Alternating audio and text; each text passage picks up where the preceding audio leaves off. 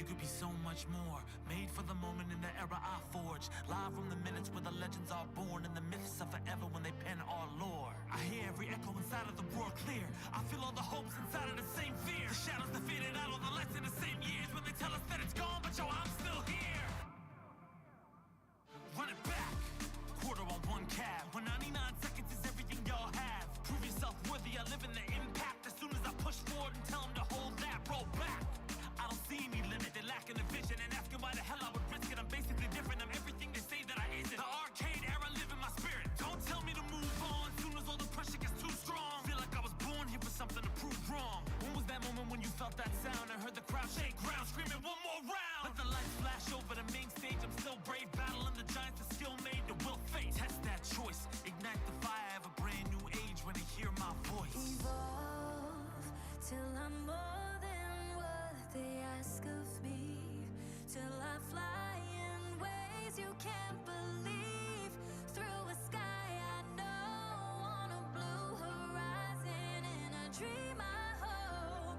My hands keep shaking, but my heart keeps strong, though my legs keep aching, my voice keeps on, my soul keeps rising as I sing my song. I can hold my own till those clouds move on. I roll with the punches so I survive, and reinforcement of that is my 9 to 5. I've been played and beat down, this is the rebound. All systems go because I've arrived. When is the only option, second is unacceptable. Make them feel the music and crank it a couple decibels. Style is impetuous, defense impregnable. This is the beginning, imagine your boy at level 2. My brothers is tenured, we run in the trenches, so coming against us is utterly senseless. I didn't know it was in me, but now I know it for sure. Number one contender, soon as I hit the door. Heard y'all win a war, now jaws on the floor. My style is revered like art on the wall. If they ain't in the know, better keep them informed. Evolution's constant, and this ain't my final form. Till I'm more than what they ask of me, till I fly in ways you can't believe, through a sky I know, on a blue horizon, in a dream I hope. My hands keep shaking, but my heart keeps strong, though my legs keep aching, my voice keeps on, my soul keeps rising as I sing my song. I can hold my own till those clouds move on. Oh, run this back, brush it down. I got next, I'll be strong, prove myself, I'm still here, quarters down, infinity, infinity.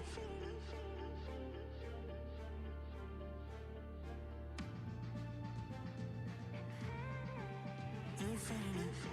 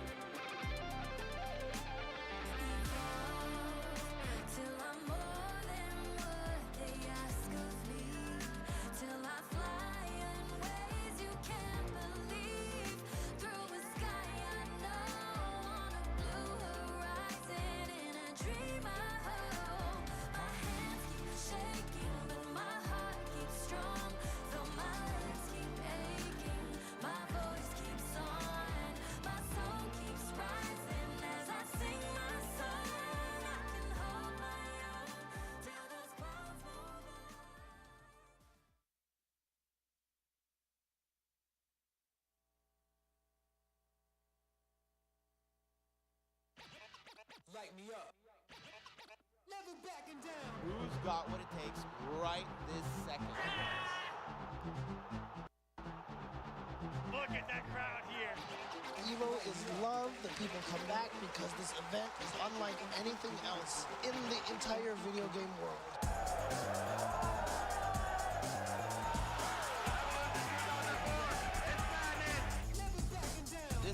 crazy, so close. Oh! Betting on the big read. Let's go.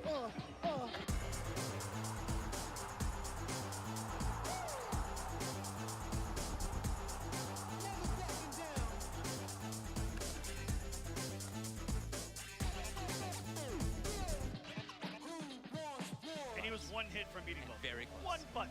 Very close. Oh, wow. He was so close.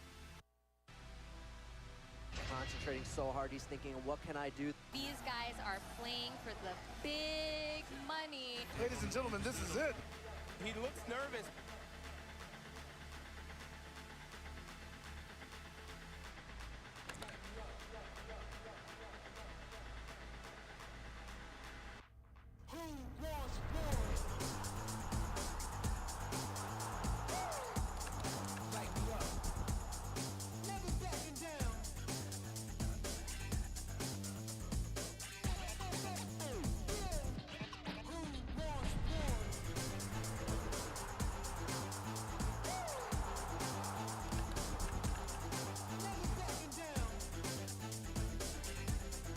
Oh my, the perfect attack! Oh my goodness, yo, my brain is about to explode, dude. Nobody wanted to see it go down like that. I like that.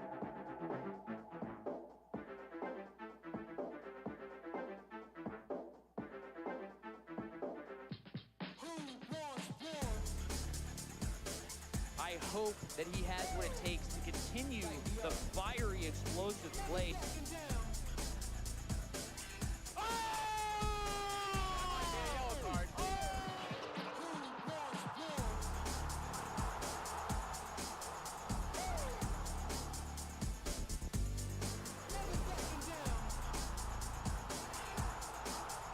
The old man still got it in him. I am not breathing the past 50 seconds. But Washiga thinks it's over! Oh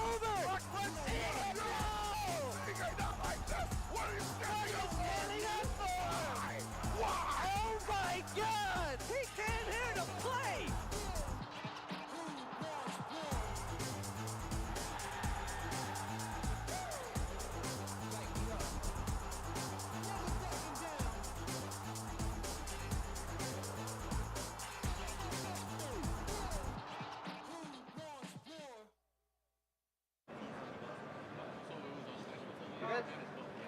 Hello, everybody, and welcome. Welcome. はい。ということで始まりました。さあ、こちら、EVO 2022ということでね、今回は私たち2人で、今回はラスベガスで行われているこちらの大会をちょっと日本語配信、私たち2人でやらせていただきたいと思います。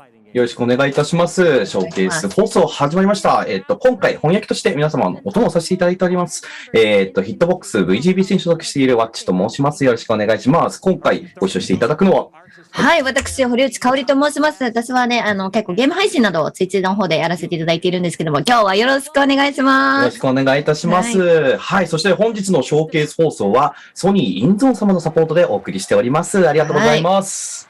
今もうちょうど、もう会場の歓声がね、すごいですね。そうですね。もう久しぶりですかね。3年ぶりのオフライン開催。はい。格闘ゲームの祭典ですね。皆様で楽しく見ていけたらと思います。はい。よろしくお願いします。楽しみですね。はい。というわけで本日はもう盛りだくさんの一日となりますので。すごい量です。はい。なんでね、みんなね。この放送自体が多分12時間近くあるんですよね、今回。そうですね。はい。なので、まあ、だいぶ長丁場にはなりますけれども、ご覧になっている皆様はね、適度にお水など飲みながらご覧いただければと思いますので、よろしくお願いします。盛り上がってまいりましょう。お、始まりましたね。始まりました。はい。まずは最初に始まっているのが。じゃあ、大輔さんですかね。石渡大輔さんがいらっしゃってますね。はい。自己紹介お願いしますと。はい。石渡大輔ですと。あ、日本語になりましたね。日本語喋ってる。いざ来てみたらこんなに広いところでこんなにたくさんの人に囲まれててちょっと緊張してますけど、よろしくお願いします。So he said before coming here, he had no idea what the venue was going to be like at all, but actually seeing how big it is and how many people showed up, he's feeling a little bit nervous. But thank you for coming out today. 今回会場もね、すごく大きなところでね、やられているということで、次は山中さんですね。自己紹介お願いします。Nice to meet you. I'm Takeshi Yamanaka, old producer of Guilty Gear Strive, and now ギルティギアストライブの、プロデューサーの山中さんです。はい。一緒にエボを楽しみましょう。よろしくお願いしますと。いや、中村さんですね。はい。坂村さんですね。失礼いたします。坂村さん。はい。アートディレクターの方ですね。はい。よろしくお願いします。そうそうたるね、方々が揃ってらっしゃる。おはようございます。はい。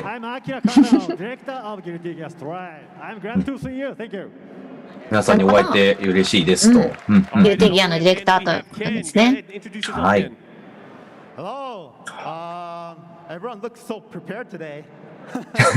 準備万端って感じですね。はい。宮内健さんですね。はい。豪華な面々で。すごいですね。はい。今までね、ギルティギアの歴史はとても長くてね、まあ、本当に、これからね、ちょっとこれからのギルティギアの未来を話す前に、今までのことをね、ちょっといろいろ話していただけたらなと思います。はい、まずは、大輔さんからですね。はい。はい。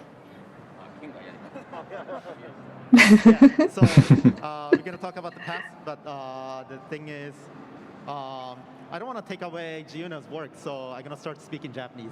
あ、ジユナさんの仕事取りたくないから日本語で喋るねって。I said I don't want to take your work, so I'm gonna start speaking Japanese. あ、じゃあ日本語ではいどうぞ。はい。改めましてギルティギアプロデューサーの宮内健です。よろしくお願いします。ギルティギアの過去を話すっていうことで、今日は過去のエグザードの時のキャラクター設定資料でまだ未公開発表したことがない資料をちょっと見ながら、この時どういうことを考えてこんなキャラクターデザインしたよねっていうので、過去の話を、振り返っていきたいなと思ってます。Okay, so again, kind of like Mark said, before we go to the future, they want to talk about the past. So we're going to be looking at some excerpt art, but some stuff that hasn't been shown publicly yet. So as we look that over, they just kind of want to share some of their thoughts and that went into the design and things like that. はい、じゃあスライド行きましょうか。So yes, so 出ましたね。はい。なんだこれはっていう声が出てましたけど。はい。っていう形でいいですか？これ石渡さんの席にある秘蔵の資料からいろいろ集めて持ってきました。そのうちのイグザードの最初の時の、ファウストの、デザインがですね。So this is, sorry, so this is like he was saying, let's look at some stuff. But for excerpt, なかなかね、こういうの見れる機会ないから貴重ですよね。しかも今初公開ですからね。初公開。デスクから取ってきたって言ってましたもんね。一番最初はファウストはすごい成長してここまで大きくなりましたよっていう感じのイラストで描いてましたね。I don't know why he's talking about. If you notice, ああ、なるほど。キャラクターがいて、ファーストがめちゃくちゃでかいっていうやつですね。そういうことですね。あ、ソルって小さく書いてあるんですね。ここぐらいまで大きくなったら面白いかなって思って書いたっていう。So I said, why did you make him so big in this initial art? And he said, for no reason. I just thought it'd be interesting to make Faust really big in excerpt. なんでこんなにでかくしたんだって聞いてますもんね。巨大な三輪車に乗って引いてくるっていう技を考えてたっていう。ああ、なるほど。So they wanted him to ride on like a big 3-wheel tricycle. Was one of the original ideas here, but I don't know what these guys are doing. Next, please. Next slide, please. また次のスライドですね。はい。お、また。これ石渡さんは誰ですか？これは確かラムレザルのデザインの候補をなんかよく探したね、こんなの。だいぶ印象変わりますね。全然違いますね。まあまあまあでも。かわいい。かわいい。右の上のね、それなんですかね。雪だるま。ああ、雪だるまなんですね。なんかモチーフにしてたな。Okay, so one of the ideas to come up with her, like as an image, was to make her kind of like a snowman or a snow woman. That's why you see that little design to the right of her. ちょっと荒くねっぽいのも見えて可愛いですね。これもラムレザルですかね、石渡さん。そうですね、これもかなり最初の方に書いたラムレザルのデザインで、まだ一番最初のギルティギア2に出てきたバレンタインのイメージをもっと強く残しているやつですね。So again, these Ramethals, he's saying, are really like the very first kind of designs for them. So these are two other Ramethal. これはでもファンとしてはね、嬉しいですよね、こういうの見れるの。このでっかいジッパーがなんかまさにって感じですね、デザイン。めちゃくちゃ。あ、次ですね。そうですかね。これは初期の頃会社の企画書に載っていて、僕たちは結構馴染みの深いデザインなんですが、これもラムレザルの初期の案になります。これはだいぶ後の方に書いてたデザインで、そうギルティギアの企画書に、載せてたラムレザルのデザインですね。So this Ramethal was it's another Ramethal, they're all Ramethal, sorry. But this one came a little bit later than the other. めちゃくちゃ案たくさんあって、最終的に行き着く。いろんな案があってって感じですもんね。なんかまた別のキャラクター出てきましたけど、こういうラフをすごいたくさん書いて、そこからこれでいこうっていうのを決めてキャラクターを作っていくっていう感じなんですよね。そうですね、デザインは結構キャラクターによってはたくさん書きますね。でもポチョムキンはすごい早い段階で決まります。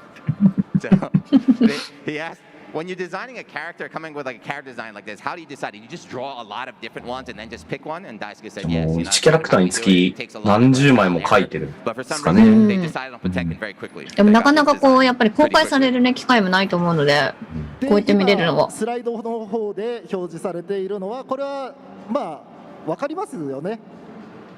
皆さん多分これはわかりますかね。これレイブンですか？ジャックオですか？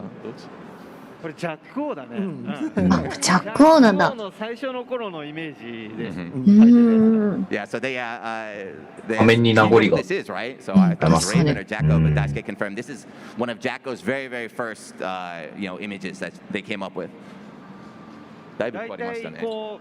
最初の方のデザインはディティールを細かく描くんですけど、ピックスに行くに従ってどんどんいろんなものをなくしていく。そうやってなんか最終的なものができるって感じです。So apparently, when they come up with like their first original designs, you see how there's a lot of detail. 足し算じゃなくて引き算なんですね。Very specific details and stuff, and then eventually they start to remove that as they figure out which direction to go with the character. So it's very complicated for a first try. Next please. はい。だいぶ近づいてきましたね。ジャックオー、確かに。Daisuke said, I can't believe you found all these old pictures.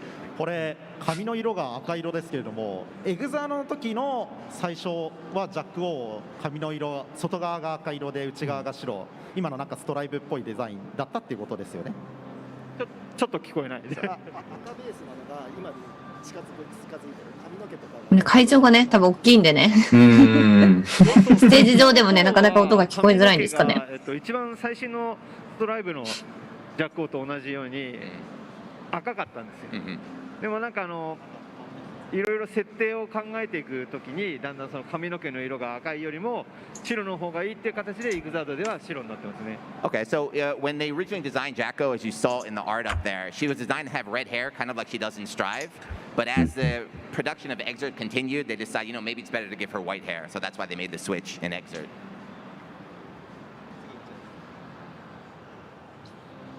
これ何？What's this? これはあれですね、これもイグザードの後期、レブ2の頃の案だと思うんですが、スレイヤーを若返らせようというネタがありまして、これまだもしかしたら石田さんの中でまだ生きてるネタだったらどうしようとかちょっと思ってるんですが、そうスレイヤーの技の中で日本のやつだと血を吸う宇宙だけどなんだっけ海外版だと。ちなみにこのネタ別にボツにした覚えはないですよね。ボツにしたわけじゃないですよ。僕もそういう認識です。スレイヤーのその血を吸う技の中でこう今まで昔のドット絵の時のやつだと何も敵の体力を吸うだけだったんですけれども、今回はちゃんと若返らせようっていうことでデザインを作ってたんですけど、ちょっとどうしても間に合わなくてできなくて絵だけ残ってるって感じです。That's very cool. So you notice Slayer looks kind of young. でまだアイディアは残ってるっておっしゃってたから、現実っていうか、これが実現する可能性ありますよね。そうですね。He would actually get younger as time went on, the kind of way vampires work. But unfortunately, due to time constraints, they couldn't put it in the final version. ファイナルバージョンではっつってるんでね。お、だいぶ近づいてきましたね。ギルティギアストライブになってそうですね、こちらは、ギルティギアストライブの開発が始まった時に、石渡さんから僕らデザイナーに渡された、もう最初の段階で、ほぼすべてのキャラクターのこのぐらいのデザインが石渡さんから降りてきたっていうものです。Again, as you can tell by this, this was the original, ideas from the development team for the Strive redesigns. 今までの見たからこそなんかちょっと感動がありますね。最後こうだったんだなっていう。いろんな案があってからのね。So apparently, you notice how there's two Faust, or sorry, there were two Faust designs there, so they couldn't decide till the very end. ギリギリまで悩んでたんですね。で今ちょっとちらっと出ましたが、next please。次のスライド。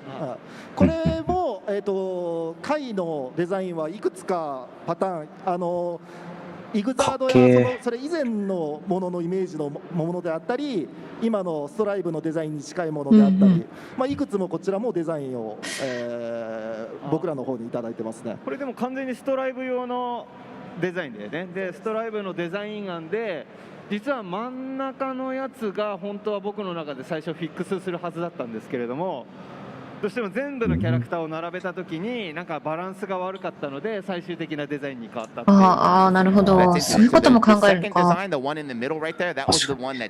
そうですよね。衣装かなりその鎧っぽくなるのか洋風なのか和風なのかとかバランス多分ありますもんね。確かに。次のスライド。一番変わったかもしれないキャラクターですね。これは比較的最近のものにもなるのかな。いやでも一番奥にあるラフのテスタメントの絵はあれはすごい昔に描いたやつです。へまずゲームに登場することが決まる前から次にテスタメントが出てきたらこれだっていうのを僕は書き溜めてたやつです。So the Testament designs on the right were claimed very a long time ago, before Testament was even kind of decided to be added to the game.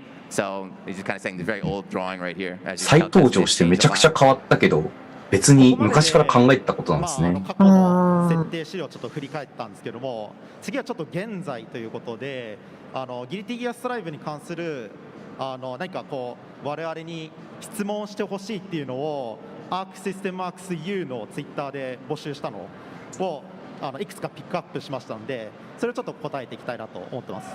質問タイムですね。そうですね。視聴者だったりファンの方々から。ツイッターで募集してたんですね。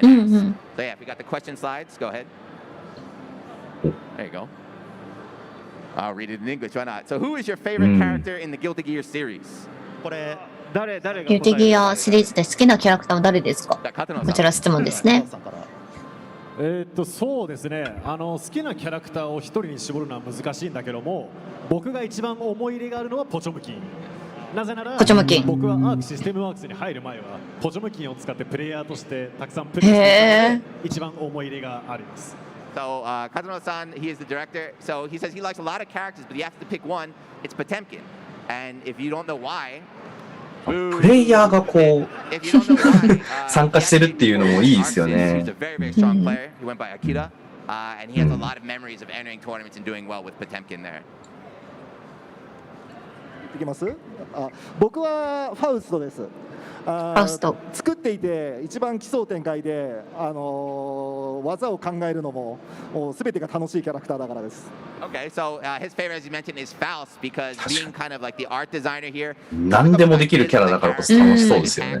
何投げても許されるキャラだから。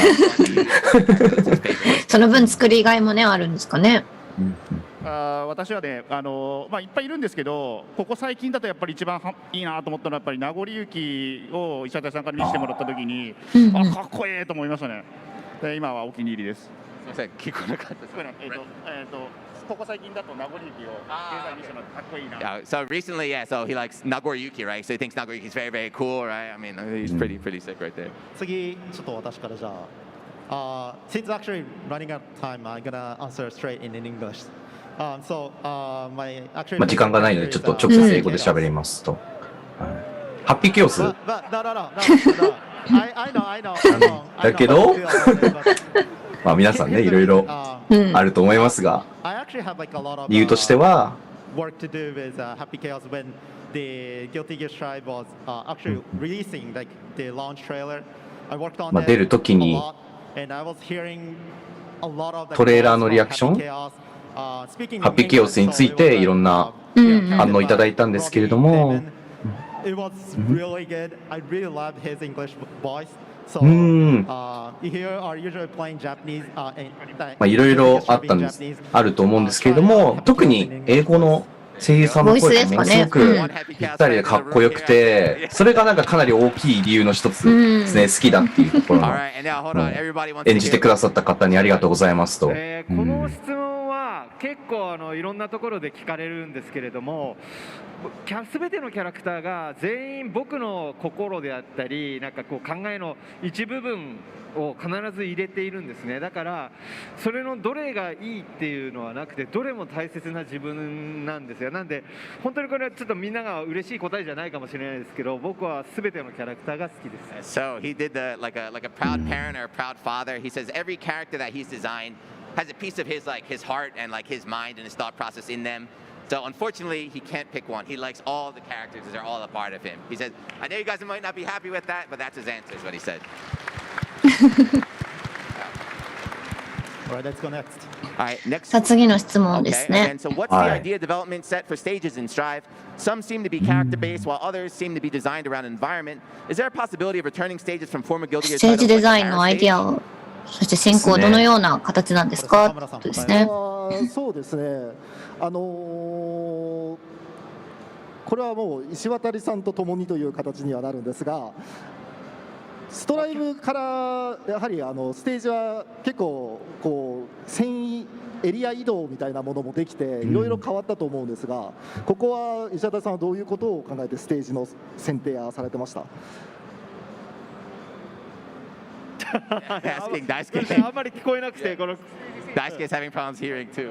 He's asking about, you know, ちょっと会場の音。そうですね。そうですね。ちょっと観客の方々の声援とかもあるんでね。ステージはやはり今回のストライブの仕様、画面端用の概念を今までと変えるということで、サークル上のステージにするっていうのは最初決まってたんですよね。でそれで一番最初はその6面分作るっていうので、頑張ってたんですけど、すごい作るのが大変な量になってしまったので、3面分にアベレージはそうしていこうっていう話になって、でその3面分で一番映えるレイアウトってどういう景色がどう変わったら面白いかっていうのをすごく一番最初に背景の人と考えるんですよ。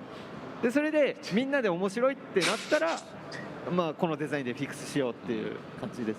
All right, this is a long one. Hold on, let's see. そう、長いと難しいですよね。翻訳あるあるですね。わかる。はい。翻訳力っていうより記憶力問題なんです。そうですよね。But I think it was too difficult to make, so they cut it down to 3. So deciding on the stages, they made a bunch of areas and then decided which one looks the best, which one fits this area the best, and that's how they went with it right there. But again, Strive is a bit different from the old games, so it was difficult to make for this one. 例えば一番なんか難しいステージはどうでしたね。作るのが難しい。作る難しいけど。作るのがこれはでも背景班が答えた方がいい。僕僕が、見ているステージではやはりホワイトハウスステージ、あそこがすごく新しい、エリア遷移のチャレンジもしてますし、かなり作るのは大変でした。So asked which stage was the most difficult, and he said up until now, everything was difficult, but the White House stage in particular was difficult because they tried a lot of new stuff, as you see it with the wall breaks and the story and everything. But yes, the White House was difficult. キャラクターの質問もなかった、なんかキャラクターの質問もありませんでしたっけ？質問って背景だけじゃなかった気がするんだけど。そうですね。質問。Could you put the question on the stage, please? ちょっと1個前の質問です。1個前ですかね。All right, let's do this. So, is there a plan adding any new special moves, overdrives, or universal mechanics to the game? 新しい必殺技、覚醒技や新しい共通システムの実装予定はないですか？予定に関してはもちろんここでは言えないんですけど、絶対に入れたい。入れたい。言えないってことはもう動き出してるんですかね。いつかやろうと思ってるってことですね。ぜひ入れたいとは思っている。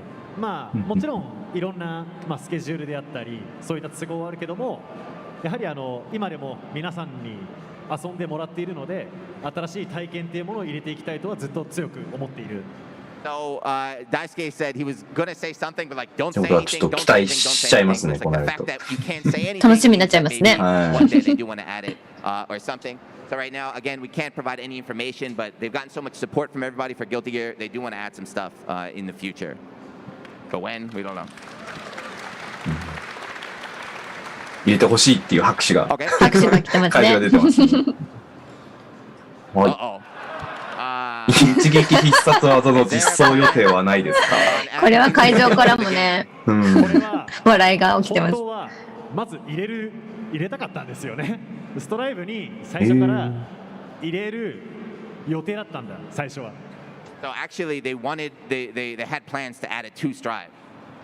しかし、イグザードよりもクオリティを上げた一撃必殺技を入れるためのコストが非常に高くて、どうしても、我々の予定している発売スケジュールには間に合わなかった。So, they had plans to add it to the game, but adding instant kills is very difficult to do from a production standpoint. So, with their release schedule for the game, they felt they couldn't add them to the quality that they wanted at that time. しかし、皆さんがあれをその昔にあった一撃必殺技をさらに進化したものを見たいっていう気持ちがあることは我々もちゃんと理解しています。So, but we understand because everybody has been voicing their opinions that they want to see instant kills are a big part of the Guilty Gear scene, so they understand. 首かしげてらっしゃいますね。だからその気持ちに応えたいとは思っているので、これからも応援よろしくお願いいたします。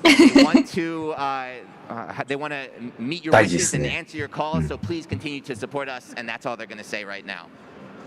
But we need your support.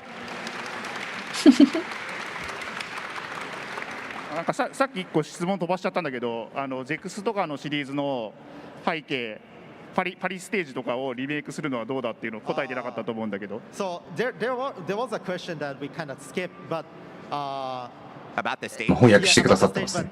Can you go back to the stage panel? I think it was 2 questions. これですね。ステージパネルに戻って、パリスのような旧ステージリメイクの予定はありますかの質問についてですね。これですか？パリスステージリメイク？これ僕が答えても大丈夫ですか？これはでもここにいる人たちは答えられないね。はい、ステージに関してはこういった過去のステージっていうのもこの質問いただいて非常にアイディアとしてやってみたいなとは感じています。なんか古いステージの話ですね。古いステージだ。Yeah, so the question down there was about bringing back the Paris stage. So it is something that they don't have plans for, but it's a good idea and it's something that they want to do. So the world is all the same, right? はい、でただその過去のステージをそのままリメイクするのではなくてギルティギアストライブなりの新しいその進化をしたりその場所というのがギルティギアストライブの時代ではどうなってるのかとかっていうアイデアを組み込んで作りたいなとは思います。作る場合は。So the idea he's mentioned about the old stages from the old games is not just remake them for the new Strive world because you know 世界観と時代が違いますから。Take the old stages and then what's the word? Like adapt them, show how those areas have changed to get to the point where they are in Strive is an idea that they wanna do. Okay. So I think next one is that it? 次のクエスチョンですね。ストーリー追加予定はありますか？ディジーとジャック王が開口しているシーンが見たいです。できるならソルト。かなりしっかりした質問きましたね。できるならソルトかも。はい。好きなんでしょうね。今のディジーとジャック王ってどうなってるのかって我々はゲームの中で描いてないですけれども、なんかこんな感じになってるんじゃないですかねみたいなのって言えるものあります？イメージですか。大体ほぼ全てのキャラクターが、ストライブになってくると戦う理由みたいなものはどんどん落ち着いてきちゃってはいるんですが、その後どういう未来を送っているかっていうのは文字にこそしてないですけど僕の中にはあります。So he mentioned about like this kind of story about the characters talking and everything, but if you notice in Strive, the characters aren't really fighting as much. A lot are more calmed down, and it's more about the relationships with everything. So Daisuke says about the characters' relationships and where they're going from here on out. He hasn't written it down anywhere, but it's in his head, it's in his heart. So he has an idea for all the characters now. Open your brain, please. Brain, yes, up in his brain. 彼の脳みその中が見たい。あの後もう一波乱ある未来を考えています。He's talking, so I don't know the specific about the story, but he said ぜひその脳の中のやつを展開してくださいってことです。出してってことです。これでもどんどん世界広げていきたいですよね、山中さん。どんどん世界を広げていく。これ僕が答えた時のギルティギアの世界をなんかいろんな形で。そうですね、石渡の頭の中なるべくこじ開けて、ゲームを作ってる会社なんでゲームで出したいんですけど、それ以外にもいろいろギルティギアの世界を広げていく方法ってあると思うので、それをちょっとね、私はブランディングマネージャーという立場からはやっていきたいなといつも思ってます。Yeah, so they say they just want to keep growing and growing and growing the Guilty Gear world right now. So not just in game, but also outside the game. The branding manager, so it's his duty too to kind of keep growing and expanding the universe in whatever way they can. じゃあここまでで現在のギルティギアを話していたんですけども、ここからじゃあ未来のギルティギアストライブどうなっていくのかっていうのをちょっと次のスライドロードマップ見せながら話したいと思います。Okay, so we covered the past. ロードマップですね。これからですね。これからのギルティギア。もしかしたら一番気になっている部分かもしれないですね。大きく出ましたね。はい。今年の予定と来年ってことですね。そうですね。はい。夏、秋、冬、来年ってなってますね。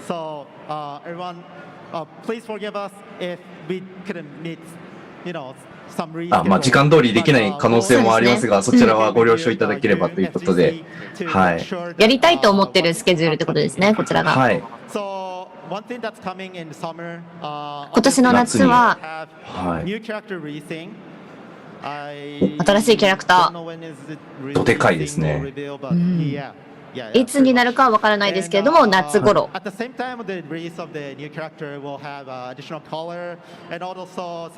そして追加のキャラクターカラーを予定していると。内部遅延の解消であったり、これ多分そうですね、プレイヤーとしても楽しみだと思います。大きいですね。はい、Steam の、コネクションの時間ですね。そうですね、こちらサーバーコネクションなども改善も含めて、どれぐらい軽減されるか。どれぐらい軽減？プレイステーション5の入力遅延がプレイステーション4プロと同じぐらいになるはずです。So their plan is to have the PlayStation 5 input lag. そうですね、そこでちょっと違うって言われてたところを気にされてる選手の方もいたんで嬉しい情報ですね。そしてこちら Steam バージョンもねアップデートしようと思ってます。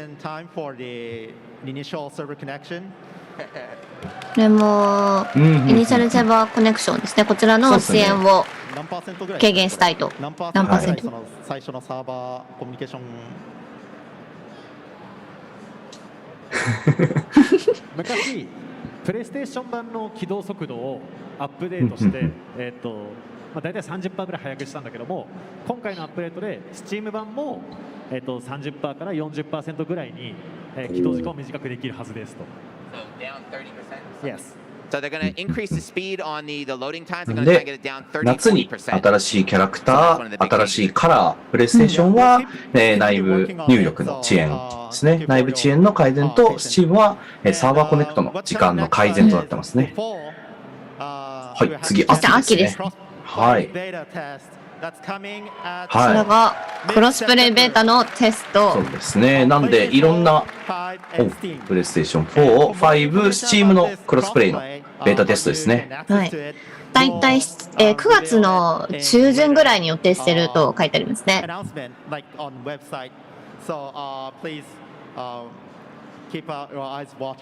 詳しくはウェブサイトの方で更新されるので、ぜひぜひそちらを注目していただければと。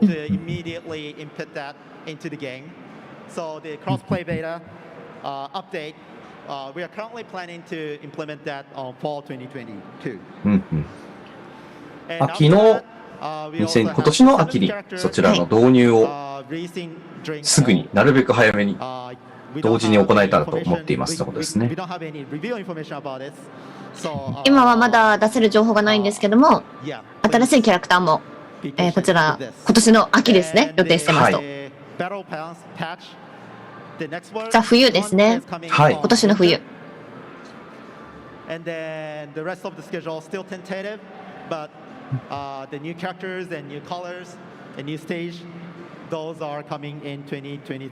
そして来年は新しいキャラクター、そして、追加のステージが予定されていると。はい、そろそろ時間になってしまうんですけれども、ぜひギルティギアのファンの方々にメッセージがあればぜひお願いしますと。はい。なんか意外に時間があっという間に経ってしまいましたね。なんかこう緊張している間にあまり面白い話ができないまま終わってしまうのが残念なんですけれども、今日は皆さんに会えてとても嬉しかったです。ありがとうございました。He said time passed very, very fast, and he was very, very nervous. So he's あっという間でしたね。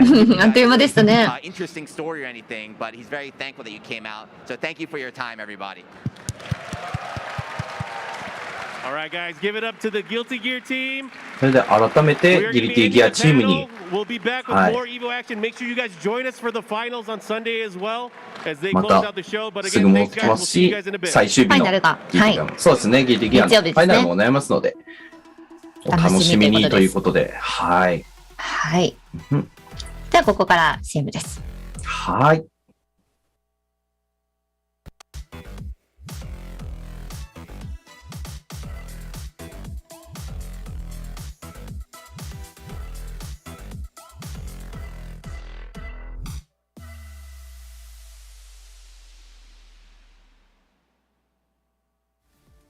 Looking for a new controller? Our partners at PowerA bring you the Fusion Pro 2 and the Spectra Infinity. The remarkable Fusion Pro 2 wired controller for Xbox Series X and S is packed with pro-level features to give you peak gaming performance and comfort.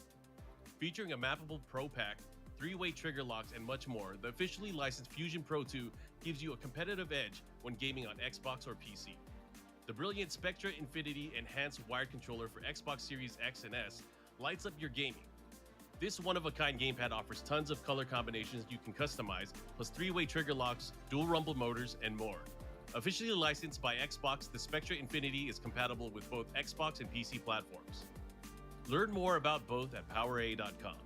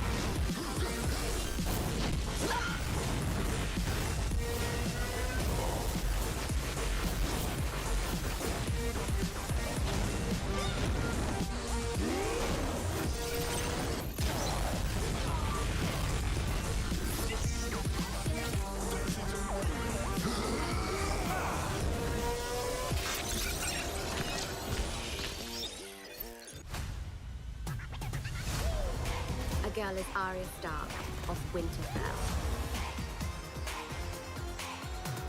Time to eat somebody. I am here.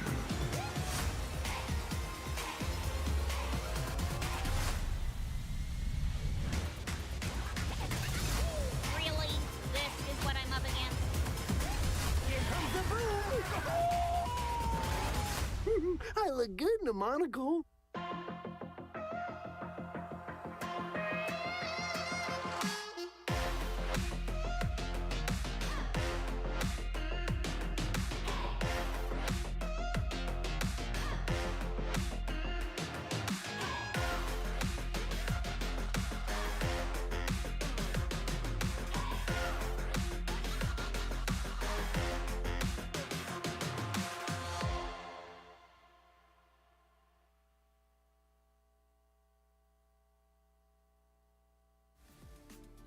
Shout out to our partner Rushdown Revolt, a free-to-play, fast-paced, and combo-centric fighting game. Experience 10 unique characters, best-in-class rollback netcode, and a fresh take on platform fighter combat. The game's signature spark mechanic lets you cancel any attack into a dash and sets you up to combo opponents like never before. Their alpha is available now on Steam with an open beta release coming August 30th. The beta will have new stages and a new stance character, the chain-wielding assassin Reyna. Players just to even get to this point in the tournament, especially stay on winner's side. But game 2 here, game 3, excuse me. Oh man, and that's a rough start. You block 3 forward slashes. This character's soul cranks your wrist so fast, right? So situations like that, all of a sudden you're like, wait, the next hit's gonna do how much damage, right? I mean, it is very scary. Wow, just sent it with that Banner Revolver.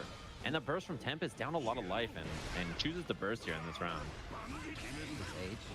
Oh wow, empty low with the fast RC.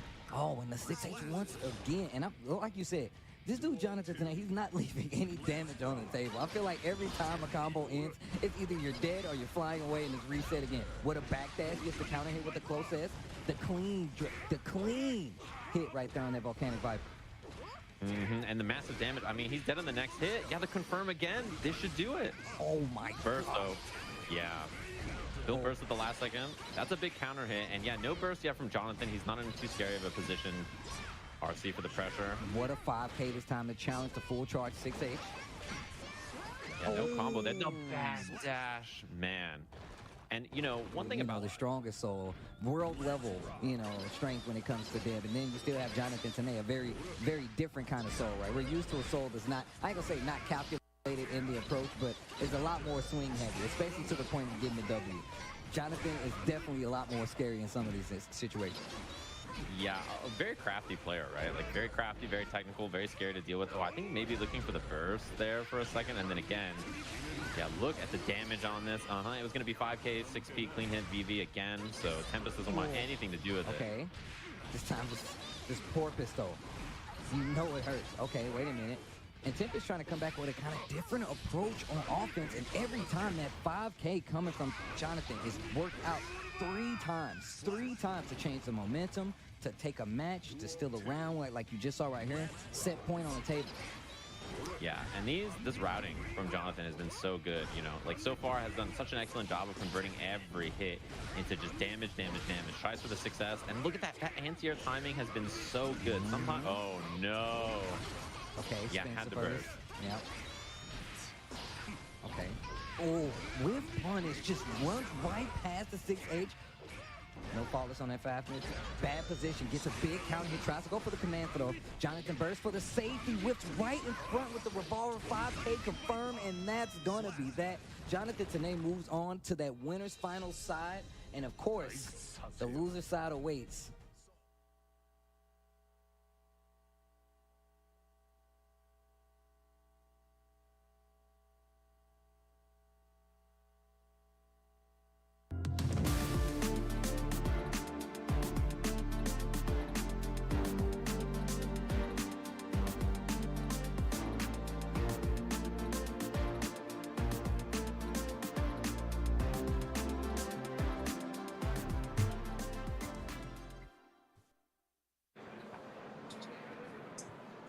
はい、皆様戻ってまいりました。はい、戻ってまいりました。はい、エボ2022日本語配信ショーケース放送でございます。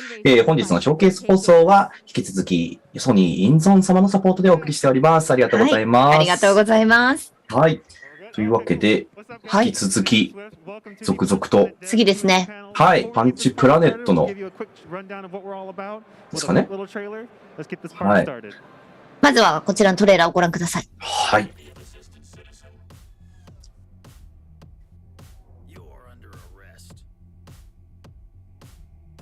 Ready? Engage. Freeze. Am I on? Okay, let me know. Freeze.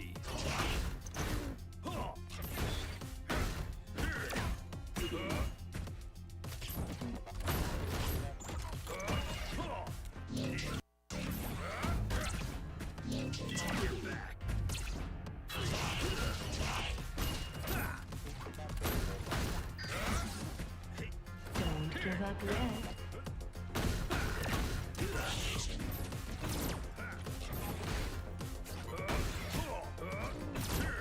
Decision player 2. Gotcha. Ready? Engage. Don't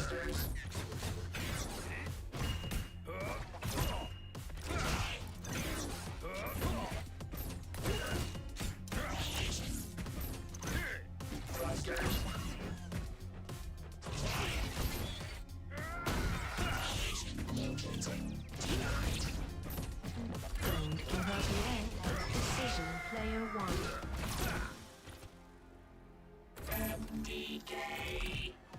Overtime. Engage.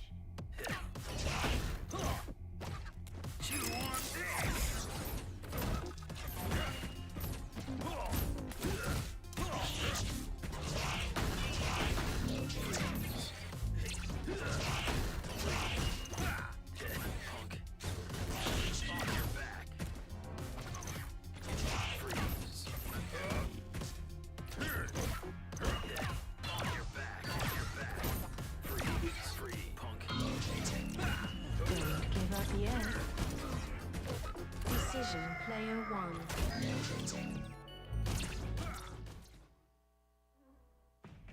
Don't get attached to your head. Mark located. Ready? Engage.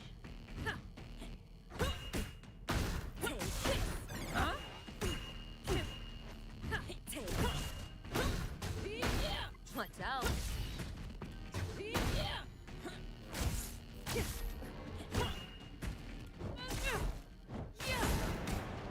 All right.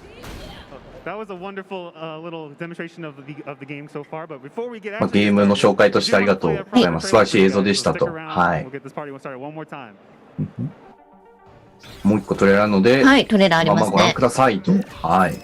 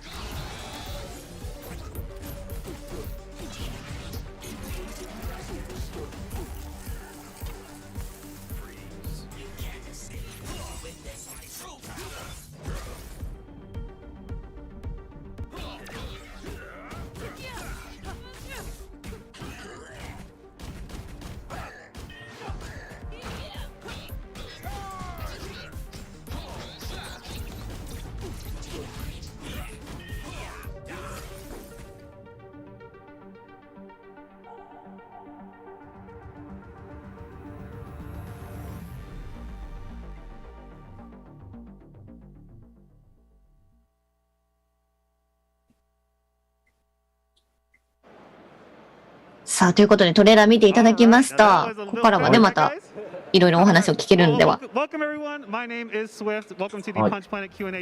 ツさんですね。はい。パンチプラネットの、コーナーということで。はい。ウェルさん。ウィーさん、エンパールさんですね。ポールさんですね。はい。さあ、それについて、ゲームについて。セクター K から、開発されているこちらインディーゲームの格闘ゲームになります。はい。こ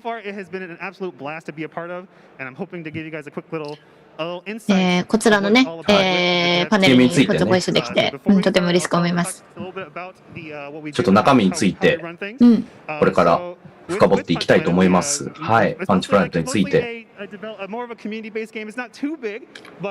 まあそんなにこう大きなタイトルではないとは思うんですけども、まあコミュニティがあって人気なゲームになってますね。We have done so many cool things. We do so many awesome fundraisers. We've done so many different charity events. We do チャリティーイベントなどね。いろいろやったりと。But as me myself, because I'm usually the guy who runs most of the weeklies that we have. I run the Punch Planet Thursday. 週1回大会なども開かれていたりしてということで、はい。Yeah, that is kind of a nice little quick little rundown of what we do. So we'll go ahead and get into this Q&A since we're already a little bit. これその盛り上がっているゲームについて Q&A を通して見ていきましょうと。はい。We went ahead and did Q&A with the Discord itself. もうすでに Discord で Q&A 募集したようですね。はい。To kind of get an idea of what they were kind of seeking when it came to asking devs. This is actually, I believe, the まあ聞きたい内容をね、ちょっとまず先にみんなからアイディアもらおうと思ってディスコードから、質問を募集しました。はい。めちゃくちゃいい質問がたくさん来てると思うので聞いていきたいと思いますと、まず最初のクエスチョン。Production related or origin related, excuse me. Someone HT6 asked. What inspired you to start making Punch Planet in the first place? まずはパンチプラネットを作るにあたって何が理由でこちらの開発を始めたんですか？だってゲームデザイナーです私は。はい。ルーさんですね。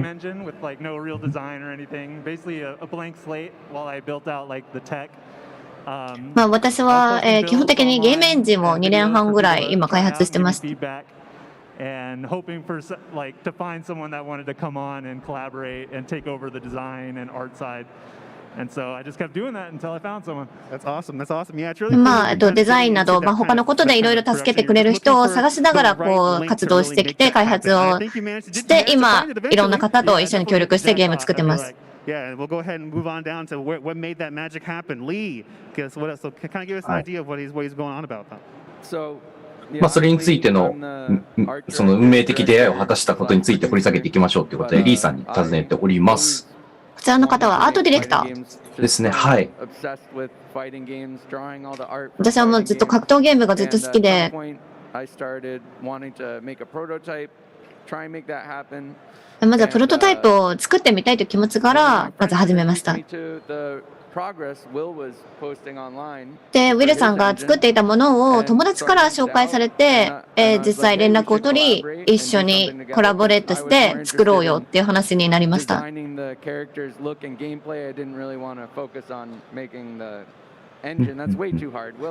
あデザインに集中したくて、ゲームエンジンみたいなところはね、難しくて私にはできない。わかんないのでっていうことで。Mashfest and Will in NorCal, and that's actually how we met Paul.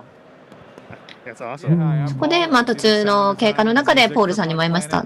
はい。Been doing tournaments for a long time and working in games for a long time, and I always really wanted to do sound for a game, and I was lucky enough to run into Will at a local tournament in San Francisco, and まあいろいろ格闘ゲームだとのイベントとかに参加した時に実際にウィルにたまたままあこう出会って、まあそういう運命的な出会いがあって一緒に働くことになりました。That's awesome. But it's really cool because like nothing is more FGC than meeting at an event and then すごい素晴らしいのがやっぱりそのゲームのイベントで皆さんが出会ったっていうことがやっぱ素晴らしいと思いますねっていうので。今までは一緒に働く前はねずっと格闘ゲームで戦ってた仲なんですけど。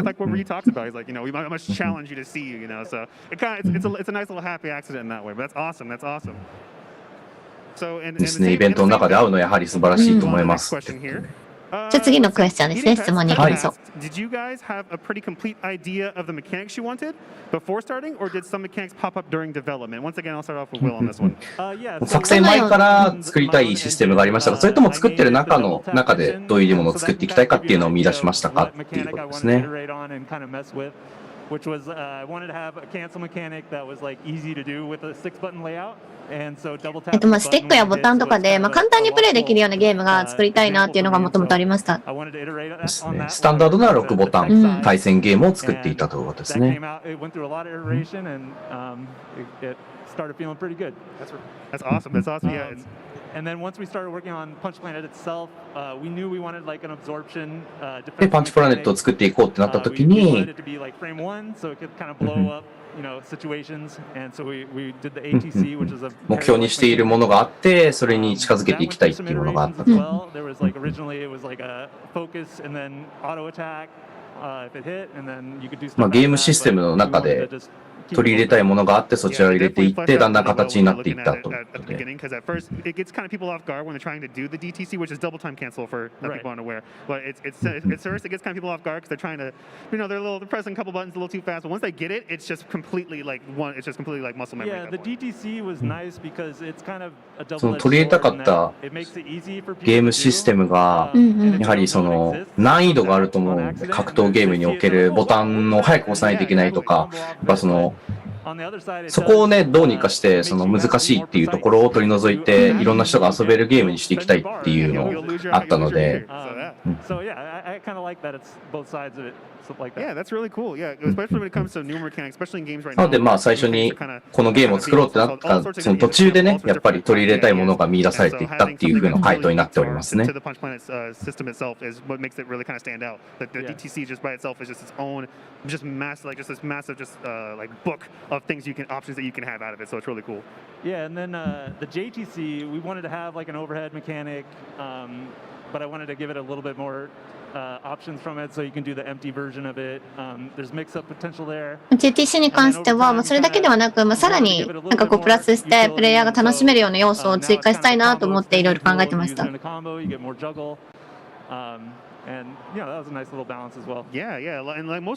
すね、コンボの長さだったりとか、空中コンボの長さだとか、やれることの多さをもうちょっと増やしていきたいっていうことですね。The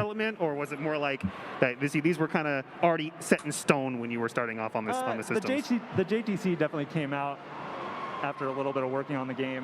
We wanted to have some type of 結構もう早い段階でこの構想ができていたのか、それとも初めから決まってたのかっていうことで、かなり開発の早い段階でこのゲームの中核はもう出来上がってきていて。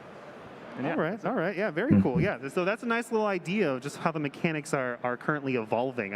As much as it works, I believe most of it is mostly kind of set in stone right now, which has been absolutely awesome to see. But of course, this game is still in development. It is actually currently in early access. You can get まだ開発中のゲームなんで、何が素晴らしいかっていうともそうですね。So I'll go ahead and start with this one. Pickles asked, "What makes making a fighting game more difficult or less 続いての difficult 質 than 問ですね。 making other games?" Good thing I'll start off with I think let's go ahead and start with Will on this one. 格闘ゲームを作るにあたって、他のゲームと違ってどのようなところが難しかったりしますか？behaving in the way that you want. It's a lot of work. So like every character. キャラクターのやっぱりバランスですね、作るのがすごく難しいっていうところで、違いをつけつつも、ちゃんとバランスの取れたゲームバランスにするっていうところがやっぱり一番難しいっていうところですね。そこがやっぱり一番時間がかかるし、一番考えないといけないところだと思っていますと。どれもバランスが取れていて、どのキャラクターを使っても楽しいっていう状態にするのが難しいですね。ですね、ダウン状況からの、権利が平等であるかどうかとかも含めて、細かいところも含めて、みんなが楽しめるゲームを作ろうとしています。ただとても難しいけど、それが格闘ゲーム作る中で難しいのと、でも楽しいところかなとおっしゃってます。For this, and so how was the challenges for this and in making a fighting game? What was the challenges for you when you're coming from like some more single player interactions from your other endeavors? 他のゲームとかを作ってて、今回格闘ゲームを作るにあたって、一番のチャレンジは何だったんですかっていう質問ですね。you know, in a single-player story-based experience, there's a lot more. It's about immersiveness and the vibe, and so in a fighting game, you really want to cut out all. シングルプレイヤーのゲームを作るにあたって考えることは、大体そのゲームの雰囲気だったりとか、あとはストーリーだったりとか、いろんなことがあるんですけども。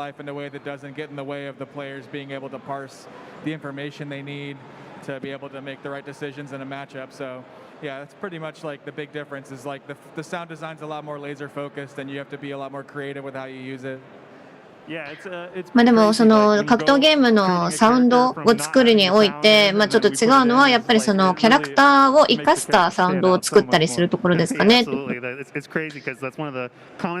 ムの雰囲気もありますけど、それよりもそのキャラクターに魅力をつけるようなサウンドを作るっていうのが一つチャレンジだったかなとおっしゃってます。You seem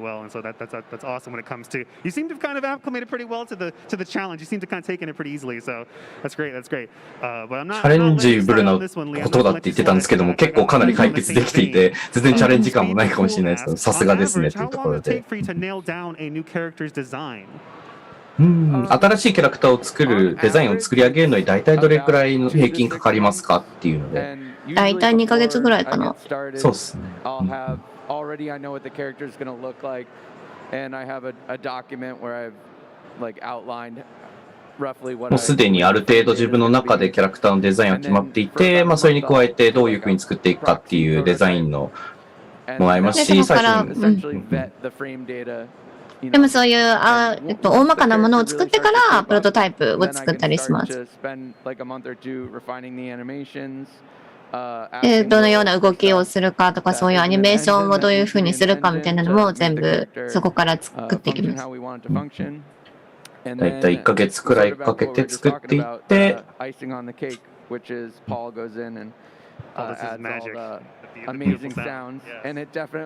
したらポールさんの音楽が入って、でキャラクターのイメージがぐっと出来上がっていって、素晴らしいものになっていくっていうことで、何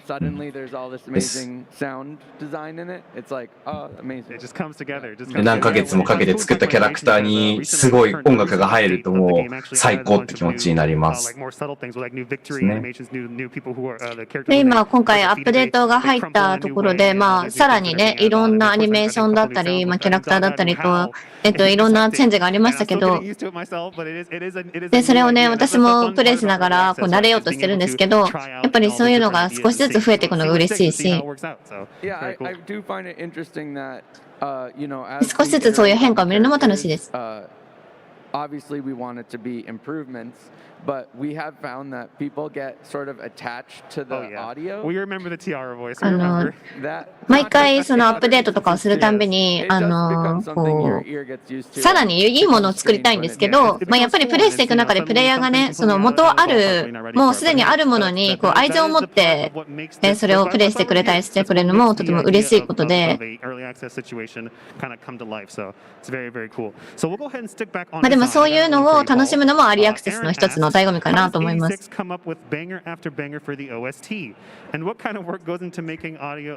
General. PP has a specific theme, so it'd be interesting to hear how you keep everything sound like it's from the same game.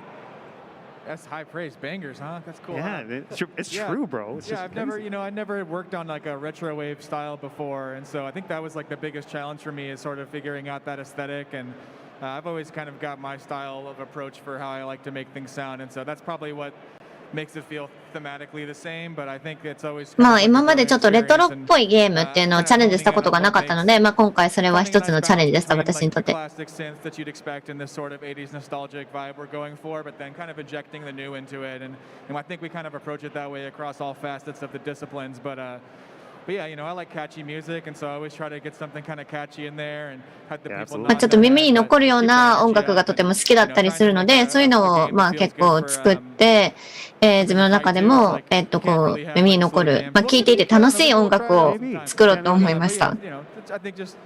dialing in the energy and finding the 80s aesthetic was kind of like the biggest challenges for ちょっと80年代チックな音楽みたいなのも意識して作りました、今回。チームに入る前まではかなり違う系統の音楽を作ってたので、かなりそこがチャレンジになってました。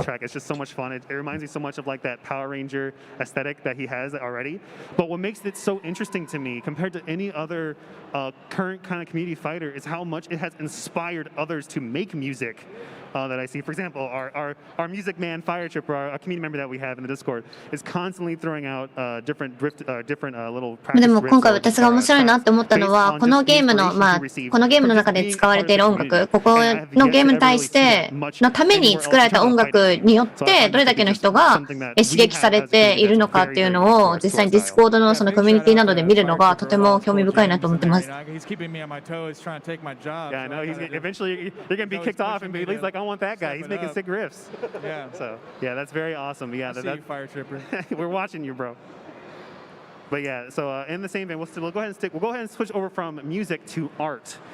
So MK asked, PP has a unique visual style. ここからちょっと音楽から、ちょっとアートの話をちょっと聞いていきたいと思います。So, I generally had an idea already of what the aesthetic was going to be. It's just similar to the art that I do, my personal artwork. So there wasn't 私のちょっとパーソナルアートとちょっと似てはいるんですけど。change in that. Obviously, there was some development that had to be done in transitioning the illustrated style into the 3D Unity engine style. 実際その書いてるものをその 3D にするっていうのが、一つありましたね。Pretty much knew what I wanted to do, and then also with the characters, there isn't really any concept art. Every character portrait is almost the only art I've done for each character. I just make that, and then the rest is all completely done in my the animation that goes into the game. So yeah, very interesting. Yeah, because that's one thing I remember back in the past when you used to do the community streams, when you would go out and start working on working on animation or rigging on stream for people to look at.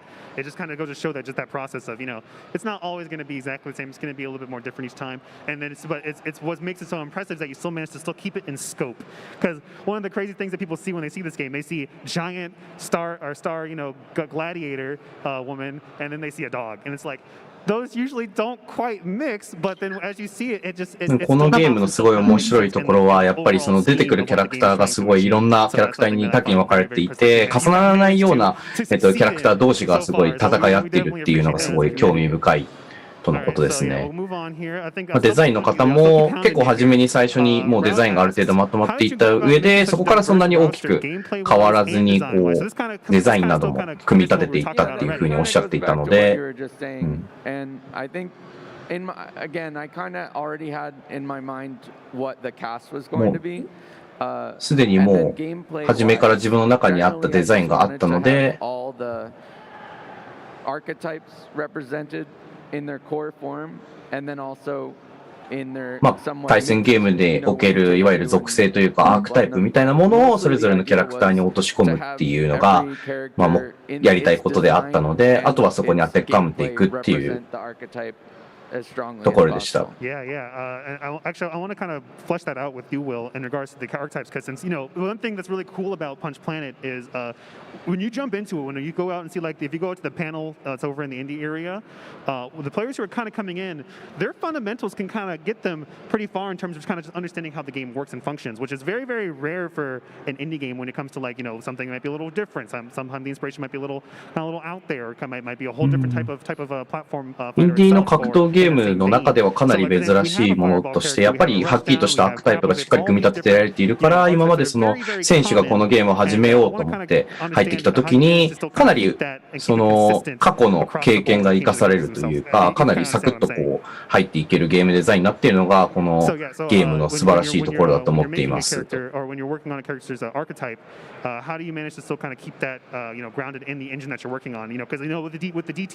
先ほどはデザインの面で格闘ゲームのアークタイプを落とし込んでいく質問をしたんですけど、今度はそのゲームシステムを作っている方に対して、そのアークタイプを当て込むときにどういったところを考えたりしますかっていう。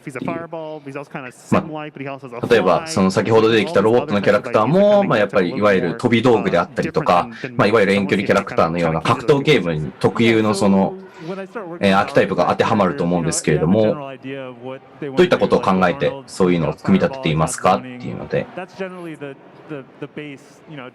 he has to do that. And そうですね。まあまず格闘ゲーム、作るあ、すみません、どうぞ。まず作るときにはすごくベーシックな考えはやっぱりあって、まあそういう、まあ、ファイアボール、まあそういうなんか火の玉を使ったようなキャラクターだったりとか、まあいろんなことを考えるんですけど、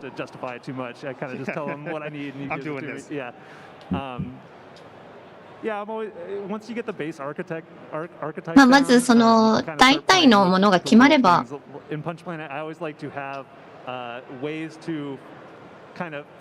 fake things out or change what you think the other player is going to think you're going to do. So like Roy heavy kick, you can dash out of that. Right. Sid's charge normals, you can dash out of those. I always like to give those type of little options for little trixies. Even if it's not really. なんでアーキタイプ当てはめて各キャラクターにそのスタンダードな格闘ゲームの属性を加えた後に、あとはまあそこの中でその各キャラクターにちょっと釣りコードだったりとか、そういったその面白いポイントを1個ずつ入れていくのがすごい楽しいと思っていて、まあ例えばこのキャラクターであれば、まあこのつながりなさそうな場面でつなげるコードを取ったりとかっていうところを一工夫入れて、そのアーキタイプはめた後にキャラクター完成、そのゲームシステムとして完成をこう向かっていくっていう、最後にスパイスを加えるみたいなことをされているようです。まあこれからどのような、次の質問なんですけど、どのようなことを加えていこうと思っていますかとか、どのようなタイプのものを、パンチプラネットに、追加する予定がありますか？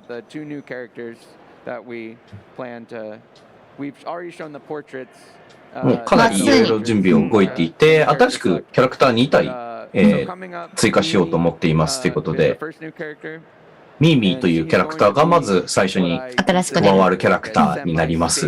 Interesting. Okay. So not a full stance character, but there's some trickery business going on there.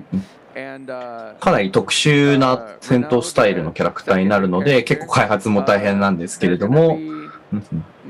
Not, it's a big body. You can tell from the portrait. Yeah, he's a pretty large man. 2体目は、まあ皆さんが見たであろう、そのポートレートからもわかると思うんですけど、だいぶ大きな、サイズのキャラクターになります。他のキャラクターにないようなユニークなメカニックを持った、メカニックを持ったキャラクターになると思います。そしてこの2つのキャラクターはチームなんですかね。The game itself, the overall systems of what we want to add. So, like, for example, this question that I have here, Eliza Kuhn asked, I'm going to kind of flesh that out a little bit more. He asked, any plans to add a replay system? And I also want to ask on in that, how about any other type of mechanics or systems that you want to add on to the engine at some point in the future? こちらについて、リプレイシステムについて今後どのようなことを考えていますか？We're not really adding more features to the PC version right now. I'm working on a big update to that version that will have much better foundation. PC バージョンに対してアップデートを予定しています。一人用プレイモードであったりとか、ネットコードの改善であったりとかっていう、かなり大きいアップデートを予定していますと。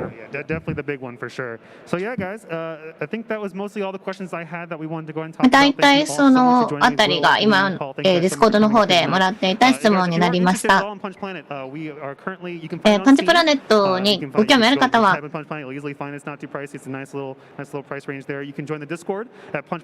スコードもありますので、そちらのコミュニティにぜひぜひ皆様参加していただきまして、そ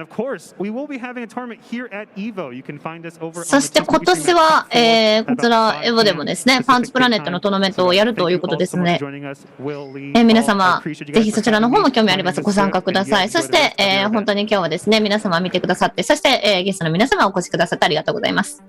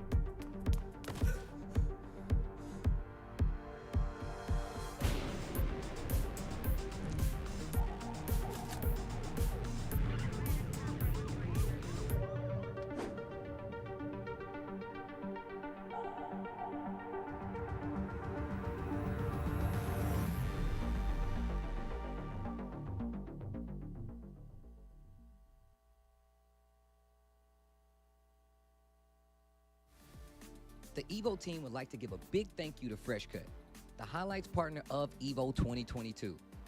Finally, a dedicated home for gaming's best moments. Find all of today's top trending FGC games, creators, and tournament highlights all in one place with FreshCut. FreshCut is the next generation creator content platform, redefining engagement between creators and fans to help communities build and grow. Remember to catch all the highlights this weekend with the FreshCut EVO 2022 Best Moments playlist live each day in the FreshCut app at 1 p.m. Pacific. Check out FreshCut over at freshcut.gg/evo. Dash up, back throw though. Mochi got called for the corner. Oh, the Perry on the drill. Are you kidding me? Oh my God.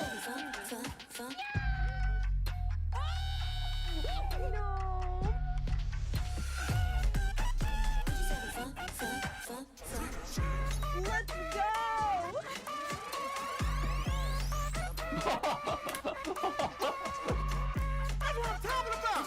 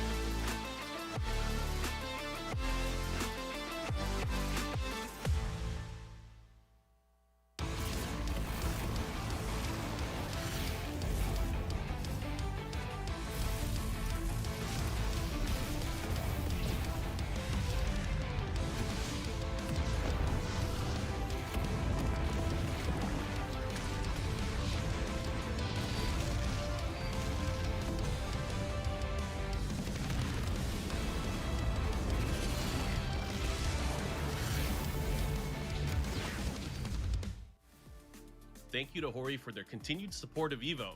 They've been our supporters for countless years and have had top-notch fight stick and controller products for fighting game competitors. Their newest product is no exception, bringing you the Hori Fighting Stick Alpha for PlayStation 5, PlayStation 4, and PC. Check it out for yourself over at horiusa.com.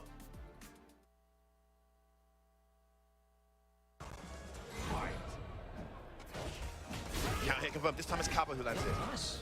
Yeah, he's been putting that fierce out after the block so bad. It seems to be cross-counting a lot of those buttons that Daigo presses. That sweep works again. Baits out the stand throw.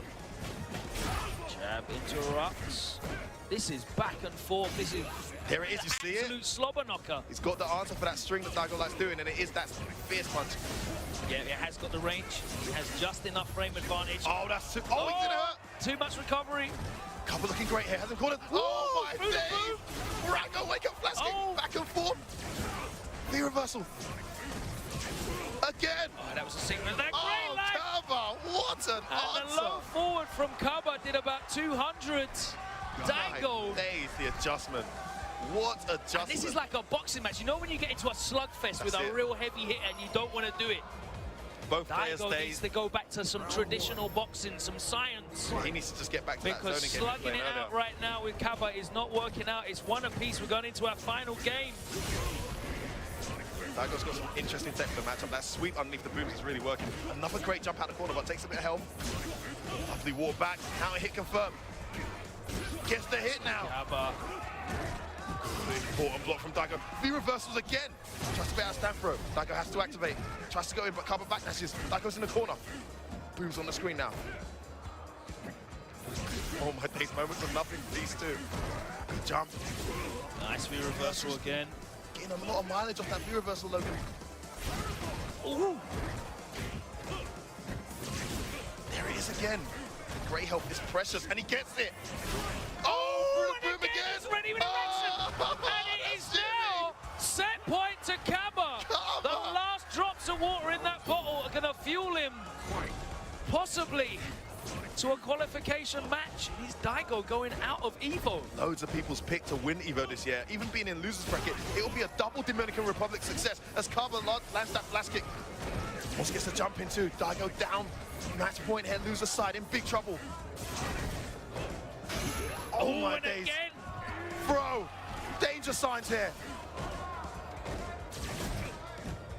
Universal doesn't connect. Blast kick anti-air, very important. Kaba just growing even stronger in this set. Tries to jump forward, it doesn't happen. That's that full roundhouse from Daigo. The V reversal again. Not reacting and blocking him. Blast kick trash. Kick in a chunk. I think Daigo with a sweep again. Yeah, there's that fierce every time he sees a so bad. He's not interested in any fake streaks. Oh, a bit of Daigo tech used on him. Wake up, blast kick. Kaba has done it. Daigo has been eliminated. Kaba advances. Dominican Republic have arrived. The Dominican Republic rushes the stage.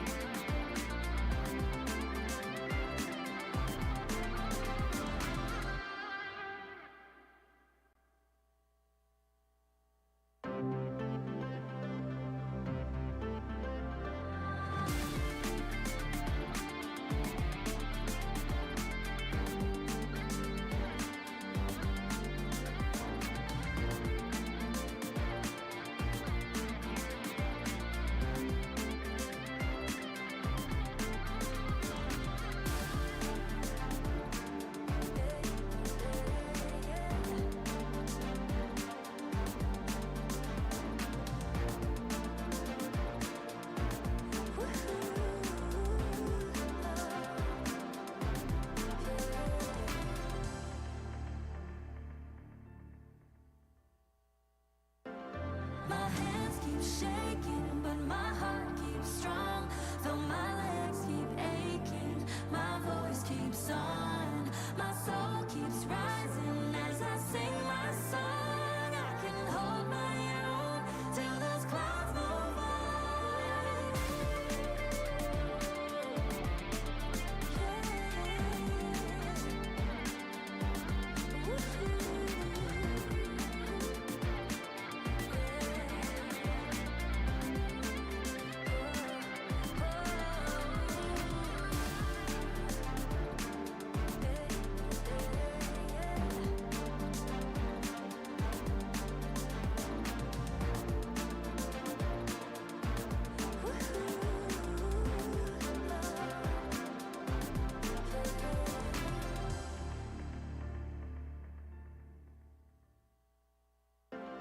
My hands keep shaking, but my heart keeps strong. Though my legs keep aching, my voice keeps on. My soul keeps rising as I sing my song. I can hold my own till those clouds move on.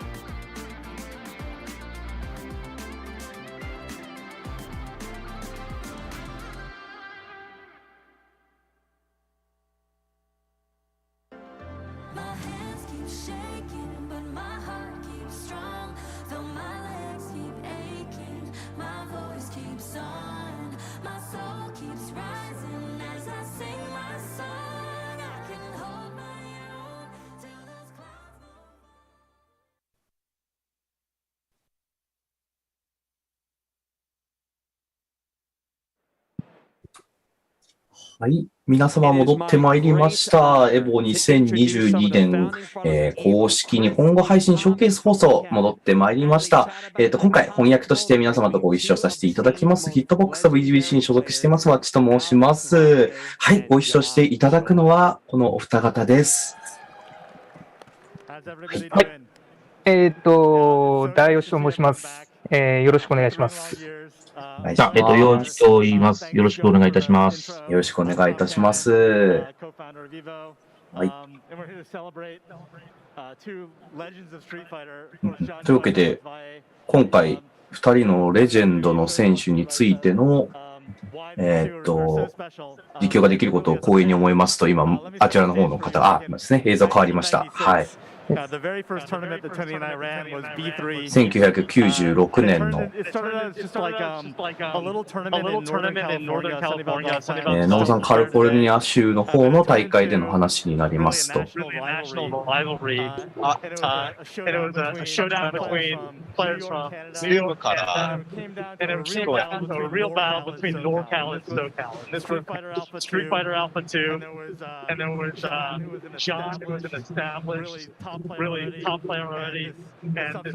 まあ、2人のトッププレイヤーがそこで戦って起きた、まあ、伝説の試合になりますということで。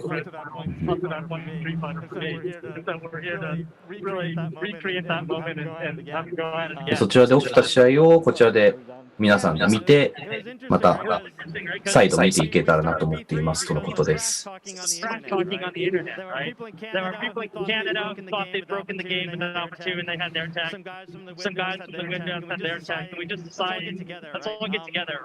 まだそのインターネットの状況が今と状況が違っていて、まあ、テクニックだったりとか、そういったものがまだ蓄積してなかったりしたので、この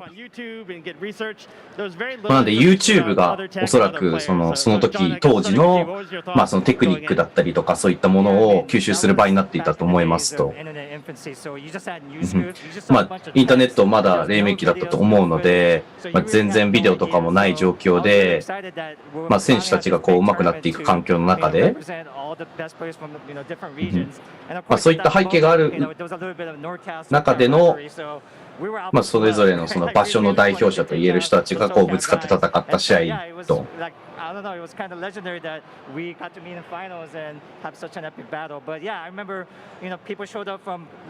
今でもよく覚えてるんですけれども、なんかすごい、なんか遠くからわざわざこの大会のために来てるのみたいな、そのいろんなことが今とは状況が全然違っていて、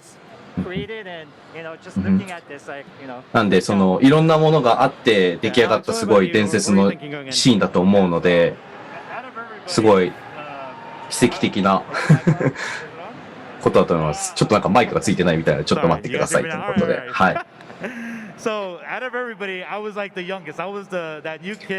まあその時当時いた時自分が一番若い人だったんですけれども、でまあその選手とかそのコミュニティの背景について、まあ、全然知らない若い一人の見ている人間だったんですけども、まあなんかそんなによく覚えてるのが、なんかお前らのこと誰なのかよくわからないけど、まあこれからタウサイだし、ちょっとまあなんか失礼だったかもしれないけど、なんかそんなに、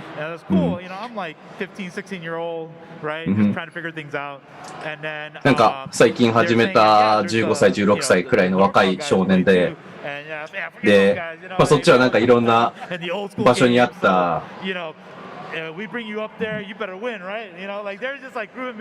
なんか格闘ゲーム、まあアーケード、いわゆるその現地のゲームセンターとかで鍛えてきた選手だと思うんだけども、まあ、対戦する自分にとってはもうそんなこと関係なく、ただ来た相手をこう倒すってだけの状況で、で、初めてそのジャン・チョウに会った時は、So Alpha 2 was like, damn, okay, that's where he's from. So that even gave me more of a drive to come back and get my revenge.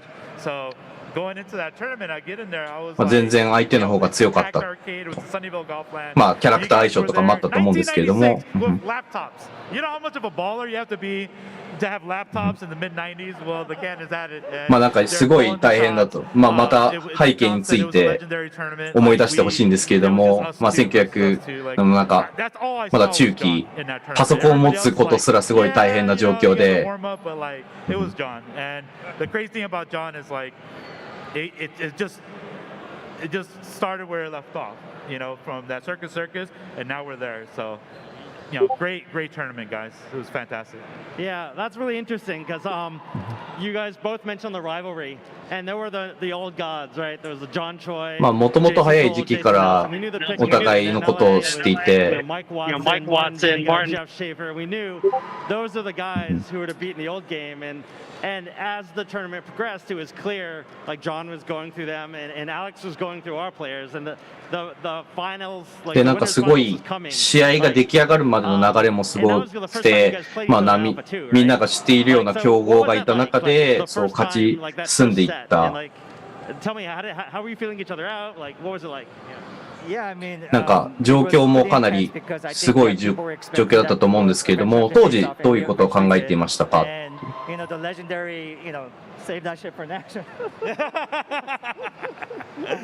まあ当時すごい伝説と呼ばれているような選手を倒してきたんで、なんかすごい。That really like confused me. Like I didn't know what was going on. Yeah, you're talking about the VI ECC, right? That's correct. Yeah. So for people who didn't play Alpha 2, like VI, what is the VI ECC? Tell us what is that. All right. So in Alpha 2, there's a custom combo, right? And to activate custom combo, you can push. まだやっぱり情報がそう簡単に出るような試合じゃなかったからこそ、なんか知らないこともすごいたくさん起きていて。まあ試合の中で行われたそのコンボがなん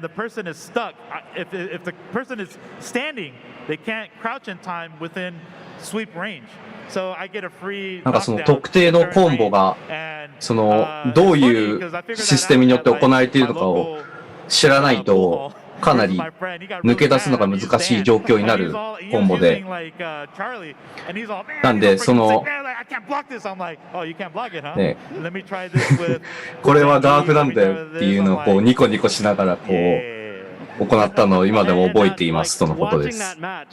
Like we'd never seen it, John had never seen it, and John, you were telling us how you were trying to adapt in real time, having never seen this tech before. Like 見たことないようなテクニックだったりとかっていうのも当時あって、まあ、映像が流れそうですね。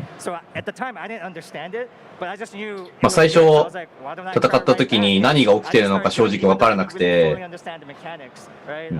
で食らった後でも何が起きたのか結局よく分からなかったということで。まあ、ゲームが出てすぐの時期だったし、まあ、インターネットもそんなに発展していることなかったので、まあ、情報を得ることは無理だったので、まあ、知るにはやっぱり大会だったりとか現地に行って実際に見ないといけないっていう時代だったからこそ、なんかすごい驚きましたとのことです。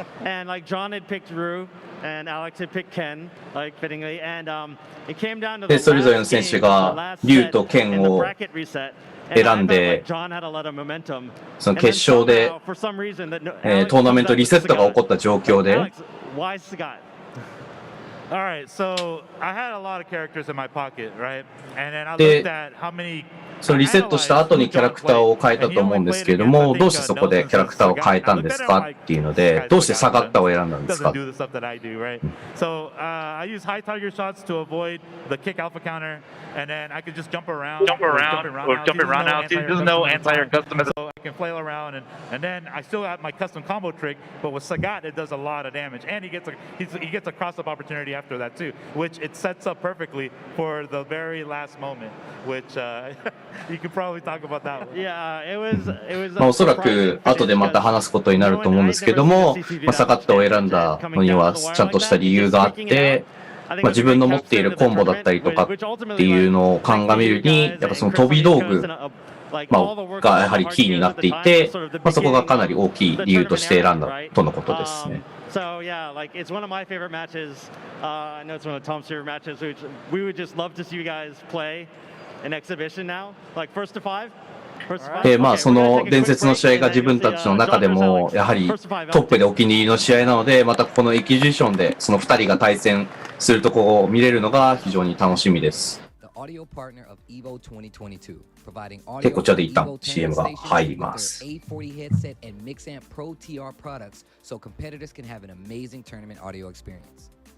visit astrogaming.com to pick up your own A40 headset, Mixamp Pro TR, or audio-related accessories.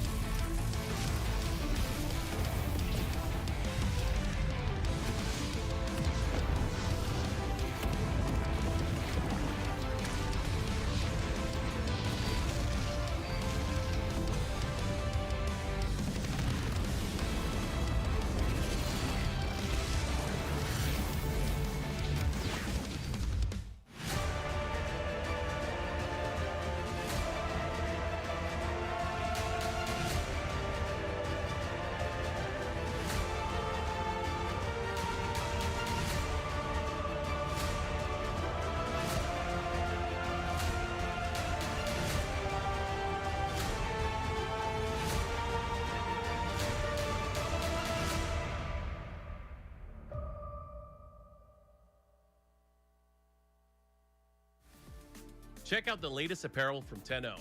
Brand new officially licensed products featuring Tekken, Guilty Gear, the King of Fighters, and some of your favorites from the fighting game community like Eris from Avoiding the Puddle, Tasty Steve, Exo Academy, and more. You can scan the QR code or visit 10-o.gg/merch.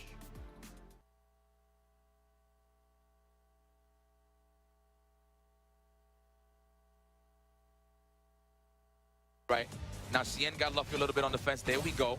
Nice adaptation. The dash-in's not ready. Ooh, the range. That's another thing that Luffy's getting away with right now. Because the dash-in takes it to command throws. School. Great punish.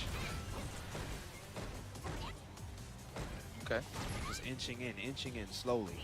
How are we going to get out this corner? How are we going to get out this corner? Nice. Right over the overhead, yep. Right under the overhead, I should say. Oh, Nadeshko. Oh, a little too Got out. off. Got out, though. Oh, no. It's time to make decisions, and I don't got no reversals. Where am I going? To the other side. Very nice. It's a nice. It's a nice. Time to guess. Fight. Kunai. The explosive part did not hit. Oh, no dice. None. None. That was a matzo ball. Straight ace. 1, 2, 3. Oh, the jump in clean. Oh, I was so surprised that it actually landed. Oh, we ended. The dash goes in. Mix up 50-50. Stop it. That's stunned. That might be stunned. It's gotta be. That might be stunned. Almost a slither. Oh, that rips. Really? God damn. That was very nice. He's got out of the corner. Didn't bite on anything, just waited. Oh, the dash. I'm telling you, he's falling for those dashes every single time. You gotta snipe those out. It's either he should buffer into uppercut or just if you feel like he's gonna do it, just input the target combo. It's kind of difficult. It's a fast dash, low short. No, he's just not ready for it. He's not ready for it. Fujimura reacts to a lot of dashes, bro. He'll always input a crouching strong into uppercut every single time. Nice wake up. She needs to do that for sure. Get back. Oh my goodness. Look at the damage. Again, what a reply. Luffy's looking so clean though right now. I ain't even gonna lie. He's looking patented right now. Yeah. Oh, this seems like another day in the office for Luffy. That might be it. That's it. I think that's it. That might be that. Yeah, that's it. Wow. That's it. What a strong showing there from Red Bull Luffy. Jesus. Okay. Shien is still in there. He's still in the loser side.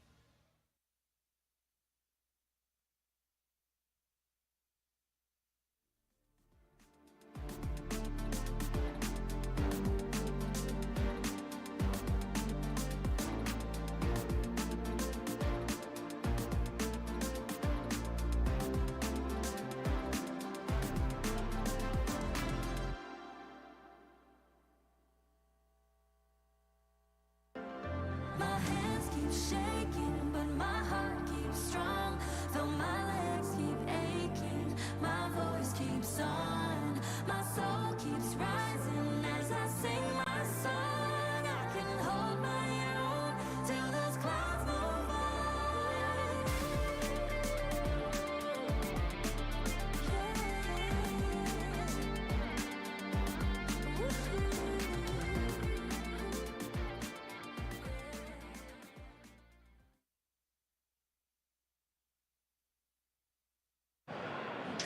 はい、戻ってまいりました。EVO 2022公式日本語配信ショーケース放送でございます。はい、こちらのショーケース放送、引き続きソニーインゾーン様のサポートでお送りしております。で、戻ってまいりまして、エキシビションが間もなく始まるというところでございます。さ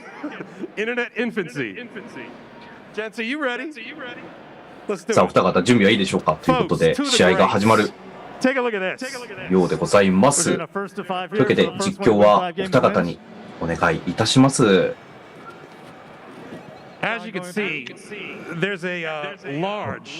いきなりアメリカらしい殺意流ですね。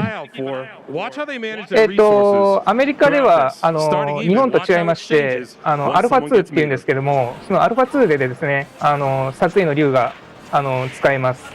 で、性能的にはそんなに、変わらないんですけども、このゲームオリコンがあるんですが、そのオリコンを発動するときにですね、このキャラだけどんな距離でも相手がガードポーズを取ってないとのけぞるっていうバグがありまして、それを利用した戦法かなり強いです。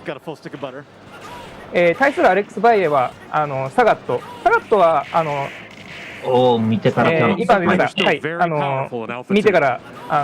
レベル1のタイガーキャノン、これがかなり確定反撃になるので、飛び道具を使うキャラに対してはかなり強いキャラクターとなっています。Look at that damage. But keep in mind, watch what one level 1 custom can do. あれどうした多分コントローラーかなもしかしたら。レバー大丈夫大丈夫。あ大丈夫のようですね。Those are the moments that my heart would sink on Sundays. おっと、勝利がガードされた。これは。あと、サガットはですね、オリコンがめちゃくちゃ強いキャラクターなので、簡単に、相手の体力半分以上持っていきます。これアレックス選手は椅子で、ジョイ選手は座ってやってるんですね。そうですね。But here we see Guile's good friend, Nashu, or Charlie. おっと、ナッシュ。Known as Charlie in the States. This is a big change for John, and I've actually never seen his Charlie play, so this should be a treat. ジョンは最近、アルファ2にかなり、力入れていて、いろんなキャラ使えるんですよね。なので、エキシビジョンということで、多分お互いいろんなキャラを出してくると思います。ガードされたところに折り込む。これを狙われるとナッシュはきついんですよね。ただ今度ナッシュゲージがあるので、うかつに弾とか飛びは通らないですね。ゲージをうまく当てられればいいけど。見てからキャノン。さ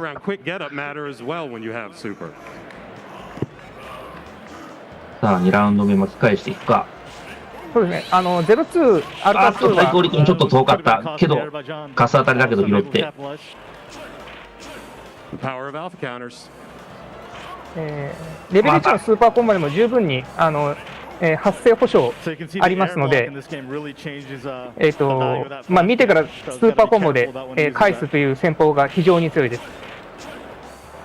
Another mechanic that players could make use of is rolling as they get back up. Players this good, don't go to that one. で今サガットがゲージが溜まっているので、うかつにナッシュが打てないですが、ナッシュも同じように、ソニックブレイクで差し返しという戦法が取れます。さあ、ここでサガットが多分空爆を狙ってくる可能性があるので、そこをどうさばくか。おっと、キャノンで入ってくれた。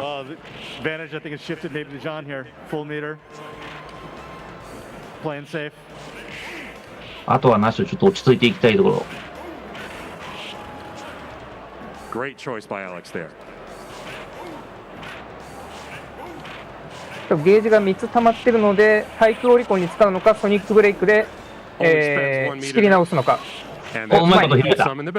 対空オリコンですね、これは。めくりはうまくガード。そうですね、しゃがみコパンからうまく取っていきましたね。これはちょっとサガット側がきつくなってきた。裏剣対空。この今のはエキシビジョンは5先になりますので、今1対1ですね。So what do you think it means that Alex has an exhibitor badge and John's badge is VIP? They're both さあ VIPs. 次のキャラは These guys are both legends. ロレント。これはちょっとナッシュがきついですね。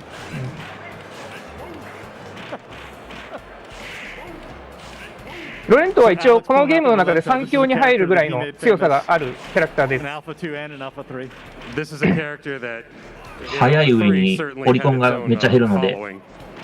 But in Alpha 2, you'll notice if this costume makes an appearance. もったいない。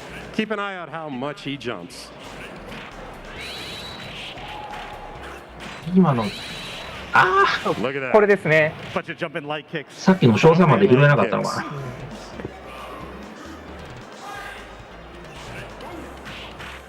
あとロレントは全キャラ中圧倒的な機動力があるので、この壁に張り付くジャンプと後ろに転がる、技で逃げ回ってゲージを貯めて折り込んで一発でかいのを当てるっていうのがめちゃくちゃ強い戦法です。Wonderful cross up, nip and tug.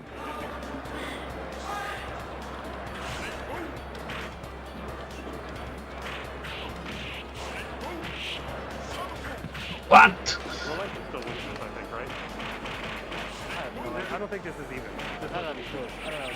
うまい。ソニックブレイクをコンボに使えるとダメージソースがちょっと増えるんで。So you can see the different styles that these players are employing. Sometimes using those level 1 supers, so they still have meter. さあ、オリコン入ってくれた。おっとオリジナルコンボは時間停止はあるけども無敵時間がないので簡単に、潰されてしまいますね。Getting down the wire here. Lots of pressure by Alex. Lots of pressure. さあ、ロレンゾンの的割り付きをナッシュはさばきたいが、Definitely wanted a super there. うまい。逃げジャンプ大パンタイプ。It's the path to victory. Jump back fierce. John 2, Alex 1.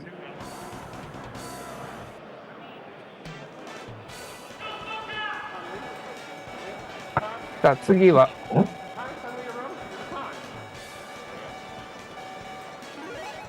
おっとザンギ。 This is an exhibition, so John and Alex both showing off just how many characters they know in this game. It's great to see. まあエキシビジョンなのでお互いいろんなキャラ使ってると思うんですけども、2人ともかなり、ハイレベルでいろんなキャラ使いこなすので、さすがその辺はレジェンド楽しみですね。あ、ちょっとミスってしまったが、空中ガードできる周りの飛び込み分かってますね、バイエ選手。さすが。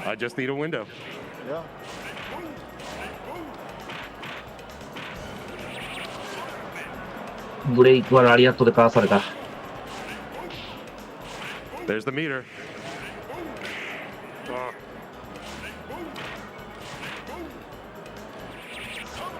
おっとジャスティス使ったところにバニコンが、あっと最後は膝。多分リバーサルの何かが失敗したんでしょうね。そう、ナッシュ残疑戦あるあるですね、今のは。おっと拾えなかった。そう、オリコン確定状況だとああいう風にのけ取ってしまうんですけども、その後の技のつなぎが意外と難しいので、まあジョン、アレックスみたいなハイレベルなプレイヤーでもたまにミスってしまいますね。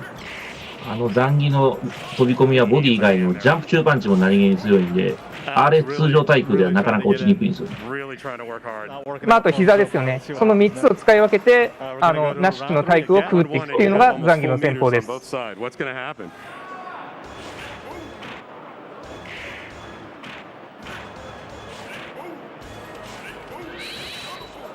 あっと拾えなかった。Again, doesn't pay for it. But now, Yeah, Alex is able to successfully bait those CCs, but isn't able to capitalize yet. Just so hard to close.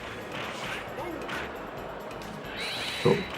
ダブルがフラケンがしゃがんでても当たるから意外と使えるんですよ。出は遅いけど。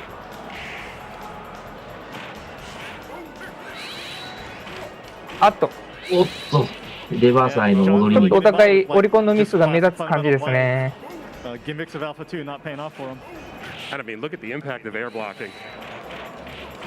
う、あれが03と違ってしゃがみコパンじゃ残機がなぜか落ちない。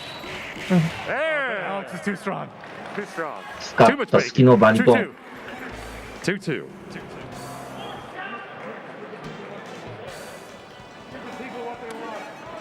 Yes.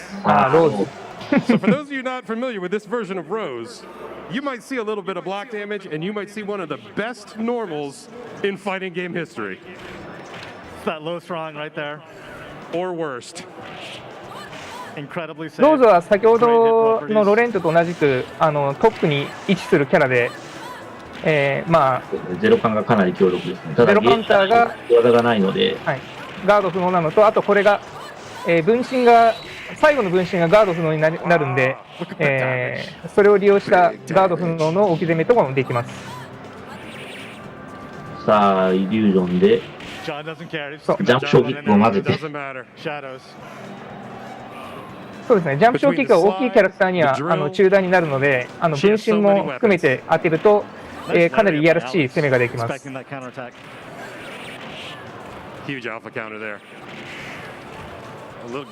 レベル1で相打ちを取って、さあお互いゲージがなくなった。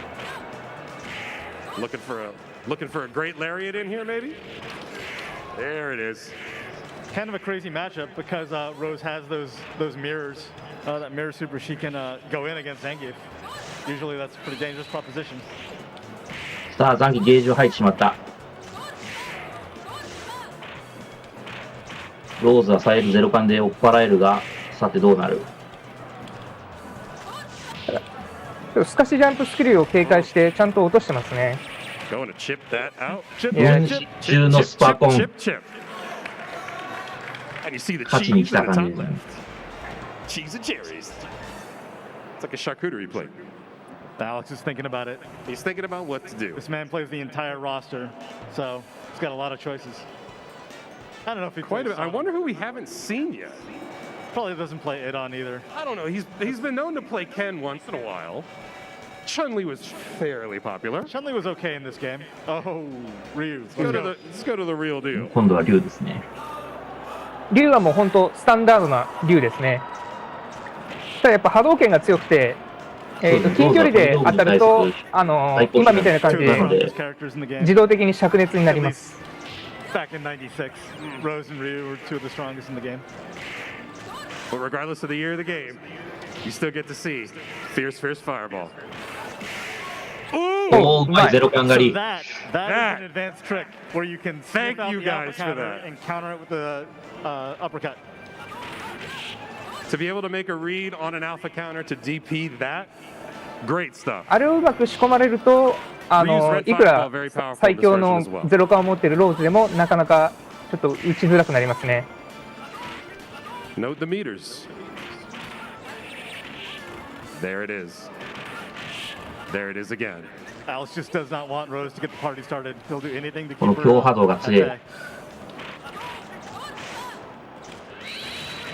うまい。うまい隙に。やっぱローズは中盤が強いんで、しゃがみ中盤振りたいんですけど、それをちゃんと見て発動で、差し返ししてますね、アレックスは。非常に高度なプレーだと思います。波動で削り切った。3-3. It's 3-3. まああと多分ジョンはケンとサクラと3-3のイーブンでいい勝負ですね。一進一退っていう感じで。まあ多分ケンかローズ、ケンかサクラ。ケンですね。ケンは彼のメインキャラクターですね。ここでメインキャラが出てきた。このケンは本気で強いですね。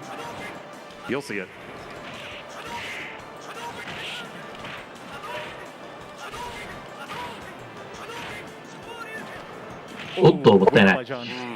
オリコンがちょっと出なかった模様。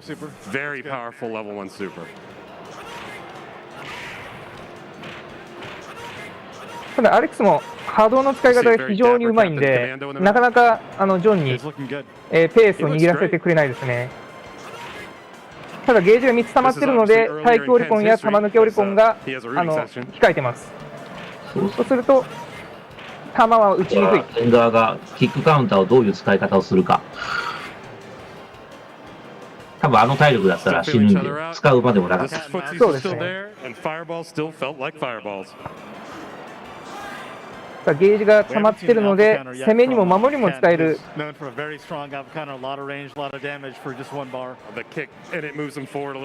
お、うまい。確かに。カウンターで真空波動。ゼロ感狩り失敗ですね。あれは結構盛り込んでやり返して。でやったりとかするので。ジョンはしっかり見ています。ああ、もったいない。オリコン落としてしまった。多分アレックスはここで外かな、多分。なるほど。From NorCal and SoCal yelling at each other. Isn't it great? Oh, I heard some Orange County shouts. SoCal, there we go. Look, SoCal. 25 years later, the rivalry still lives. もう一回竜使うのかなやっぱり。There we go. Now you'll notice some people thought Guy fell off after Alpha 1. これは武神流の動きが見れるのか。Keep an eye out for Guy standing forward. アレックスは02復帰してからガイを多分一番多く使ってるので、まあ多分一番自信のあるキャラだと思います。02のガイは03と違ってゼロコンボがそこまで軽くあるわけではないので、オリコンが主体ですかね、やっぱり。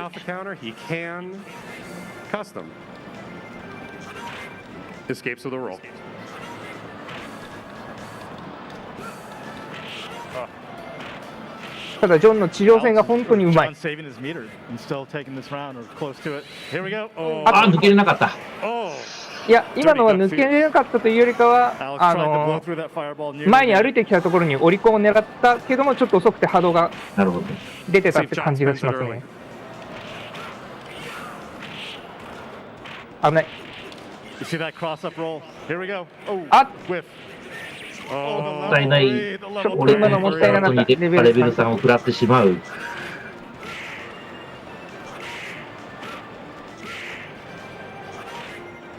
ただまだガイにもチャンスはあるが、おっと立ちガードしてたから下段は入ったがその後が。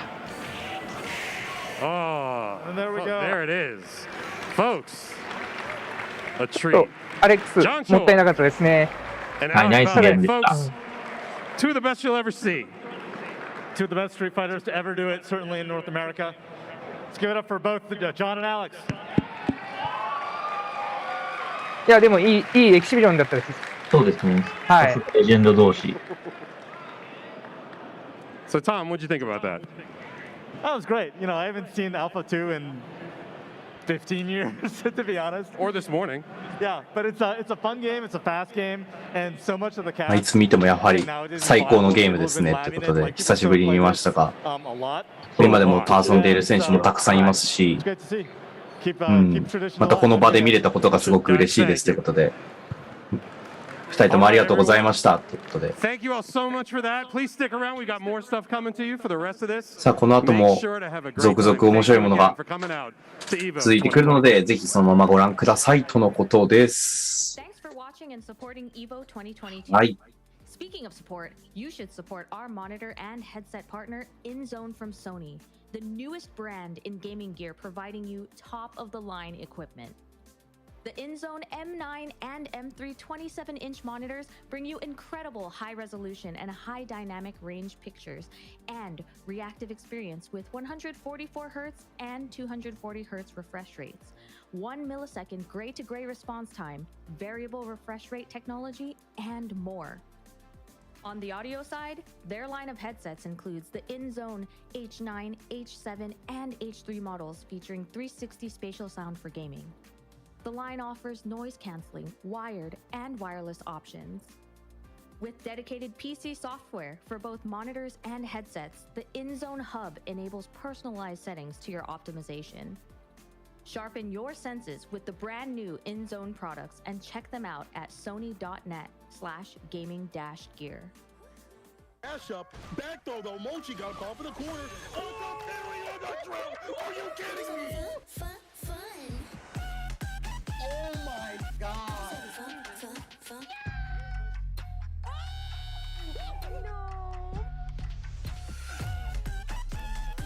That's what I'm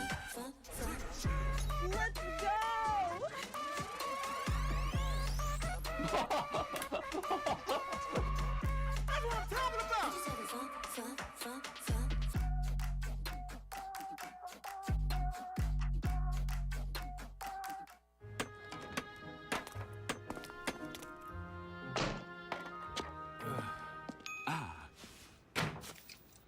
Red Bull gives you wings.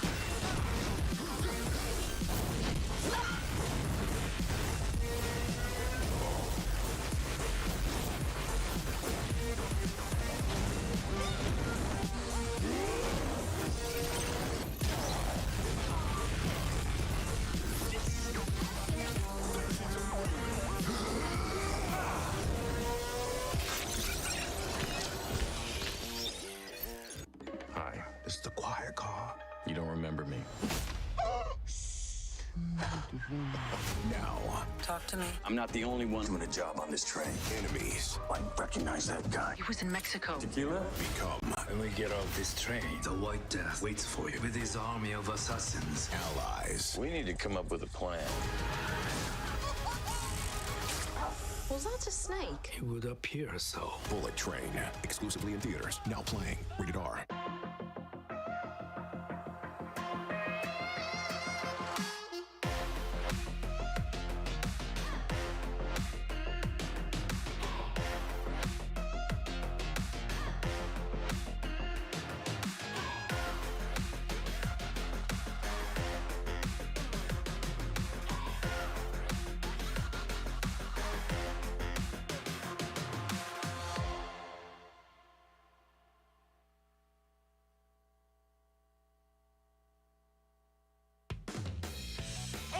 Watching, bear witness, a clash of power and technique.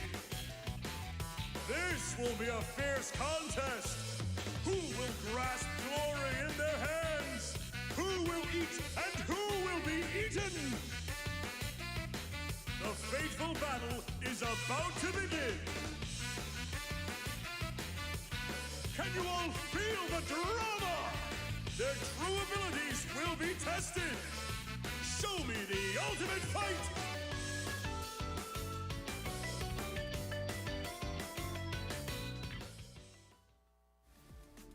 PlayStation Tournaments brings competitive play to all skill levels in the FGC. You can compete for cash prizes, virtual currency, and more. Find your next tournament and sign up at compete.playstation.com.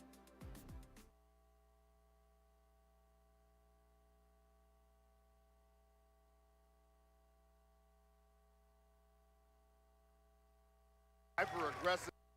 Ogawa swinging at things that he shouldn't. That was all Woshige. Yeah, I have to attribute that win to Woshige making sure to keep Eddie out of the fight. Killed Eddie multiple times immediately when he was summoned, and he just basically was not a factor at all in that second round. All right, so a close match here going into game 3. All right, now comes the last adjustment. And again, that's what I'm talking about, predicting the summons and taking them out immediately. Woshige with such a big advantage here. Ogawa choosing not to burst, and there's the OTG burst. Gets the grab, here comes the corner pressure. Oh, and he catches him with the low, such a tricky mix-up. That buzzsaw is block stun for days. Ogawa can do Big Nobiru. What a read. And just taking chunks out of Milia's life bar. Really no reason not to do it, but that's gonna hurt. All right, Ogawa unsummoning, resummoning. Trying to just work Woshige towards the corner. Trying to make Woshige make a mistake, and there it is. Oh, and Eddie actually ran out naturally, so Ogawa's not going to have that available for a little while. And there's an OTG burst from Woshige. And little Eddie's back, pulls him out immediately. Another sandwich. So smart. Saw Woshige jump up really high, knew the trajectory of the pin. Ogawa was one step ahead, broke the law to avoid the pin, and Woshige came right down into Eddie pressure. And he hasn't seen that setup yet. At least he's not sure how to handle it. All right, here comes Woshige with her damage. But he did hit Zato, not Eddie, so if Ogawa can get out of this pressure, he will have Eddie available, and he does, flies out of the corner. And there's the puddle summon, but Woshige just comes right over it. And Ogawa trying so hard to prevent Woshige from jumping out of the corner. Oh, dives right into the Nobiru. And again, the break the law with the Eddie punch. Wow, he actually blocked the first hit too and didn't even let the wire see it. Oh, big counter hit, that launch. What a gamble. And the dead angle doesn't bait it. Gets caught low again, has to burst immediately. Full meter though, full meter! He's gonna have to do, oh he can't, no burst! So smart! Oh my God! Smart! Genius! So smart, he couldn't burst because of the super. But Woshige thinks it's over! Lock down, the last round! And Ogawa doesn't care! He still got 65%! Oh my God! Woshige, no! Woshige, not like this! What are you standing up for? Why? Oh my God! Woshige thought it was over and stood up, and Ogawa gave him no remorse. That is exactly what happens. Do not celebrate you with pop off. Oh my God!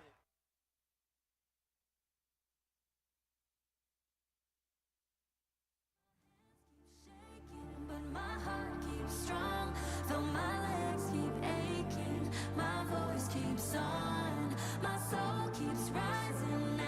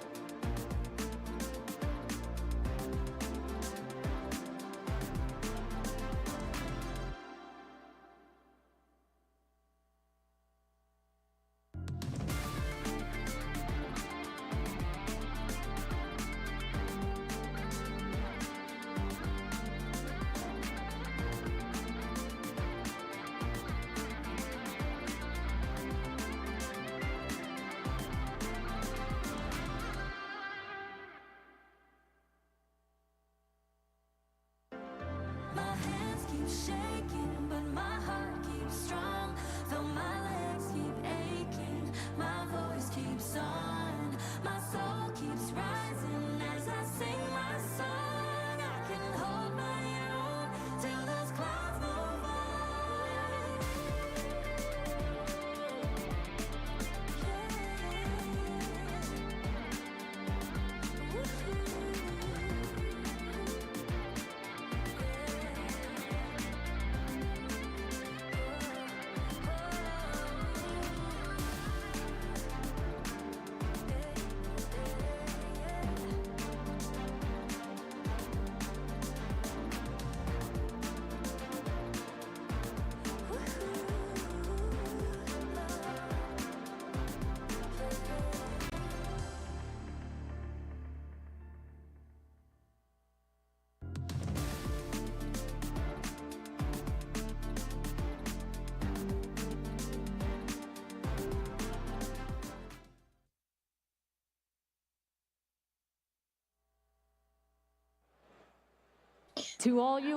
はい、ということで、こちら日本語配信、EVO2022 のこちら日本語配信となっております。よろしくお願いします。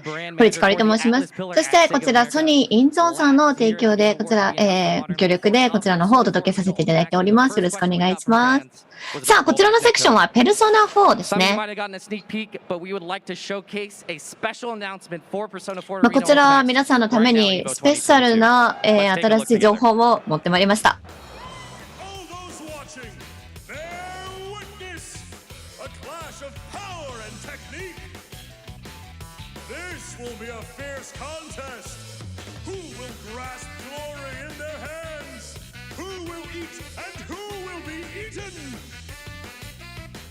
The fateful battle is about to begin. Can you all feel the drama? Their true abilities will be tested. Show me the ultimate fight.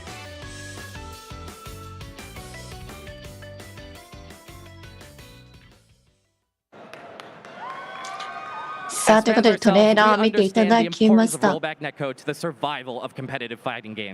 with a fast and flashy fighter like Persona 4 Arena Ultimax, the teams at Atlas and Arc System Works in Japan worked incredibly hard to meet that expectation. こちらペルソナ 4G アルティマックスウルトラスープレックスホールド、こちらなんですけど、本当に格闘ゲームの中でね、どれだけこのゲームを皆さんのために維持するかっていうのは大変で、日本のチームはすごく頑張ってくれました。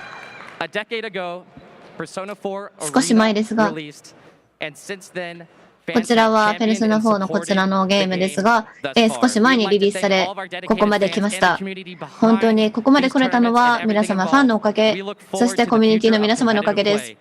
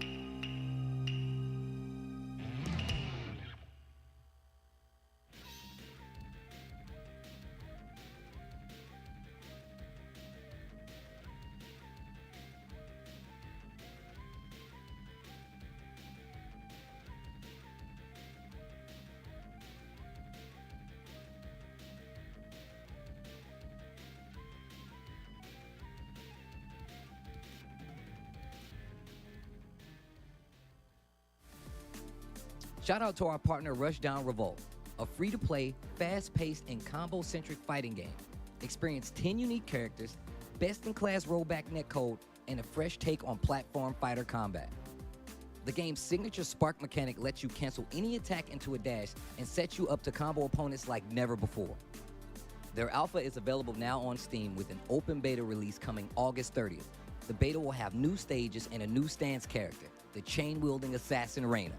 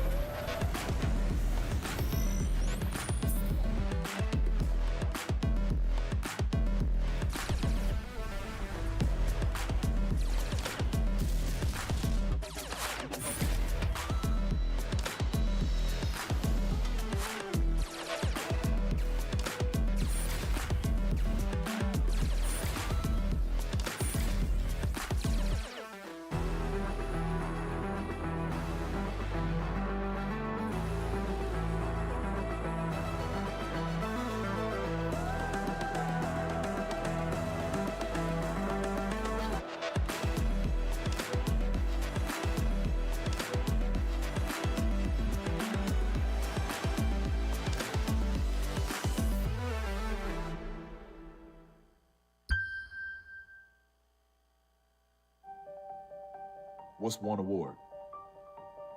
Is one award enough? Well, the gold medal. Was that enough? Nah. Scar takes it! Is one title enough? Nope. What about one sponsor? No way. With every win, you only want more, because enough is never enough.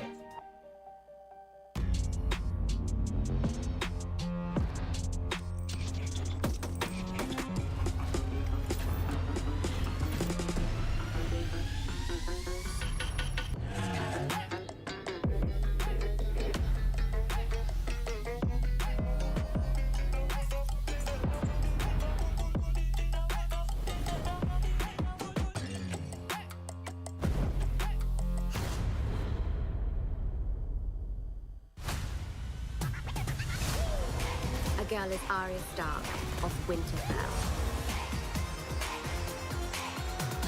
Time to eat somebody. I am here.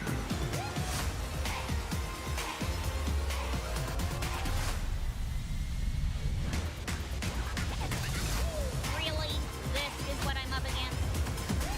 Here comes the boom! I look good in a monocle.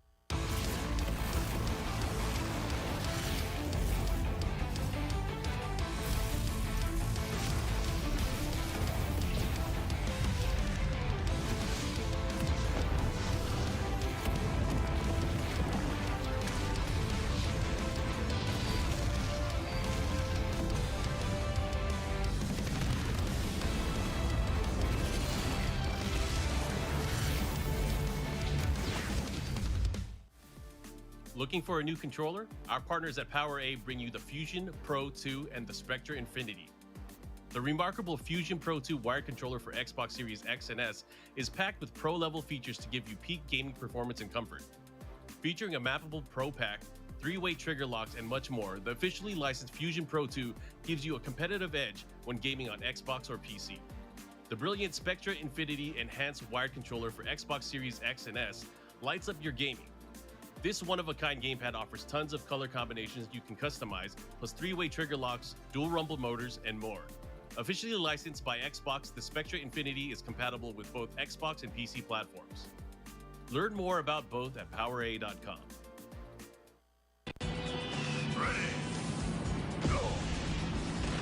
All right, there's Benny Morrow, though. All right, I don't know what Reynolds was going for there, but he got 3 hits that he didn't need to take. Whoa, risky. Yep, that doesn't punish it, but I guess Reynolds was Wow, just walks up and throws him back into the corner. He's just not ready for them throws. Oh, messes up. Doesn't get a chance to punish though. Just gets it right back because Wu is, for some reason, being so impatient. I don't know what it is. Like, Benny Morrow doesn't have an overhead. He has a command grab. Maybe he tried to jump. It's the throw mix-up. You saw that he was having trouble with the throw earlier in the match. Right. And now that's beginning to be a big problem for him in the corner, especially with Benny Maru. I see. Oh, man. Going for that crossover. Oh, decides to jump at the wrong time. That's Gets good. the command grab. Activate. All right, that's going to be a dead Benny Morrow, possibly. If he wants to burn the meter, yes. Oh, he wants a reset. Wow. Wow, I don't know about that. That might have cost him this round. Oh, man. And Reynolds is making him hurt for that decision. Reynolds is making him pay. Man! Wow. Reynolds. This is starting to look like a dominant performance. Extremely dominant in the losers bracket. Grand finals. Reynolds on match when he saw Wu was on match. Right, with a 3-0. I don't think Wu's got anything left. He's going to have to just ask for a miracle, and he might get one. His Kim is his specialty. It's the throw.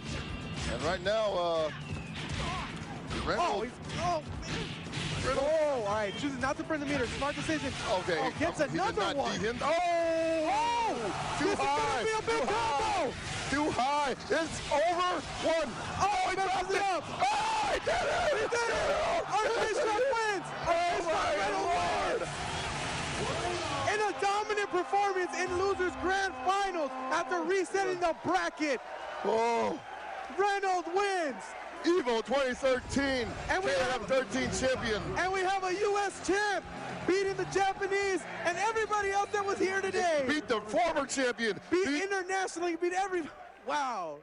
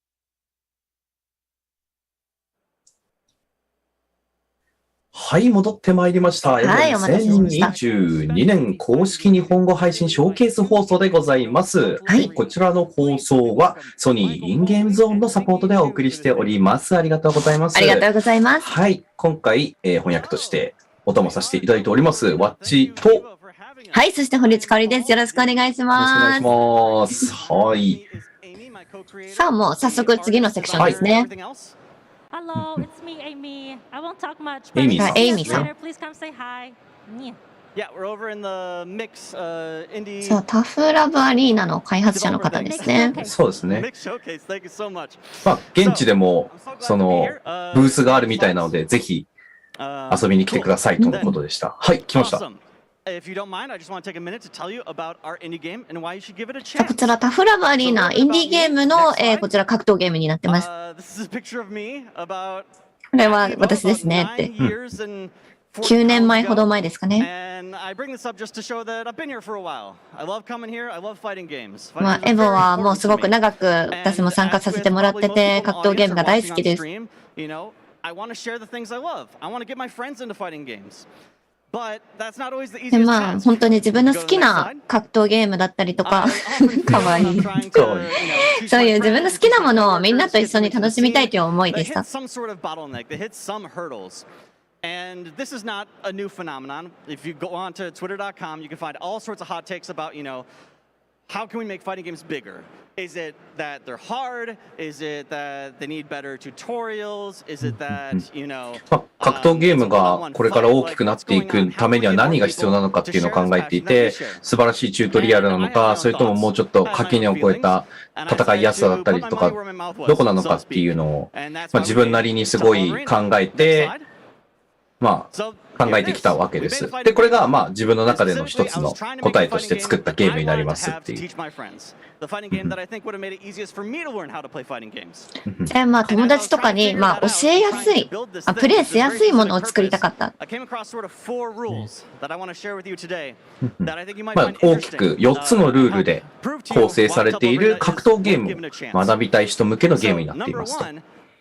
まず一つ目。I didn't want to get too abstract or too experimental. I want this to give the player transferable skills. If I'm teaching someone Tough Love Arena, I want them to be able to use this as an on-ramp to then go to a Street Fighter or a Guilty Gear or anything else. So I can't change the 他の格闘ゲームに行くための最初の基礎を覚えるようなゲームに作りたいと思っていて、すごい複雑なものだったり難しいものとかではなくて、すごい格闘ゲームのすごい基礎となるメンタルゲームであったりとか読み合いだったり、ライン管理だったり起き上がりとかそういったものを学べるゲームとして作りましたと。そして二つ目、まずは、やりたいと思ってもらえるものを作りたい。人々を、まず魅力するものが作りたかった。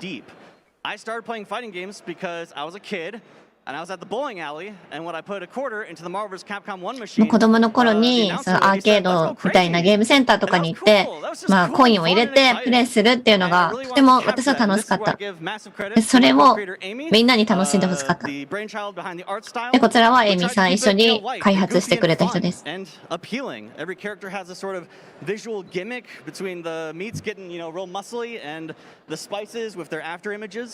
ャラクターたちにもスパイスを加えて、いろんな見た目だったり、そういうギミックだったりを面白くしたかった。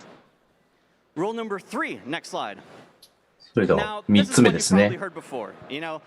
見たことある、聞いたことあることだと思います。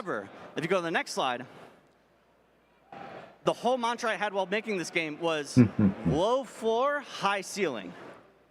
I realized after iterating for a while, and we were a couple months into development, I was making this really nice beginner game, this friendly intro game. But what I wanted to play was I was trying to teach my friend Steve, is this something I actually wanted to play with Steve?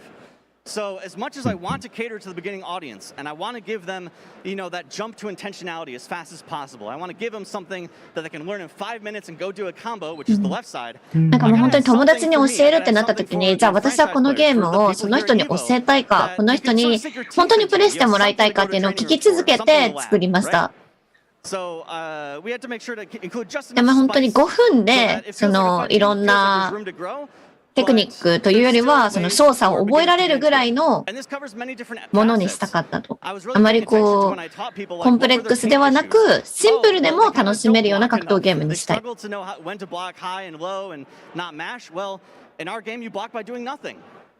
で、ブロックも実際このゲームでは何もしなくてもブロックできる。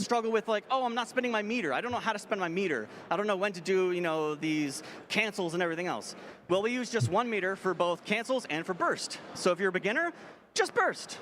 You're going to be mashing, you'll get the burst. なので、すごい複雑ではあるんですけれども、初心者に優しく、一つの行動で、難しいことをやりたいのであれば難しいことを選択して、初心者の人はこれを選べばいいよっていうシステムを用意してあげて、最初の、始めたばっかりの段階でも遊べるゲームであり、かつやり込めばちゃんと難しいことをして、それをやっただけのものが得られるシステムを作りました。例えば、防御の場面の時に、きちんと半角を取るのか、それともバーストっていうので一気に吹き飛ばして、やるのか、初心者であればバーストを選ぶのがいいみたいな、そういった選択肢を用意してあげていますとのことです。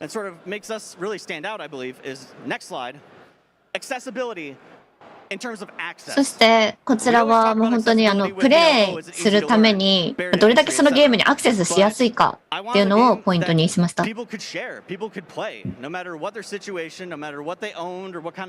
何を持っているか、そのゲーム機を何を持っているかとか、そういうのをあまり気にせずプレイできるような格闘ゲームを作りたかった。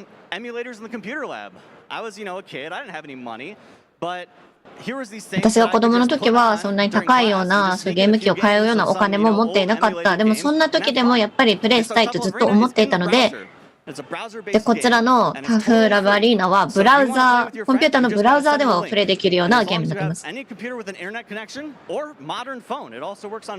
ンターネットさえあれば、コンピューターさえあればブラウザでプレイできる、誰もがプレイできるゲームです。携帯でも遊べる、誰でもが遊べるゲームになっているとのことですね。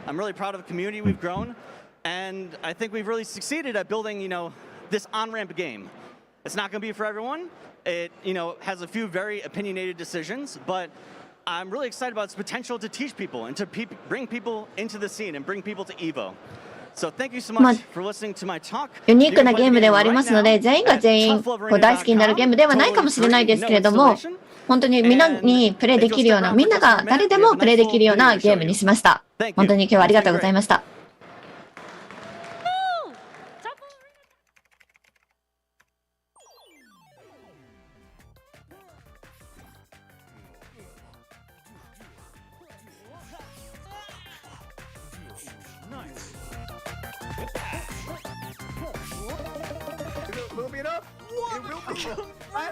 Dude, Tough Love Arena is sick.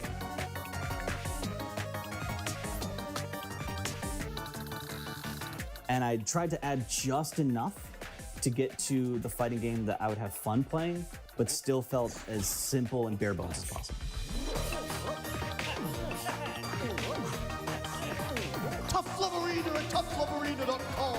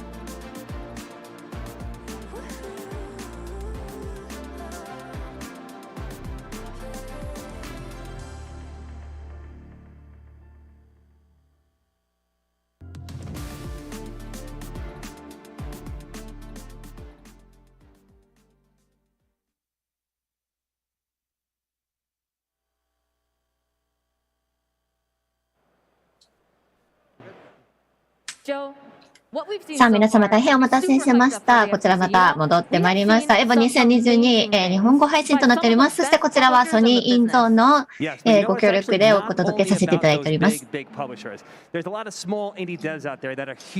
さあ、本当に、格闘ゲームにはですね、大きな、会社から出ているような大人気ゲームだけではなく、インディー会社たちが出しているゲームもあります。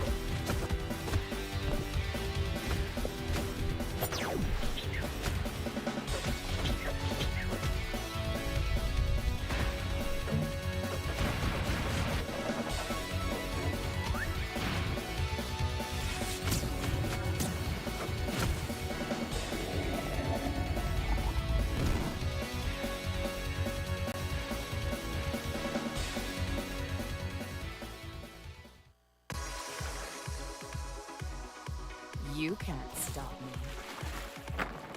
This won't do. How's my technique? Going up.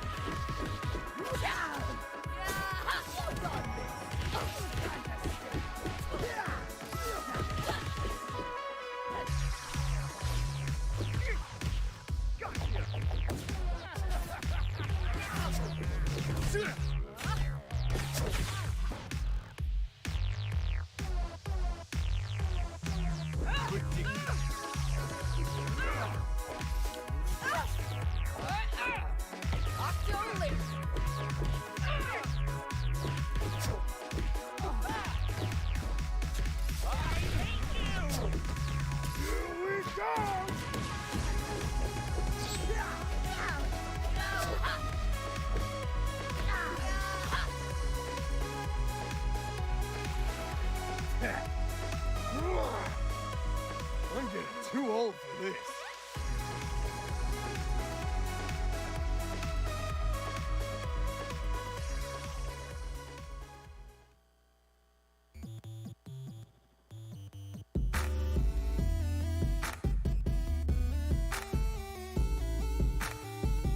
Yeah, yeah. They call me when ninja people attack the street. My president's black and y'all gon' give him back to me. I spend half the week training and doing tournaments. I spar with gangbangers with Yankee Shuriken. It's too late now, you got a chances, bro. Your hands is low, gotta hail an ambulance to go. This ain't no slap boxing, we don't pretend to scuffle. I make the whole rule book and still will bend a couple. I fight like big companies over business struggles, or anime heroes doing they friends in trouble. It ain't gotta be noble, I fight for stupid reasons. I find a reason to fight against any human breathing. If I'm on your block, you need to tell a doctor. I'm hella big and I'm about to punch a helicopter. I'm super woke, so my eyes open. Don't provoke when I'm side scrolling. Street sweeper, peacekeeper, 2 cellulars, 3 beepers. You dignified with a simple mind, and that cash got you all hypnotized. Laptop and no InDesign, so they don't watch what they gentrify. Yeah. Beat down, beat down, beat down, beat down, city. We gon' whoop your ass. Beat down, beat down, beat down, beat down, city. We gon' whoop your ass. Beat down, beat down, beat down, city. We gon' whoop your ass.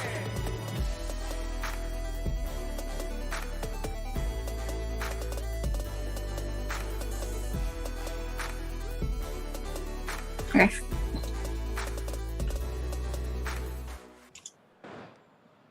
Indie games really have changed things for fighting games. 本当にインディーゲーム、格闘ゲームのインディーゲームっていうのは、本当に今格闘ゲームのシーンを本当にいろんな意味で変化をもたらしたと思います。今見ていただいた通り、本当にたくさんの面白くて興味深いインディーゲームがたくさんあります。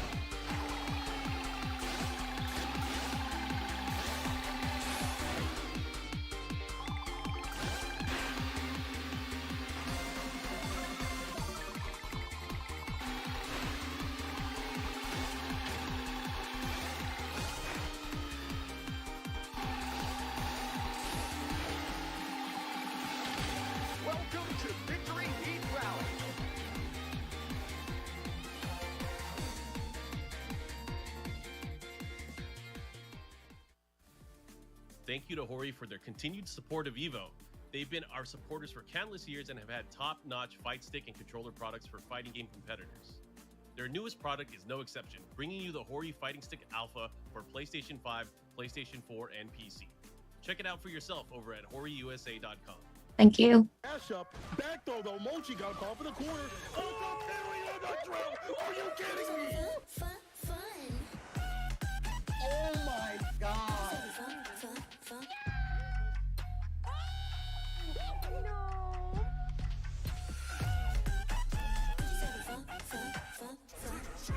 Let's go!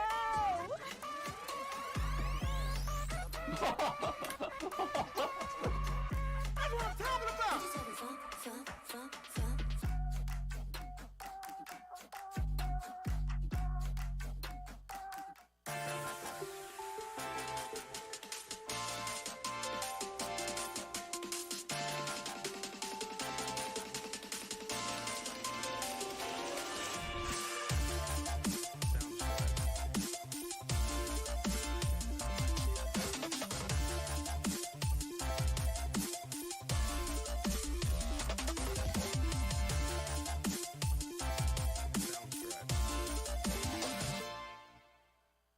Hi, this is the quiet car. You don't remember me. Now, Talk to me. I'm not the only one doing a job on this train. Enemies. I recognize that guy. He was in Mexico. Tequila? Become. When we get off this train, the White Death waits for you with his army of assassins. Allies. We need to come up with a plan. Was that a snake? It would appear so. Bullet Train. Exclusively in theaters. Now playing. Rated R.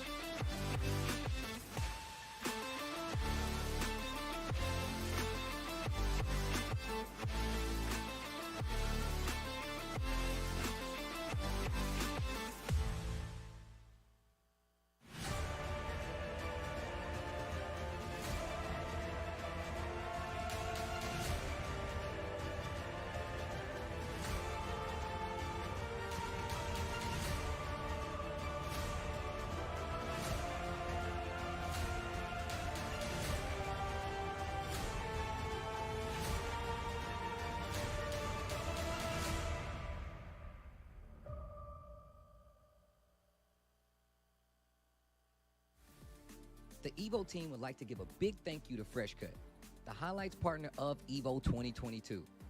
Finally, a dedicated home for gaming's best moments. Find all of today's top trending FGC games, creators, and tournament highlights all in one place with Fresh Cut.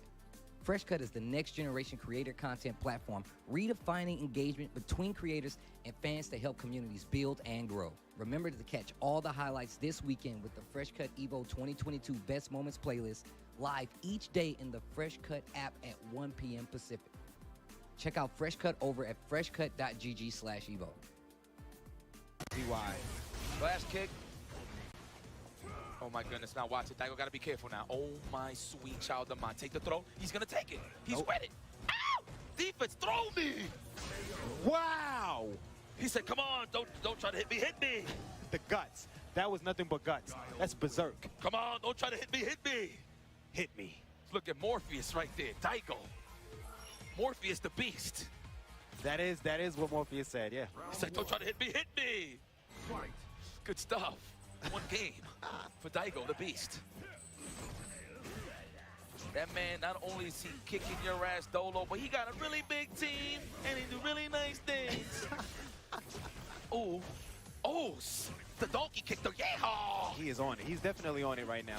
Great spacing. I'll take that trade any day. Good thing it wasn't an EX. All right, so check this out, right? So apparently Gaio got nerfed because, you know, back in the day, back in the last season, you could flash kick and then get a frame trap after that. Now, when you get flash kick, you get pushed all the way to the end of the screen. Now tell me, is that a nerf or a buff? It could go either way. I think it's a buff. Oh, oh. Let's go, XYZZY. Polluting the streets, looking like Captain Pollution. Here we go, nice. Oh, right into Free Willy, free admission to SeaWorld. Flash kick, Umehara style. This man really is just letting it fly. He's letting it go. Oh, he tried to hit him with a fuzzy guard. No way, Jose with a fuzzy. Oh, forward Sabat. Sabat! Forward, advancing forward, never backwards. Only sometimes when he's charging. Sometimes. Most of the time. What am I saying? Okay, match point here for Daigo. What's up? Work with me. Does Birdie have any idea of the patterns? Can he pick up on anything? Daigo. It's not looking too good. Your brain is humongous right now. Good God, it's pulsing. You see the veins. Get off of me. He's not worried about anything at all. Look at that. Oh, look at that. No. Daigo the Beast. He is going to advance in the win. Is he dead? No, he's not. Not yet. He didn't get the super in time. Oh, my goodness. Did you see the Sugar Shane Mosley, the chimichurri, 24-hour truck? He did the Sugar Shane behind the plasma. Behind the plasma.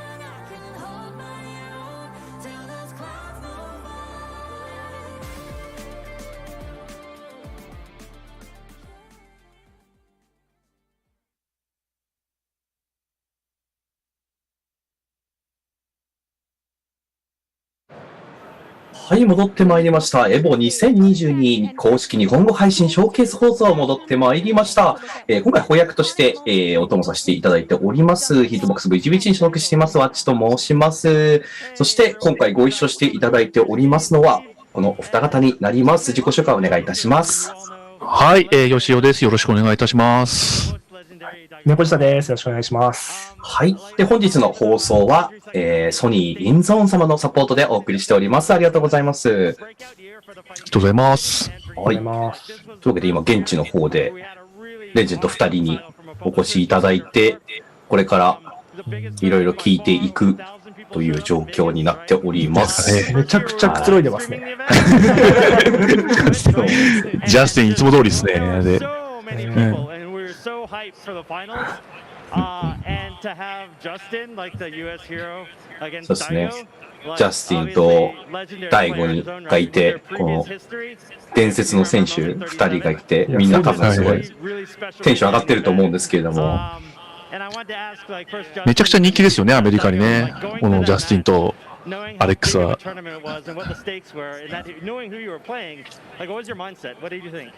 じゃあその時の当時について質問ですね。その時、まあおそらく、第5パリって言ってたんで、逆転の排水劇、排水の逆転劇ですね。について、その時の頃について聞いていて、まあ実際その時すごい若くて、まあでもお互いのことは知っていたけれどもっていう。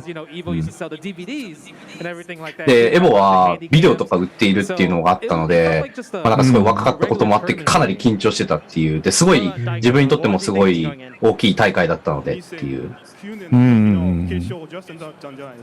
そういう時にどういうことを考えて作戦とかジャスティンの対策とかそういうことを教えてください。2009年なんでまた違うやつですね、これ。2009年なので、ストリートファイター4の決勝戦ですかね。バイソン対リュウみたいな。途中で当たった時はアベル使ってたし、決勝も実際、ね、ボクサーだったりとかして何使ってくるか分かんないから、焦らないようにしようっていうぐらいはありましたけど、特に作戦なかったと思います。2009年ってやっぱ最初の年なんで、多分日本人の方は、日本勢は2008年からストリートファイター4がもう出てて、2008年夏から、多分こう家庭用が半年ぐらい遅かったので、ちょっとこう有利な立場にはあったと思うんですけど、2009年の夏だとそうかもしれないですね。もう日本では一回大きな全国大会もやって、で、闘撃もやってみたいなところでエボだったんで、そうだったかもしれないですね。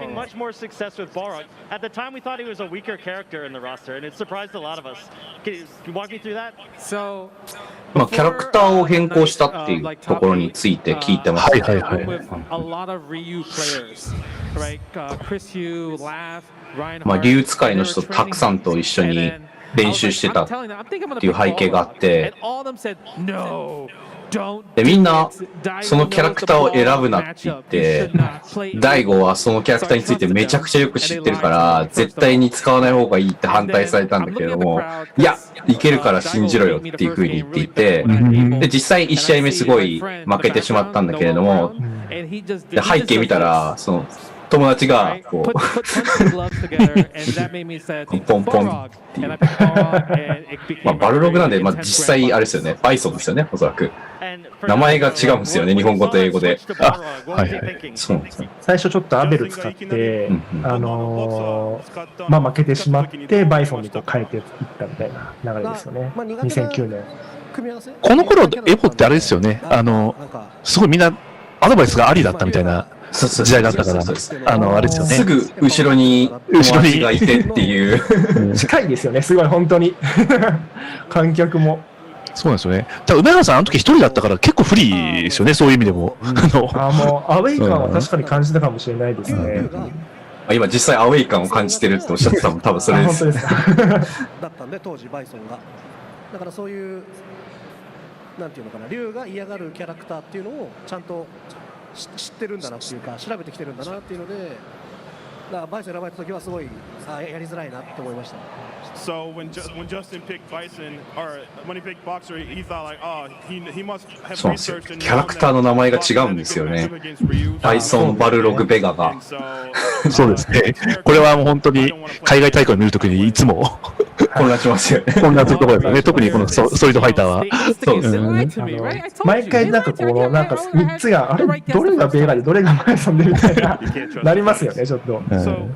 で友達が絶対に行くなって言ったけど、ほら見ろうまくいっただろっつってやっぱ俺が合ってるんだって思いましたっていうふうに言ってますね。I remember a moment where you were almost like collecting yourself, where you had to get away from the screen. And what was going through your mind then? Like, did I get that right? Like, did you have to like step away?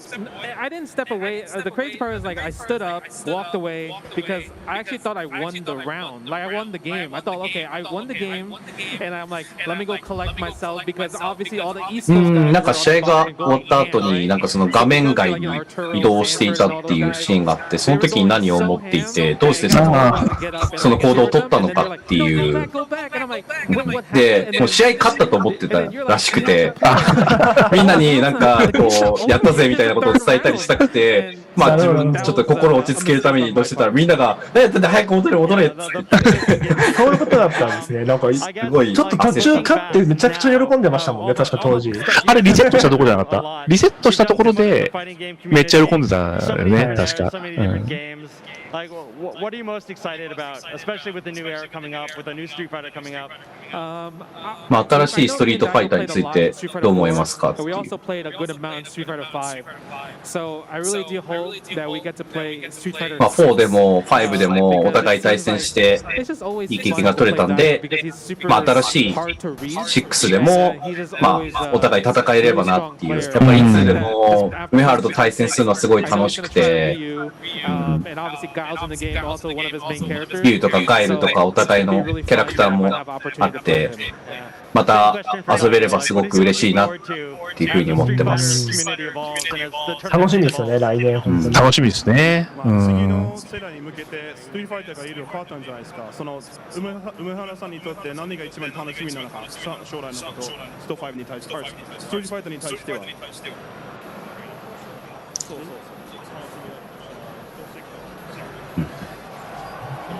何が一番楽しみなっ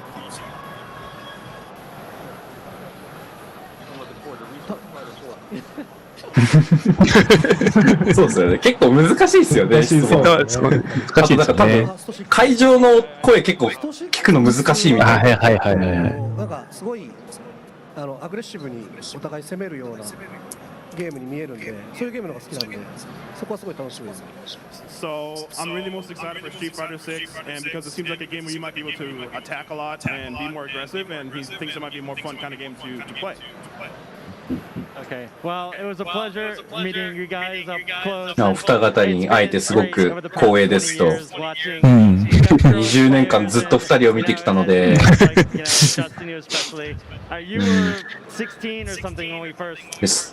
最初に会った時16歳くらいだって、ああそっかそっか、15かな14かなっつって、多分15だと思うっつって、カリフォルニアで会って、そうそうだ、ジャスティンは確かあれですよね、時野くんとかたちと同じ世代でしたっけ？ああ、そうなんですね。ちょっと海さんより若いんだよね。そうそうそうそう。2000、そうですね。そうですよね。3先のこれからエキシビションが始まるとのことです。はいはいはい。はい。お、始まりますかね。そろそろ準備で。And some of your favorites from the fighting game community, like Eris from Avoiding the Puddle, Tasty Steve, Exo Academy, and more. You can scan the QR code or visit 10-o.gg/merch.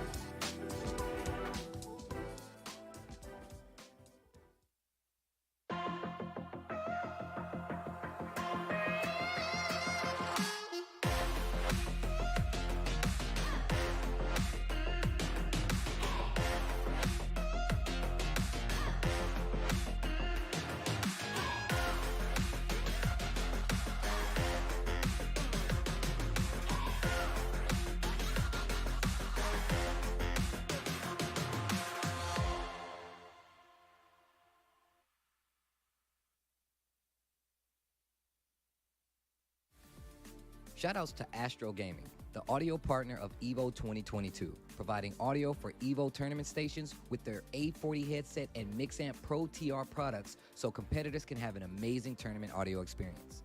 Go visit astrogaming.com to pick up your own A40 headset, Mixamp Pro TR, or audio-related accessories. See the scary approach. Sonic Fox runs up on the ground. Goichi constantly up backing to avoid that. He doesn't want to fight on the ground against Sonic. Pick up. Vanish, yep. This is great for him. A lot of damage on this. And set up after. Air dash in. Sonic with a delayed up tech to get out of there. And Goichi's waiting for the tag. He's looking for Sonic to jump forward and tag. Oh, the 2M. This dude is crazy. That was so good. That was so good. Final distance. This is it. Sonic Fox down to GT Goku here. Goichi with Goku Bardock, a solid shell, no assist left. Sonic Fox is gonna do it a real honest way. The tick! The Dragon Rush. Goichi. His Goku has a lot of life right now. No sparking on either side, but there's 4 bars on the side of Sonic Fox. He's gonna spend it on the Spirit Bomb right now. Level 3, fall from the heavens, mix up after the backdash. Nope, call out on the power pole. That time runs up, staggers. Look, the reflect tag. Oh, the tag, and that's gonna be a conversion. Vanish back to the other side. Not gonna be done.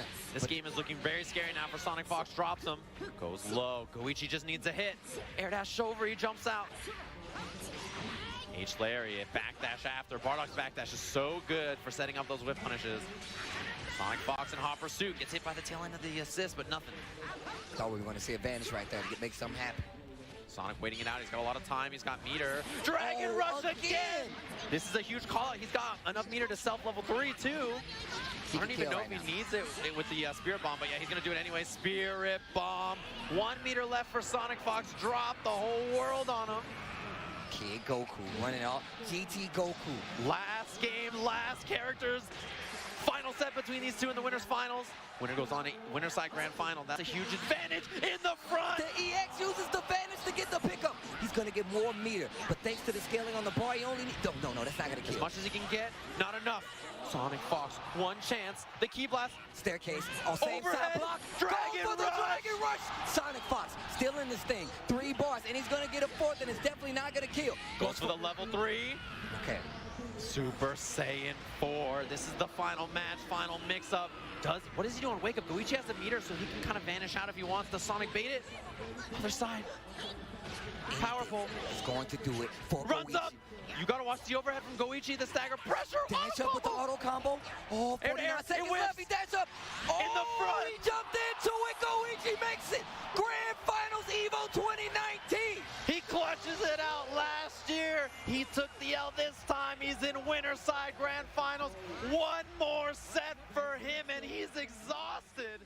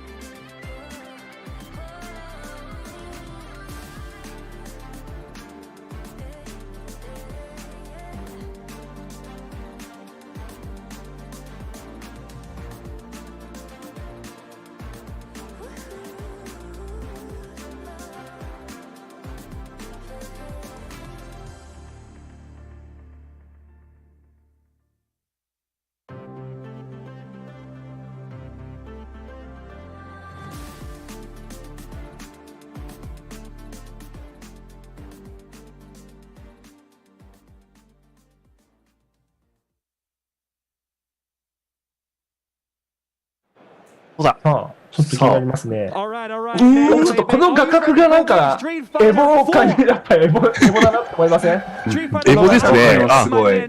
めっちゃ画面に映ってる。これエボですよね。PS4 かなこれ。今日ヒットボックスやんの？ウルフも2009年当時の竜対バイソン。しかもこれウルトラコンボ1しかないんで、普通のストリートファイター4ですね。なるほど。じゃあもう当時のあの時の再現ですね。あ、そうですね。うん。ストリートファイター4でやってますね、今。さあ、ヒットボックスやるのね、梅さんね。ヒットボックスでストリートファイター4。ウルフォンのスト4モードだ。ウルフォンのスト4バージョンですね。さあ、見ていきましょう。さあ、向こう盛り上がってる。あ、でも普通に動かせる。おお、空振りに波動拳が、リバーサなのでセビが割れました。懐かしのアーマーブレイク。またアーマーブレイク。さあ、投げ決めて画面端。さあ、大パンはどこだ？近めで出すと与える分には昇竜拳が確定する。昇竜拳、さあ、対空、今ちゃんと台出しましたね。だから無印だということは、してるが、使ってしまう画面端。おっと、セミ滅波動が、これは確定があるぞ。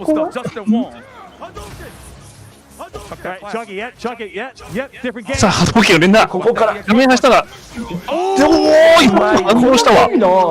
すげえ。反応はすごいですよ。灼熱波動拳ってものすごく速いですからね。ものすごく速いのにね。この距離で反応してきました。さあ、飛びが入る。おっと、ヘッドまでは繋がらず。セビニから、おっと、前手が、やはりちょっと操作が、ヒットボックスなので慣れてない感じがしますよと。さあ、ゆく勝利で切り返していくが、今逃げちゃったので、セビキャンでよかったんじゃないかっていうところもあります。まだちょっと思い出しながら。思い出しながらですね。思い出しながら、中足灼熱。中足波動。灼熱当たる。セビが当たって1だ。これは1なので、今2だと思ったでしょうね。2だと思って、ギリギリまで引きつけて打ちましたが1でしたね。今、セビ2まで溜まったかと思いましたけど、10バイソンでそのままみたいですね。おっと、セビが当たる。さあ、大失敗。さあ、コンボもちょっと思い出しながらになってしまいますね。さあ、カウンターなので、台形からしゃがみ台キックがつながります。さあ、ジャスティンはかなり立ち回り自体は思い出してるが、さあ、セビが当たって、アッパー昇竜、集中灼熱、さあ、中盤のタイミング、カウンターになるタイミングを出してきた、これ中盤が当たるありましたねっていう。さあ、そうですね。この頃はノーマルでもつながりますが、今は EX 中段からのコンボ。さあ、コンボできる。大昇竜から今ゲージがあったのにセビができなかったか。さあ、無印スト4は大昇竜の方にねキャンセルがかかりますので、そこからセビキャンセルがねできます。はい。昇竜拳も160って気がしますね。さあ、無印なので中足が非常に高性能。真空は当たってますね。大キックが確定はしないはずですが、ここは当たっています。1プラス1で2増えなんでね、真空波動拳が。さあ、リードしているのが梅原龍というところだが、ゲージがフルなので波動拳の非常に打ちづらい。さあ、グラツブシと相打ち。ゲージが欲しい。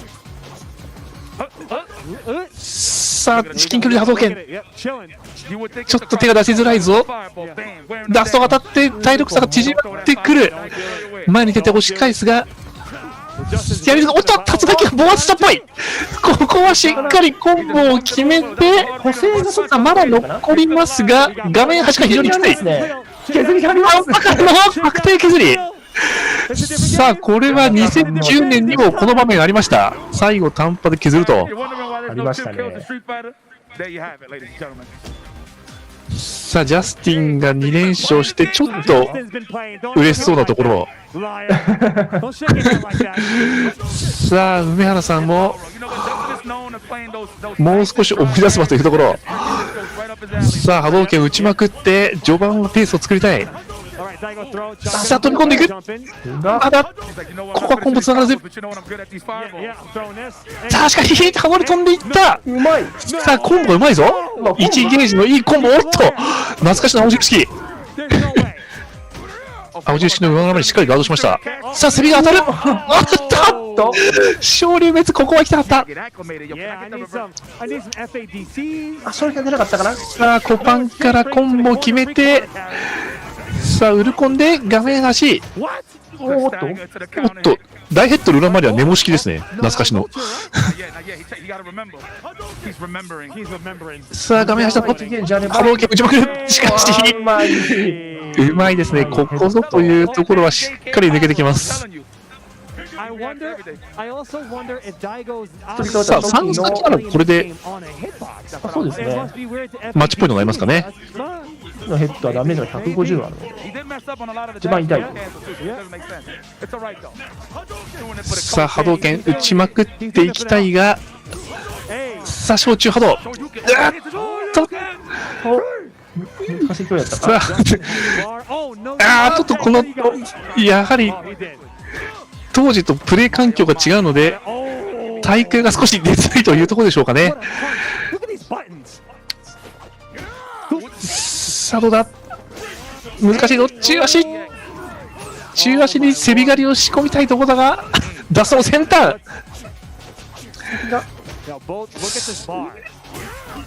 外野手当たる。さあ、セビは止めたが、コパンだけ。外人さんの方が昇竜とかなり。聞こえましたね、今。投げて。よく見る光景ではありましたが。投げて、ここはグラップル。そうですね。画面端は竜巻旋風脚をこうちらつかせての。お喜び。画面端は灼熱から。ここも投げる。とめくりにさあ、こうですね。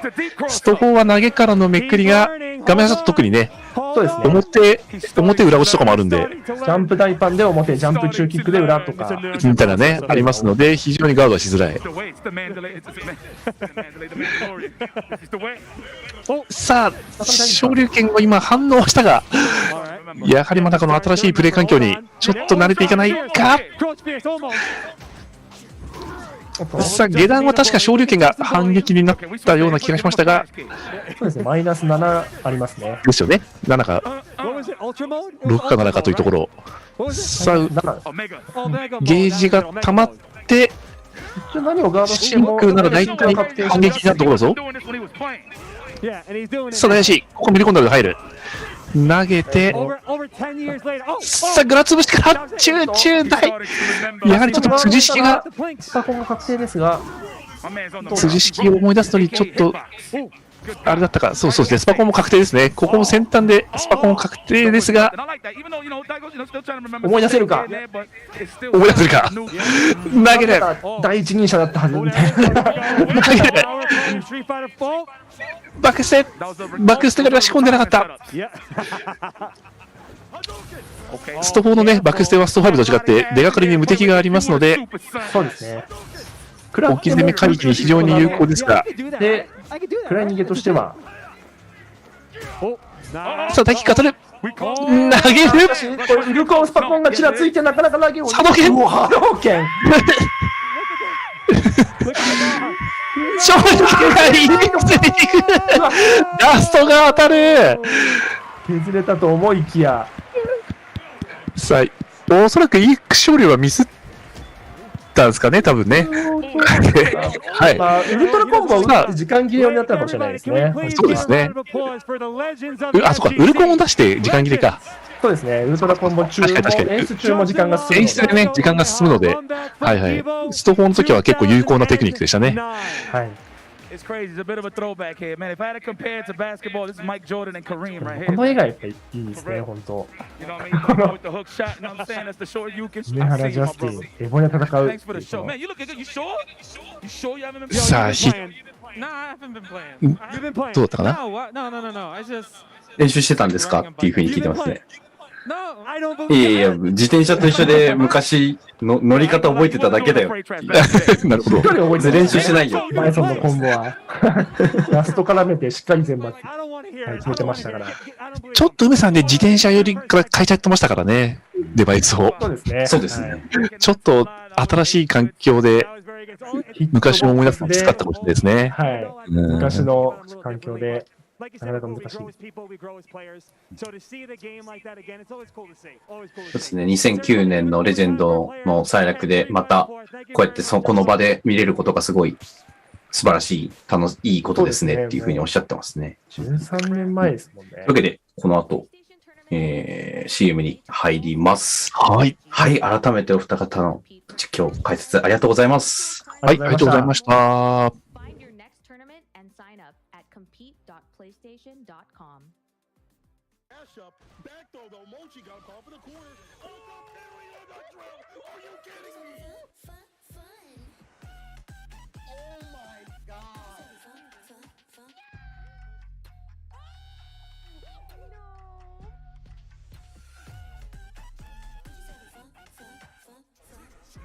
Let's go!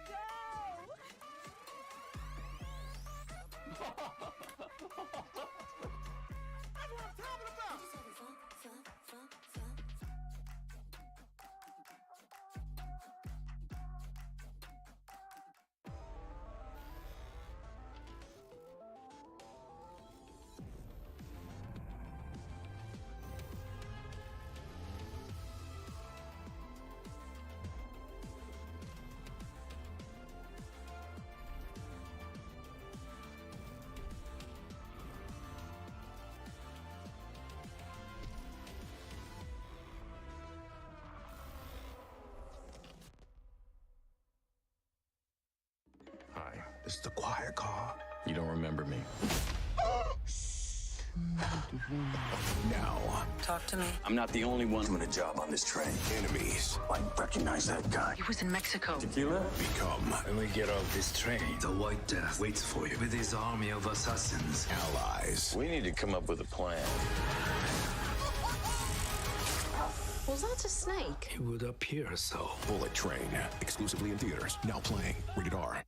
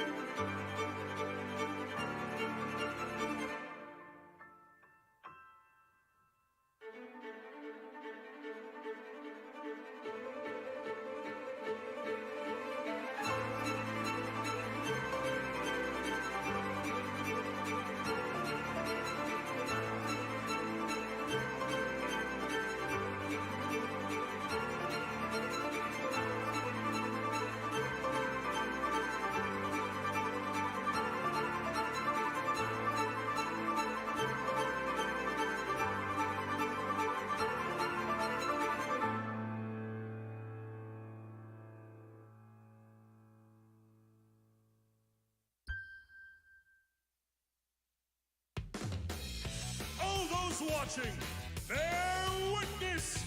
a clash of power and technique. This will be a fierce contest. Who will grasp glory in their hands? Who will eat and who will be eaten? The fateful battle is about to begin. Can you all feel the drama? Their true abilities will be tested. Show me the ultimate fight!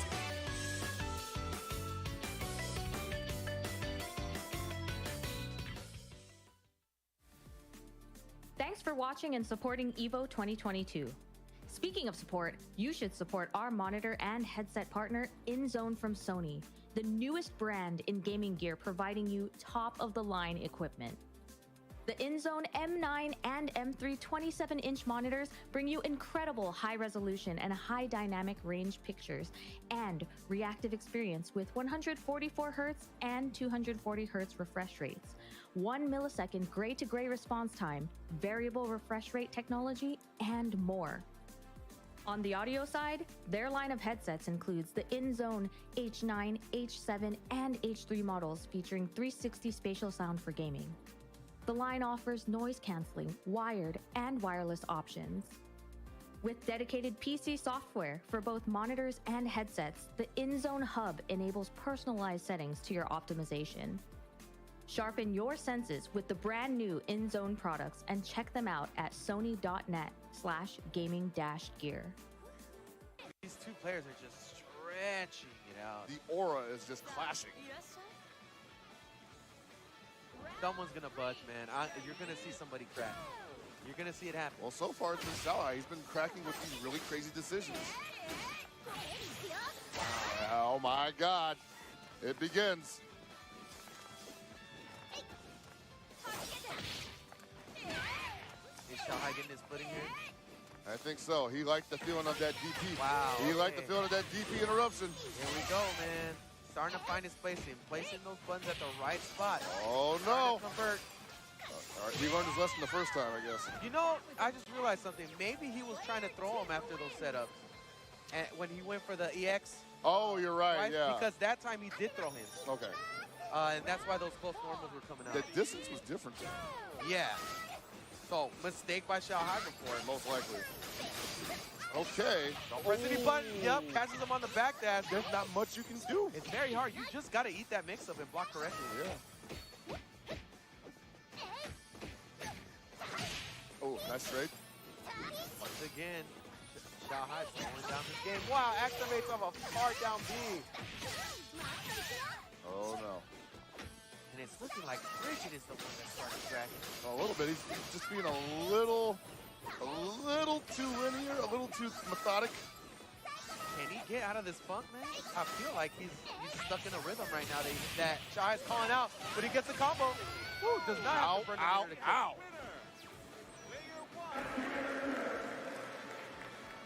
Woo, chewing on that gum, chomping on it. That gum has got to be so dry. You are chewing on paper. Chewing on paper right now, man. Like, that gum had a family. Does not opt to spin the bar. Ooh, nice. Wow. And look, at half-life at this point. Let him take that with you on the way out. Oh, Scum Gizzle. Scumarooski. That could be Gizzle. Scumgoraya. That didn't work so much.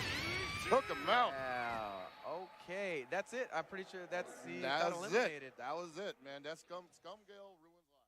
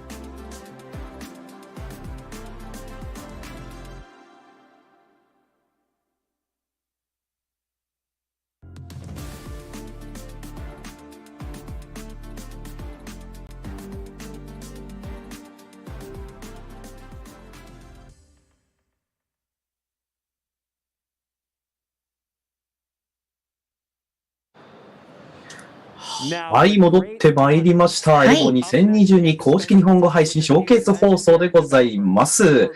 私、ワッチと、はい、そして堀内香織です。よろしくお願いしはい、お願います。します。本日引き続きショーケース放送はソニーインゾーン様のサポートでお送りしております。はいありがとうございます。ありがとうございます。はい。ということで、パネルディスカッションですね。はい。じゃあ SNK のパネルディスカッションです。アシスタントプロデューサーの、ジョシュア・ウェダーフォードさん、空中海人さん、空中さんと、チーフプロデューサーですね。の小田さんですね。はい。はい。その3名と。面白いことについて話していきましょう。では続いてのスライドですね。こちらはキャラクター紹介ですね。はい。Poster. Oh, so before we get started, we want to show off a special thing we're giving off at both booths. Oda-san, can you lift it off? So we're doing a special art collaboration with Capcom. Over in the back, you can go to カ the プコ Capcom ン booth さ and ん pick と up の、 one of these コラボですね。こちら、スペシャルコラボレーションを今やっているということで。なるほど。そうですね。 I want both. I want them all, and they will be signed by the artists. 両方の代表的なキャラクターが Both booths are 映 in っ the てる back right next to each other. で、会場の、そうですね、サインがついていて、会場にブースがあるので、ぜひ、現場の方は、ぜひぜひ見に来てくださいということですね。行けたら行きたいですけどね。はい。ジョシュアさんはこちらのね、チームのキャラクターとかを結構メインでやってたということですね。裏オロチチームの、衣装っていう日のは本語で。過去作と違って表の衣装とは違ってるんですけれども、こちら、オロチ一族の清掃がコンセプトとなっております。So yeah, this time for the Awakened Orochi team, we kind of based their costume concept, unlike the previous titles where they were just using kind of different color to the default costumes. This time it's based on the Orochi clans, like original designs and costumes and outfits. こちらですね、過去作にも登場しておりますゲイニツと同じ同系統の衣装となっております。So yeah, as you can see, it's very close to Gannett's design and just the concept, and that's what all three of them are based on. Next slide. Let's move on to the next slide. Oh. こちら、同系統の衣装ではあるんですけれども、各々のキャラクター性を加味しまして、少しアレンジが加えられています。So yeah, with this Orochi Yashido one, it's definitely based on the Orochi. ポケットにパンツはありませんって書いてある。大事です。大事ですね。ケープは裏上部がスリット入ってますとか、いろいろありますね。表のヤシロと、似たようなイメージとなっております。So yeah, like slightly same style pants on this guy, but a little bit different color, so he looks different. He looks very angry, and I like it. めっちゃ怒って見えますね。怒ってる。続きましてオロチクリスなんですけれども、こちら、ゲイニスと似たような衣装になっておるんですけれども、ワンポイントとして羽が追加されております。So yeah, next we have Orochi Chris, who's probably the closest to Gannett's design as far as the concept is concerned. オロチクリスのパンツにもポケットはないそうですね。シーズンみんなポケットないのかもしれないですね。ないんですかね。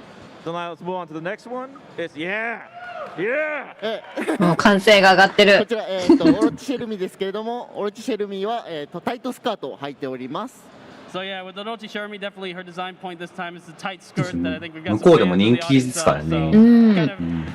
拍手が起きてる。Together with the Orochi colors and the design and the cape and mantle. Yeah. はい、このようにですね、オロチの清掃で戦えるようになった3人なんですけれども。Okay, yeah. So obviously you can fight with them inside the Orochi style costumes. やっぱりあと過去作と同じ衣装で戦いたいっていうのもあると思いますので、次のスライドで。Next slide. So yeah, obviously we also know people want to play with the old kind of default costumes as well, so these will also be available. And do the default costumes come in different colors than the original characters? そのオリジナルの色とかとこっちの色違いとかは変わったりするんですか？結構バラバラ？そうですね。表のキャラクターとは違うカラーであり Yeah, ます。 so yeah, the color variations are very different between Alright. the awakened and the normal default. I'm sure that's going to make the fans happy. Okay, so we got. Let's move on to the next. 絶対にファンが喜ぶこちら変更ですね。今回ですね、通じゃあラフデザイン常の表のオロチチームの新衣装を考えた際のラフデザインを持ってきました。So yeah, these are obviously some just rough designs while we were trying to think of what kind of costume to give them this time in this game. ですね、こちらにあるラフデザインの他にもいろいろ他にも残ってますので、何かどこかの機会で見せれたらなと思ってます。 Yeah, this obviously isn't all of them. We've got a lot of different ideas that came up during the design process, and hopefully we'll show more about that at a different panel or discussion sometime in the future. We would love to. 次の Okay, let's go on to the next slide. Oh, gameplay? All right. ゲームプレイについて。映像があるみたいですかね。ゲーム部分について軽く紹介したいと思います。詳しく書い So てあり yeah, ますね。 next we want to talk a little bit about the actual battle functions and details of the characters. So I think here we want to show the video of Yashiro. Yeah, we do have a video of Yashiro. ビデオがあるみたいですね。近距離のつかみキャラクターって書いてありましたね。うん。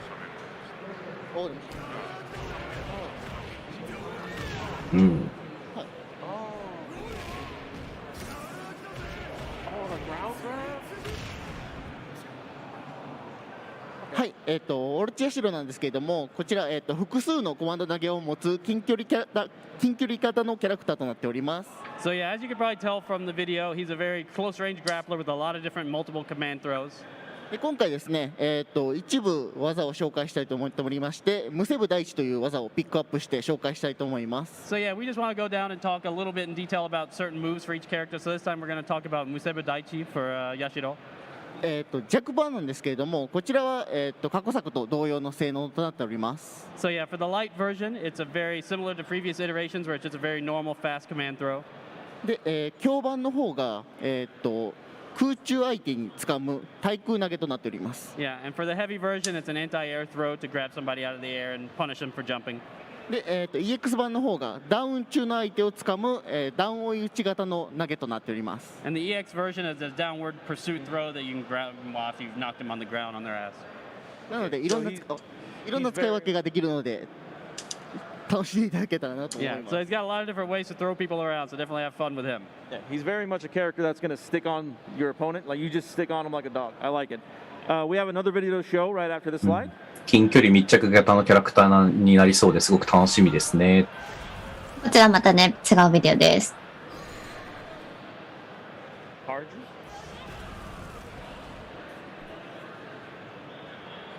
Let's move on to yes.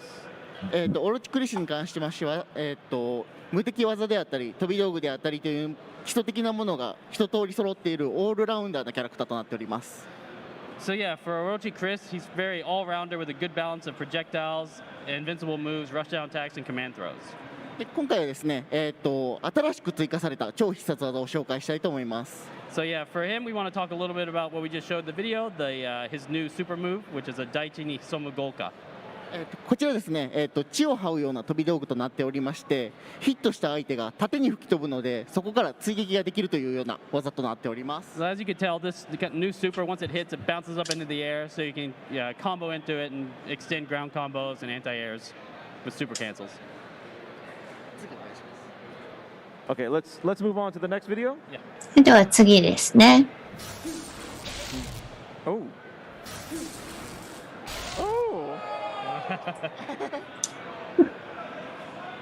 はい、オルチシェルミンに関しましては、飛び道具であったり設置技であったりっていうものを駆使して、戦う中遠距離型のキャラクターとなっております。So yeah, for Orochi Shermi, it's a mid to long range zoner. She can keep people at bay with various traps and projectiles. で、オルチシェルミでは、無月の雷雲という技を紹介します。And from the video we just shown, that is the Mugetsu no Rayun move that we want to talk a little bit about. こちら、押したボタンによって出現する場所が変わるというような設置型の飛び道具となっております。So yeah, this trap, depending on which button you press, it changes where it pops up and how it moves.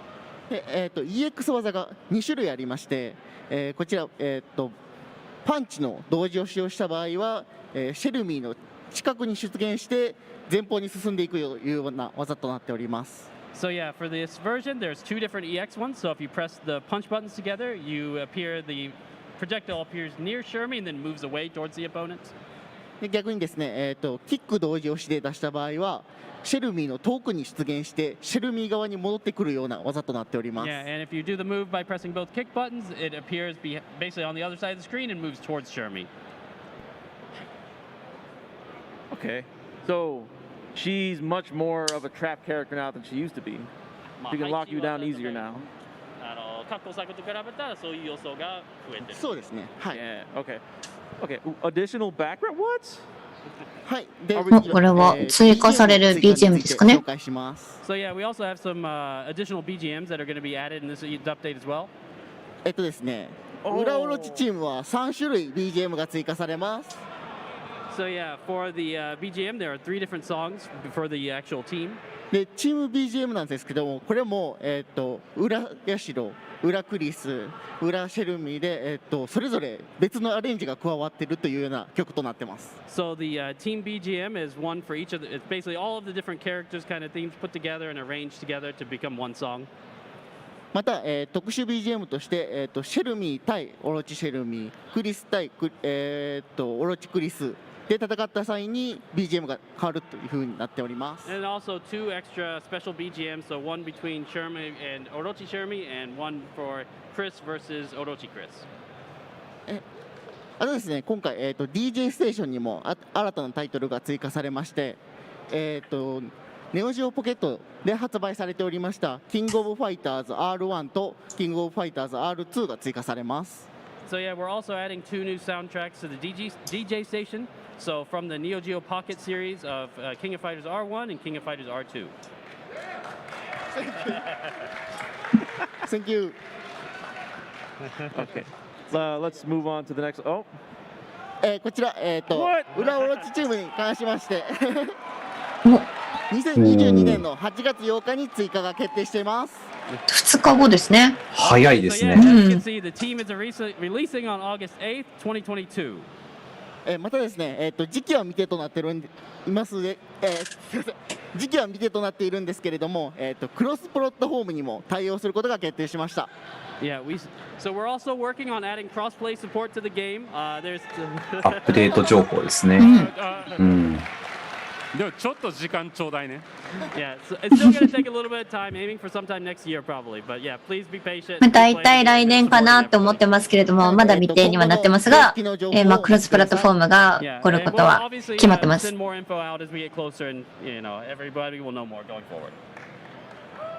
追って情報をお待ちくださいということで、さらに裏オロチチームの次に追加されるチームの紹介となります。So yeah, we're also going to be talking a little bit about on Sunday for the next team for DLC Team 4. 日曜日にですね、発表が次のチームについてして次のシーズン決まりましたと。はい。楽しみに待っておいてください。So yes, we've also already confirmed development on the next season, so please look forward to more info about that going forward.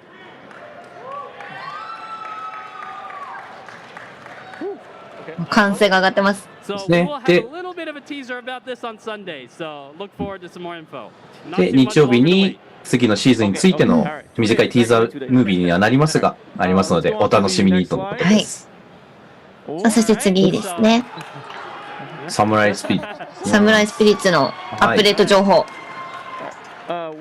So yeah, we have a short video just to talk about what we have going for Samurai Showdown community going forward as well. So please show the video. で、レイディオが流れます。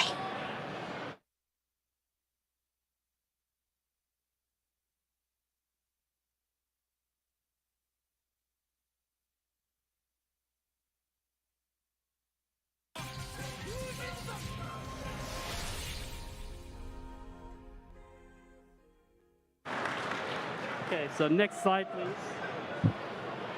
続いて、This was very self-explanatory, but aiming for 2023 spring to add rollback as a free update to certain platforms for Samurai Showdown. 2023年の春頃にロールバックですね。ネットコードシステム導入予定ですと。It's based on the existing KOF 15 solution using GGPO. So big shout out to the Cannon brothers out there for creating that. So we can で、ロールバックシステムについての詳細になります。currently planned for spring 2023, but this is subject to change. We'll have more info going forward. KOF でも使われていた GGPO システムを使った、ロールバックシステムになります。アップデートの予定としては春の2023年を予定しています。Windows の Steam と EGS、PlayStation 4、Xbox One、そして Xbox シリーズのプラットフォームにて行う予定です。そしてさらに、So as we are always trying to add like more love to the retro scene and compilations and stuff, so we are going to do another Neo Geo Pocket Color Selection Volume 2 as well. More details will be coming about that in the future. レトロゲーム大好きの皆さんのためにネオジオポケットシリーズカラーコレクション。And just obviously these are already out. Everybody I think already knows. じゃあもう出ている情報ですけれども、もう出ているものにありますが、こちらが今 PS4 で、今皆様アクセスしていただきます。プレイできる状態です。Just came out on PlayStation 4 just a couple of weeks ago. If you don't have it, it's a phenomenal game. Go get it. Trust me. Trust me. Go get it. Let's move on to the next slide. 絶対に面白いから信じて。絶対プレイしてね。っていう。 We are all wearing these pretty nice shirts here. I got a Terry and Joe shirt. Josh has an EOD shirt. Sotonaka-san's got my. Oda-san wearing the Terry Joe shirt as well. You can pick these up over at the 10O booth over in the back. こちら 10O ブースとのコラボということで、現地にいる方はぜひね、そちらのブースに行っていただければということです。もう今実際皆さん来てくれてるみたいですね。そうですね。サイズが S からトリプル XL かなですね。ありますと。These were pre-order bonus arts, right? Yeah, so these were used for various collector's editions in Japan. Yeah, so we didn't necessarily get the collector edition that contained this here in the States. Now you can wear it on your shirt. Just wear it on your body. You could be a walking piece of art. これを着ればね、アートを身にまとって街歩けるよって。ですね。特にアメリカに住んでる方にとっては手に入れるのが難しかった日本でのデザインになるので。アートを身にまといましょうということで。あ、というわけで。以上になりますと。皆さん来てくれてありがとうございますと。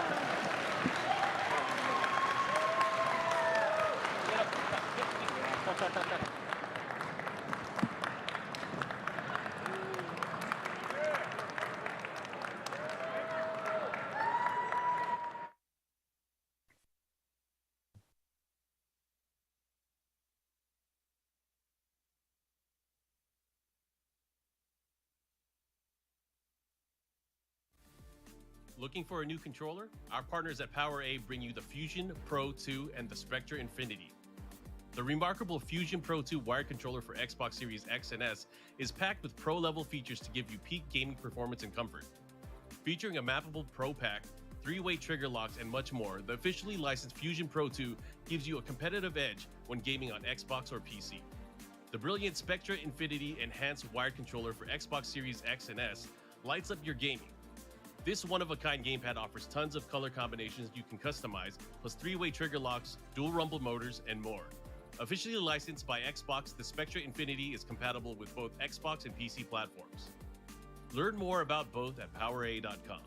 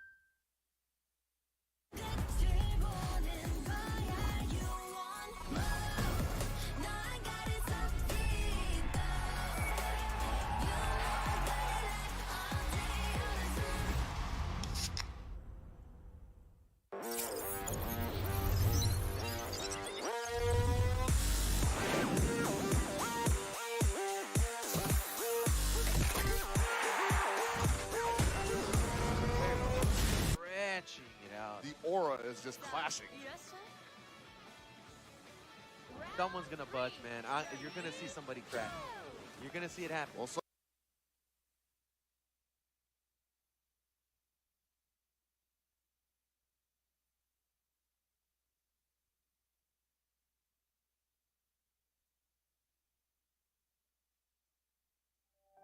what's one award? Is one award enough? Well, the gold medal. Was that enough? Nah. Is one title enough? Nope. What about one sponsor? No way.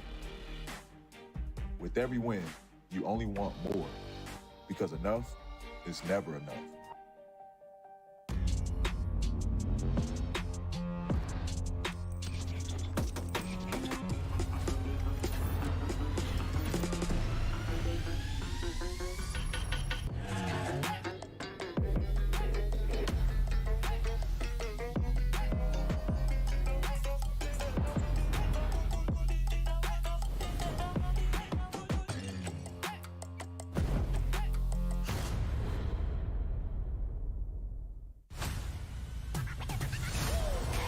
Girl is Arya Stark of Winterfell. Time to eat somebody. I am here.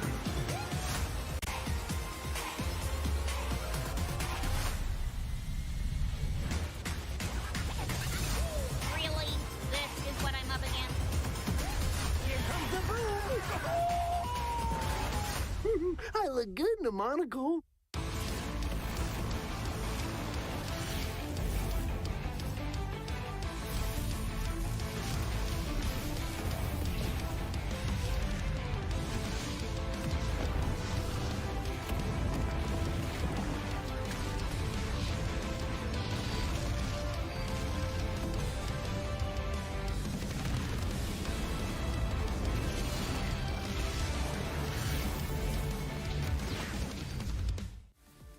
Looking for a new controller? Our partners at PowerA bring you the Fusion Pro 2 and the Spectra Infinity. The remarkable Fusion Pro 2 wired controller for Xbox Series X and S is packed with pro-level features to give you peak gaming performance and comfort. Featuring a mappable Pro Pack, 3-way trigger locks, and much more, the officially licensed Fusion Pro 2 gives you a competitive edge when gaming on Xbox or PC.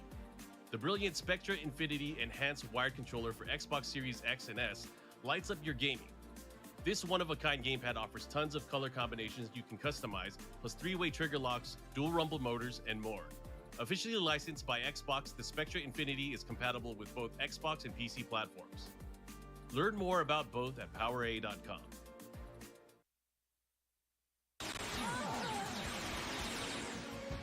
First blood goes to Triv. If nothing else, that's a monumental mental strength. Oh no. That's not the happy birthday that Triv wanted. Oh no.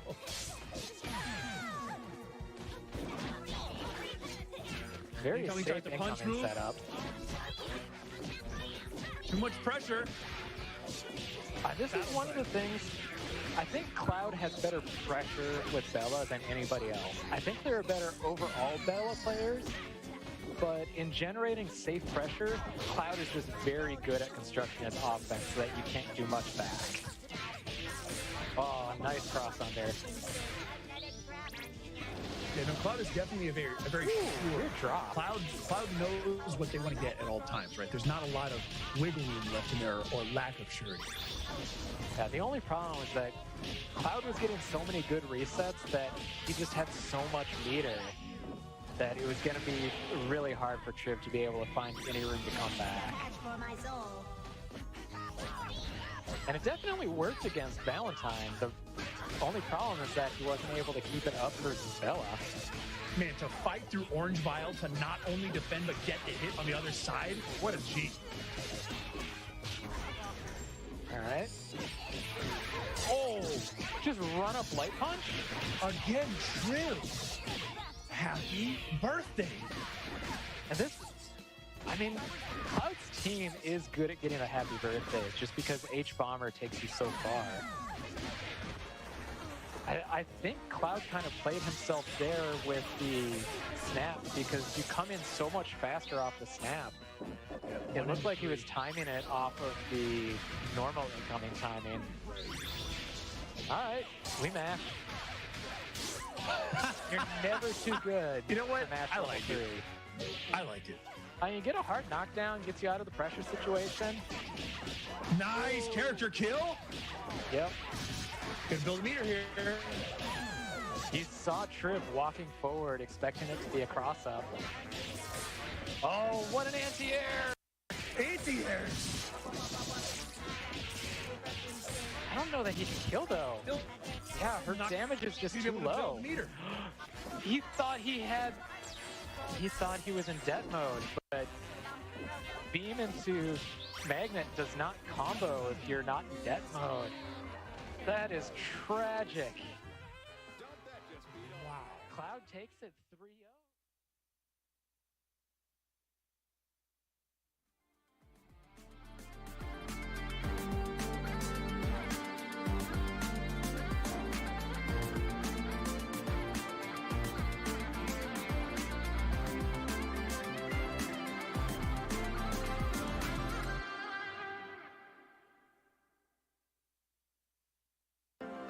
My hands keep shaking, but my heart keeps strong.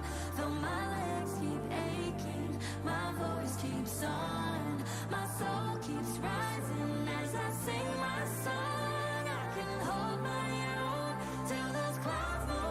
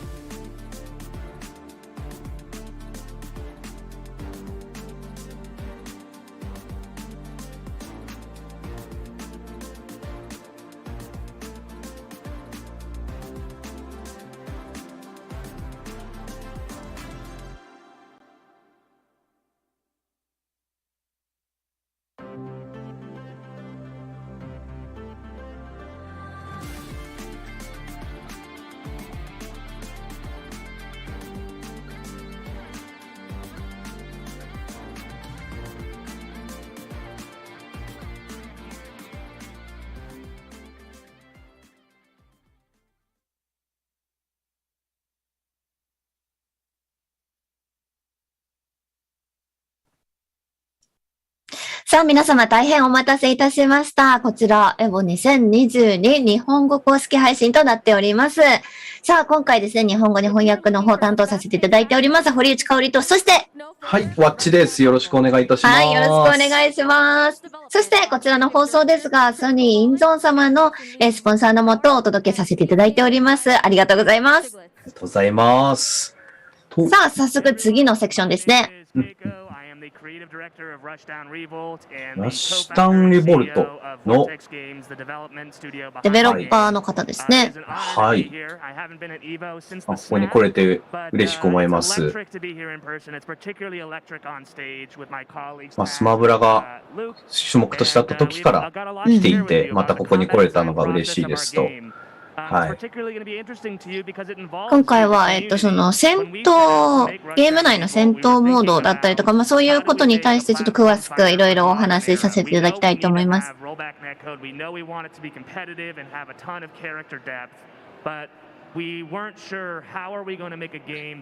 バックシステムだったりとか、競技的なシーンの作成とかを目指して作っているんですけれども、いろんな。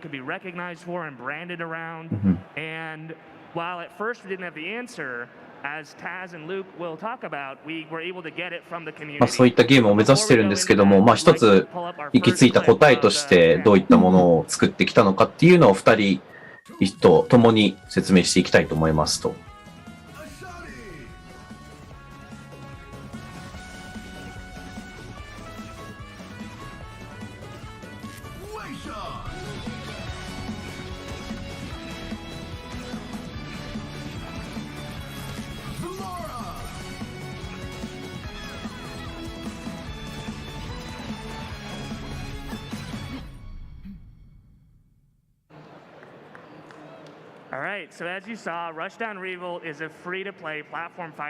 こちらは、無料ゲーム、無料でプレイできるゲームになってます。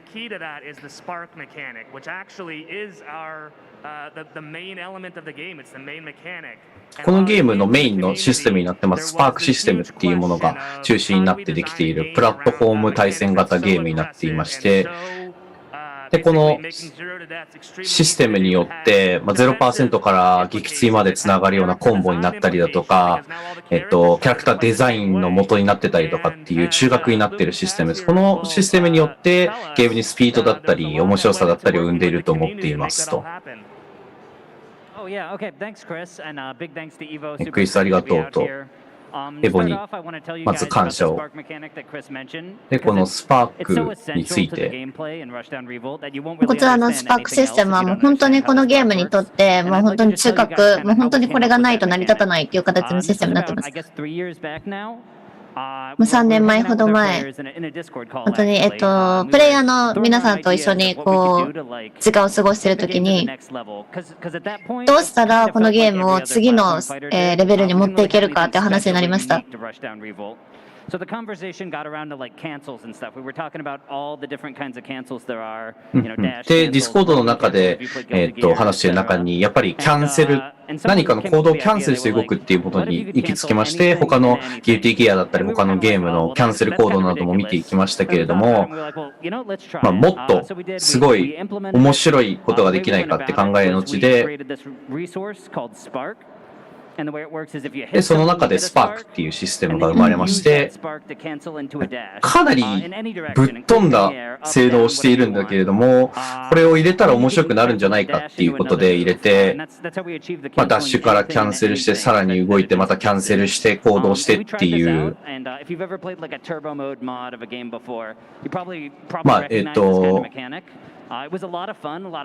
他のゲームでいうターボモードっていう、攻撃の後にキャンセルしてまた動くっていうモードがあるんですけれども、そのゲームを遊んだことある方だったらわかると思うんですけれども、それと同じくらいの爽快感とスピード感を出すっていう。でも実際そのキャンセル行動によっていろんなことができるようになる一方で、攻撃を食らっている側からするとずっと攻撃を食らっていてすごい退屈な時間になってしまうこともあったので、そこのバランスも考えつつ、すごい時間をかけてそこのバランスを組み立てていきました。ただ単にそのスパークシステムを追加すればいいっていうんでなくて、それを中心にいろんなものを決めていくっていう形になりました。You guys can check it out. It shows off the spark mechanic that we've spent all this time working on. で、こちらがスパークシステム、私たちが時間をかけて開発しているものになります。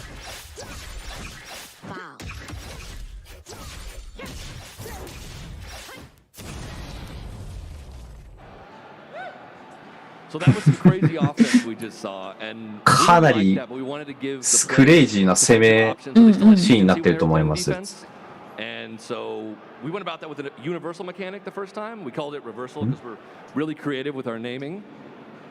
リバーサルシステム、いわゆる全キャラクターが使えるシステムとして導入したいと思っていましたと。これによって対戦中のキャラクターの位置の交換だったり、かなりスピード感のある試合展開が実現できましたっていう。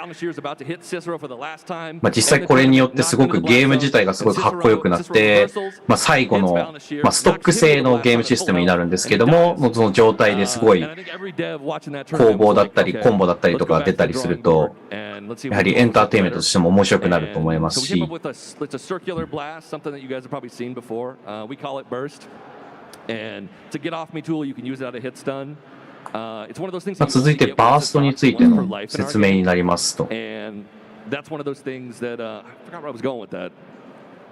I think with burst, you have to be thoughtful from the combo perspective, right? Where you can't now just like コンボをするときに本当に考えていないと、深く考えていないとできないような、まあ、このバーストっていうのがあるんですけど、 I mean, the players really adapted in the meta. And now, there's burst baiting. Because to put 0 to death, like you just saw, back on the table, you need to take burst off the table. So our players did a really good job of coming up with different combo routes, all kinds of things, whether that's... まあでもこれを入れた後に、まあ、プレイヤーの皆さんはもう本当にいろんな素晴らしい、それに対応するコンボをたくさん考えてくれました。shows off burst and burst baiting, so let's take a look at that. では、バーストについての映像を見ていきましょう。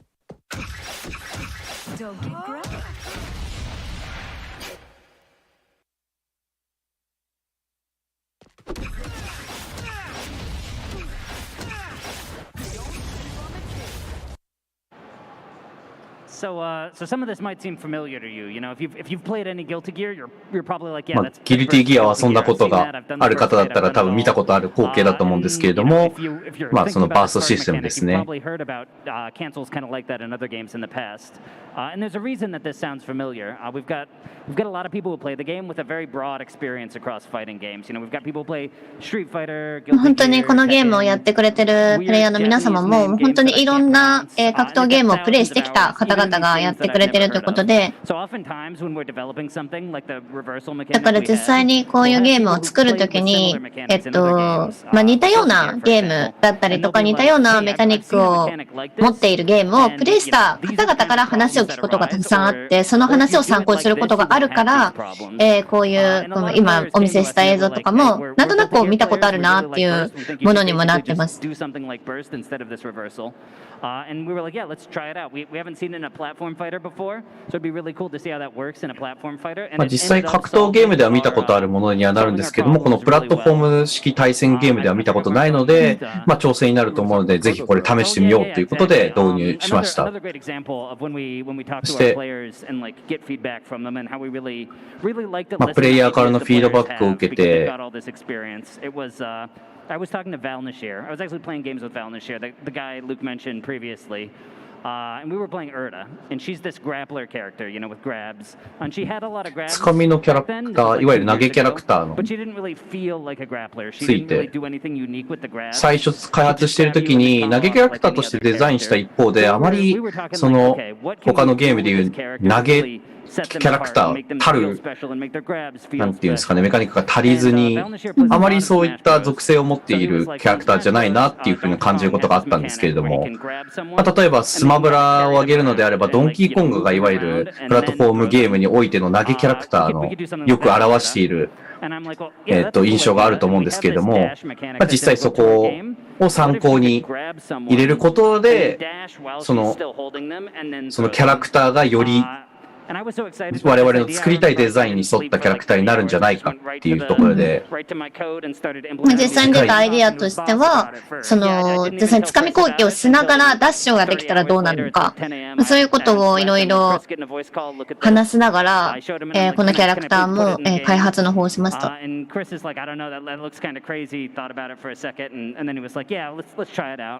まあ最初はなんかとんでもない考えすぎて同意はもらえなさそうだったんですけど、まあでもとりあえず試してみようっていうところで、まあ何十時間も何時間もかけて競技をして、at least that night. But we spent the next few days, once again, listening to our players, talking to them, what do you think's too strong about this? で、実際にそのそのようなキャラクターにしてみて、他のプレイヤーさんにも感想を聞きました。And to this day, it's like an essential part of Urda's kit that really sets her apart from the other characters in the game. And then maybe でも実際にそれを追加することによって、そのキャラクターが、他のキャラクターの中でも、やっぱり掴み攻撃が本当に、ストロングポイントになっているキャラクターとしてスタンドアウトしたと思います。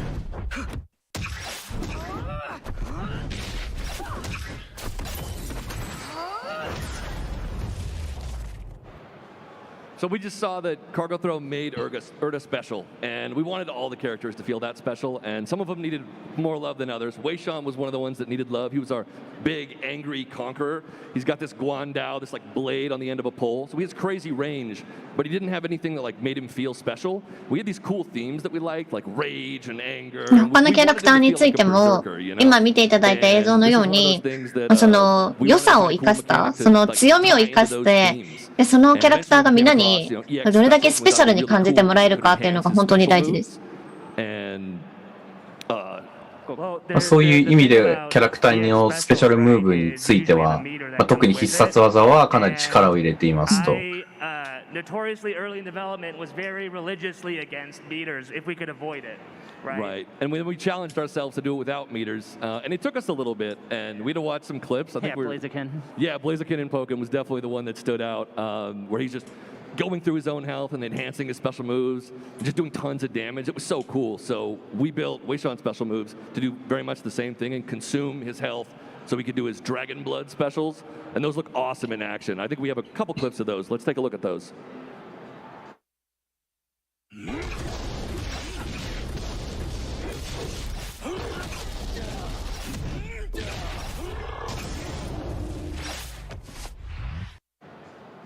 今見ていただいたのが、特にまた自分たちが力を入れたいと思っていた大きな剣を持ったパワー型キャラクターのクリップになりますと。見ていただいたように、やはり開発していく間で、自分たちの作りたいキャラクターがちゃんとできたと。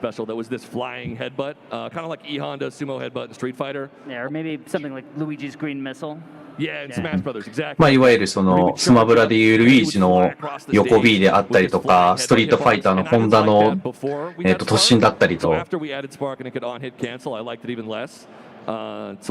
そちらにキャンセルみたいな、スパイスを効かせたことで、かなりかっこいいキャラクターにできたなと思っていますと。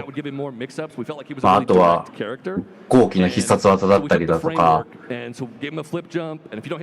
他のゲームの経験だったりを加えていって、And so in a platform fighter, we wanted something that produced a ton of knockback, did a bunch of damage. Yeah, the red horns. Yeah, we gave him this big horn swing that he can do. And just 同じく、そのプラットフォームゲームに強力でノックバックが激しいようなキャラクターも加えたいなと思っていて、I don't think he's in the audience here. Maybe he's playing at our booth, but he was like, Akuma also has a command grab, so let's give one of those too. Yeah, so we added the throw option. They got jump cancels in there. But I think the coolest thing wasn't the options that we gained access to. それについて、後期の、技だったりを取り入れてみようっていうアドバイスをしてくれたことを言ってくれた人がいて、今おそらくそこのブースでまだ遊んでると思うんですけれども、その人のアドバイスによって、やっぱこのキャラクターが形作られていきましたと。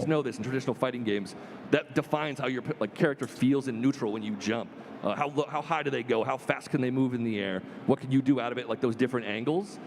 ジャンプ一つについても、やはり速さだったり、どういうふうに、どのタイミング着地するのかとかって、一つの行動を取るだけでも、やっぱり、その格闘ゲームとか対戦ゲームやってる皆さんとはわかると思うんですけども、かなり重要になってきますと。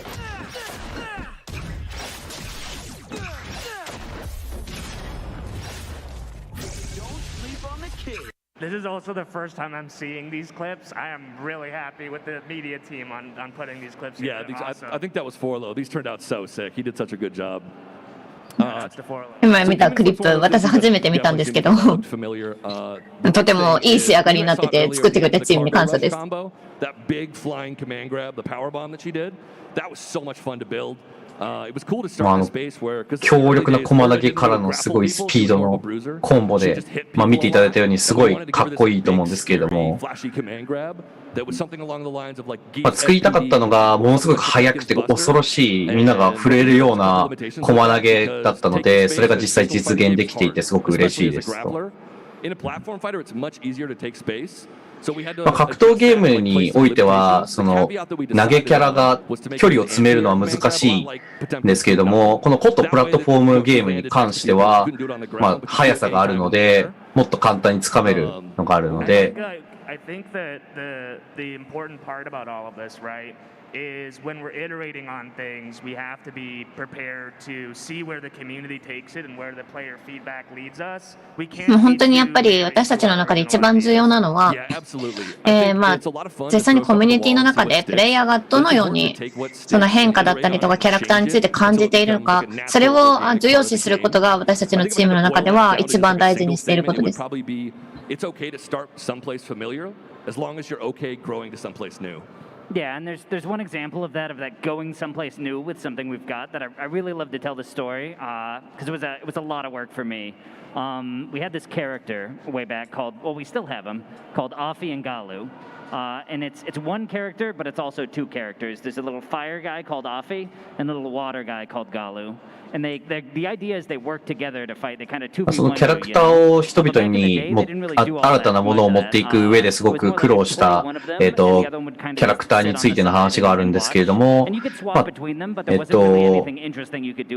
人ワンキャラクターなんだけれども、2体を動かすようなキャラクターがあって、それがすごい非常に特殊な動き、片っぽが動いているときに切り替えてもう片っぽに変わって2体を動かすっていうキャラクターになるんですけれども、で、そちらのキャラクターを作ってるときに、そういうコンセプトってもうすでに結構みんなが知ってたから、何もスペシャルじゃない。どうしたらこのキャラクターがみんなにとってスペシャルになるのか、どのようにしたら魅力的なキャラクターになるのかっていうのを本当に考え直すということで、もう一回そのキャラクターを一からリワークして考え直そうってなった時がありました。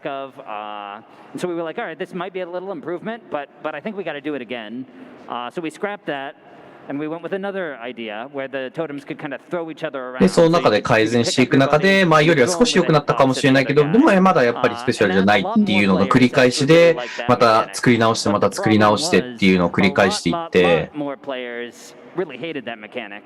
This was probably the most complained about thing that I've ever で、その中で、本当に今までで一番プレイヤーから、苦情だったりとか、ちょっとこれは好きじゃないっていう意見をもらった時があったんです。So we were like, all right. 3度目の正直ということで、もう一回やってみよう。で、実際にプレイヤーに話して、どうするか決めようと。で、本当にもうプレイヤーの皆さんと一緒にこう座って、実際にこう話すと、そういう場を設けました。で、どのパート、このキャラクターのどのパートをキープしたい、どこが好きか、そしてどのパートを変えてほしい、どのパートが好きじゃないかっていうのを徹底的に聞き込みました。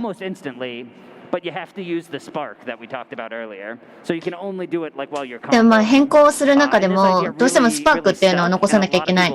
だからそれをありつつもどのようにしたらこのキャラクターが魅力的になるのかをみんなで一緒に考えました。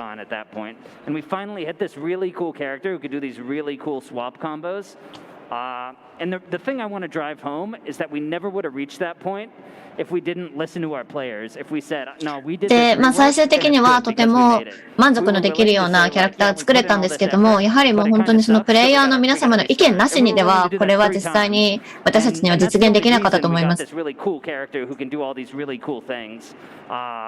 And we've got a clip. It's actually a match from our EVO qualifiers. EVO の大会の中のクオリファイアの中からですね、実際にこういうクリップがあるんですけど、でこれをちょっと皆さんに見ていただきたいと思います。So you guys can take a look, and I hope you enjoy the match. Looking to be a good one. I hopefully Rain can change my opinion, man. Oh yeah, and then it looks like Durain is just gonna instantly take the first interaction. Oh my god, even Leviathan's down air can't break this up. Yeah, this is a Shani especially, man. She has such good normals on the ground. It's very hard. Oh yeah. Oh yeah, especially that like massive disjoint on F-Tail, but it looks like the swapping is going to come through and save Leviathan a little bit. Get a little bit of damage, but there it is. Galu is off right stage, while Afi is going to make his way back. Leviathan being as aggressive as he can, while Galu is down here just to try and prevent himself from taking too much unnecessary damage while his little soul buddy is gone. And there we go. Galu is going to respond. Coming back slowly. I really feel like Leviathan is already starting off bad because he's playing at Durain's pace, which Durain will easily snowball into an easy victory. He needs to not do that. Yeah, exactly that. Because yeah, Durain, if you fall into his rhythm, you get those like really powerful aerials where he's able to put just a few extra frames of charge on it, or he's able to just like extend his hitbox on the inactive totem just long enough to get you in a horrible spot. Like, he's so good at forcing you into these horrible positions. Great kill on the 4-1-6 from Drain. I mean, he's not Drain, excuse me, from Leviathan. Oh, yeah. He's doing really good to keep Afi and Galu alive. You can see Drain trying his best to make sure they stay separated. They can't communicate, they can't work together, or even... Oh, yeah. Yeah, and honestly, Drain doing an amazing job at comboing each totem individually. Galu's floatiness allows for those ladder combos so much better than Afi's fastball. And then here we go, back into neutral. It looks like Leviathan is going to come out on top. Oh my god, the off-stage swap! That was beautiful, Leviathan. And here we go, back into neutral. He's going to land the tilt. Well done! Woo! That down tilt on Afi and Galu is so good. Oh, yeah. And that one interaction brought him right back into the game. So here we go, back into equal footing. Drain is going to go into center, just knock Afi off stage. Leviathan is going to kind of give him that space that that Drain wants, unfortunately, because this does mean that the totem's off stage. He's going to go for the down throw, super jump up air into the up. He's off stage. Pulls himself back towards center with the Soul Link. I knew he was going to switch soon. Drain was looking for it too, but he missed the punish. He missed the punish right into the switch. Yeah, that was a beautiful utilization of the way that Afi and Galu will finish their moves during their swap with Team Puff. So, like, well done to Leviathan for forcing Drain to respect his side B and allow him to save Private Galu over there. So here we go. I gotta give it to Leviathan. Like, like I said, he's not playing at Drain's face, and Drain is trying to catch up right now. He never will. And then there we go, the down air. He goes back into center stage. Goes for the side B. Leviathan now just holding center. Drain actually going for the active totem rather than the inactive one. He does give a quick punch off to Afi there, but we go, Leviathan able to make it back to center stage, goes to the side B, and the desync is going to come through, allowing him to get a huge amount of space. The crit state is not going to pay off, though, as Drain just gets Afi off stage, and then there we go, the down tilt. Ooh, nice back air out of hit stun there. Drain on the ropes. There is down tilt into the up air, goes to the forward air. Side B is going to come out, but he's not going to get a whole lot off of it. Oh, the down tilt. Yeah, and there it is, the burst bait in that step. That is death. I love the way Leviathan. You might turn me into a believer, but that was only one round. You got 2 more to go, my guy. Again, this is the first time I've seen these clips for the panel, and it's like this inside joke that Drain is like literally one of the best players in our community, and for whatever reason, he's always the guy getting bodied in our clips. I don't understand why that keeps happening. Like Pugsy had the first like really insane viral tweet. このね、動画も今回このパネル用に作ってもらったんですけど、まあ今回私もね、この動画初めて見たんですけど、毎回ね、コミュニティでベストプレイヤーなんじゃないかって言われる方のね、このプレイをよく使うことがあって、今回もそうでちょっとびっくりしました。It's going to be an awesome time, and we hope you enjoyed it. If you liked what you saw, we'd be humbled if you came to our booth. ぜひですね、今回見たものを好きでしたら、ぜひこちら、ブースもありますし、この後もね、いろいろアップデートだったりありますので、ぜひ皆様楽しみにしてください。Oh yeah, it's free to play, rollback. こちら無料ゲーム、無料プレイとなってます。ロールバックもあるので、お家で誰とでも対戦できます。はい。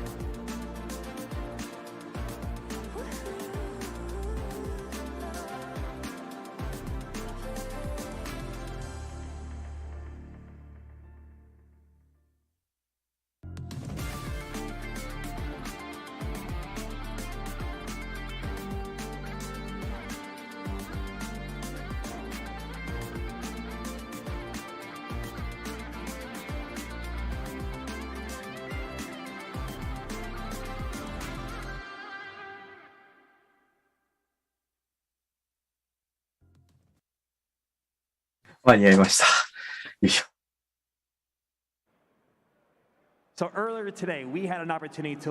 さあ、先ほど、いろんな、格闘ゲーム、インディーゲーム見ていただきましたけれども、まだあるんです。もっとあるの？まだあるの？まだあります。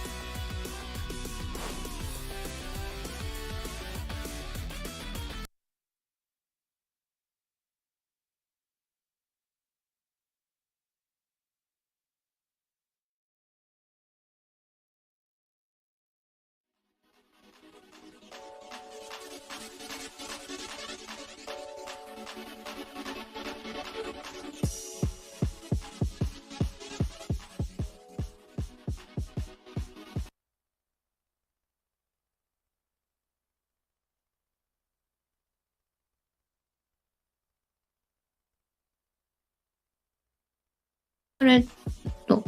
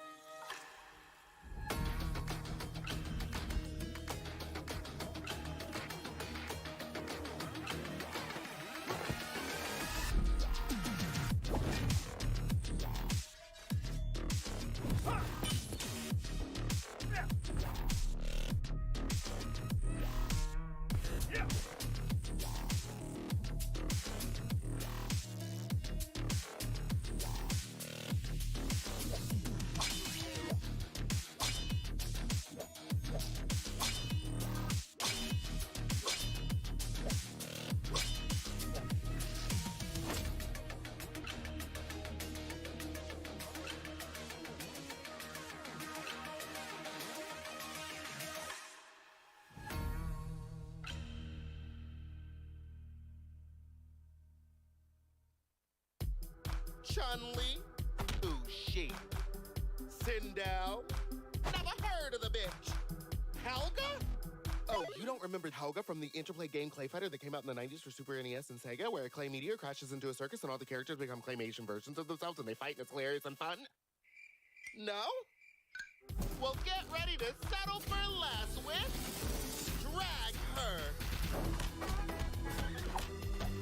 Serving you camp, queer, kick-assery with a big old side of balls. Oh, no, like ball culture, like balls. Drag balls. Oh, you get it. Drag Her. Being death dropped onto you by Fighting Chance Games. A fistful of good Judy's wondering, why the hell no one has done this before? No, seriously.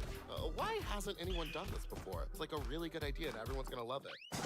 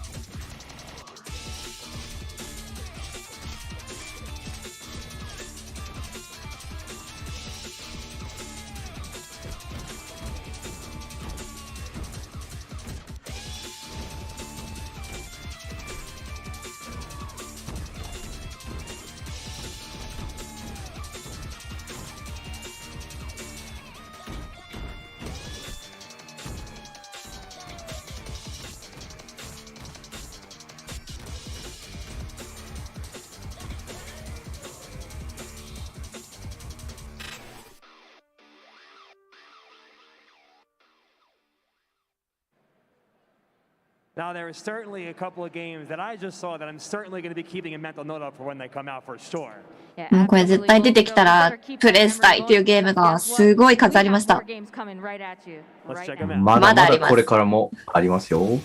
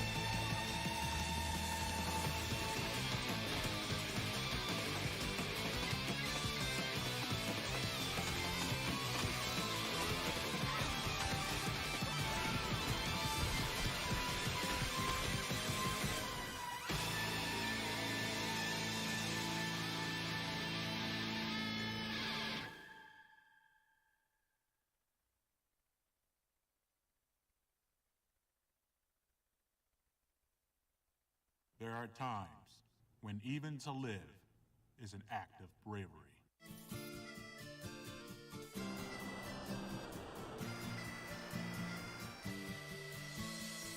I'll make this quick.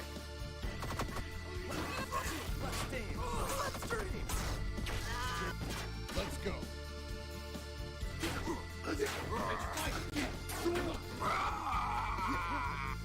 Don't forget me! Take this! You really suck!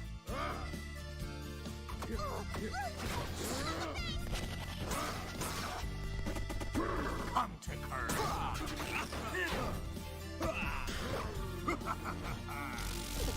It's showtime! I'm over here! Here! How do you like that? Stay away! Whoa! Get back! Whoa! Here we go. I'm the best there is. Project Fantasy. Don't forget it.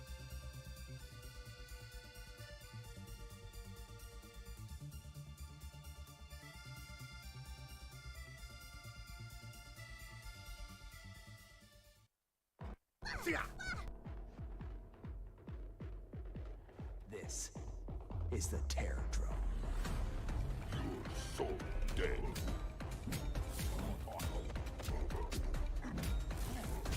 Come here, darling.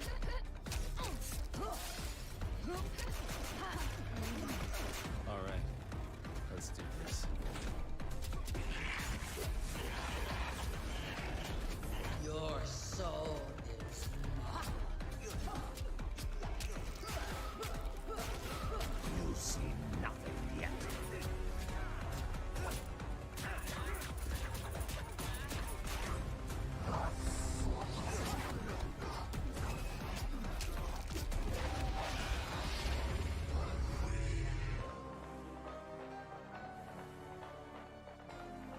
Ooh, playtime, playtime, playtime.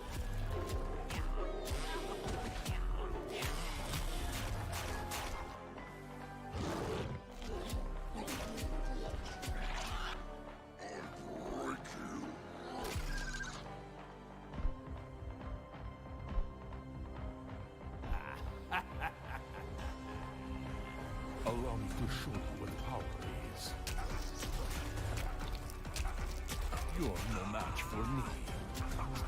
You will die here. You two wait to fight me. Those easy. Want to see something wicked?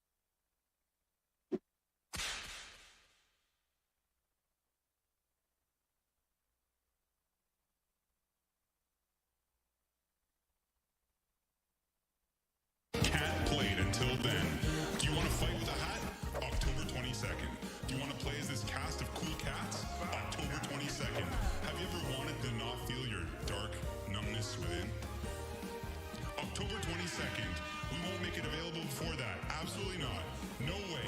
Okay, fine. There's a demo available right now. You convinced us. Numb the darkness today with King of the Hat, the demo. But full game coming October 22nd. Don't forget. October 22nd. The EVO team would like to give a big thank you to FreshCut, the highlights partner of EVO 2022.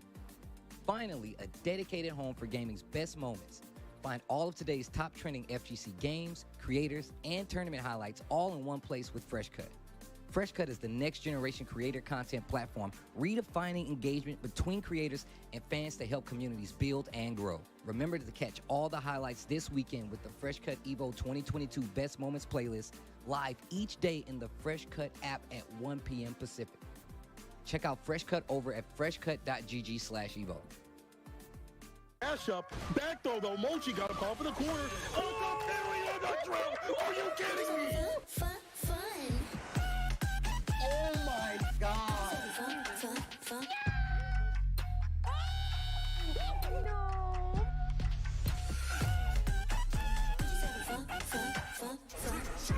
Let's go!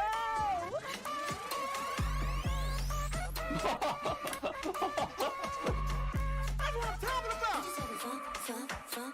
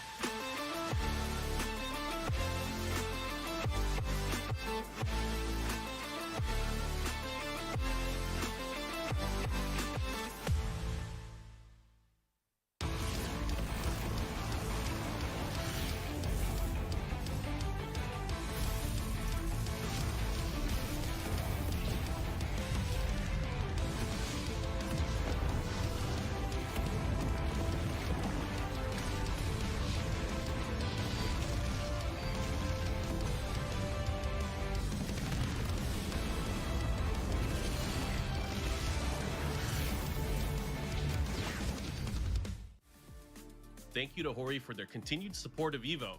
They've been our supporters for countless years and have had top-notch fight stick and controller products for fighting game competitors.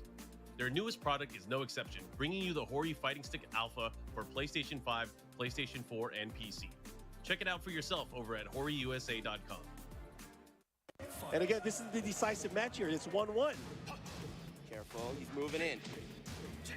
Ooh. Oh man, okay, I can't believe I would see the day. We might possibly see it. Oh yes! My gosh!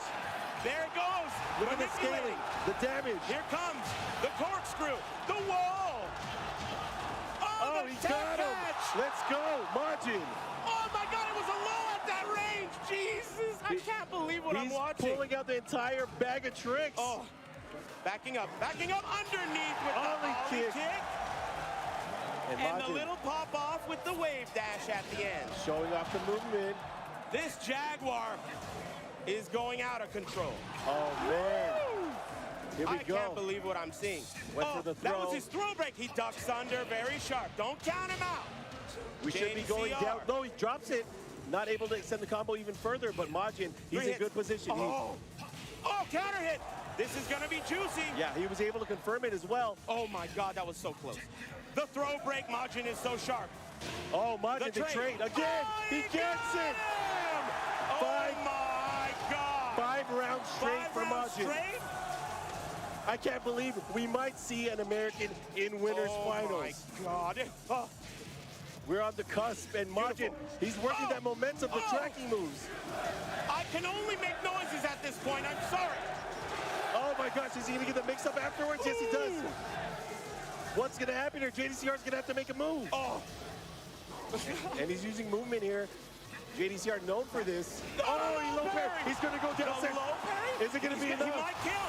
He might be He has the dead. roll. He drops it. He drops it. Oh, and Majin, he is on a tear right now. He's on the verge of This is sending an JDCR to losers. Oh my God. He's Oh gonna my beat gosh. it.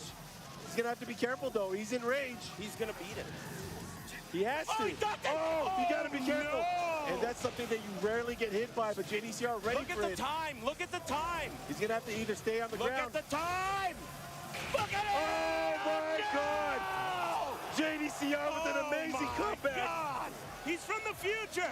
He knew it. He's from the future. He's already seen it. Oh no, this momentum shift, I'm not liking it here. JDCR looking to come out on top. Nice combo. yes. Okay, good punish as well. JDCR Oh bringing my it all God. the way back. And an amazing match between these two. Final Not round. making it easy for our hero. Counter hit. There's the counter hit. Guaranteed follow-up with the Misses it. 4-2-1. Oh, the back swing. The Jaguar step. The block. And again, the USA champs for the crowd. Oh, this is way too exciting. He's working on a perfect. 3 of them. He didn't duck the high. Block that. Nice. Interrupt. And again, he's playing soft He threw him. compact. He broke it. JDCR. Oh, he gets it. One more hit can do it. Oh my The block. God. And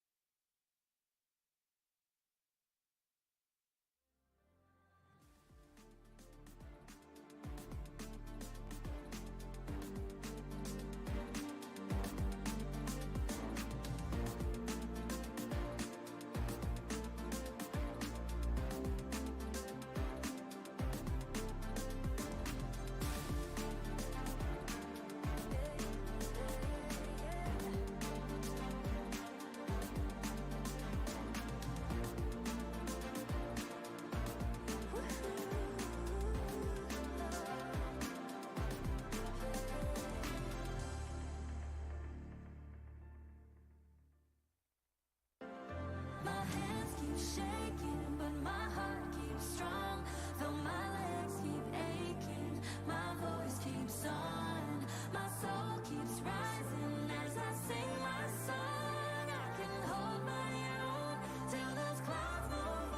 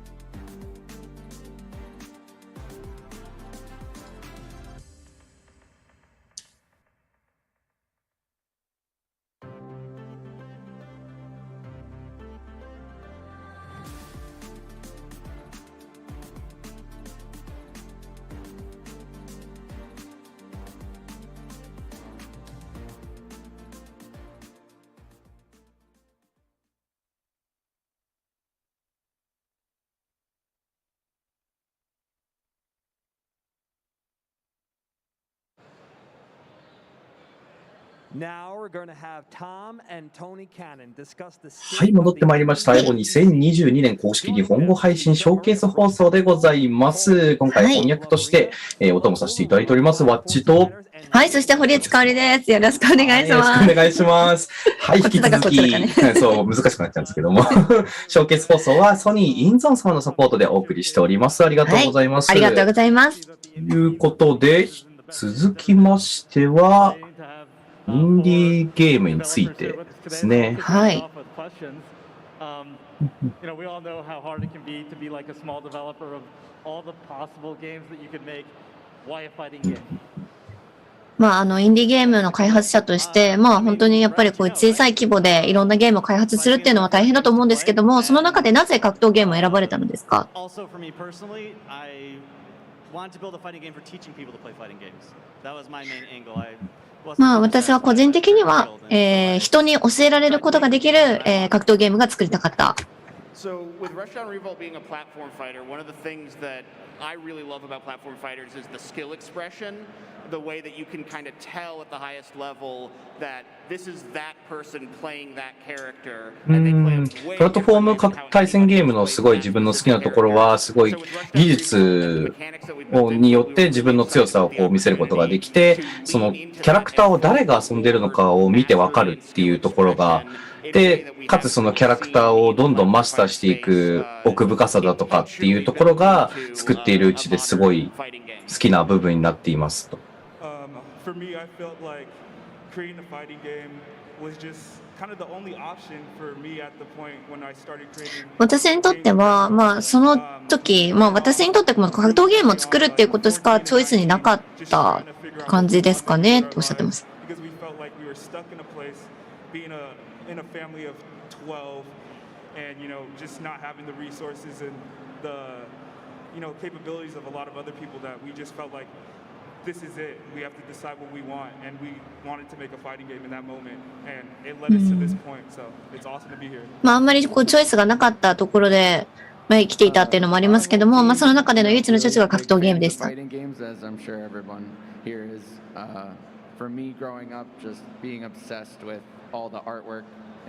私にとってはもう本当に格闘ゲームが大好きで、それをすることが本当に私が好きなことだったから格闘ゲームを作ろうと思いました。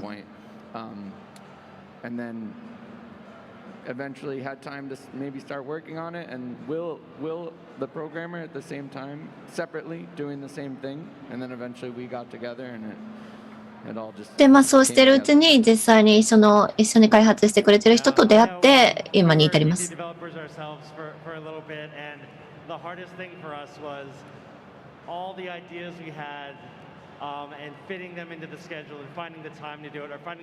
私たちにとって一番大変だったのは、まあ、そのやることをどのようにスケジュールの中に組み込んでいくかっていうのもすごく大変でしたね。それが結構チャレンジでした。で、自分たちが持っているその限られたリソースの中で、それを活かして作っていくっていうのも一つのチャレンジでした。animation and kind of everything else, and it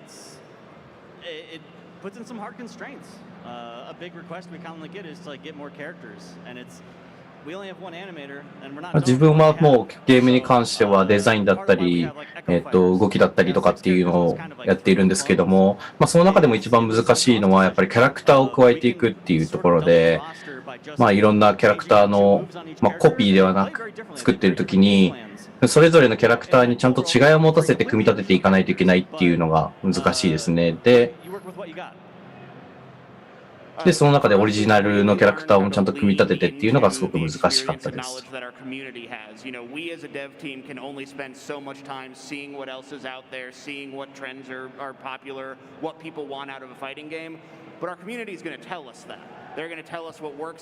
でも私たちはやっぱりどのようなものが人気で、どのようなものが需要があるかっていうのを常にこう見ていなきゃいけないんですけども、私たちのようなこういうインディーゲームの開発者にとっては、まあそのプレイヤーが実際に教えてくれるっていうのは一つありました。For Five Force Fighters, when we first started off, we had a ton of different ideas, like from a magic system to having different types of combos. From it being a platform fighter, we had so many different ideas, but we dialed it down. 自分の中では、このプラットフォームゲームっていうものを作ってるんですけれども、その中でもいろんなシステムだったり、ものがたくさんあって、で、それをどういうふうに組み合わせていくかっていうのがすごく難しく、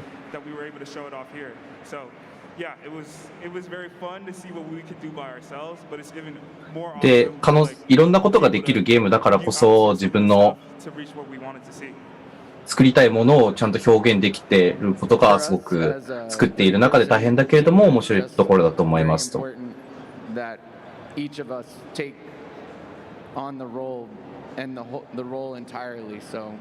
私たちは3人のチームで作っているんですけども、私たちにとってはその一人一人が自分たちの役割をしっかり果たすっていうのがとても重要です。それがコンセプトアートだったり、キャラクターだったりいろいろあるんですけども、本当にその自分のやるべきことをしっかり自信を持ってやり続けるっていうのが私たちのチームでは重要でした。Yeah, that struggle is one of the hardest things, right? But one of the things that's special about being an indie, 実際そこはすごいインディーゲームにとって難しいことだと思います。your games all have such unique character to them. で、皆さんの作ってるゲームのキャラクターは本当に個性的で他にないキャラクターが多いと思います。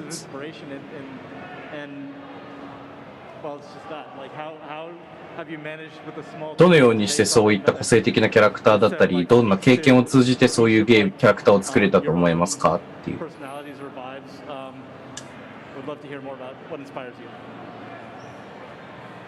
何によってインスパイアされてそこに行き着いたのか、なんかそれぞれ個人の背景とかを聞いていきたいです。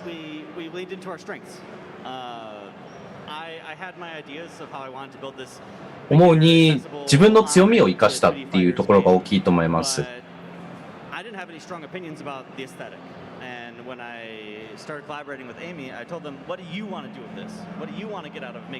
実際自分の中、実際にエイミーさんと一緒に話して作り上げるってなった時に、どちらかというと彼女が何をしたいのかっていうのを聞いて作っていって、で、それで話し合って一緒に作っていく中で楽しいこともあり、大変なこともあり、その経過によってもう出来上がってきたものがあると思っています。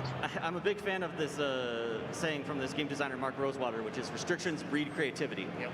And I, likewise, when I started off with my beginner model and trying to figure out what I didn't want to have, it really let me focus on, well, the things that are important. で、自分の中ですごい好きな制作者の人がいて、その人と比べて自分が何がなってその人にあって、で、逆にその人に何がなって自分にあるのかっていうのを比較しながら作ってあげていったっていうのもあります。それによって個性が出来上がっているかもしれません。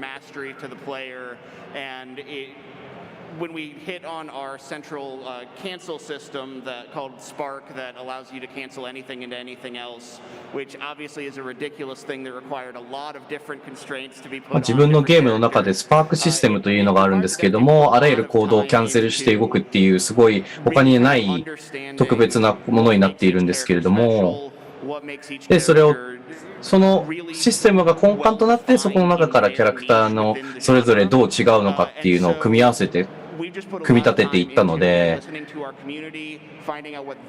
かつそれを作り上げる中でコミュニティからどういうふうに思っているのかっていうフィードバックを取ることに時間をかけて、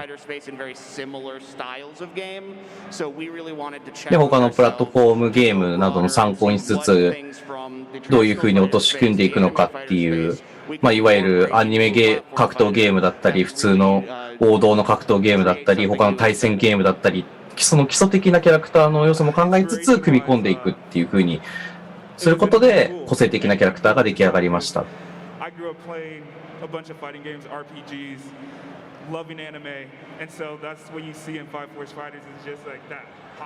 私にとってはそのアニメだったり格闘ゲームだったりっていうのがもう本当に子供の頃から大好きで、そういう環境で育ったので、もう本当にクールだと思ったもの、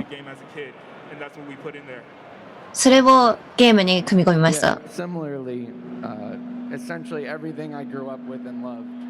has just been 自分も同じく、やっぱり小さい頃から育ってきた中で、自分の好きだったものをこうやって組み込んでいったので、小さい頃から遊んでいったゲームだったりとか、見たものだったりとかっていうの中で、その経験の中で培って感じたいいものをゲームの中に組み込んでいく。それによって個性が生まれたと思います。You all have games that are very polished. I know you're still working on them, but they look really, really good. I'm wondering for each of you, like, what's next? What do you think the next step is for you? 皆さんのゲームはもう本当にまだ開発段階のものもあるかもしれないんですけども、本当に素晴らしいものだと思います。そこで皆さんに聞きたいのが、次は何なのか、この先をぜひ教えてください。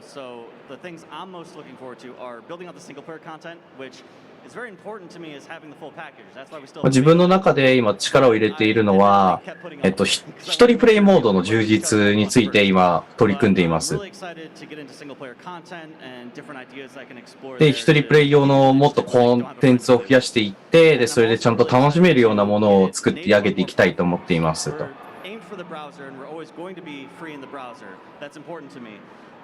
で、特に大事に思っているのが、きちんと無料でブラウザでちゃんと遊べることを、どんな人でもできるっていうところを、やはり自分は大切にしているので、そこをきちんと整えつつ、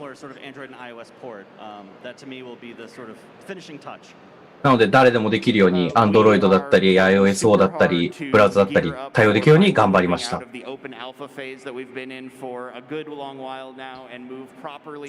私たちは今まだアルファフェーズまだね開発段階なんです。そこを抜け出すことを今は一番の目的としています。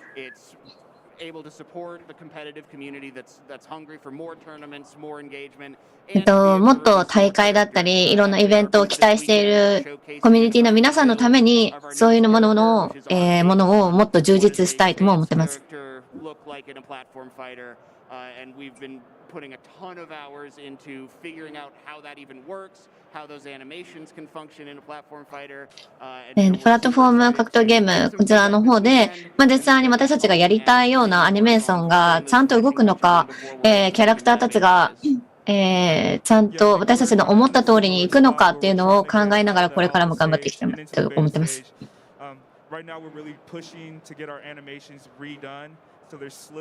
今特に力を入れているのはアニメーションの完成になります。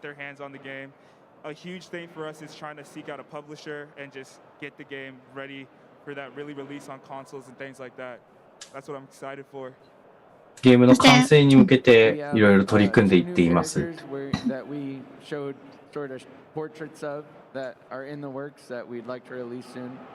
最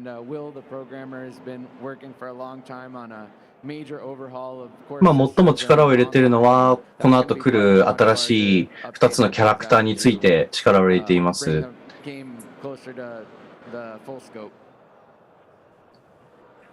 実際にそのゲーム自体も完成にどんどん近づけていけるように頑張ってます。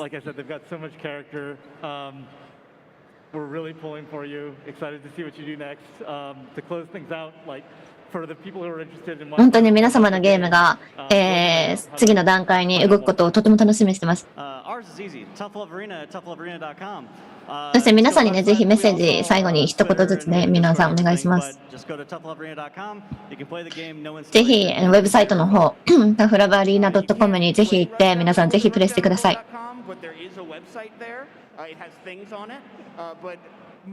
ウェブサイト上にも情報がありますし、Discord にもアクティブなコミュニティが出来上がっているので、どういうふうに動かすかなども教えてくれる場ができているので、ぜひぜひそこに参加してもらえれば、合わせて Twitter などもございますので、いろんな情報をいろんなプラットフォームからお送りしているので、ぜひそちらをご覧ください。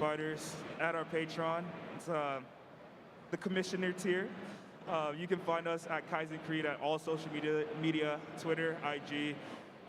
私たちもそのメディアだったり、ツイッターだったり、いろんなところでインフォメーションを発信してます。ぜひそちらをチェックしてください。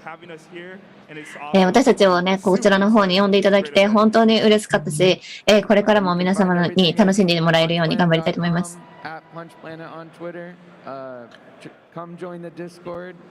ぜひパンチプラネット .com そちらの方だったりツイッターそしてねディスコードのコミュニティにもぜひ皆さん参加してくださると嬉しいです。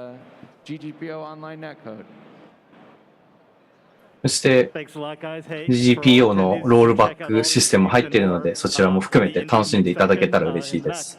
そしてね、皆さん、会場にいる皆様、インディー、ブースの方で、皆さんこちらのゲームもチェックできます。皆さんぜひお願いします。The audio partner of EVO 2022, providing audio for EVO tournament stations with their A40 headset and Mixamp Pro TR products so competitors can have an amazing tournament audio experience. Go visit astrogaming.com to pick up your own A40 headset, Mixamp Pro TR, or audio-related accessories.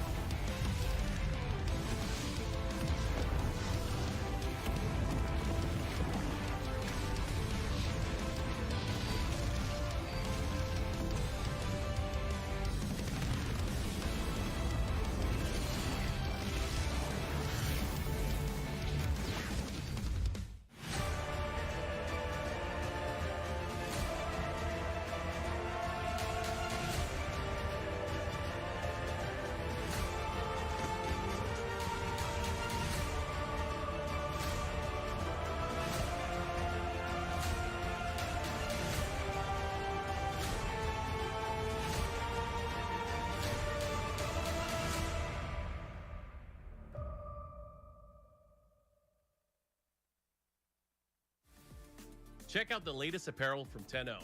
Brand new officially licensed products featuring Tekken, Guilty Gear, the King of Fighters, and some of your favorites from the fighting game community like Eris from Avoiding the Puddle, Tasty Steve, Exo Academy, and more. You can scan the QR code or visit 10-o.gg/merch.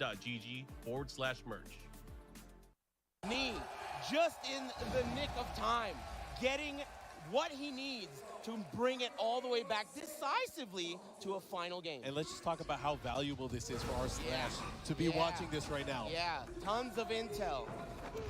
All right, here we go. Final game between these two.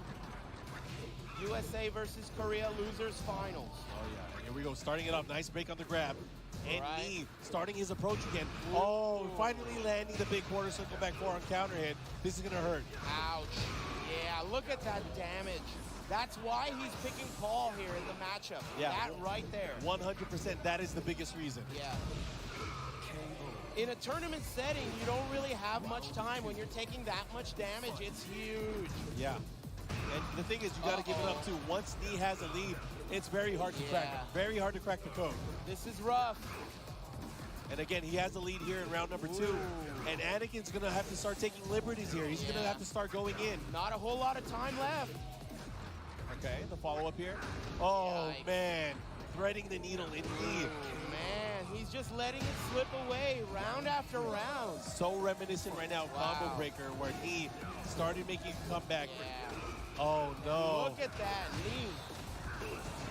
Look at this. Oh, my gosh. The Death Fist. Incredible.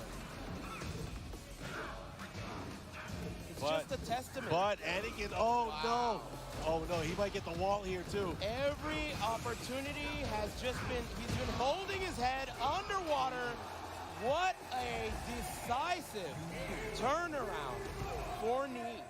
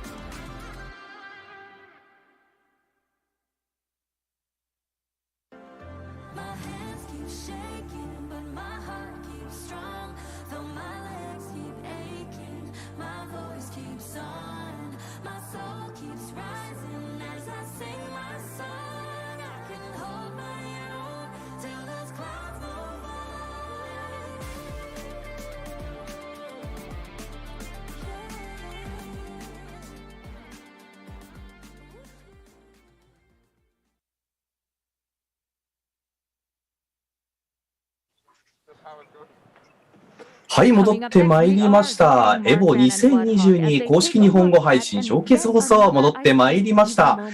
本日翻訳としてお供させていただいております、ヒットボックス VGBC に所属しています、ワッチと申します。はい、今回、実況解説でお二方に来ていらっしゃっております。自己紹介の方よろしくお願いいたします。はい、ティッシュモンです。よろしくお願いします。お願いいたします。お願いします。はい、マタドールです。よろしくお願いします。はい、よろしくお願いいたします。はい、本日のショーケース放送はソニーインゾーン様のサポートでお送りしております。ありがとうございます。というわけで、現地の方のですね。おお、こんな雰囲気なんですね。はい。おー、ライアンがいますね。はい。グランディードとライアンさんが。そうですね、ガンディードですね。いや、エボリューションいいっすね。これ一旦いつやろ？結構前やね。いつや ?2017 だって。一回行ってるんですよね、マタドールは。一回行ってるね。うん。俺、ラスベガス行ったことなくて。うん。今年結構日本勢行ってる。そうね。毎年に比べたらどうやろう。現地にいて、当時の伝説の試合について、お互いにどう思ってたかの確認聞いてますね。うん。ちょっと聞いていきましょうか。taste in someone's mouth if a match ends like that. And you can't get a more sour taste than an EVO Grand Finals culminating on a home button. It's terrible, right? So, まあ一回僕からこのコンセプトマッチの内容を説明しましょうか。はい。ね。これ右にいるのがライアンハート、イギリス出身の、ストリートファイターをね、主にメインでやられてるプレイヤーで、彼はもう実は2つギネスレコードを持っていて、まあ1998年からかな、今まで一番多くのタイトルを獲得したプレイヤーの、まあ、有名な選手です。で、鉄拳もね、プレイしてて 2D、3D に関わらず、もうたくさんのね、ゲームをやってる方なんですが、まあ、この一人、左に座ってるのはガンディード選手で、プエルトリコの選手ですかね。この2人実は2008年のエボリューションの鉄拳 5DR のグランドファイナルの、カード対戦の、2人となってます。実はこの2008年のエボの、グランドファイナル、まあ、この2人の対戦だったんですけど、まあ、2対2、ウィナーズサイドがライアンで、まあ、ルーザーサイズがガンディードで、迎えた2対2のファイナル試合ですね、勝った方が勝ちという状況で、フルセットまでもつれ込んで2対2までいきます。で、まあ、おそらくこの後でこの試合の内容、解説あると思うんですけど、フルラウンドの時に、まあ、ガンディードが一番最初にちょっと体力を7割ぐらいリードしたところで、プレイステーションボタンを押してしまって試合が中断になってしまったと。で、まあ、審判団が、まあ、どっちが PS ボタンを押したんだということで、まあ、調べたところ、まあ、ガンディードが押してしまってたみたいなんですね。まあ、真相はいかにというところなんですけど、で、まあ、公式のルール上、まあ、ボタンを押してしまった方が、まあ、敗者となってしまって、押してしまったガンディードが負け、で、まあ、ライアンハートの方が勝ちとなりまして、まあ、結果、ウィナーズサイド、にいたライアンハートが、まあ、優勝という形になるんですが、なんとこのライアンハートがですね、まあ、そこで男気を見せまして、まあ、このままやったら、この勝った気分をね、ちょっと楽しめないということで、もう一回やろうよっていうので、まあ、最終マッチ、リセットして、まあ、再試合、まあ、結果、ライアンハートが勝ったという試合でですね、まあ、物議を醸し出した伝説の一試合となってます。まあ、この内容をね、今、こう、2人で、まあ、マークマンも踏まえてね、今、話してるんですが、その当時を振り返ってるという経緯となってます。14年前くらいの出来事で、その時はなんか、D6、いわゆるそのコントローラーを外すステーションみたいなのがなかった。そうですよね。ルールなんですかね。なかったこともあって起きたのから、まあそういう、どうしてそういう風な行動を取ったかっていう説明になってますね。で、なんかそれ以降、なんかそのコントローラーを外す用のステーションが置かれた、まあいわゆるルールを変えた一戦だったっていう一面もありますみたいなことをおっしゃってますね。なんかルール自体を変えてしまった原因にもなるような大きなニュースでしたよね。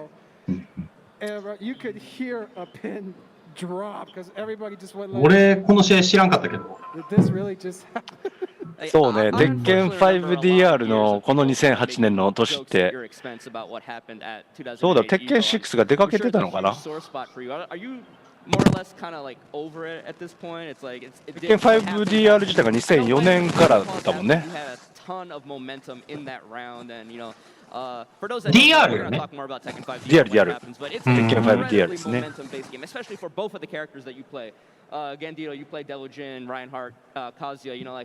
そうそう、これ三島対決だったんですよね。ガンディードがデビル陣で、ライアンハートはね、もう昔から生粋のカズヤプレイヤーで、彼の代名詞というと、キエンフーだったんですけど。なん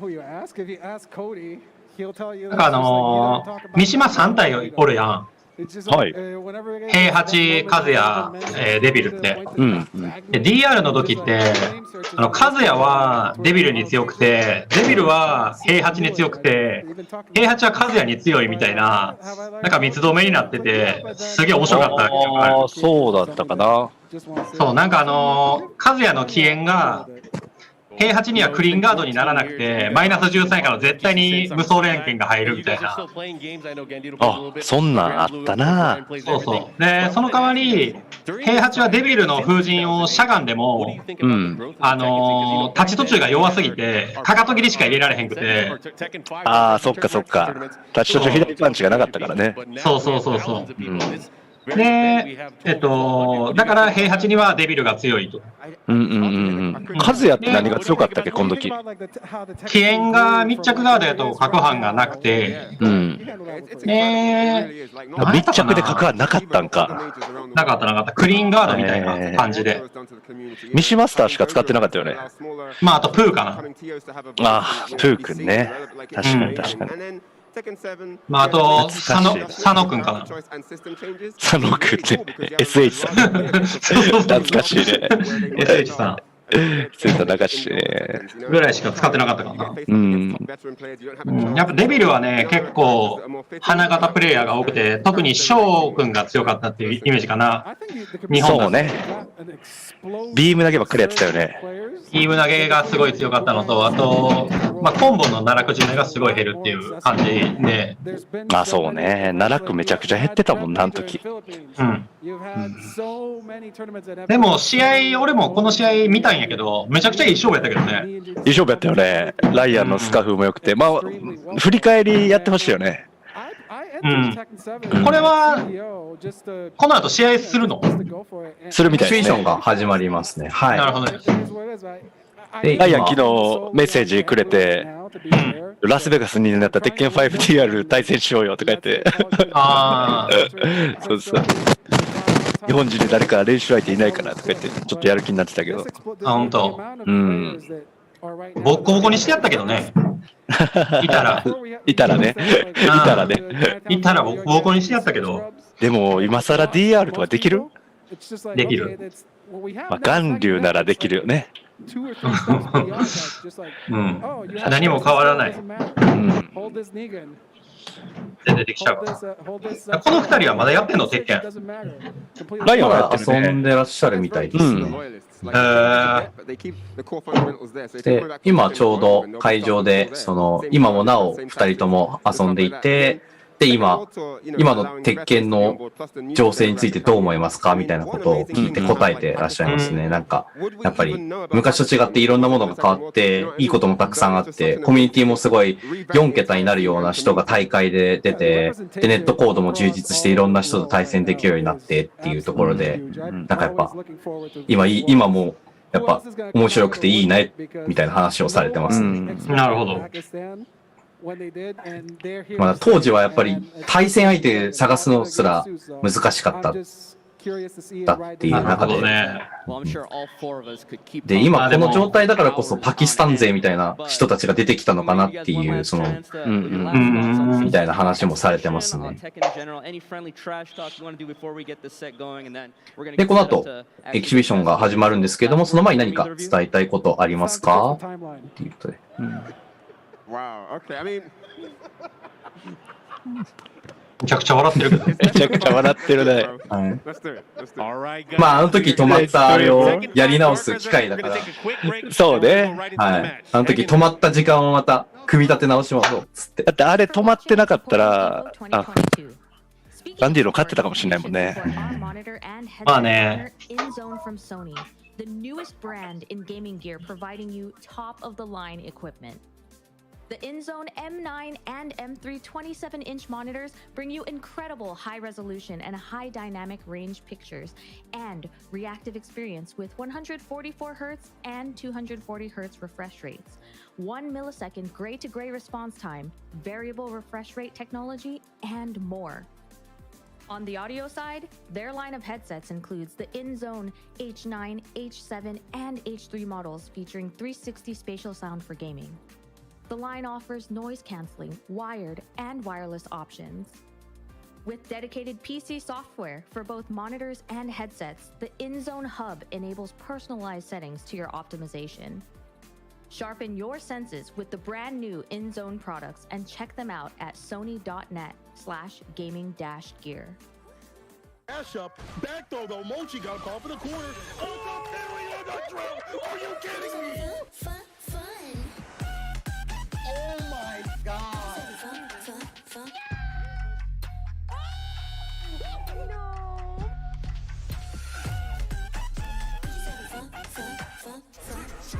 Let's go! That's what I'm talking about!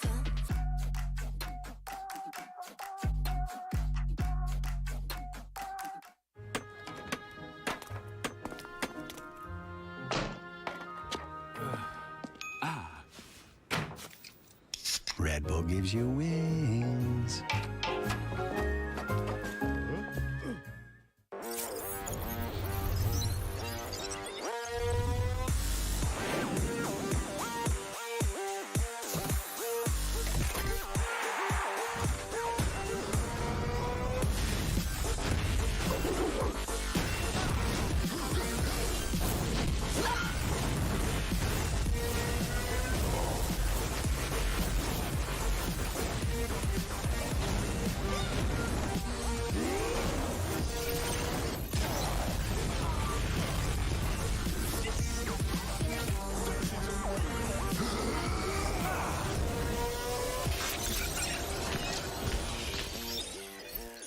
Hi, this is the quiet car. You don't remember me. Now, Talk to me. I'm not the only one doing a job on this train. Enemies. I recognize that guy. He was in Mexico. Tequila? Become. When we get off this train, the White Death waits for you with his army of assassins. Allies. We need to come up with a plan.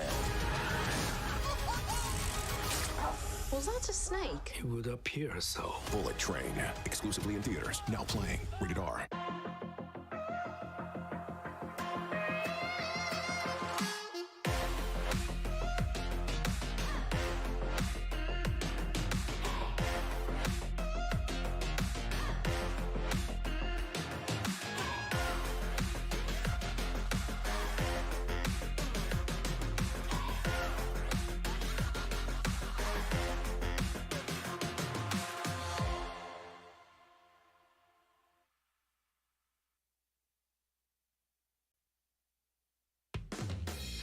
All those watching, bear witness!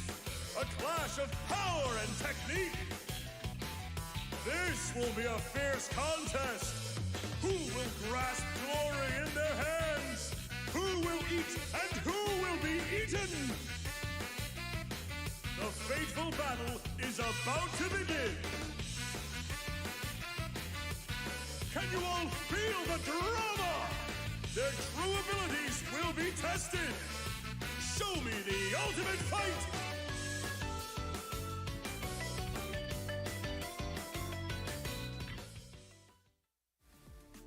PlayStation Tournaments brings competitive play to all skill levels in the FGC.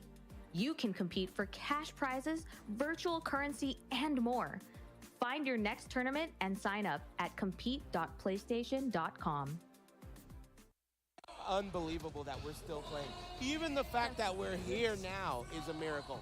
Let's see if Nee can carry the momentum. Nee, all the confidence and all the training and all the traveling. Here we go. It comes down to this. Devil Jin versus Kazumi tied up. Okay, aggressive. Arslan, aggressive counter hit. Maybe too aggressive. Yeah, counter hit. And the wall. And the steel battle, the follow-up, and the hell sweep. Oh, the block. But this time Arslan Ash ready. And he's going to get the wall. Okay, the mid. Homing, counter hit again. He's going to get a combo. That's the wall second, flat. Second big counter hit of the round. Oh my God, a block. But the wall. Same he repositions. sequence. It's sidewall. It didn't hurt that bad. Oh man, rage. Both players. Woo, last opportunity. It's anybody's match. Someone's going to do it, but right now, the life advantage. Wow.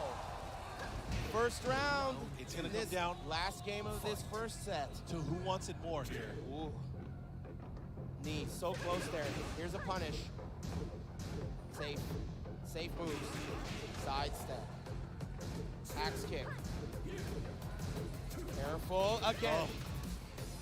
That's 2 punishes. And look at that. Starting to fight back. Oh, counter hit. He needed that real bad. And he's had that several times in the match so far. Here's a follow-up. What's he going to do this time? This time with the steel pedal. It goes for the mid. Oh, trade. He's lucky he didn't get comboed on that trade. See, the thing is here right now, if Nee had anything saved in the tank, my God. now is the time to set it on fire. Yeah, he really needs to. No, he's not going to duck. He's going to have to start hell sweeping. He's going to have to start going low. Look at the time. Eyes on the clock. Oh, man. Is it really going to come down to this? We need miracles again. I don't know if my heart can take it, but right now, tournament Arslan. point for Arslan Ash. Is there hope? Is there hope for Nee? Oh, man, Arslan's looking really good right now. Yeah. Especially positioning-wise, if you look at the stage. Okay, Nee turning it around a little bit. He needs this, but man, already a life lead. Low poke. Oh, big whiff. He gets the flash punch combo. And again, going for the mid afterwards on Oki. Oh, look at it. He's just harassing him with these down forward ones. This is crazy. I can't watch. Scraper. Low. Oh, tsunami punish. Again with the low, he's about to put him into rage. Oh, there man, it is. He's in rage. This is where it counts. This is it. What's going to happen right now? Nee looking for this opportunity. I'm holding my breath. Oh! They trade blows. Oh, man. That was a crazy trade. Arslan cementing his position.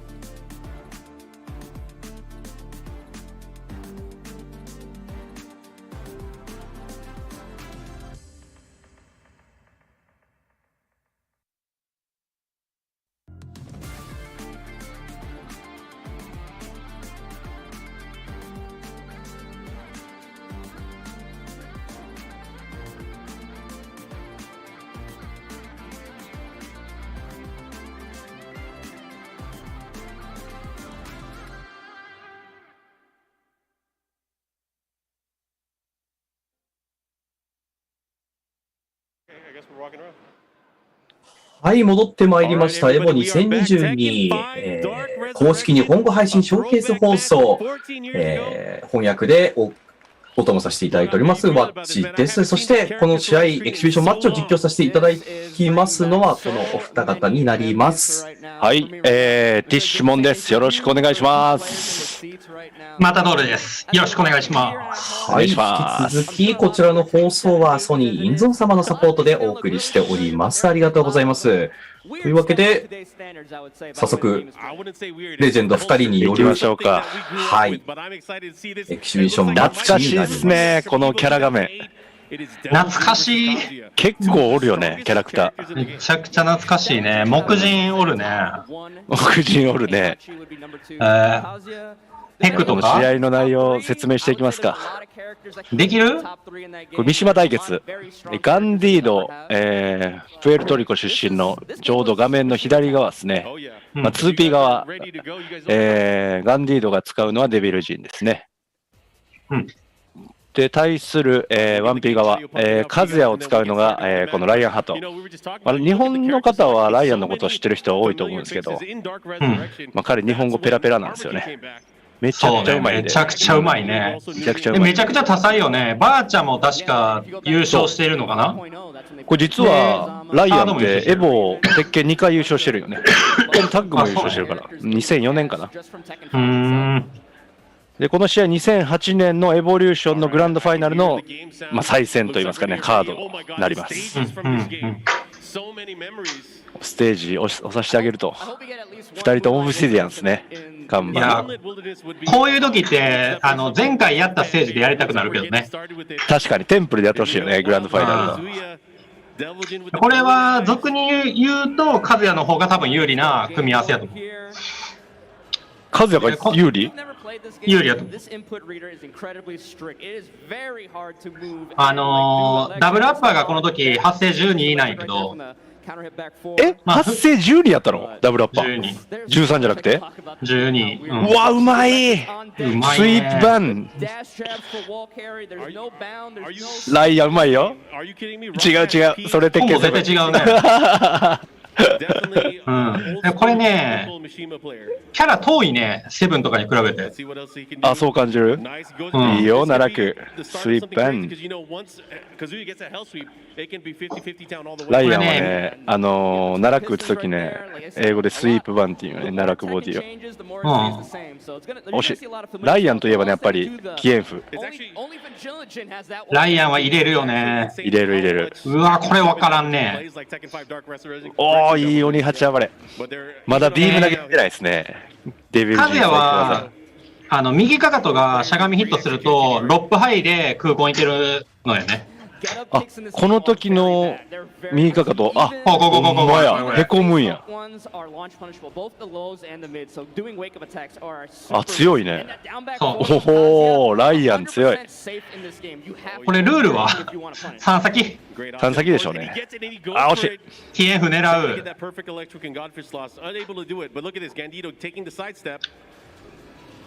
ガンディードが結構鉄拳攻めやってるね。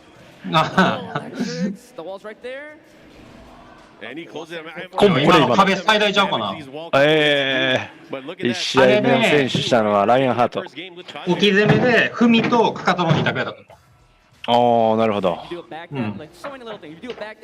まあこの試合もう一回ちょっと振り返ると、まあ2008年のグランドファイナルの再現なんですけど、まあこの試合ファイナルラウンド、もう勝った方勝ちの最終ラウンド、2対2の時にプレイステーションボタンを押してしまって、ま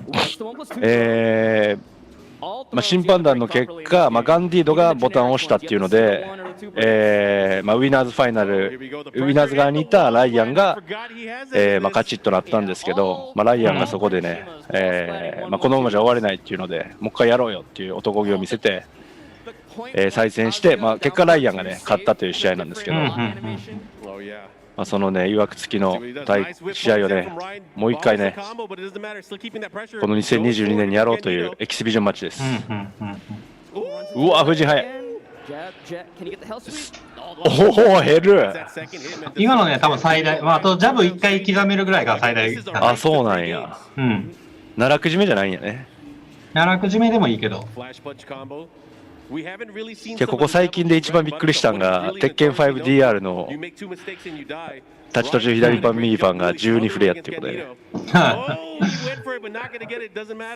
そう、この頃はね、俺はライアン強い。今はね、キエンフミスってもスクリューまでいけるけど、この頃はもうキエンフ狙ってミスったらそれで終わりやから。確かにね。狙わん人がほとんどやったんやけど、ライアンは絶対狙うから。絶対狙ってるよね。そうそう、そこはなんかもう個性で成り立ってて。これ勝ったらライアン勝ちじゃない？一方的はね、ガンディード1本でも取ったか、1本だけ取った。取ったかあれキャラ変更してるけど。あ、本当や、カズヤなった。Let's see what happens. Yeah, you saw the low parry on the down back four right away from Ryan. It's う not ま like い。 he's そうこ incurring のダブルアッパーがマジ強いんだ They わ。 actually launched him afterward. Running three. Hello. この頃はね、三島全キャラ先行列拳で壁強なるから。あ、そうね。うまいな、スカガク。いや、コンボうまっ。生右。懐かしいこの技。懐かしいね。おにぎりやったっけ。いや、名前忘れたけど。いった。うわ、1回ぐらい見たいね。ゲーム。確かに。てか、ライアンが止まらんね。うわ、強い。強いね。強い。ライアンはマルチやからね。ゲームうまい。なんかマルチやから、その古いゲームに合わせるのもうまいのかな。うまいんやろね。まあ昨日多分練習相手ちゃんと見つけたんやろね。ああ。やってる動きしてる。確かに。うまい。うまい。おお、マジで当たるの今の。ちゃんとスロー見せてくれるってやつね。あったね。いやこの数がちょっとカスタマイズされてるの面白いな。髪型ね。バウンドいったよ。あ、こけるのか。あ、カウンターじゃなくてクリーンヒットでこけるね。なるほど。うわぁ。あー、いった。ガンディードカムバック。もうちょい見たいよ。あー、ライアン 3-0 で。でも当時もライアンが勝ったんよね。そうですね。今回はまたライアンの勝ちということで。いいっすね、こうやって昔のこういう試合をもう一回やるっていうイベント。なんかシモンはさ、この試合もう一回やりたいとかあんの？もう一回やりたい試合。まあそれこそ鉄拳 5DR で言うと、まあ、軍曹杯の決勝戦もう一回やりたいね。ああ、韓国？うん。なんかね、俺めちゃくちゃ覚えてるの、その軍曹杯の時の、タレチチ戦？なんか最後バリスタ溜めて終わるってやつ。懐かしいね。そう、あれ後ろで見ててね、時間が止まったようなイメージあるわ。そうね、溜めてる間ね。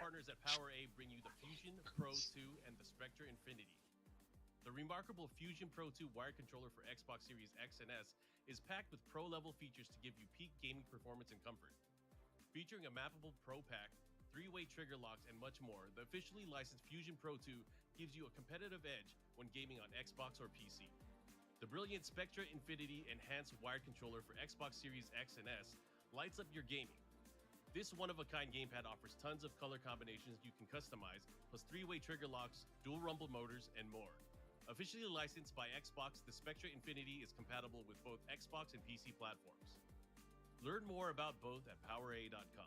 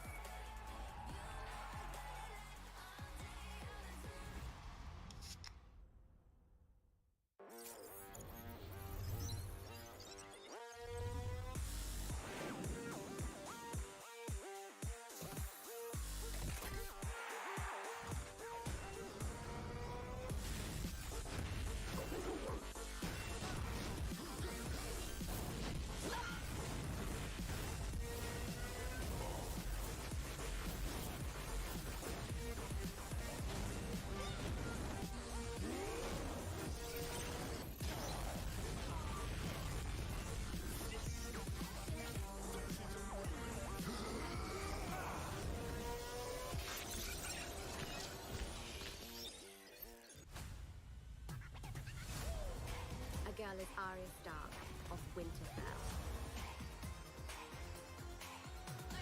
Time to eat somebody.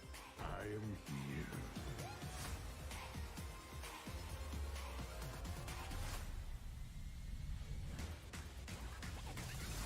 Really? This is what I'm up against? Here comes the boom! I look good in a monocle.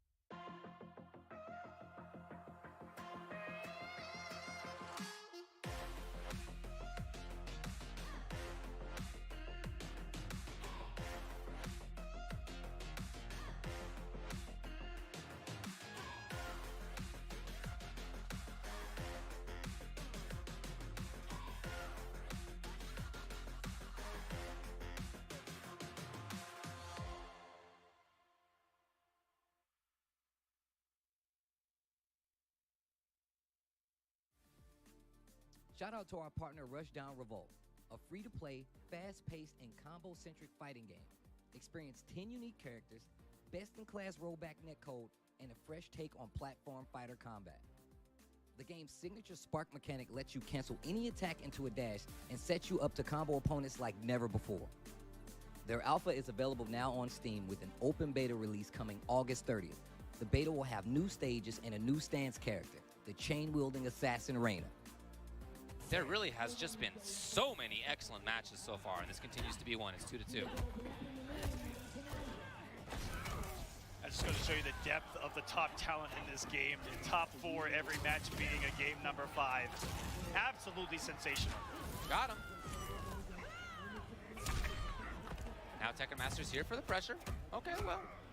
And look at what these players have had to endure just for a chance.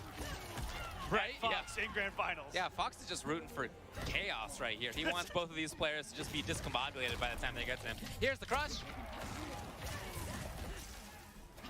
And he may have been waiting until that geyser to break away, but no punish.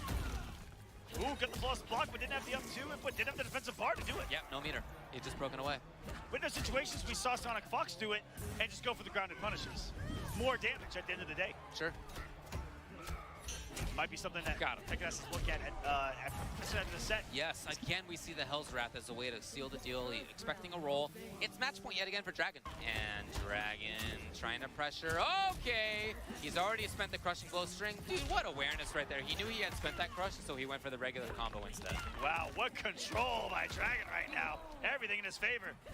Hasn't taken his foot off the offensive pedal. Ooh, scary forward one. Ready on the throw tech. It's Dragon, but not ready for that. Tekken Master brings it out. Now he needs so much work yet. He cannot rest. Wow, Dragon getting a lot of those shields and only doing 311 there. Coming in. Dragon is not even playing that zoning game anymore. This man's in here. He's Pure trying to press. offense He right wants now. to end it. Wants to end it now. He wants to run back with Fox. He wants to give a taste of his own medicine. He wants to be your EVO champion. 1 hit away now. Tekken Master knows what a land these punish. Oh, one more is going to do this. This may... What has he got? Oh, wow, Dragon did Tekken. Punish! Oh my god, Tekken Master! He doesn't have bar! He doesn't have it! But he can probably go for chip kill. That's what he was going for. Two. Double match point! Got him. Here's Tekken Master going for the pressure. He's made so many good reads. Whoa! Just in range, just barely. I was just praising Tekken on making so many good reads on Dragon's wake up here off of these throws. Met him in the sky, into nothing. Oh, he actually got hit. He didn't need to. He didn't need to. Unfortunate for him right there, but Dragon's capitalizing. And he backs off. Low enough not he to tried punish. to punish, Yes. and it just wasn't right there. This is the first time that he's really done Hell's Wrath and tried to punish it. Oh. Again. Dragon is on the cusp. But he was last round too. He didn't believe in it. He's still 1 hit away. It's gonna be the win. That's gonna be the Punisher. Dragon in a final round is gonna make it to Grand Finals of EVO.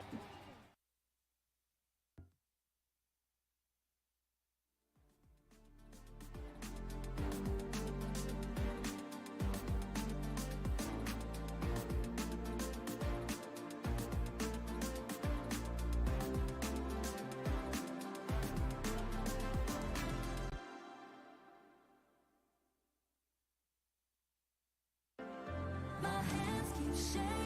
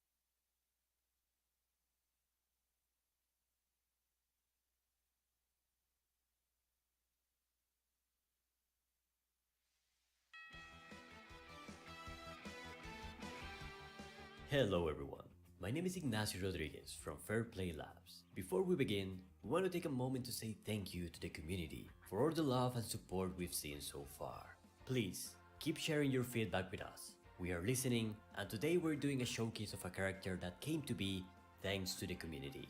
The duck-loving, pie-munching, gifted kid parenting machine, Hugh Neutron is joining the brawl.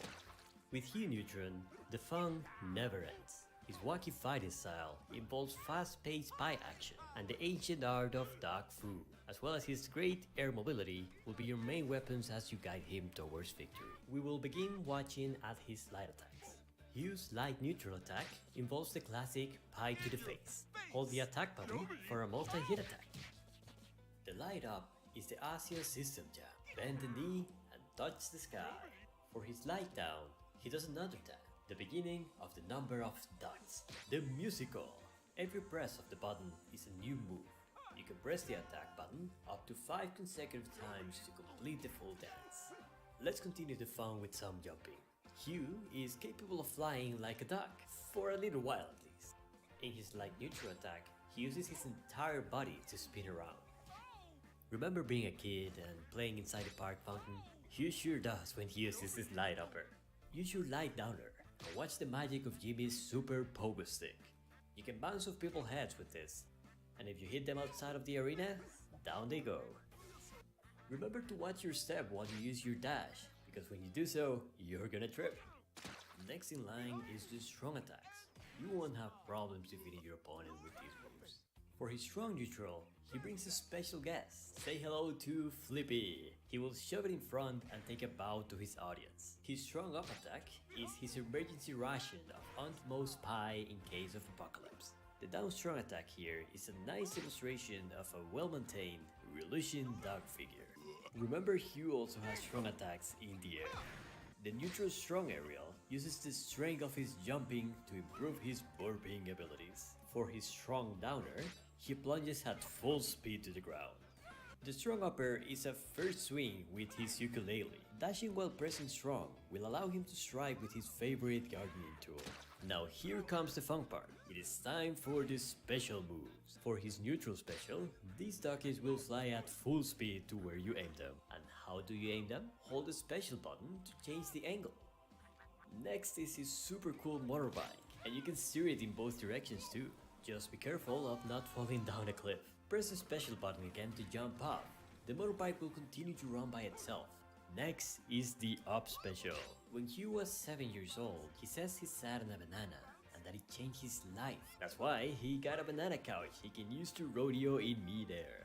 This move is a very good recovery option, allowing him to fly great distances. Hit the ground and your rivals will never know who slapped them with a banana. Now to wrap things up, his stage is his happy place, a world made of pie and ducks. Look at those duckies in the distance. Oh, they're sharing a moment. And it's time for the real deal. Let's watch Hugh Neutron in a real battle for the first time. Ready? Neutron! You guys talk funny. Say more words. Fine. In your face.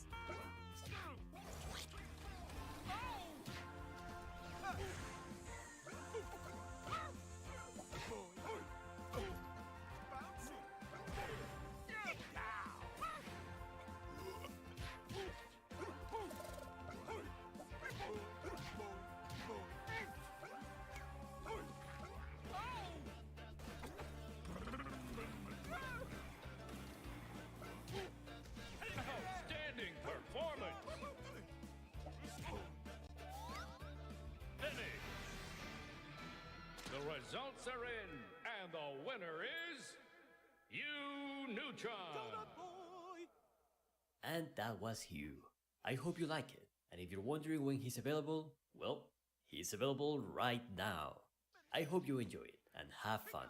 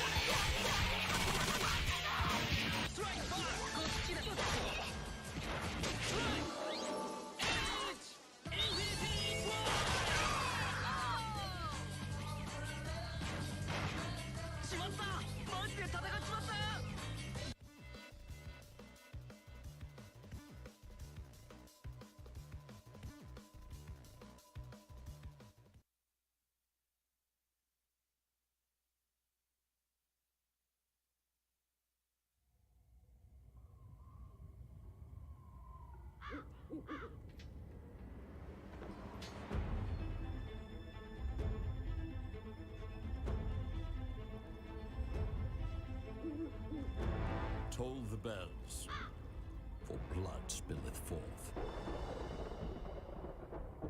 Round one, fight. Welcome to Umbral Core, a 2.5D fighting game set in a world of dark high fantasy, where we'll tackle concepts of personal struggle and growth, while also dabbling into eldritch tones and themes. Amidst the darkness and depravity of the twisted world lies the namesake of the game, the Umbral Core, an artifact of a bygone era, perpetuating the cycle of suffering for generations to come. One of the first things we knew from the start of development was the art direction we wished to take the game. We really wanted to aim for a stylized dark fantasy addition to the fighting game genre.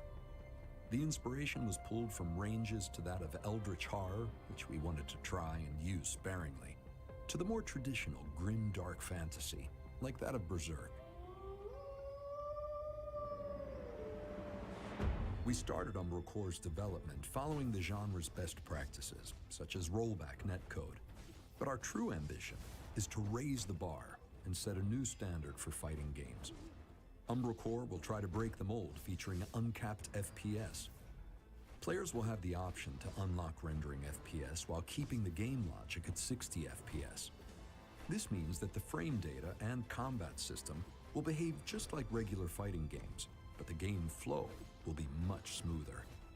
Other features include online training, in-game frame data, visible hitboxes, preferences for combat stance, online input delay, and more.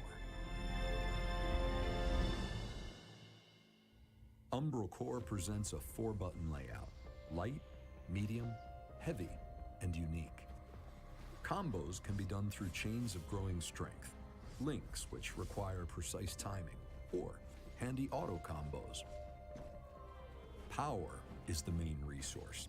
It's split into 3 meters and allows performance of EX moves with 1 bar, burst launcher with 2, or annihilation impacts with a full gauge.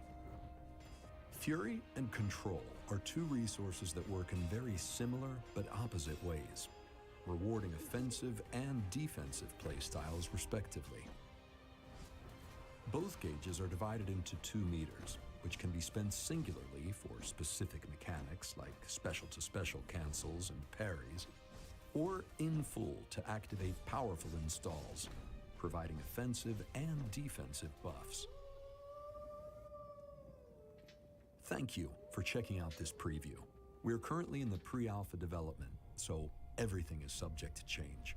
The game will be available on PC and PlayStation, and we'll be launching a crowdfunding campaign later this year, as well as a playable open alpha.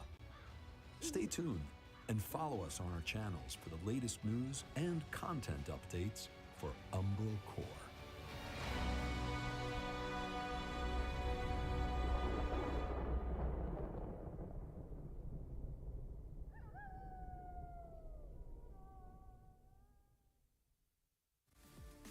Thank you to Hori for their continued support of EVO.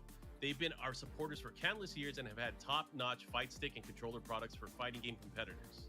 Their newest product is no exception, bringing you the Hori Fighting Stick Alpha for PlayStation 5, PlayStation 4, and PC.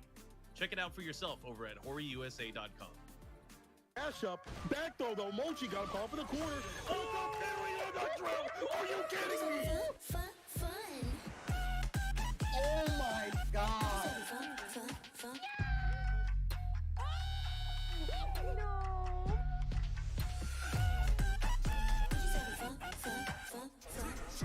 Let's go!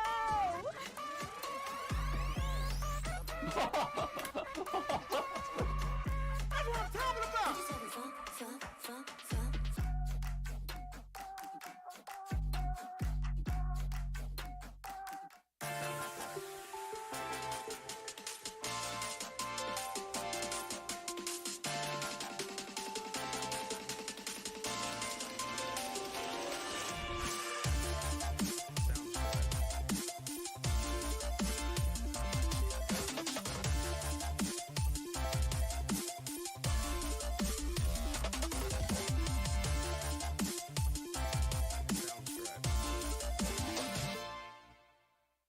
Hi, this is the quiet car.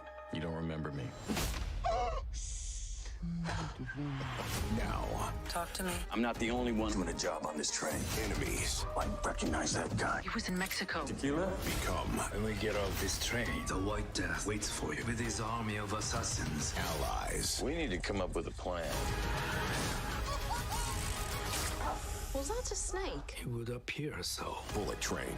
Exclusively in theaters. Now playing. Rated R.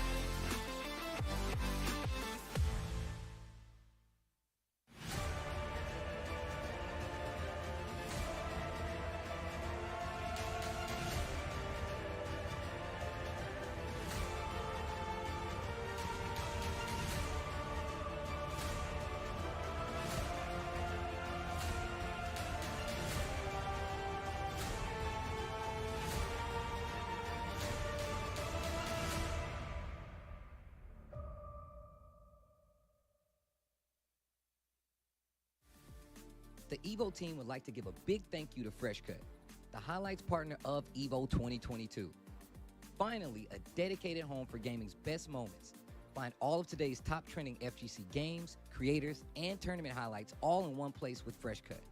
FreshCut is the next generation creator content platform, redefining engagement between creators and fans to help communities build and grow. Remember to catch all the highlights this weekend with the FreshCut EVO 2022 Best Moments playlist live each day in the FreshCut app at 1 p.m. Pacific.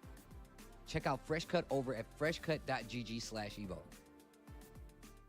And the calmness right now on Joe's face. And Eita as well, he doesn't look too shook. Opens with Scythe. It's a great starter. And block. You see Joe will just hang out and block because he doesn't want to risk the uppercut. Great confirm, and he gets the scythe combo. Jump over, but the uppercut from Eita. Yeah, had the autocorrect on deck. Even though Joe is up 2-1, Ada's really been on point with some of those anti-airs. And Joe escapes the corner, finds himself the confirm, gets in with the knee, and there was no uppercut. Maybe Ada just not ready for it now. Oh, yeah, he tried it that missed it time. again. He tried it, but it didn't work. And You see the backdash? He was trying to look for V-reversal. That's what he expected, and Joe didn't go for it this time. Keeps himself safe to EX, and Joe was out of there, but back in. He tried to be tricky and go into the air and challenge him. Love the air-to-air from Joe. Another one. He gets the punish, but it's not enough. He could have spent EX. The absorb. Eita in a great position. He could just do that. Oh, he a missed that wrist. jump. I mean, that's how he won the last Won't round. do it. One more. Joe got hit. Double low short. Yeah, maybe stood up. Maybe tried a button. Who knows? But around for Eita. Maybe even tried a V-reversal and accidentally stood up or something, but in any case, cock low, Ada taking that first round. You know, that jump for Joe has worked out a lot of these times. He's really had a great read on when there's going to be projectiles. Oh, that was so far that he punched that fireball. Yeah, hit the hurt box of the fireball on startup. Great work for him. Patient defense from Joe. No answer here, though. And again, the problem position again. Joe trapped in the corner. Beautiful forward dash to get out of there. Gets the throw. That wasn't a counter hit. Oh, and he waited for the uppercut again, and Eita just, he understood that that's what Joe's been going for so often. But he baited the throw. It's going to be critical art. Now a lead for Joe. Still got to close out this round if he wants to get this game. Just a tiny bit of life left, but you know, Ken can do so much damage so quickly. You are not out of the waters in any shape or form. But he's going to get the round just like that. Joe, match point on Eita from Japan. We'll see if he can do it. Loser of this is sent out of the tournament. Ada now down. Oh, what a read from Joe. Start from the tragedy assault. And you know, Eita almost had critical art, and now because of that, Joe keeps up the offense. Great under. Okay. Yeah, didn't combo, was a bit too far, I think. He understood. He knew that, yeah, and he didn't accidentally go into it. Great uppercut from Ada. Ada chasing him down, gets a throw. Now Ada has him in the corner. There's the tech, great work. Dash up from Joe. Other side, he gets under, and now Joe can escape, although crush counter. Gets the crush counter and the uppercut confirmed. Goes in there with the V trigger. A little too far for that low post fireball to connect. Great block on the cross up from Joe's Joe. sitting on a lot of meter as well as V trigger. You got to be careful if you're Ada. Oh man, took the big risk on the way in. Just try to get in. Maybe thought Joe was going to throw a fireball. Joe, one critical art from taking this. Got to be wary of the trigger. Anti-air. And then dashes into the fireball. In the front, he got him. He feds the critical art. And Joe, he's got it. Is going to advance. No, he got it just at the end, and L.I. Joe takes it. He lives in the tournament. The lone American representative takes out Ada from Japan. My hands keep shaking, but my heart keeps strong. Though my legs keep aching, my voice keeps on. My soul keeps rising as I sing my song. I can hold my own till those clouds move by.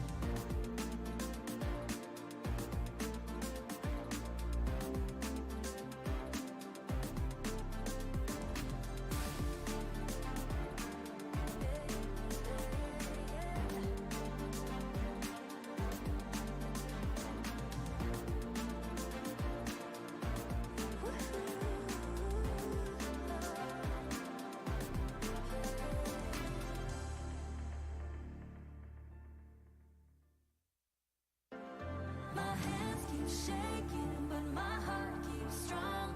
Though my legs keep aching, my voice keeps on. My soul keeps rising as I sing my song. I can hold my own till those clouds move on.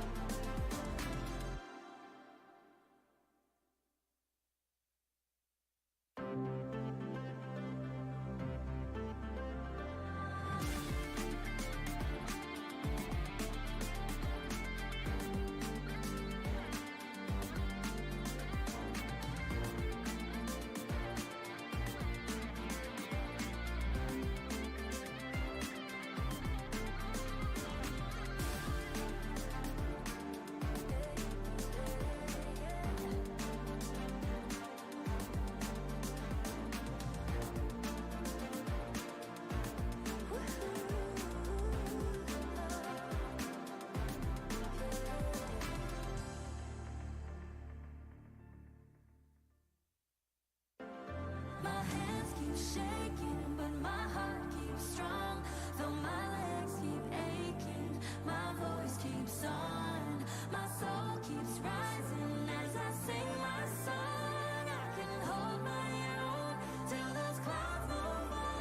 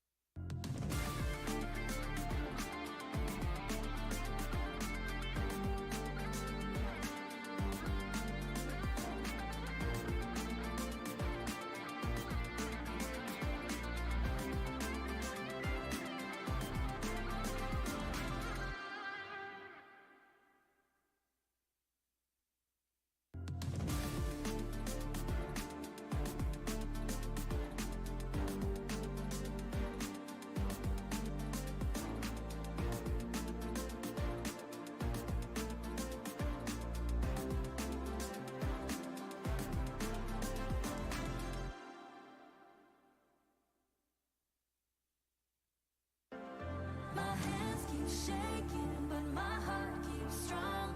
Though my legs keep aching, my voice keeps on.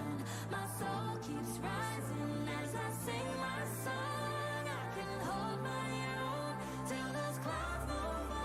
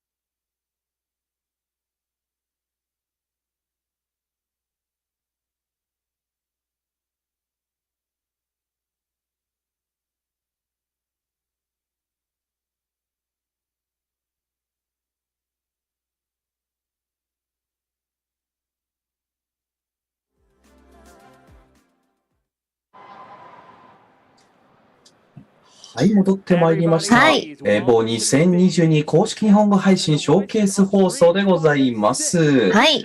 翻訳としてご一緒させていただきます、ワッチと。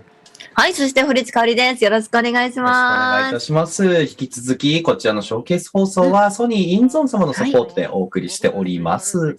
ありがとうございます。ありがとうございます。はい。ということで、カプコンパネルのお時間にすね。 Today we're going to talk about the real-time commentary feature. But first, I'm going to reintroduce these guys. We got まずはね、こちらの来てくださってる方々をご紹介させてください。How are you, Vicious? ビシャスさんですね。はい。ストリートファイター6の、ゲーム内実況のついてですね。はい。そしてこちら R さん。はい、日本から来ました R です。よろしくお願いします。R さんだ。楽しいよ。Hi, I'm Aru. Came from Japan just for this panel. なので実際ゲームの中のゲーム内実況で実際実況されてかるお二人ですね。で実況者のさんですね。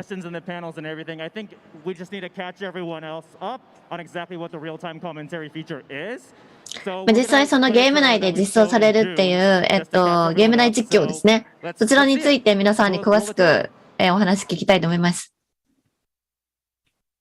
まずはトレーラーから。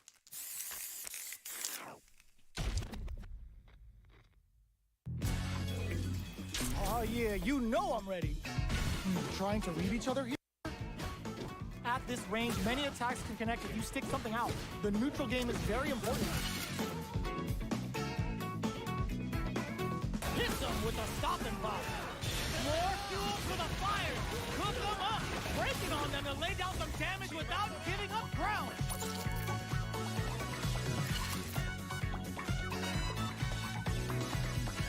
Drops them. Perfect parries. They got a feast on this chance. What now? This time to bust this out. Perfect damage calculation. No doubt about it. They are done.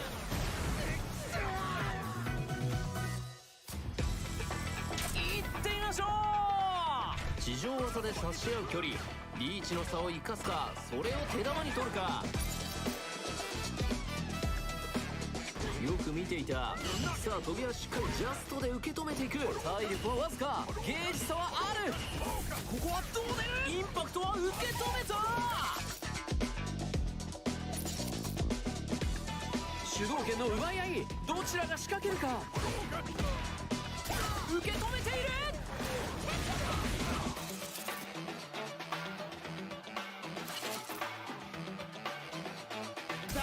Nothing stops this train. Ooh, the drive impact hits for a punish. Player 1 can't win this without pulling the trigger. Noticeable life lead. 受け止めながら。ここは出し惜しみはなし。出血大サービスだ。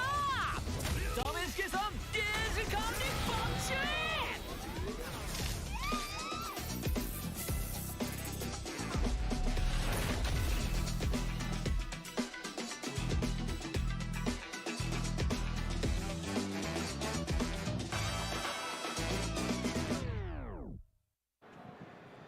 All right, how was that?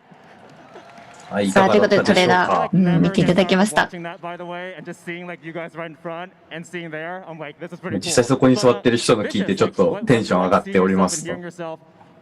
in the game and everything. まあ実際ゲ I've been asked this question a couple of ーム times. 内で自分の声聞いていかがですか To be quite honest with you, because I'm just like each and every one of the competitors here. I came to the fighting game community pretty much competing and hopefully seeing myself on like a grand stage of some sort. I never expected it to be on this kind of grand stage. まあ実際自分としては格闘ゲームのプレイヤーとして、まあこういうエヴォとかの大会とかでグランドステージに出るっていうのをこう夢見てやってきて、実際でも今自分が実況しているのがゲーム内に実装されるっていうのを見て、まあこうなるとは思っていなかったっていうのが素直な気持ちです。An amazing game right now, and again, just it's something that hasn't fully hit me quite yet, but when it does, まだそんな実感がないんですけど、 thanking you all for sure. でも本当に皆さんに感謝の気持ちでいっぱいです。そして R さんにも同じ質問させてください。そうですね。今まで自分の声で実況されたことっていうのがない。もちろんそうなんですけど、だけどこのインゲームコメンテーターになったら自分自身に自分のプレーが実況されるっていうことができるので、そこがまず楽しみかなっていうのがあるんですけど、ただまあいろんなことが、可能性が秘められてるシステムなんで、ぜひ皆さんにプレイしてもらっていろんなものを見つけてもらいたいなと思います。Yeah, so obviously, it's actually my first time having my voice commentating on my actual gameplay. So this is something that I'm really looking forward to when the game comes out. And I believe that this feature has like a lot more than just commentary. So I really wish you guys will pick it up and also look forward to try it out. And we're honored to have you. Thank you so much. Vicious, another question for you. そしてもう一つ質問させてください。When you first found out that we revealed you in June, I saw your tweets, but I want everyone else to know. What was it like? Immediately after I had heard about one of the trailers, I thought it was just the Street Fighter 6 trailer, straight up, right? So I was literally at my desk, working remotely, going through it. I'm like, oh, that was pretty cool. Like, I'm super excited about it. Back to work now. And then immediately after, I had a flood of text messages and alerts on like Twitter, etc.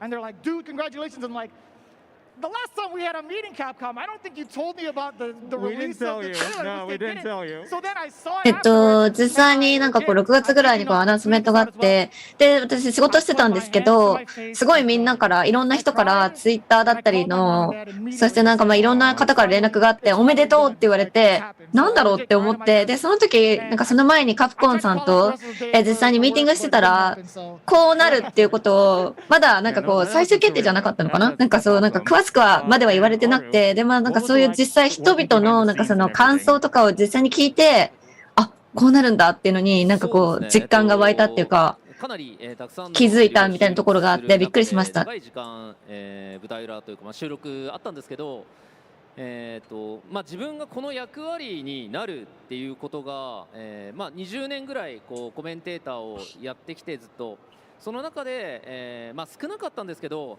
たくさんのコメンテーターがいた、その中で自分が、こういった役割をやらせてもらえるようになったっていうところをその意味とか、そこで、それが残るっていうこと、それに対して、常に敬意を持って、忘れないようにどんな一言のセリフでも、どんな長いセリフでも、それが残る。そして、この立場に、立てなかった人たちのことも、ちゃんと考えた上で、仕事に取り組む、向き合うっていうことを、忘れずにやったのがすごく印象的でした。So the recording for this it took a really, really long time. And I've been, commentating for over 20 years. And, this commentating feature, I'm pretty sure there are a lot of other commentators in the community who wanted to take part in. But like when I got selected, I, felt like this is a really, really honorable moment.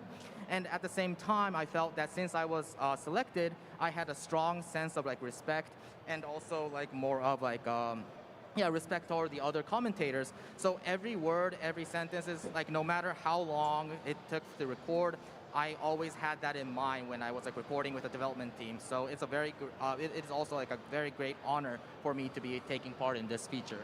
Thank you so much. And as I said before, it's an honor to us too. But one thing, I think it's getting a little bit lonely up here. There's only 4 of us up here. And もう私たちちょっとここ4人しかいないので、で、実際まあここにいる方は、誰も座ってない席があるのが見えると思います。なので、ここからさらにゲストをお呼びしてお送りしたいと思います。さあ、準備はよろしいですかということで、さあ、まずはトレーラーをご覧ください。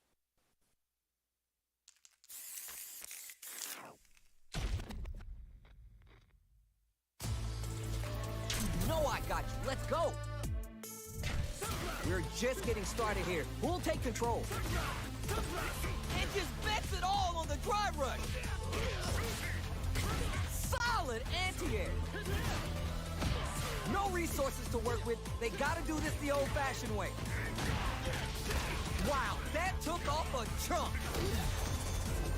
Wow, punish counter to save the galaxy. Woo! I've seen a lot of fights in my day, but nothing even comes close to this one. Let's go. I'm sure you're expecting a Chen reaction. Man, they just know the spacing way too well.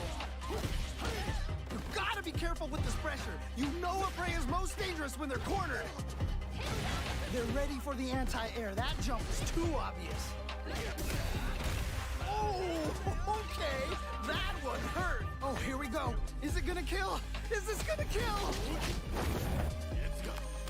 I cannot believe they pulled that off. That was crazy. That was a solid win. Give me your takeaways on what we just saw. There is nothing more amazing than playing a close match with someone down to the wire like that. Yo, I can't argue with you. What a game.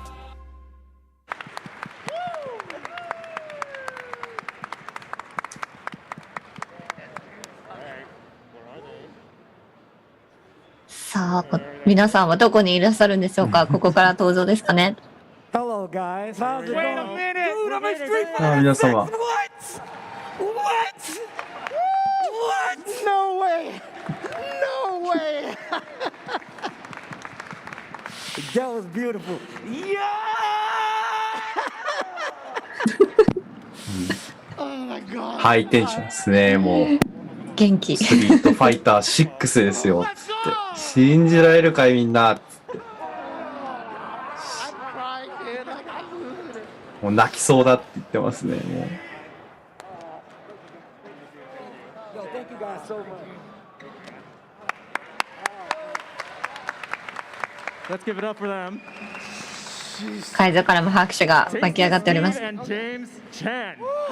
テイスティスティーブさんとジェームス・チェンさんです。How are you? Doing all right. I'm still in shock.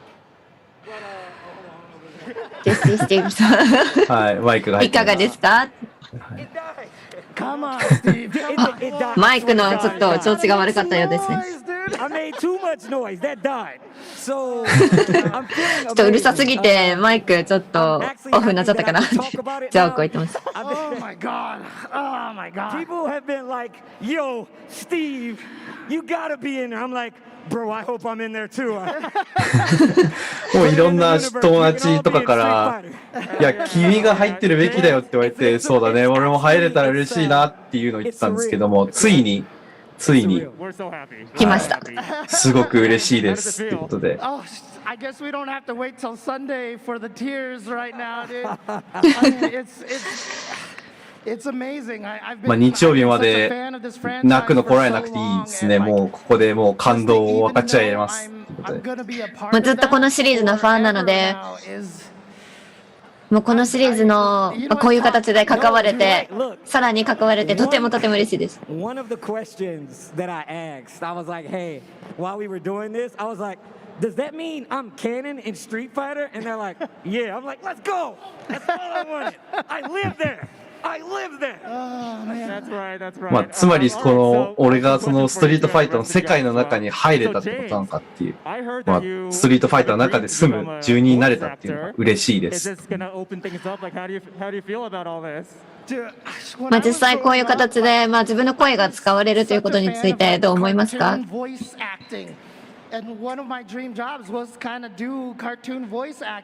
私の一つの夢として、アニメのボイスをするっていうのが一つあったので、で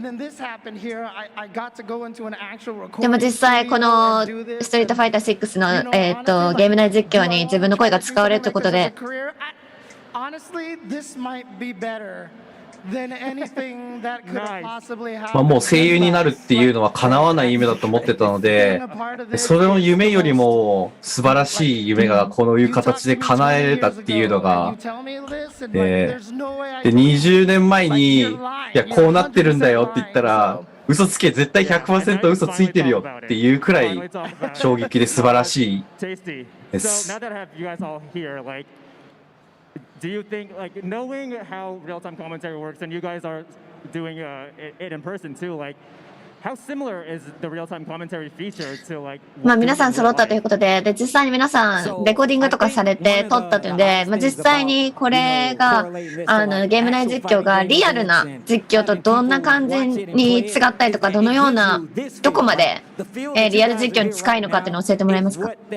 feature feels like it's giving and delivering. And for me, I wanted to I wanted to make it as seamless as a thing possible to go in and be like, hey, even if you play まあ実際自分はその取り組みとしてはもうなるべくその自分たちがやっている実況に限りなく近いものを作ろうとしていて、でこのゲームをプレイすることでまるでその大会に出場している選手と同じような気持ちが体験できるようになるようにっていうのを努めて、で、まあ実際全く一緒にはならないかもしれないけれども、これを通じてその大会で対戦した時の感覚だとかそういったものの一端が感じれるような、そういったものになれるようにこう努めて、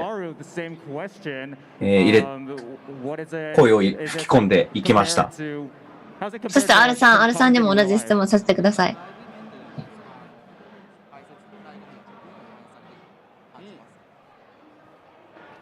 そうですね、ライブ感っていうのはやっぱり、すごく難しいなと思っていて、こういう、自動で、コメンタリーをするっていうことは、いわゆる、何かが起きた時の反射で言葉が出るっていうふうになるんですけど、今回の、自動実況は、そうではなくて、ライブ感を出すための、ゆっくりとか、早口にならない、つまり感情の起伏のようなものを感じることができるシステムになってるなっていうのをすごく、セリフを入れてる時に感じたので、今スティーブが言ったみたいに、こう我々がやってるライブに近いものが、皆さんにお届けできるっていうのを、うまく実現できてるなと感じました。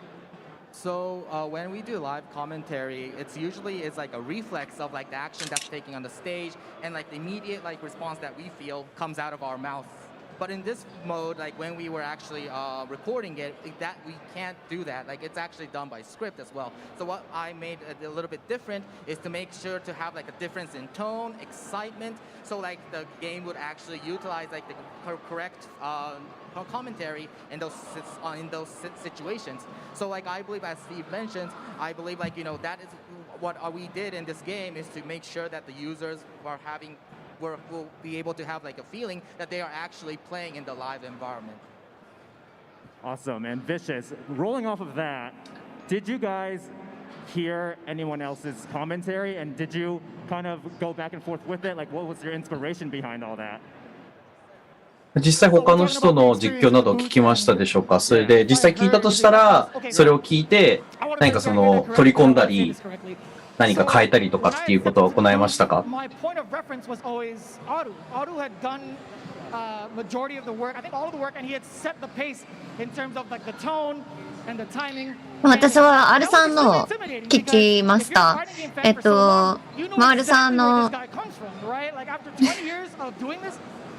まあ本当に20年この実況コメンタリーをされてるということで、もう本当にその経験豊富な R さんのトーンだったり、その言葉の喋り方だったり、まあいろんな感情の入れ方だったりっていうのは本当に参考になるものが本当に多くて、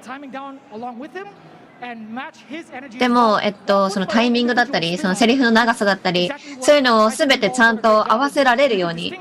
Each and every one of those people on there because of the way they sound, obviously, and their energy levels and how they present stuff. そしてまあ各個人のエネルギーレベル、そのセリフに対してのエネルギーレベルが同じようになるように。それが一番難しかったです。私にとってはそれがチャレンジでした。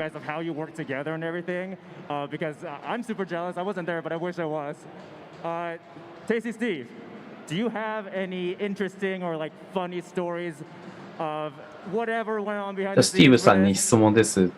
この制作の中でまあ面白い話だったり興味深い話などはあったでしょうかっていう。You have to be able to stay like consistent. It's one of the I've already respected voice actors, a large amount of respect for voice actors, but trying to contain my excitement. Literally, it'd be like 8 a.m. and they'd be like, all right, Steve, I need you to stay calm. I'm like, oh, let's go. He's like, Steve, we gotta, no. Dial it down. Say throw a fireball. He threw a fireball, Steve. He threw a fireball. I was like, it was really hard 私にとっては、そのエネルギーを入れたりとかするのは結構得意なんですけども、もう本当にもうこのレコーディングをすることに対して、もう自分がすごく興奮していたので、ちょっと落ち着いてセリフを言ってほしいって言われた時に、それがなかなかできなくて難しかったです。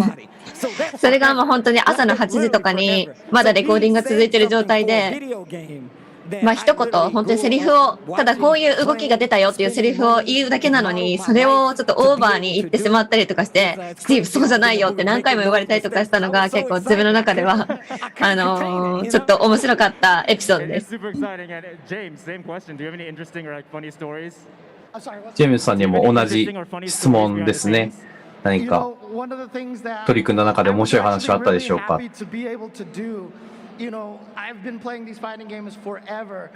う本当にこの格闘ゲーム、長くプレイしてきたので、本当にこのレコーディングをするってことが本当に嬉しかったんですよね。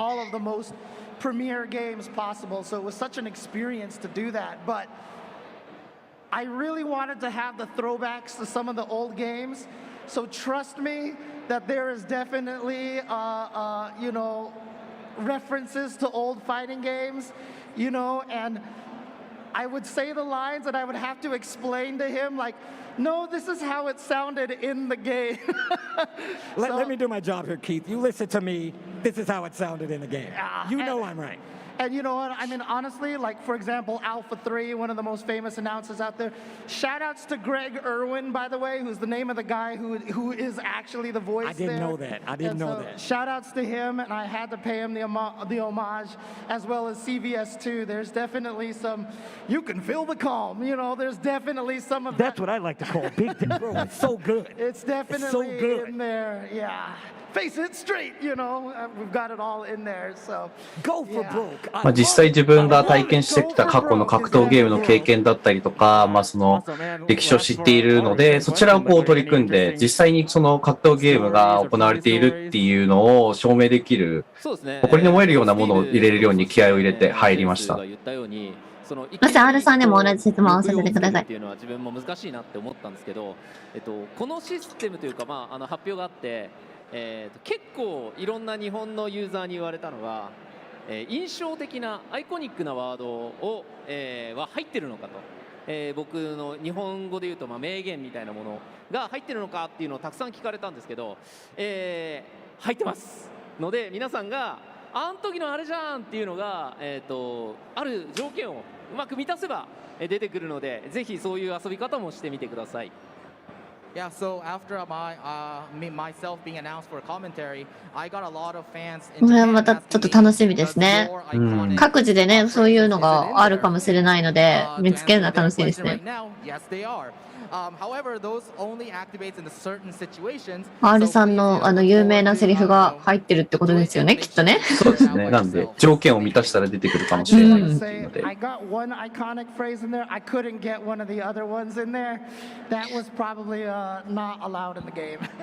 ジェームス・シェンさんは、2種類あるんですけど、そういうちょっとアイコニックなセリフ。ただ1個はできたんですけど、もう1つはちょっと許可が下りないかなと思って入れられてないんです。Any stories from the booth you were talking about from like the experience? Is that what you were saying? Right? Is that, I heard that correctly? So, what's funny about James's part about him adding the voice lines from other games? I actually pitched that when it came to editing some of the script, and they were like, "No, we can't have you do that. We're just gonna have you do like these lines for now." And what's funny is, I hear James pull those lines, and I'm like, "You gotta be kidding me, James." 面白かったのは、なんか自分が入れるときは他の、ジェーンさんは他の格闘ゲームとか、決め台詞みたいなことを結構入れてやってたんですけれども、で、その代わり自分がやるときにはそういったものを入れることができなかったので、でもそれがその彼らしさではあるので、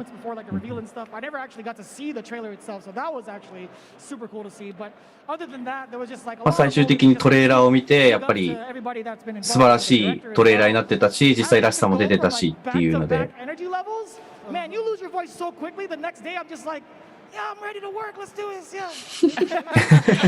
このレコーディングを気合い入れて頑張りすぎて、次の日には結構声が出なくなっていることもありました。Tasty, you guys want to say? Sure. Yeah, I think we do. Vicious, what's been up, man? We haven't been able to talk about Street Fighter together for quite some time. もう最近はね、ちょっと二人でなかなかストリートファイターについて喋ることなかったから、ぜひちょっと話したいんだけど、何かありますか？ That have been continuing the grind in the upper echelon. In fact, in a certain league of some sorts. Right? A league, you say? Absolutely. With fights. On the streets, by the way. In the street, they're street fighting. In the league, I think Street Fighter League is what we're talking about. Let's take a look. 今、リーグって言ったかいって言って、今、ストリートファイターリーグと言ったら見せたいものがある。このトレーラーをまず見てください。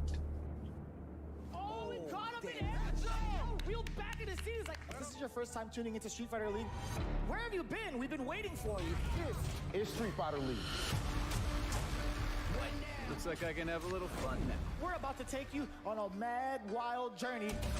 Oh my god. I was actually in awe. Street Fighter League is coming to see who is the best in the world. But I'll tell you right now, it's only the beginning. I will fight you. Gachiku! Oh, wow, Gachiku. Oh, that is really unfortunate. You saw that exchange right there. We've seen something open whip punish it a couple of times, but the jump bags, Hiro stealing it all back from Gachiku. You can't jump in the corner. What are you doing? Oh! Yeah. Oh my god, just 1 second left for the run out the clutch. Just teasing, just lots of tea. Get the kettle warmed up. And he gets the stun. That was nasty. It's even more an international players ball.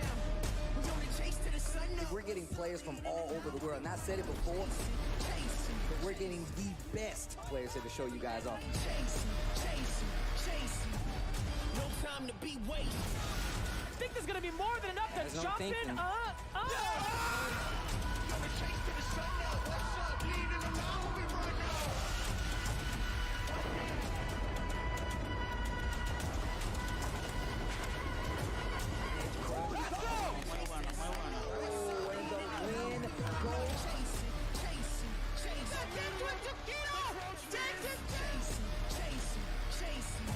no escape. That was actually ridiculous. Can I get digital That was sick. That was sick. もう最高でしたね。 The whole time. I hate you guys, man. You guys are sneaky. We're not showing you guys anything. No. Believe it or not, they don't tell us stuff like this. They just be like, yo, go. They're going to show you a thing. It might deal with this, it might not. But こんなの隠してたなんてもう信じられないよって言ったんですけども、いや、こういう風に言ってって言われて、今流れただけだから、そんな隠したりなんかしてないよってことで。はい、ストリートファイター6はあちらのブースでも遊ぶことができますので、ぜひぜひ会場の皆様は体験してくださいということで、改めて今回出た方ありがとうございます。はい。そしてこの、数日間の間にさらに、新しい情報出ると思いますので、そちらの方もお楽しみにしてください。Check out the latest apparel from 10-0. Brand new officially licensed products featuring Tekken, Guilty Gear, the King of Fighters, and some of your favorites from the fighting game community like Eris from Avoiding the Puddle, Tasty Steve, Exo Academy, and more. You can scan the QR code or visit 10-o.gg/merch.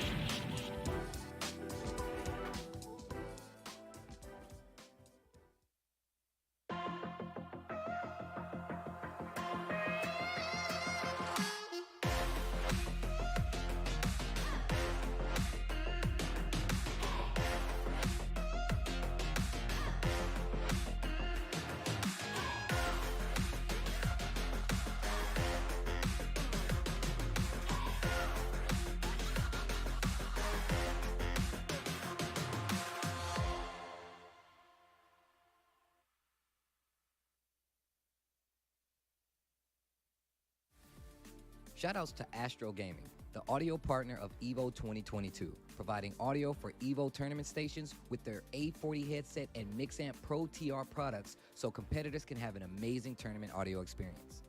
Go visit astrogaming.com to pick up your own A40 headset, Mixamp Pro TR, or audio-related accessories. This is a much better game from K-Brad. I thought he was going to DP that. Maybe he did. Maybe it was too late. I think the input. Can't hit. Takedo now gets the knockdown. Oh, K-Brad just does it. Fly. Oh, the jab. No DP that time. Yeah, that's why I was hit early. He was negative there. Stayed in front. Oh, had to confirm that. Oh, yes, again. K-Brad has arrived. Wow. What a complete turnaround. That looked like four completely different players playing from the first game to the second game. Absolutely. The first game, Takedo was so dominant. He walked down K-Brad into the corner without really having to do anything. Second game, K-Brad was playing a lot more active, proactively on the ground. Started with that medium kick and then started being able to walk behind that.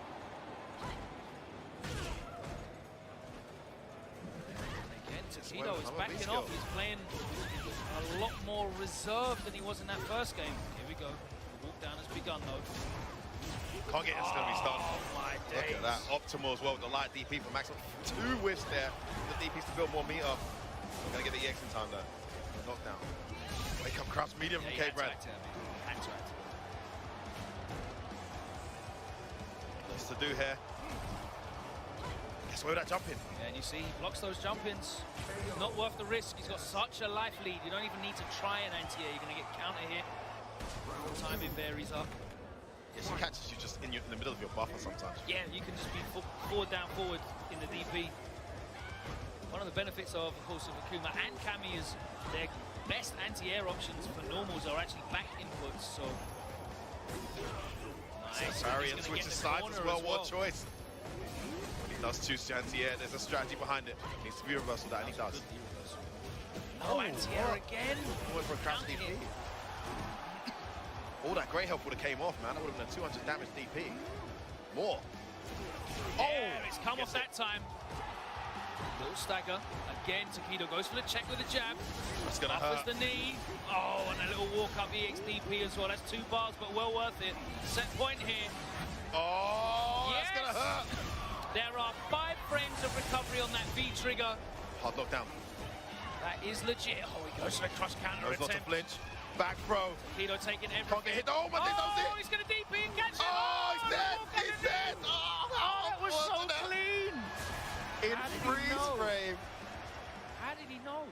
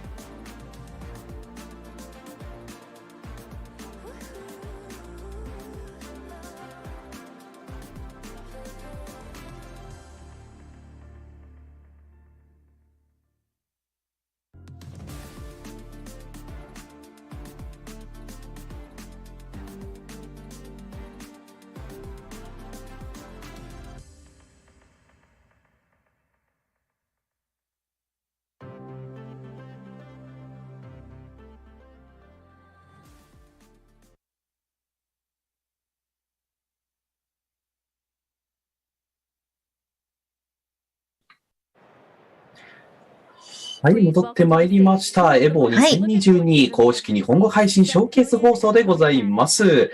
翻訳にてお供させていただいております BGBC ヒットボックス所属のワッチです。そしてご一緒していただいておりますは、はい、古市香織と申します。どうぞよろしくお願いします。毎回間違えますね、自分。はい。というわけで、はい、引き続きこちらのショーケース放送はソニーインゾーン様のサポートでお送りしております。ありがとうございます。ありがとうございます。はい。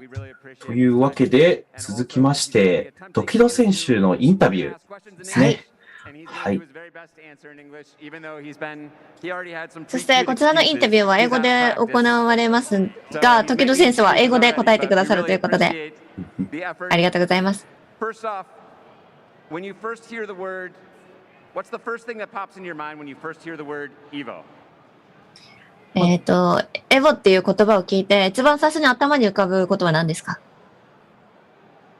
I remember my first EVO. It was 20 years ago.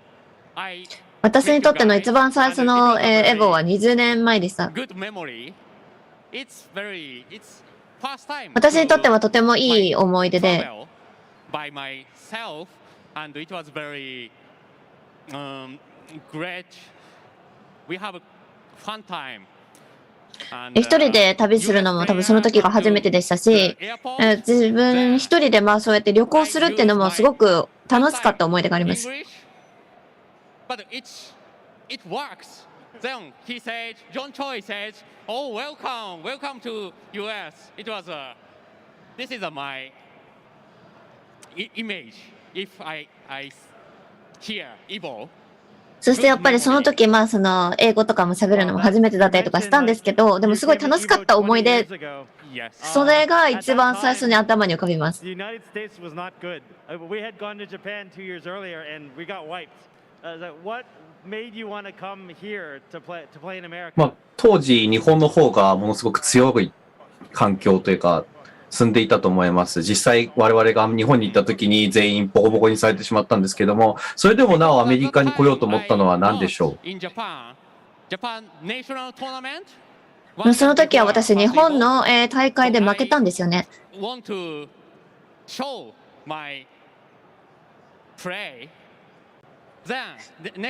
それがあったからこそ次の年にエボで自分のプレーを見せたかった。だから来ました。それが理由です。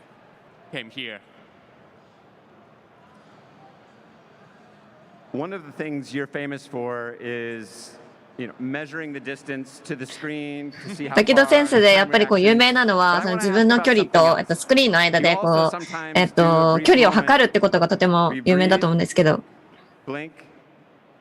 そして、距離を測って、一回息を整えて、一回目を閉じてプレーすると思うんですけど、それは瞑想とかをされてるんですか？東京の有名ところはもう一つもあるんですよ。その進化の時に、そういう時にどういうことを考えてるんですか？ So one time I realized after the match my heart rate beat so fast. So after every match, I need to be. 試合終わった後に自分の心臓がすごい早く高鳴っているっていうことに気づいたので、試合終わるごとに深く深呼吸を整えて、息を整えるっていう風にしたんですね。で、それが実際働いて次の試合につながり、結果にもつながったっていうのがあって、それを行っています。Not just in the mind, but in the body, right? Your whole body. でもやっぱり人間って緊張するとこの頭だけじゃなくて体全身に緊張が走ると思うから、やっぱりそれはいいテクニックなのかもねっておっしゃってます。やっぱり試合の後はやっぱ体全体がそのゲームの影響がすごく心臓とかも速くなってしまうので、やっぱり冷静になるのが大事だと思いました。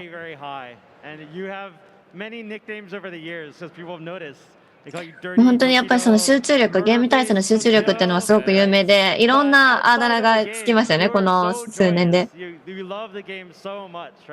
Can you talk about in game versus out of game and how you think about fighting games? その実際にゲームプレイしてる時とゲームしてない時の、そのゲームに対する思いっていうのをそれぞれちょっと教えてもらえますか？時々がゲームやってる時の激しさがみんなよくわかります。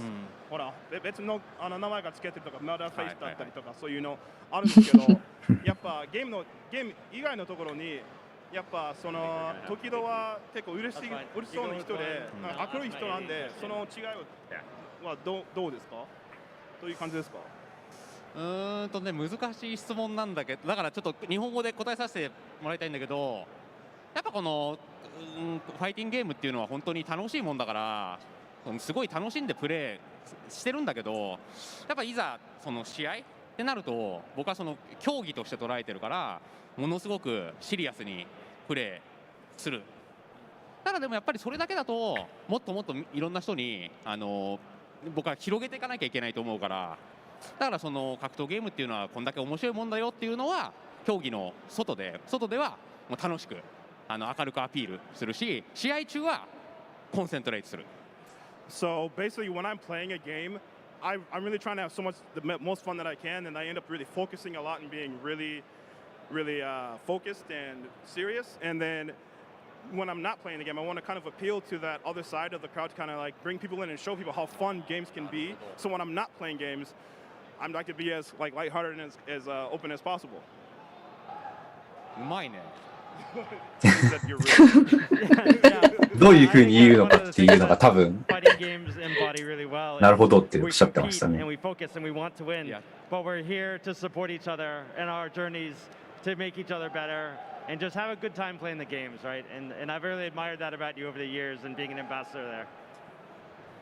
私たちはここにね、戦いに来てるわけですけども、同時にやっぱり私たちは同志として、このゲームを愛する者として、お互いをサポートし合うっていうのも一つすごく重要なことだと思うんです。だからそれをこう体現してる時戸さんは本当にすごいと思います。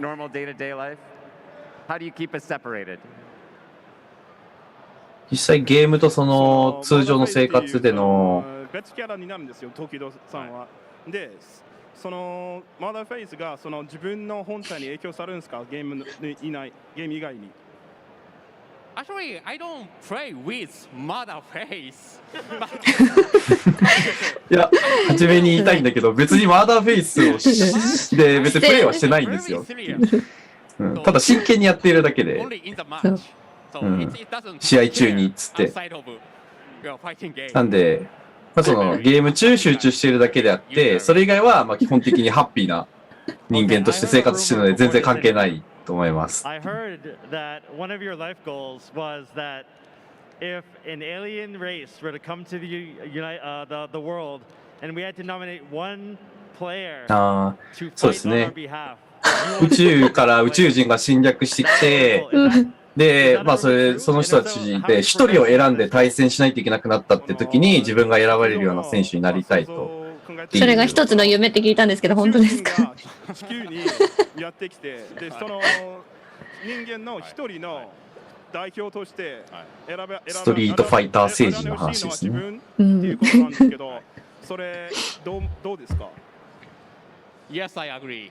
I should be the guy to play against the 私が選ばれるべきだと思ってます。as a representative of the その通りです。Oh, thank you, thank you. The people love that. みんなそれ話すごい好きです。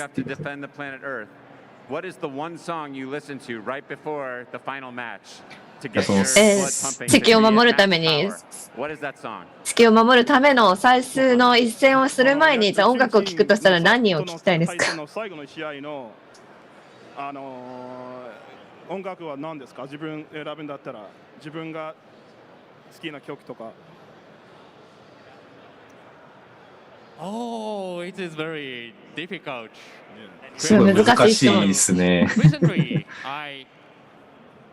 最近はトップガンマーベリックトップガンマーベリックを最近よく聞くと。I ain't worried.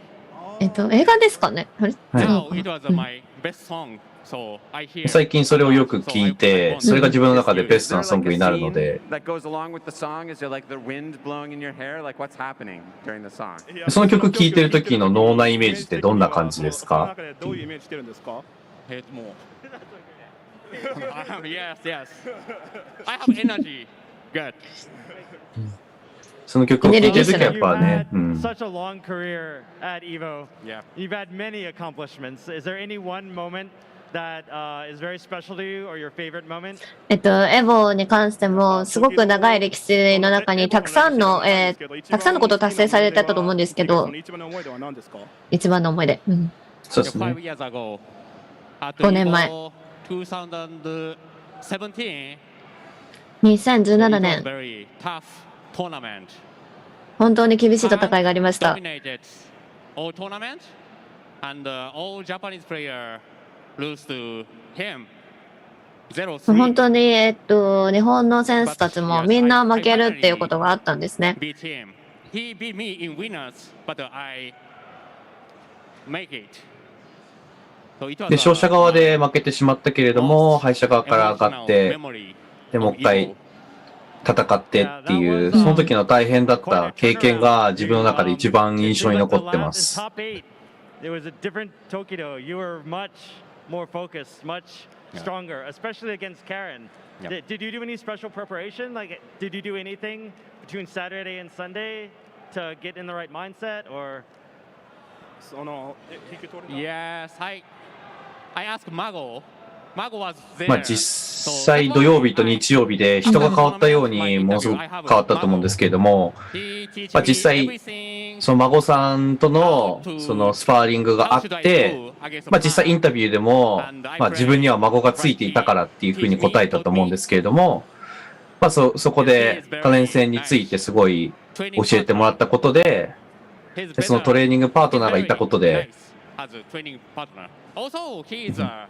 でそもそも孫さん自体が、トレーニングパートナーとして優秀で、まあまあ強い選手なんで、まあそれがまあ力になったかなって思います。I guess maybe. So those are some of your favorite moments. What were some of your favorite moments for other players? Something that you witnessed somebody else do that was your favorite thing. So そ somebody. してまあエボの中で、他の選手がしていたことだったり、他の選手が達成したことで一番好きなこと教えてください。自分が見てるプレイヤーの中で。大会でそうだな。Yes.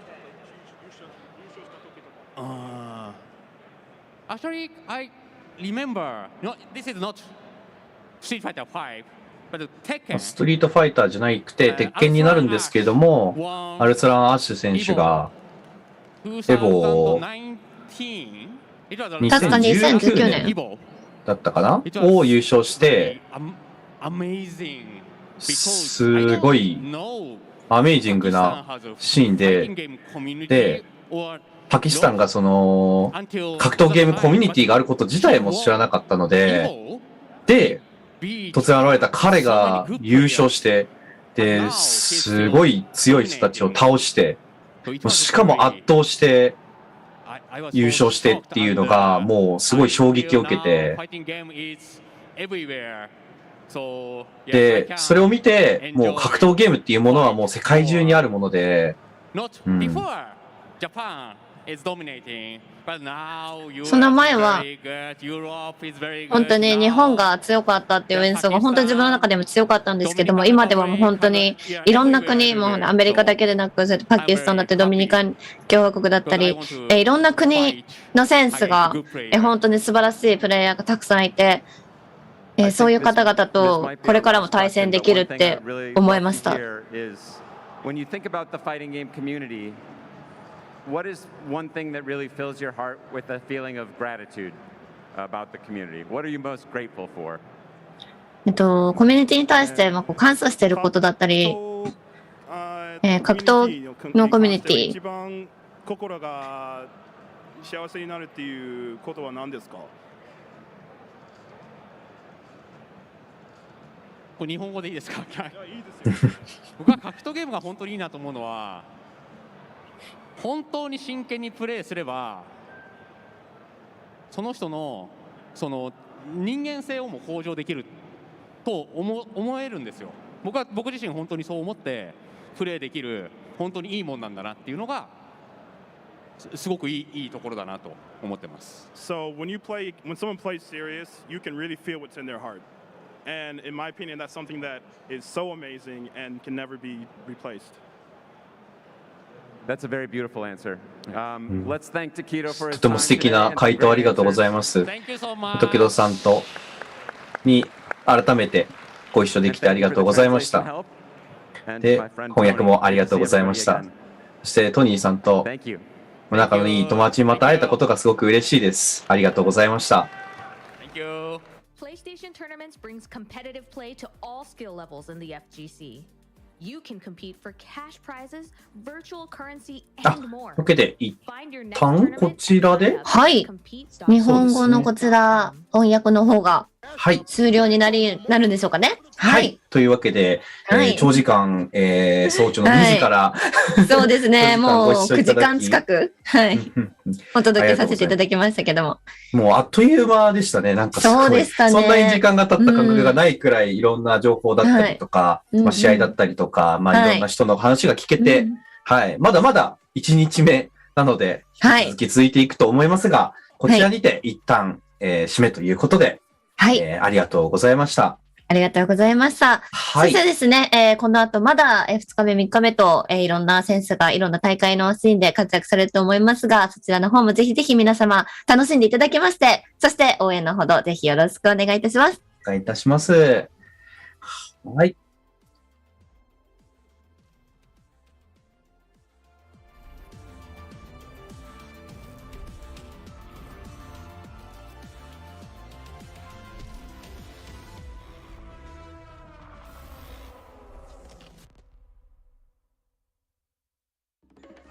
This is the quiet car. You don't remember me. Now. Talk to me. I'm not the only one doing a job on this train. Enemies. I recognize that guy. He was in Mexico. Tequila? Become. When we get off this train, the White Death waits for you with his army of assassins. Allies. We need to come up with a plan. Was that a snake? It would appear so. Bullet Train. Exclusively in theaters. Now playing. Rated R.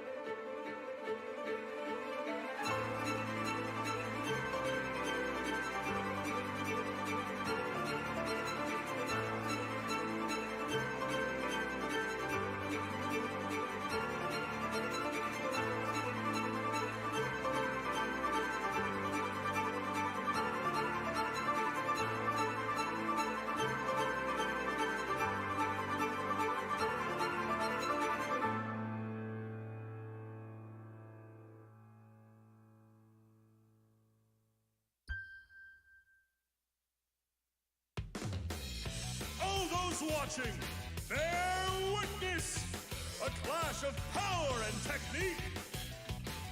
This will be a fierce contest. Who will grasp glory in their hands? Who will eat and who will be eaten? The fateful battle is about to begin.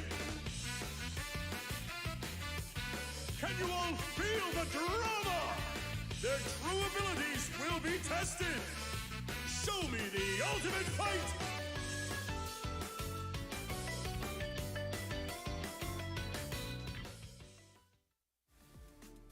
Thanks for watching and supporting EVO 2022.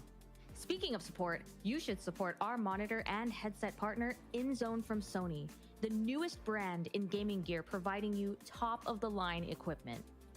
The InZone M9 and M3 27-inch monitors bring you incredible high-resolution and high dynamic range pictures and reactive experience with 144Hz and 240Hz refresh rates, 1 millisecond gray-to-gray response time, variable refresh rate technology, and more.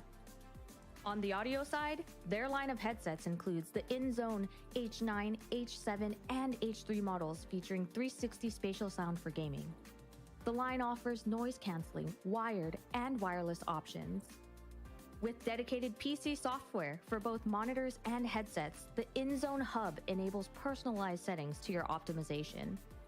Sharpen your senses with the brand new InZone products and check them out at sony.net/gaming-gear.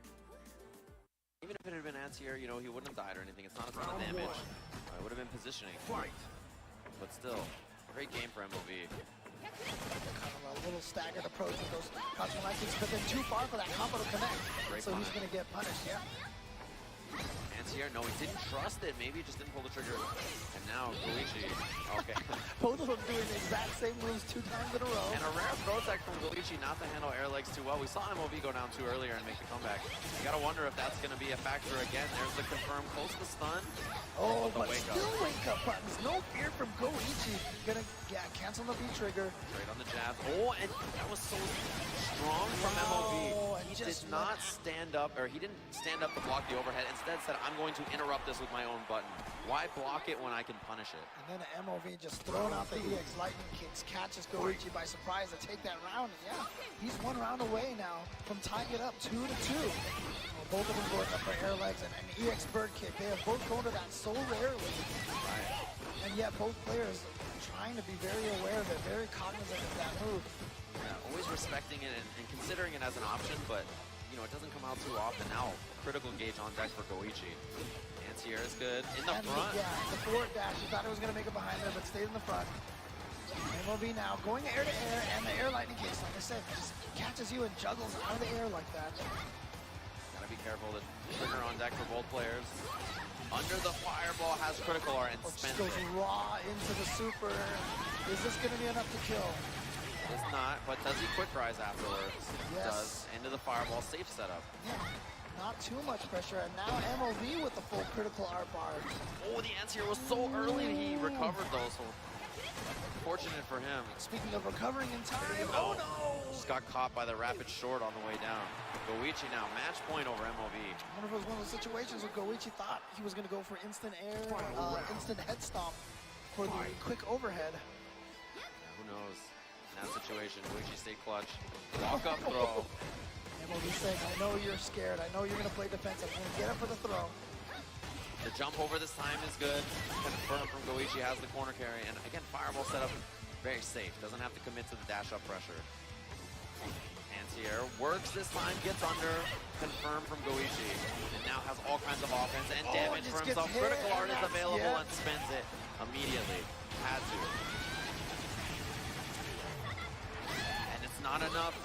Quick rise from MOV, tons of meter to work with. You see the staggered pressure, which is a block, and that's a cross-up stomp from Goichi. He takes it over MOV, putting him out of the tournament. We had seen so many ridiculous comebacks all throughout the day. Not gonna happen this time.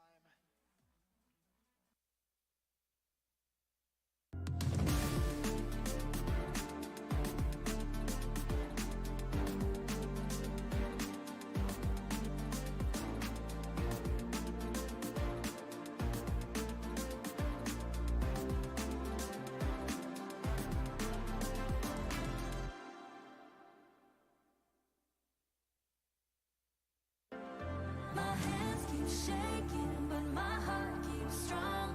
Though my legs keep aching, my voice keeps on. My soul keeps rising as I sing my song. I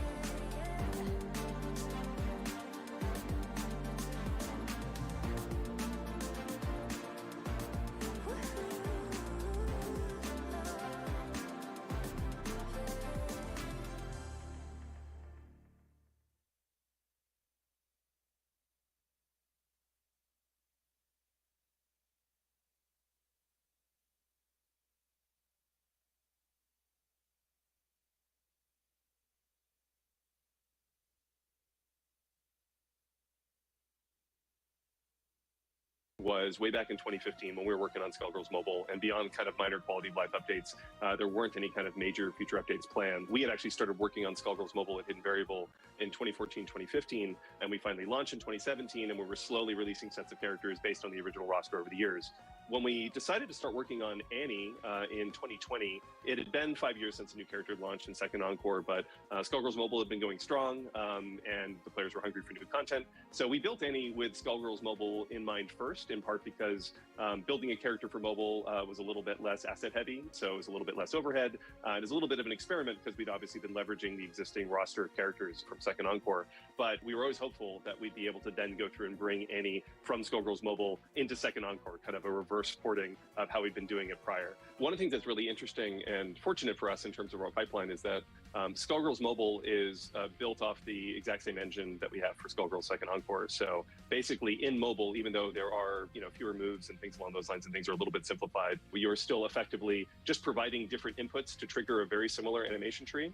So when you're building a character with 2nd Encore in mind, or if you're building a character with Skullgirls Mobile in mind, it is relatively straightforward for us to go through and then port that experience over to the other platform. The whole character development process is pretty highly collaborative between Hidden Variable, Future Club, and obviously the community as a whole. I think although Hidden Variable is the lead developer and predominantly responsible for design and engineering, Future Club is responsible for almost all the art and animation, while also providing a ton of design and creative support as well. But predominantly, Future Club is responsible for helping out on the 2nd Encore side, and Hidden Variable handles all the stuff that's needed for Skullgirls Mobile.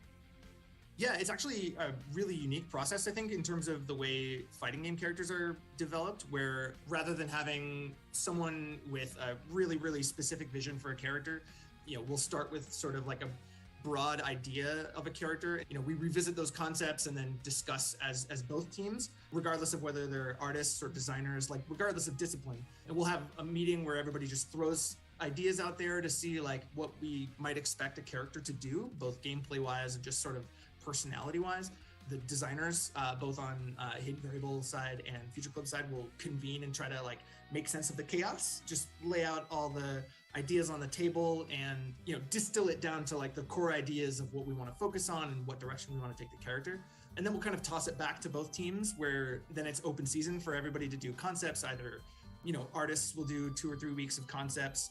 That ends up becoming just a whole collection of concepts that we can choose from, and then the designers sit down and like try to assemble a character's kit and like what move can we use for this one ability that we want to showcase. I think one of the most exciting parts of that is that openness allows us to go through and test boundaries. We'll obviously find a lot of stuff that we think is really cool, but we'll also find a lot of stuff that we feel actually it doesn't quite fit the character for this reason. And then the exercise of us trying to articulate why that doesn't work, either from a gameplay perspective, or actually that's like, the character isn't quite that sadistic. It's a little bit more like this, or, the way in which the character actually is going to go through and manifest through animation starts to, come to light. We're able to start to set boundaries for ourselves and really hone in on what makes that character unique and special and distinct, just by virtue of going through and having this wide swath of ideas that are originally brought up. And then all the talented artists over at Future Club will go off and just start coming up with all sorts of crazy ideas. Being such a collaborative process, we end up having this like really tightly unified vision between the two teams of what the character feels like and how they should play.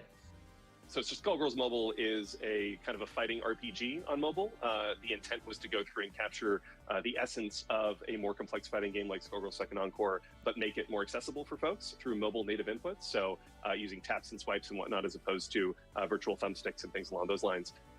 One of the ways in which we look to go through and capture the core essence of a character in Skullgirls Mobile is through something called the character ability. And every character has something that's a little bit different in that regard. So for example, Big Band in 2nd Encore has a number of moves that include armor, which enables them to go through and absorb different hits when going through and starting combos and things along those lines. So in Skullgirls Mobile, because we don't have as many moves, we ultimately just built into armor into Big Band's dash attack, which inherently kind of gives him this rushdown quality that is able to kind of generally capture the feeling of going through and playing Big Band in 2nd Encore. when we're building a brand new character, obviously for Second Encore in general, what is the unique mechanic that this character brings to the table? How are they going to feel differentiated from the rest of the roster is obviously an important question. Thinking about ways in which that can be distilled in a way that it'll be able to work for Skullgirls Mobile is a unique challenge there as well. So for Annie, for example, obviously given her kind of magical girl theme, we decided to build this notion of her kind of star power install, which effectively is a meter that can be built in Skullgirls Mobile, and then you can go through and fire it off and she'll enter this new state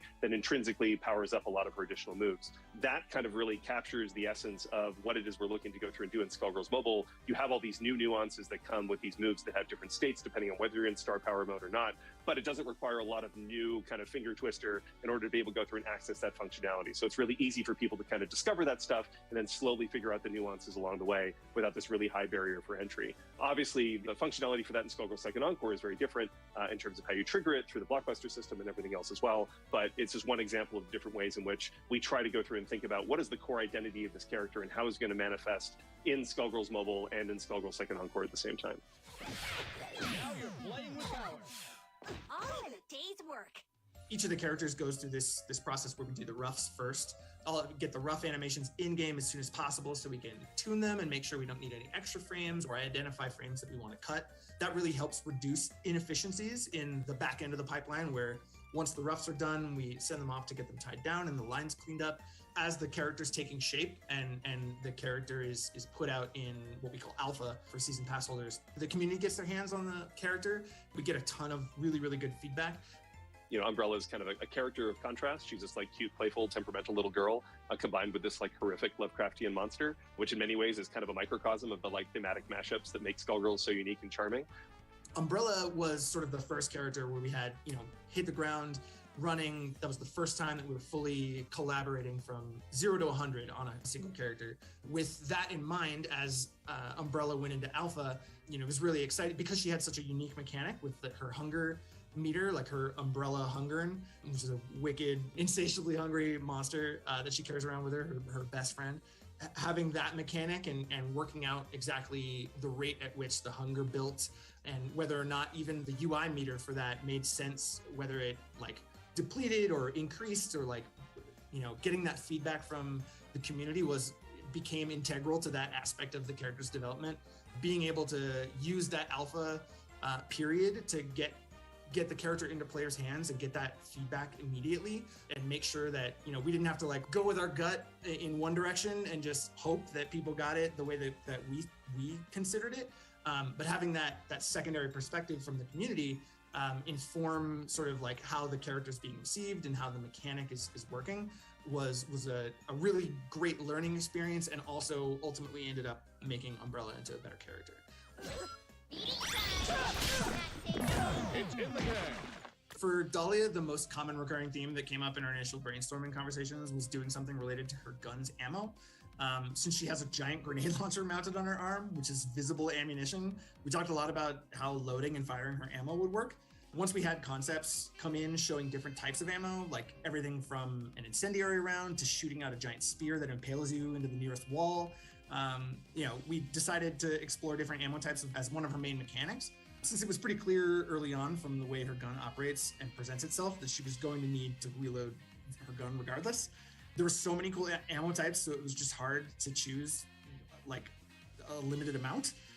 We ended up choosing quite a few of them while exploring mechanics to facilitate her using a wide variety of these ammo types instead of just picking the same ammo type over and over. I think one of the things that's interesting that we've been figuring out over the course of the alpha process is just kind of how much agency you as a player have over the type of ammo that you load and use. How much of that is intentional versus how much of it is kind of RNG based, and you have to find a way to kind of leverage whatever ammo fate deals you as a means of going through and mastering the character as a whole. So that's one of those things that in a traditional fighting game development scenario, you might just have to go through and make a call, and maybe you guessed right, maybe you guessed wrong in terms of what the community would ultimately respond to best and what finds that sweet spot between being really fun and accessible while at the same time being really interesting and nuanced for advanced competitive level play. But thankfully, because we have such an active and engaged community, they let us know right away as soon as they get a chance to go through and play with it. With each of these characters, we sort of approach their gameplay direction in terms of like what gaps do these characters fill. That's one of the core challenges of any of these characters. And one thing I think we're excited about for Dahlia is giving her like this movement option that feels unique to her. She can do this onslaught. It's kind of like an arcing air dash in midair and from the ground, but it gives her kind of this unique approach angle that not many or no one really in the cast has. Building her move set around that and how she can use that to pressure opponents while also using it in conjunction with how her gun functions was sort of the main goal. At Combo Breaker, we actually had an exhibition between Sonic Fox and Pen, who came in and played Dahlia for the very, very first time. They were at our booth for the entirety of the day and then had a showdown later on that evening. It was just amazing to see all the different things they were able to go through and pick up in such a short period of time, even with an extremely limited kit. Now that Dahlia has way more stuff in her kit, and both Sonic and Pen have had more than 6 hours to go through and spend with her, we're really excited to see what kind of madness they'll come up with in their run back at EVO today. One of the first things that we do when we're kind of figuring out our schedule for a character is how do we get them to alpha as quickly as humanly possible? And for us, alpha basically means all of the core functional stuff that's needed for a character to go through and operate, really basic hit reactions, all of the movement animations, some basic normals and juggles and things along those lines. The character development process kind of doesn't start until you're actually at an alpha point. And we can all go through and play it internally, but then also with Skullgirls, we take it one step further and we go ahead and we make that alpha version of the character available to the public. So while we're continuing to go through and refine the character, tuning them functionally, adding in new animations, the player base is able to actually go through and experience the current state of the character along with us. And we're able to see how they go through and react to changes to how our normals behave. When we add a new special, we add a new super. As we drip feed each of those new features, because a lot of those players are so eager to go through and basically take that, whatever the new hotness is, and figure out all the cool ways in which they can go through and apply it, you can kind of watch the community's knowledge and understanding of that character's kit grow organically as each new ingredient is ultimately added, which is really cool and exciting. That community-centric iteration and tuning process is something that's super, super important for Skullgirls 2nd Encore development process, and it's something we've also taken to heart for Skullgirls Mobile as well. Players will not hold back when they know that you're listening and they know the developers take that feedback to heart. They will tell you exactly the kind of information that you need to know so you can make the right informed decisions to ultimately create the best character possible. The characters would not be who they are today were it not for all the time and effort that the community has put into playing those characters, sharing their thoughts, sharing videos, engaging in impassioned debates on Discord and on the forums and whatnot. We literally couldn't do it without them. So it's one of the best parts of developing characters in Skullgirls Listed community. It's been crazy to think that it's been 10 years since the original Skullgirls launched and 5 years since Skullgirls Mobile launched. We certainly wouldn't be here today were it not for the tireless support from everyone in the Skullgirls community. It's only because of everyone's passion and dedication to supporting each other and supporting the game that we even have the opportunity to go through and create all of these amazing new characters. The best is yet to come. Thank you so much. We couldn't have done it without you.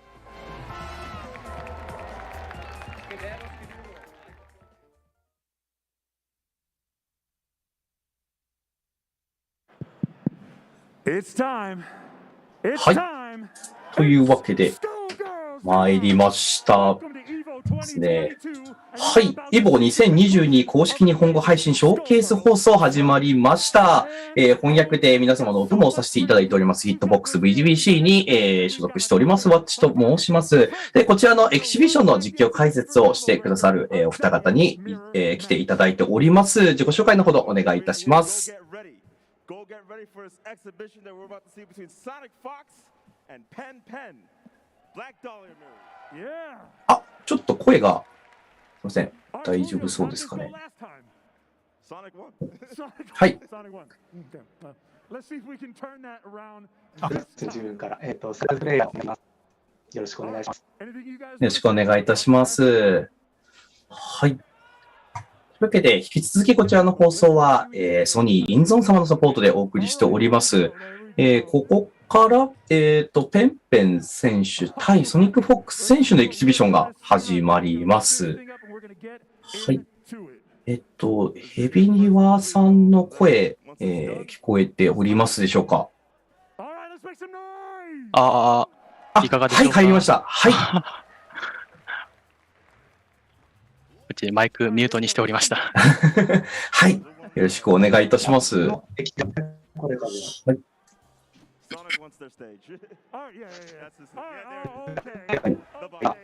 製品版には正式実装まだなんですけど、あ、聞こえてる？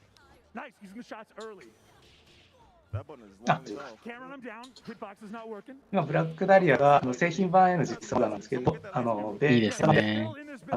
開発中のバージョンが公開、今まさに開発中で、ブラックダリアキャラ自体は結構前から、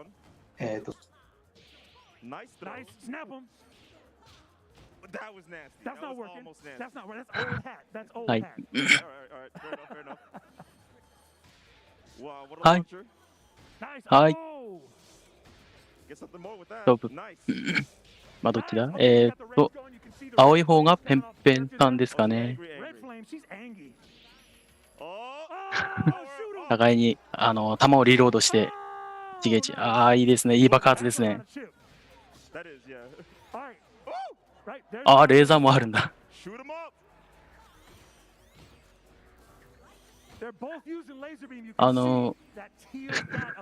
互いにレーザーを撃ち合ってますね。開発、最初の方では、もう、弾しか出なかったんですけど、どんどん進んでいくうちになんか、毒性がついていって、どんどん面白いキャラクターになっていってます。投げ。投げが決まりませんね。コンボつないでって。まだ未完成なのに、もうコンボが開発されていって面白いですね。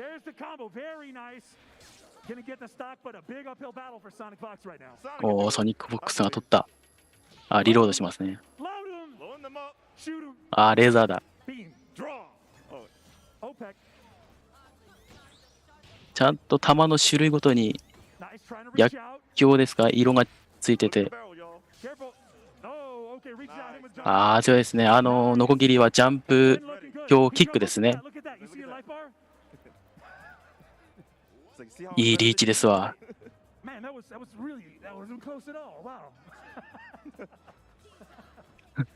下がって、マントを置いておくと、瞬間移動ができるやつさ。多分。で、リロードして近づいて、いっぱいリロードした。いろんな弾使ってるけど、ソニックフォックスが、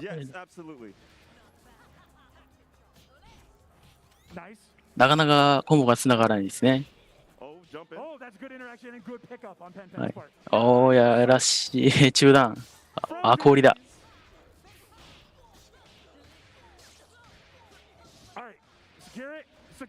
もうブラックダリアからいろんな属性が氷とか、もうこれも初めて見ましたね。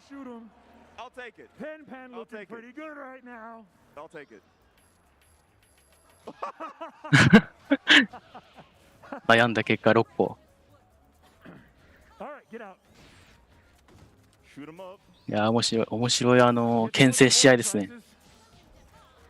いろんな色をリロードして、裏回ったけどうまくガードしました。下段、チャージ。いや、レーザー弾をいっぱい撃ってます。なるほど。コーラスで動けなくなったところにですね。テイク3。短期同士なので、先に2本取った方が、勝利ですわ。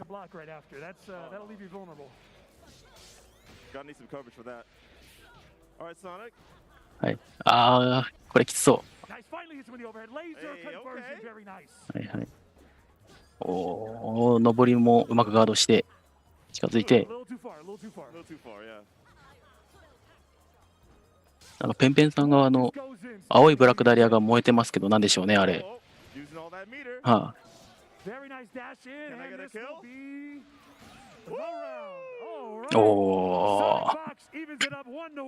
ソニックボックス。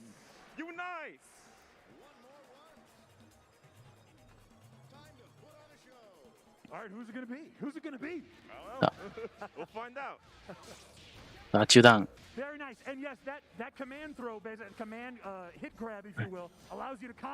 牽制して、打ち合って、リロードして、うまいですね。空中ダッシュうまく使って切り抜けました。なんかよくわからない補正が切れてますけど、1ゲージ。おお、気持ちがいい。これは気持ちがいい。1ゲージで、ドラム缶蹴飛ばした後に、しゃがみ強パンチで引火しますね。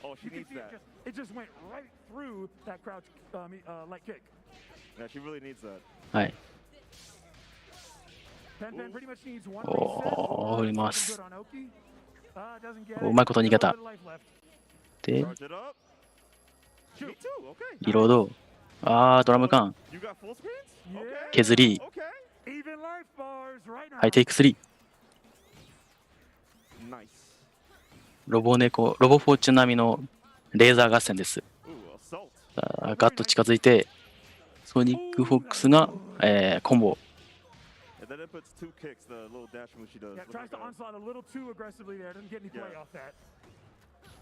はい。はい、ドラム缶。さらにリロード。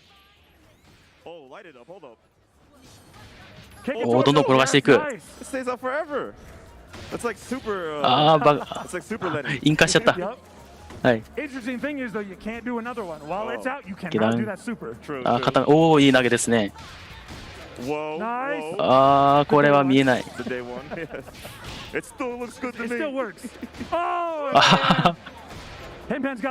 や難しい補正切り見つけましたね。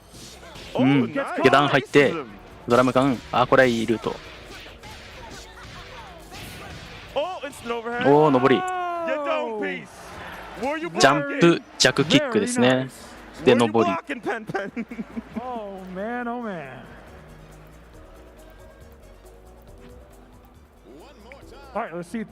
ニック・フォックスが優勢ですね。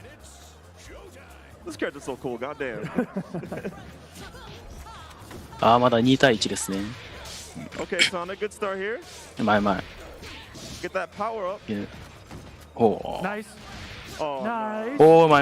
これは弾と一緒にコンボ組み込んで投げる補正切り。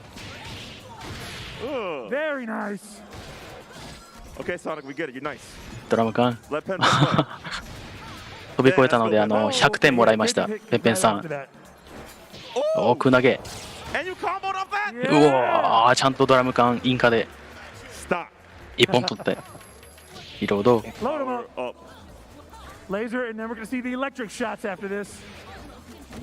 紫はなんだ？電気弾だ。まっすぐ飛んでいくんですね、これ。紫はまっすぐに飛んでいく球。ビリビリ。いい投げですわ。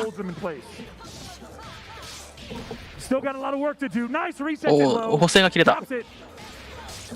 でも逆襲。ドラム缶。ドドドドドン。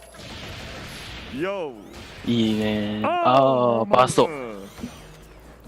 Man, the laser upward shot is like really good because it's instant. 考えながら頭使ってリロードしてるみたいですね。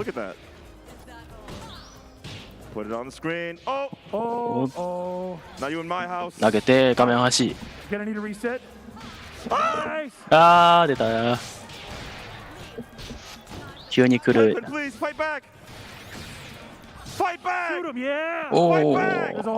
体力差大変ですけど、なんとか1本取って。ト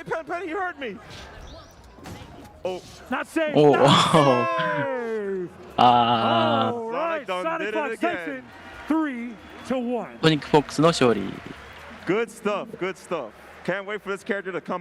All right, pretty exciting stuff, but I think I know what you're gonna like right after this. A big ブラックダリア観戦が楽しみですね。 up here on screen. So make some noise if you like excitement, baby. Don't go nowhere. Don't go anywhere. We'll see you soon. さあ、またすぐ戻ってきます。映像の後にトレーラーをご覧ください。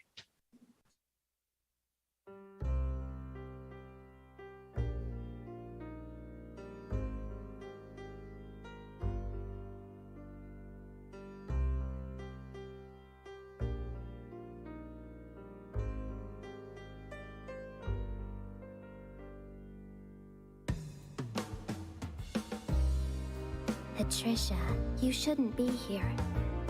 Marie! Best friends forever!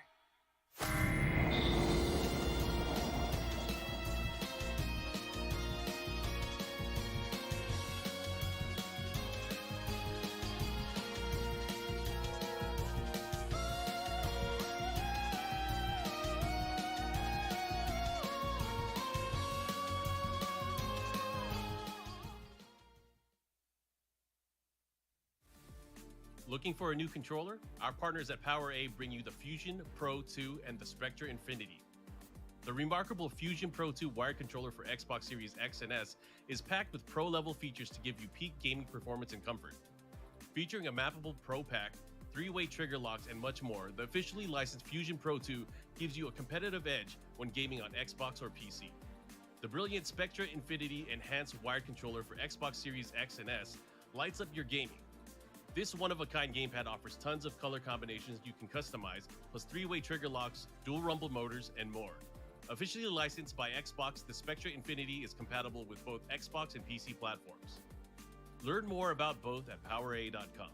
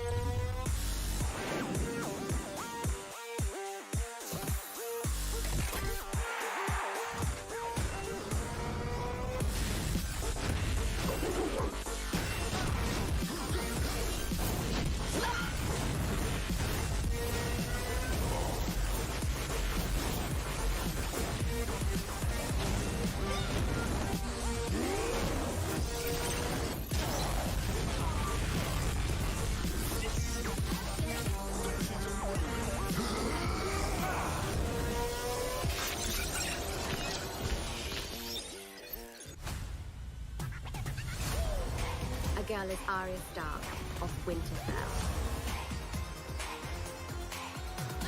Time to eat somebody. I am here.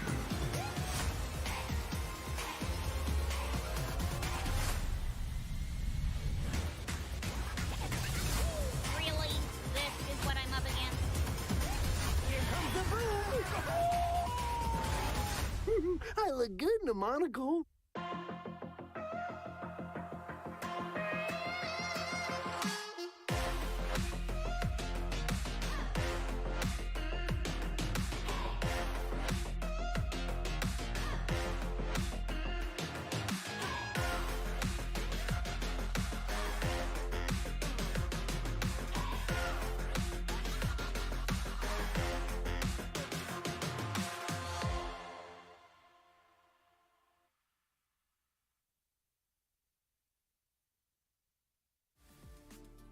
Shout out to our partner Rushdown Revolt, a free-to-play, fast-paced, and combo-centric fighting game. Experience 10 unique characters, best-in-class rollback netcode, and a fresh take on platform fighter combat. The game's signature spark mechanic lets you cancel any attack into a dash and sets you up to combo opponents like never before. Their alpha is available now on Steam with an open beta release coming August 30th.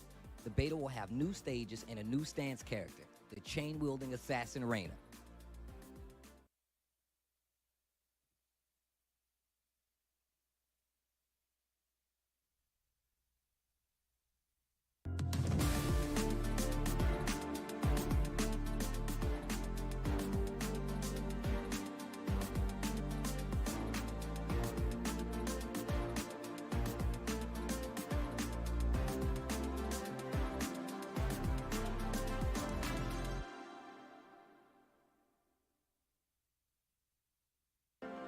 My hands keep shaking, but my heart keeps strong.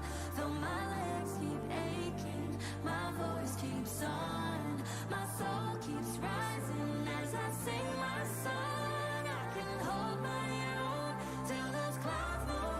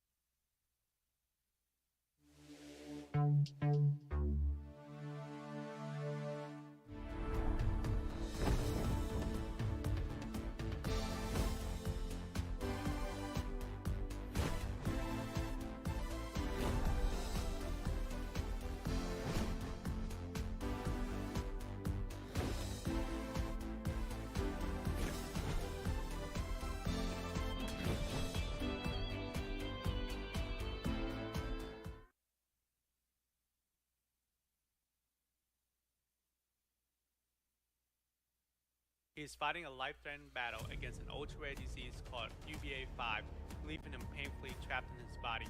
With an all-star team of researchers, we started the Raiden Science Foundation to help other young fighters so they never have to face what Raiden faces every day.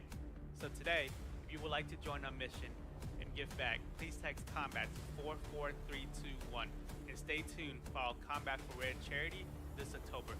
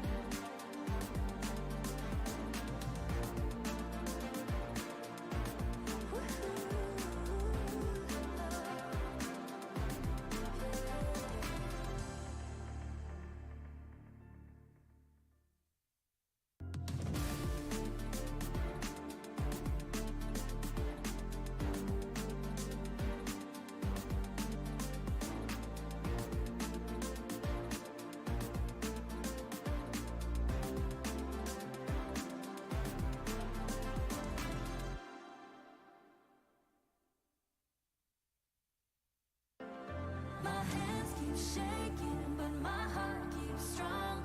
Though my legs keep aching, my voice keeps on. My soul keeps rising as I sing my song. I can hold my own till those clouds move on.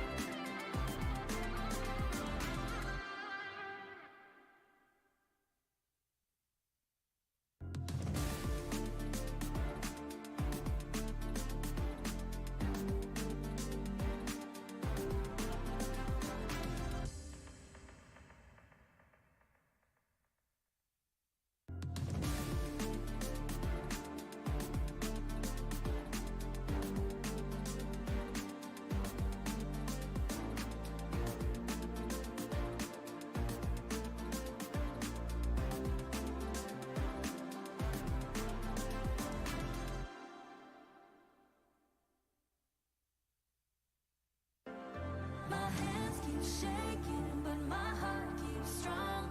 Though my legs keep aching, my voice keeps on. My soul keeps rising as I sing my song. I can hold my own till those clouds move on.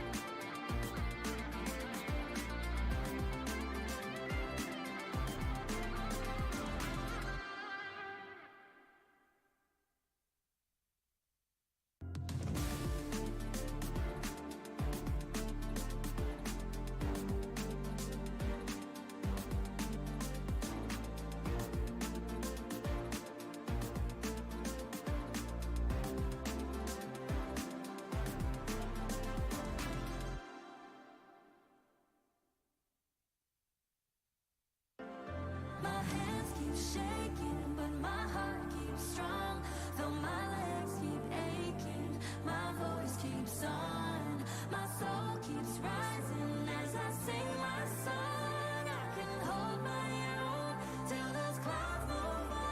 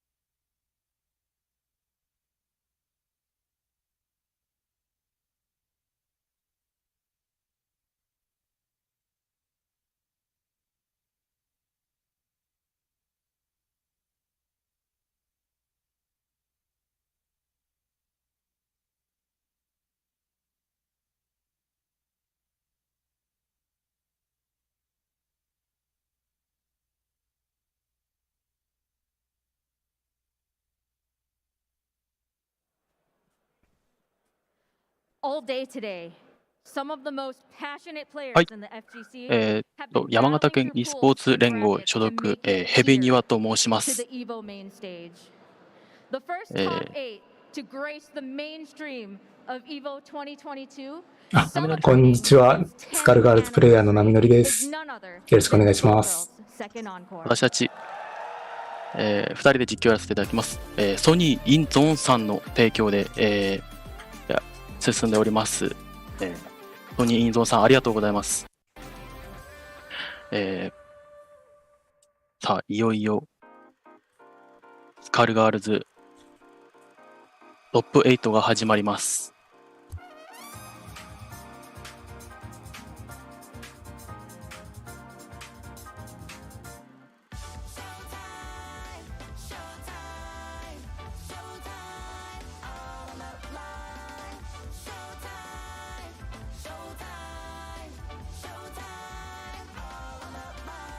Let's go out, get mixed.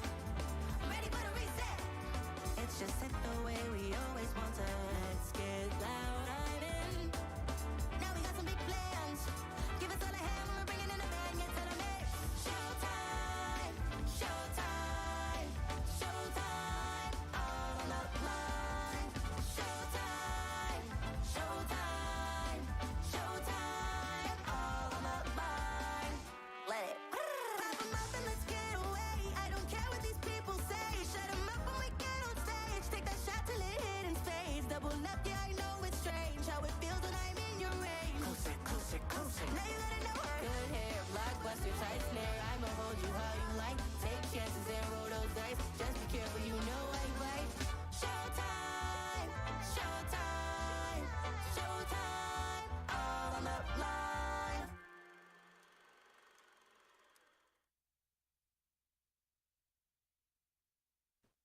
It is my distinct honor to introduce your あ second あ、 encore 始まりました。 Please make some noise for Dude Guy MB. B ああ、始まりましたね。波乗りさん、いよいよですよ。最初はデュード。ベオルフ短期ですかね。 Oven. ほ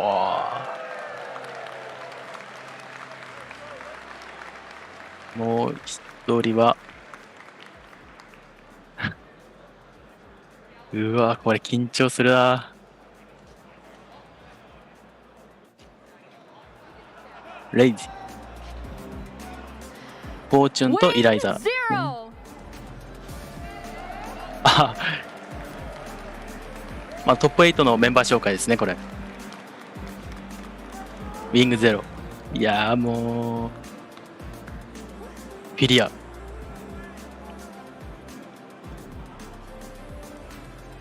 スター。いろんなキャラ使いますからね。The Kill Sage. おー、もうおなじみです。できるせいさん。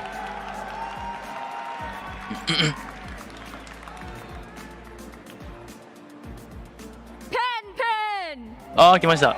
我らがペンペンさん。唯一の日本勢です。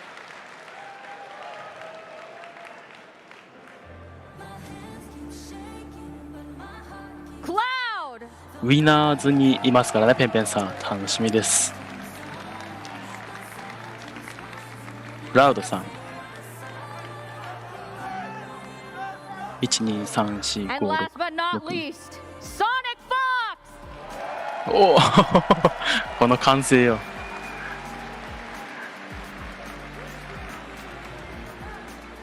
ソニック・フォックス。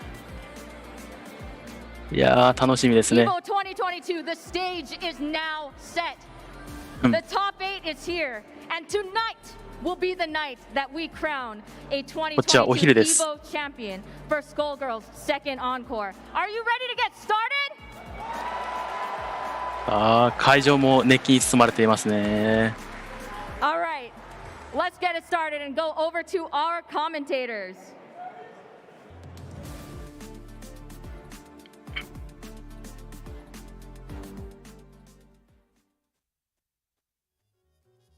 Boy, 入ってる。うん。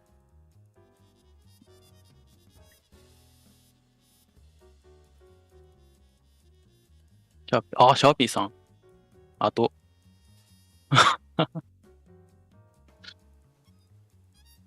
もうビッグなんて熱いでしょうに。あと、カイさんは、確かベオウルフの声優さんですかね。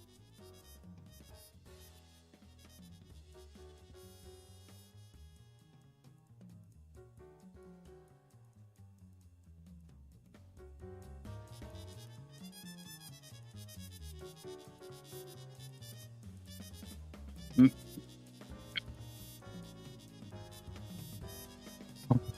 アメリカ勢に混じる日本勢。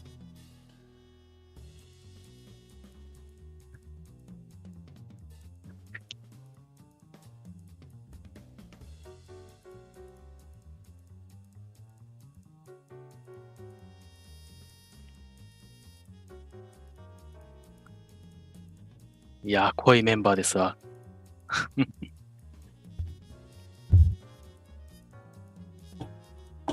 濃いですね。ああ、はい。バッチリですね。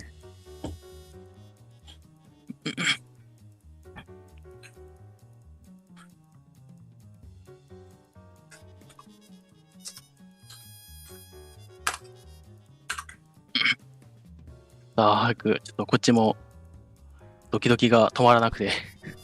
はい、ナミノリさんとヘビニワさん、お疲れ様です。実況解説いただきありがとうございます。はい、スカルガールズのエボ大会で初めてですね、だからめっちゃ盛り上がらないか。はい、盛り上がってる会場でみんなわーってスカルガールズの入場する、まあ先週入場するときに、はい、トーナメント表によってね、はい、もし、はい、一つの選手を選んだ、まあ誰が優勝すると思いますか？予想は。僕はペンペンさんに優勝してほしいですね。やはりやっぱりペンペンさん。そう、日本勢はもうみんなペンペンさんに応援してるね。うん。は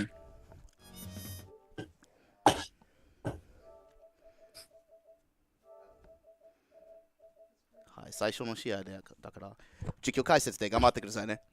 はい。はい。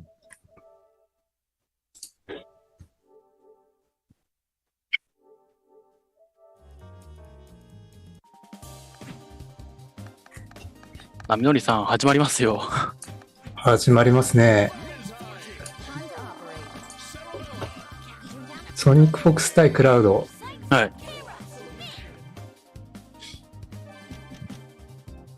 これはチームはいつものですかね。ソニックフォックスは最近、今年になってぐらいから使い始めてる、フォーチュン、ロボフォーチュン、ペンペンさんと同じチームですね、まさに。で、クラウドが、バレンタイン、ダブルが先かな、セレベラが先か。バレンタインセレベラダブルで、コンボ中に注射器の色をめちゃくちゃ貯めるで、相手を崩していく特徴的なチームですね。いやー、固めが怖いですね。実況は私、ヘビニワさんと、ナミノリさんでお送りいたしております。お送りします。最初これやっぱりフォーチュンがリーチの長い LK を使って攻めていったなと思ったらいきなり投げで捕まえましたね。兄で火力を上げて中断、これが崩れてしまいますね。画面端厚洗いはとバータイって感じなのでどうしても、じゃんけんというかもう確率の話になっちゃいますね。いきなり1キャラ落ちて置き攻め出現攻めは裏半分ぐらい削って、ここから一回防げる。いいぶっぱ暴れた。ここからつなげていけるのがこのセレベラダブルの順番の強み。これは勝ちましたかなと思ったけど抜けられてしまった。だね。あれが決まってたら一気に試合が動いてましたが、嫌なビームアシスト。これは裏下段。はい。これはゲージあるけど、もう一回補正切り必要かなこれは。殺せる読み。殺せるのかなこれ。いけるか倒せるか。3ゲージか。倒しきった。さすがロボの3ゲージ。火力が高い。はい。さあ、キャラがもう3対1になってしまったので、だいぶクラウドはこれはきつい。厳しい。セレベラはあんまり前にどんどん突っ込んでいける性能のキャラじゃないんで、なおさらきついですね。それに対してロボはビームをはじめとした飛び道具での牽制がなかなか豊富に揃っているので、だいぶクラウドはきつい。でこのゲーム、ビームも含めて削りが必殺技にあるので、そのまま、体力削り切られちゃいましたね。ロボフォーチュン残して詰められると怖いですね。怖いですね。やっぱり最後の詰めのロボフォーチュンで体力の減った相手を削るっていうのがある意味一つのこのチームの強みですからね。はいはいはい。あー、猫が強い。ジャンプ LK が勝った。お、生交代狩られるかと思ったけど、うわ、ハッピーバーアシストを混ぜてでも距離が出なかった。ハッピーバーしきれずアシストが抜けちゃう。悔しい。ただ空投げでターンを継続。これは裏だったアシストを絡めて、これは1キャラ落とせそう。しっかり画面端に入れ替えて出現攻めなんか見せたっぽいな。でフォーチュンはこれ頭を外して頭の方でも攻撃できるっていうキャラですが、ゲージを使って暴れて拾い直してる。もう一回防ぎる。返した。暴れはちゃんと読んでてゲージを出したけど、これはガードできるんですね。ガードできてる。セレブラ側は安全交代できるタクがなかったので、そのまま甘んじてターンを受け入れる。これは痛い。爆発が入って裏、あれはすごいあれは見えづらい。数少ないロボの崩しですね。あれは裏に回った。ああいう裏よく見るやつ。いいね。ゲージをしっかり吸ってる。ゲージ食べて、はい。体力はちょっとクラウドが有利かな。このままクラウドはロボをなんとか落として2対1の状況に持っていきたいですね。これは落とせるかな。1キャラ。今度はクラウドが先に対処を引っ張り出した。空投げは抜けて、よく投げ抜けできますね。あれはなかなかやりますね。下段が入った。位置を入れ替えて頭で攻撃しつつ裏。はい。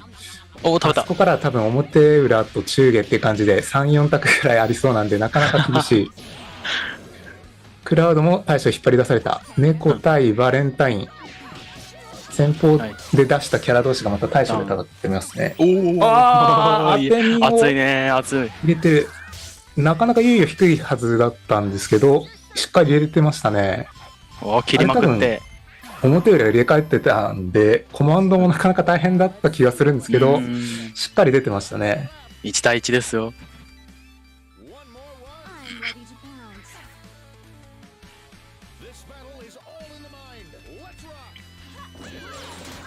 投げ。ビームのせいでちょっとキャラの浮きが高かったので拾えなかった。で、兄の、めちゃくちゃなんかコンボが長い昇竜で捕まえて、ディレイドから1キャラ落としちゃうかな。落とした。ここまでしっかりやりきると。1回勢いがつくと一気に体力が減ってしまうのがなかなかスピードの速いこのゲームのシビアですね。シビアなところですね。これは表中段。一番シンプルなタクだったけど、やっぱり他のタクを意識してるので、なかなかガードするの難しい。裏をガード。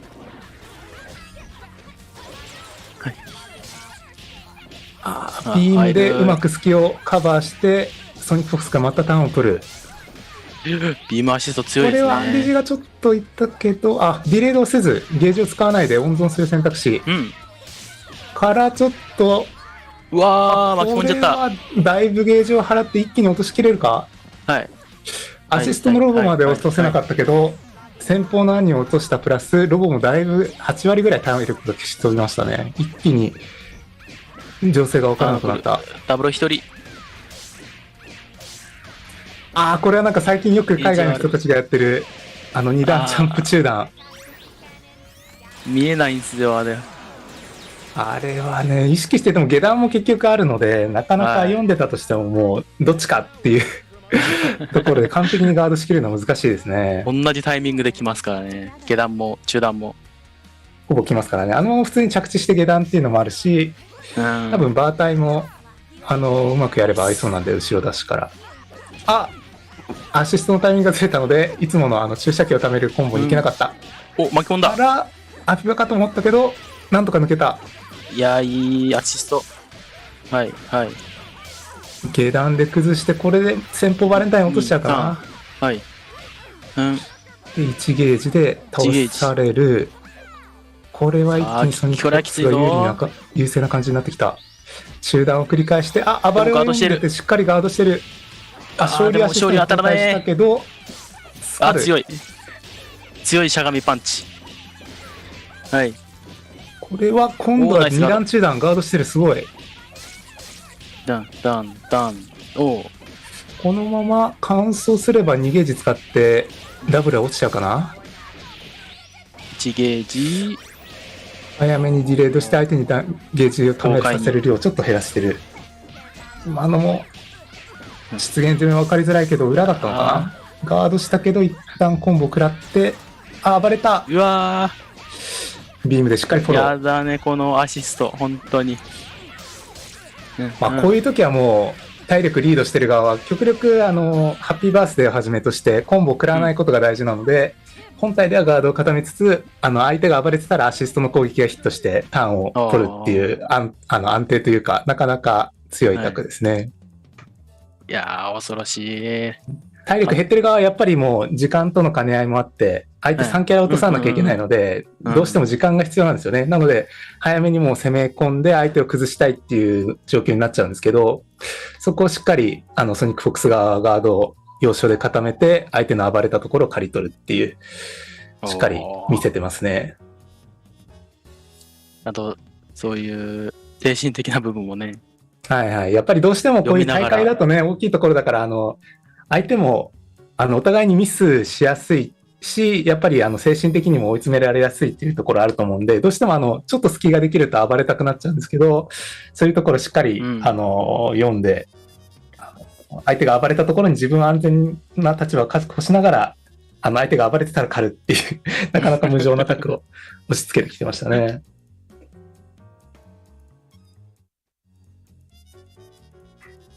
で、あと、序盤の方の展開でも結構バレンタイン、クラウドの方はバレンタインで、コンボに入ると、アシストの、エクセレベラーを混ぜて、コンボ中に2回ぐらい、注射器のチャージを貯めるっていうことで、注射器チャージが貯まると、クラウドがよく使ってるのは、相手の入力遅延を増やすっていう、オレンジの毒なんですけど、あれを入れると、最大まで貯めたオレンジを入れると、確か、7フレぐらい相手に入力遅延が起きて、相手は7フレぐらい相手の崩しを先に読んでガードや暴れをしてなきゃいけないっていう、なかなか苦しい状態になる、強烈な、崩しのタクがあったんですけど、今回はもうそれを見せる間もなく一気にソニックがクラウドをキャラを落としていってそれをさせませんでしたね。次で見てみたいですね。だいたいバレット書いて緑クラウドは見ますけど、ね、だったんで、次ルーザーズでまた試合があるはずなんで見れるかもしれないですね。うまくいったら。で次は日本最強プレイヤーのペンペンさんと、これはできるステージかな。はい。で、この2人は前回のはい。前回のコンボブレーカーの大会、ペンペンさんが優勝したアメリカの大会でも、準決勝だったかな、で当たって、2、3ぐらいまでフルセット、フルラウンドまで行って、最後に、ペンペンさんが2対1で不利な状況から一気に巻き返したっていうところがあるので、ある意味因縁の組み合わせだったんですね。面白いですね。できるステージは後ろにビッグバンドの勝利アシストがいるところから強いけど、アシストなんとか抜けた。危ない。あそこでハッピーバースデー食らうとだいぶまずかった。中段はガードしてる。すごい。バンドの昇竜の判定の強いところを押し付けているけど、なんとかターンを取り返した。中段に対してはもうあらかじめ割り切って暴れてる。もうどうせ見えないってことで、もう最初からゲージまで入れ込んでましたね。なるほど。フィリはノーゲージ勝利もあるんですけども、最初からどうせ見えないし崩してくるんだろうってことではもうゲージ技で入れ込んでましたね。ノーゲージではなく。なるほど。で、ペンペンさんの猫が落ちてから、前裏。今度は兄で、ペンペンさんの崩したく、中段、表中段。あ、でもあれはなんかコンプロミスっぽかったのかな、その後の入れ込みからする。お、これは、ハピバある。ハピバ来たー。これで完走すればバンドが落ちてしまう。あれしっかりロボのヘッドを溜めながら溜めて、これは多分わざとじゃないのか。もうちょっと削ってから出現攻めのビームの削りで落とすっていうのをやるとだいぶ有利な状況だったんですけど、ちょっと早かったかな、相手のバンドを落とすのか。アシストの出し合いからしっかりガードしてる。危ない。あれ本体が食らってたらハピバで大惨事になってましたけど、当たってしまった。これはアシストが組まれてる。これは厳しい。で、兄が落とされて、最後にロボが残ってしまうと、ロボはなかなかまくるのが厳しいので、苦しいかな。このまま落とされちゃう。ゲージも出して、まだできるステージ。でも惜しかったですね。ペンペンさん、ハッピーバースデーで相手のバンドを落としきれなかったのがとても惜しかったですね。あそこでバンドを落とせてたら、だいぶ優勢な感じだったんですけど。アシストの出し合い。おお、すごい。あの距離でリングレットスパイクを確認してゲージ技まで入れ込んで拾い直す。うわー、裏アタック。下段じゃない。しっかりフィリアの崩しの隙をアシストの昇竜でフォローするようにしながら、一方的に崩してる攻撃のタックを押し付けてる感じなので、なかなかペンペンさんも苦しい。中段が入ったけど、暴れて抜ける。入った。これでフィリアはなんか動いてたので対空のゲージ投げが入る。これはどっち？裏と見せかけた表っぽかったけど、なんか使ってしまった。残念。なんだ。今のロボの地上技に引き戻しがあるんで、表裏のタックになるんですけど、そこでうまく入らなかったですね。ちょっと当たり方によっては、ロボのその後の攻撃が引っかからなかったりするんで、拾いきれなかったけど、ガードはしている。あれはガードしてる。3ゲージか。ゲージを払ってしっかりターンを継続した。うわ、よくガードした。2回ぐらいかかったけど、ガードしてた。投げた。下段が入った。うん。これは表裏。あそこの相手の空中で折り際のところで表裏アタックをかけてるので、相手はなかなか多分これ暴れられない、もう読んでガードするしかないタックですね。これは1ゲージ。1ゲージ払って兄をなんとか落としきった。これで体力的には五分か、ペンペンさんがちょっと余裕りぐらいかな。本体ガードしてる。大丈夫。しっかり暴れたところを硬直を差し返す。中段で細切り。間に合う。すごい。普通は溜めてあるヘッドを使うかゲージを払わないと拾い直せないんですけど、画面端との距離がいい感じだったのでノーゲージで拾い直してましたね。すごい。とっさにあそこまで判断してる。中段が入った。画面端で追い込んで。これはペンペンさんは後ろに勝利足がある状態での相手残り1体なので、なかなかうまいこと攻めていける。ただハッピーバースデーには気をつけないと大惨事になってしまうので、ハッピーバースというアシストを巻き込んで暴れを通すっていうことだけは絶対に避けなきゃいけないところ。ゲージいっぱいあるので、なんとか押し切りましたね。そうですね。2ラウンド目はゲージももうしっかりあるので、最後まで落としきりましたね。さすが。1対1で3ラウンド目。お互いに先方が近距離というか機動力の高い近距離タイプのキャラ同士なんで、近づくまではうまくアシストを巻いて相手を牽制しつつっていうところで、これはできるステージの勝利アシストの方入った。これは中段アシスト巻き込んでついてからのペンペンさんが取った冷静にパンバータイ遅れてバーストだったのでバースト透かしきれず仕切り直し。今の即バーストしてたら多分もうバータイが綺麗に通ってフルコンで落としきれるって感じだったんですけど、互いに判断がいいですね。してバーストを通しましたね。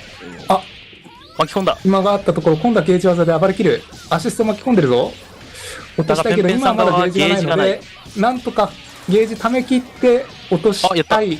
ゲージ足りなかったが1人目は十分。先頭が落としたので大丈夫。一気に2キャラ落ちた。これはうまいわ。ゲージもしっかり綺麗に溜まりましたね、最後の最後で。あれも多分もうコンボルートとかをしっかり研究してちゃんとゲージができるだけ溜まるルートを選択した上でっていう感じなんでしょうね。ナイスプッゲージ技で暴れた。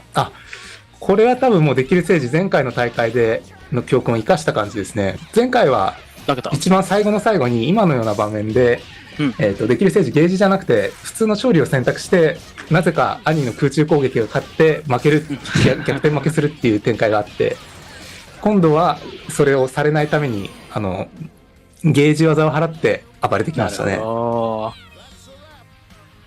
ただ試合の方は最後なんとかペンペンさんが取り切って2対1、ペンペンさんがリーチ。このままいってほしい、日本勢として。バンドのビッグバンドの後ろから出てきてる超巨大な昇竜拳、これはもう画面の7割8割ぐらいをカバーする昇竜拳、当たったら拾い直せるっていう凶悪なアシストなんですけど、それを巻きつつ今度はできるステージが最初のターンを取りましたね。これはでも2ゲージあるからフォーチュン落とされちゃうかな。こっち拾った。まずはフォーチュンが落とされてしまった。フォーチュンが落とされてもう一度フィリアを前に出す。これは投げタクからなんか画面端のリングレットスパイクを使った表裏タクに行きたかったっぽいんですけど、なんかミスった。空中の防ぎは読んでる。もう JHK で暴れることでタクを成立しなくさせて暴れを通しましたね。裏、うわうめえあれは分かりづらい。下に滑り込んだ。あれ表も裏もあるタクっぽいので、あれもどっちかっていう感じですね。2ゲージあるのでゲージを払い切って落としきれそう。落としきる。まだわからない。ゲージはできる。ちょっと体力はペンペンさん不利ですかね。ただ、ここでロボでうまいことゲージを貯めて、アシストで画面に残ってたところをゲージ技で大火力を叩き込まれてアシストの兄が落ちてしまう。こうなるとロボは火力が低いので、なかなかまくるのが厳しい。処理が入る。空中の軌道制御できるロボの JHK っていう技でうまいこと後ろに下がりながら V ビームを打ちたかったんですけど、その分暗い判定が伸びちゃうのでバンドの昇竜が刺さっちゃいましたね。なるほど。でそのまま火力を叩き込まれて、今度はもうできるステージが一気に落としました。取り切りましたね。間違えちゃった2対2フルセット。やっぱり結構ペンペンさんバンドの昇竜に引っかかってターンを取られちゃうっていう場面が出てきてるので、なかなかあそこの対処が難しいのかもしれないですね。バンドの昇竜ってもう強いアシストとしてもう昔から有名なところなので、しっかりやり込んでるとは思うんですけど、対策を。それでもやっぱり先方の近距離キャラとバンドのタイミングがうまい。今度は中段を通した。裏。いいぞ。ゲージが出ない。これはなんとかこのままフィリアをこの勢いのまま落としたい。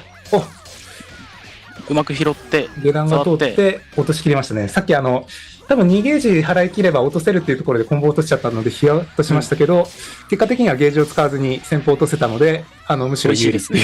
結果オーライって感じです。後ろからバンド勝利が出てきてるのが見えたんで早めに3ゲージにディレードしたんですけど、なんとその上からさらにバンドの勝利が勝つっていう。やっぱ勝利は怖い。裏中段。しゃがんじゃった。今のエフェクトが出てたんで裏下段でガードしてたっぽいんですけど、選択されたのは中段だったっていうことでペンペンさんの兄が落とされてしまう。これはアシストも巻き込まれて、でもゲージがしっかりあるからこのまま3ゲージつながれるとだいぶ苦しい。フォーチュン落とされる。1ゲージでもうアシストが落とされてしまう。出た。出た。この変身でどうなっちゃうの？これも前回の変な起動してる。重力を味方につけましたね。そうですね。この相手の最後の1キャラに対しての兄の変身が強いんですよね。通常攻撃、めちゃくちゃ喜んでる。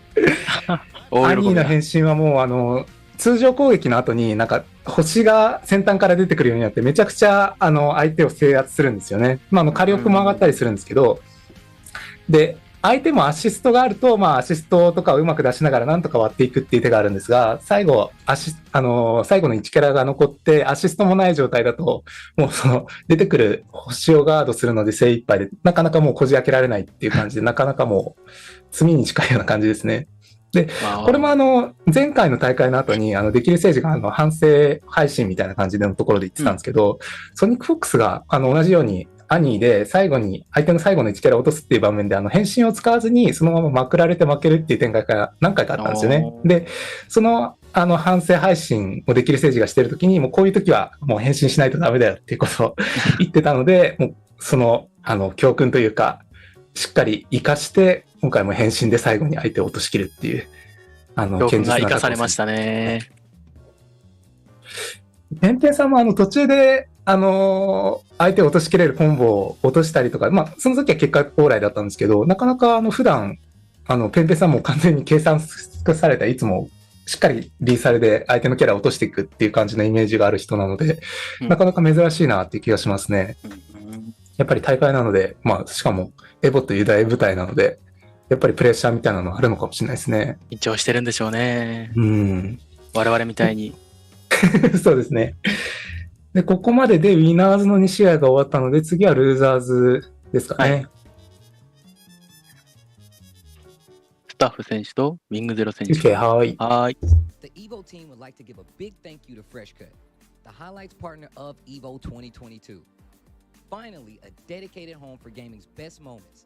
Find all of today's top trending FGC games, creators, and tournament highlights all in one place with FreshCut. FreshCut is the next generation creator content platform, redefining engagement between creators and fans to help communities build and grow. Remember to catch all the highlights this weekend with the FreshCut EVO 2022 Best Moments playlist live each day in the FreshCut app at 1 p.m. Pacific.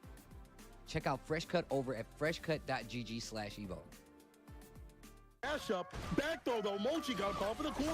Oh, the parry on the drill. Are you kidding me? Oh my god. Let's go! That's what I'm talking about!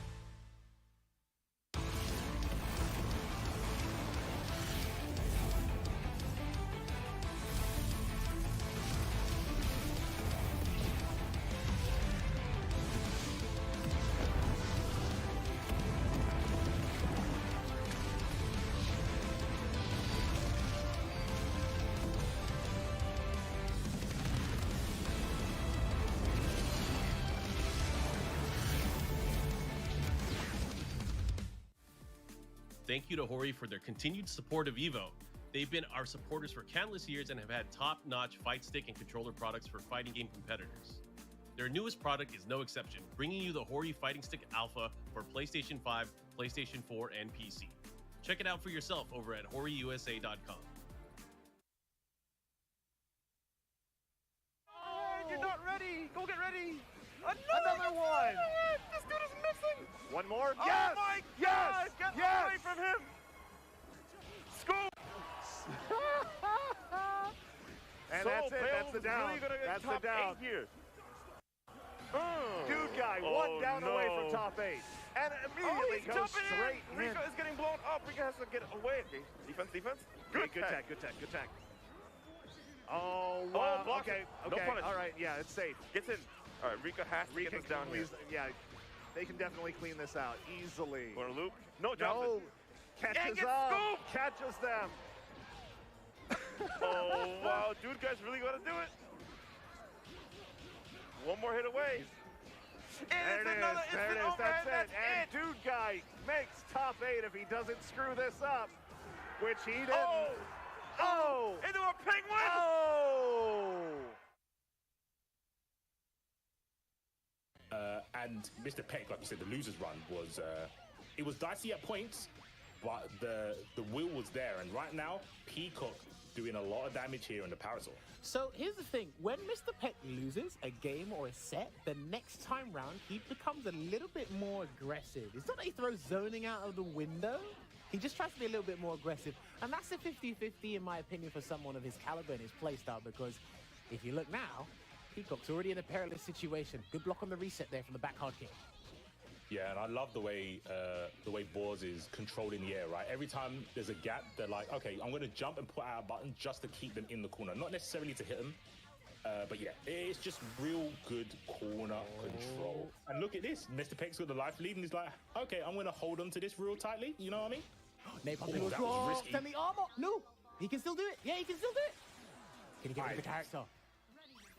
Whoa! Did you see the change, right? The customization on the approach. Mr. Peck went from, oh, you're calling ingress, I'll just go in, and then you stop calling ingress to cancel the counter my zoning, and I'll go back to zoning. Painwheel, the great equalizer. Bang! Yo, yeah. Sorry, it's Give me that. it's the move, man. I swear, it's a reversal. You got to It is respect bang. it sometimes. And it did get toned down, I think it did as well. Hold on, you did? Oh, did it? Yeah, it got toned down. Peacock did receive a lot of nerfs. You're dead. Yeah. When Catastrophe Cannon get DXC'd into, they're 9 times out of 10 gonna lose that character. Pipe dream here. And then he might hard tag out.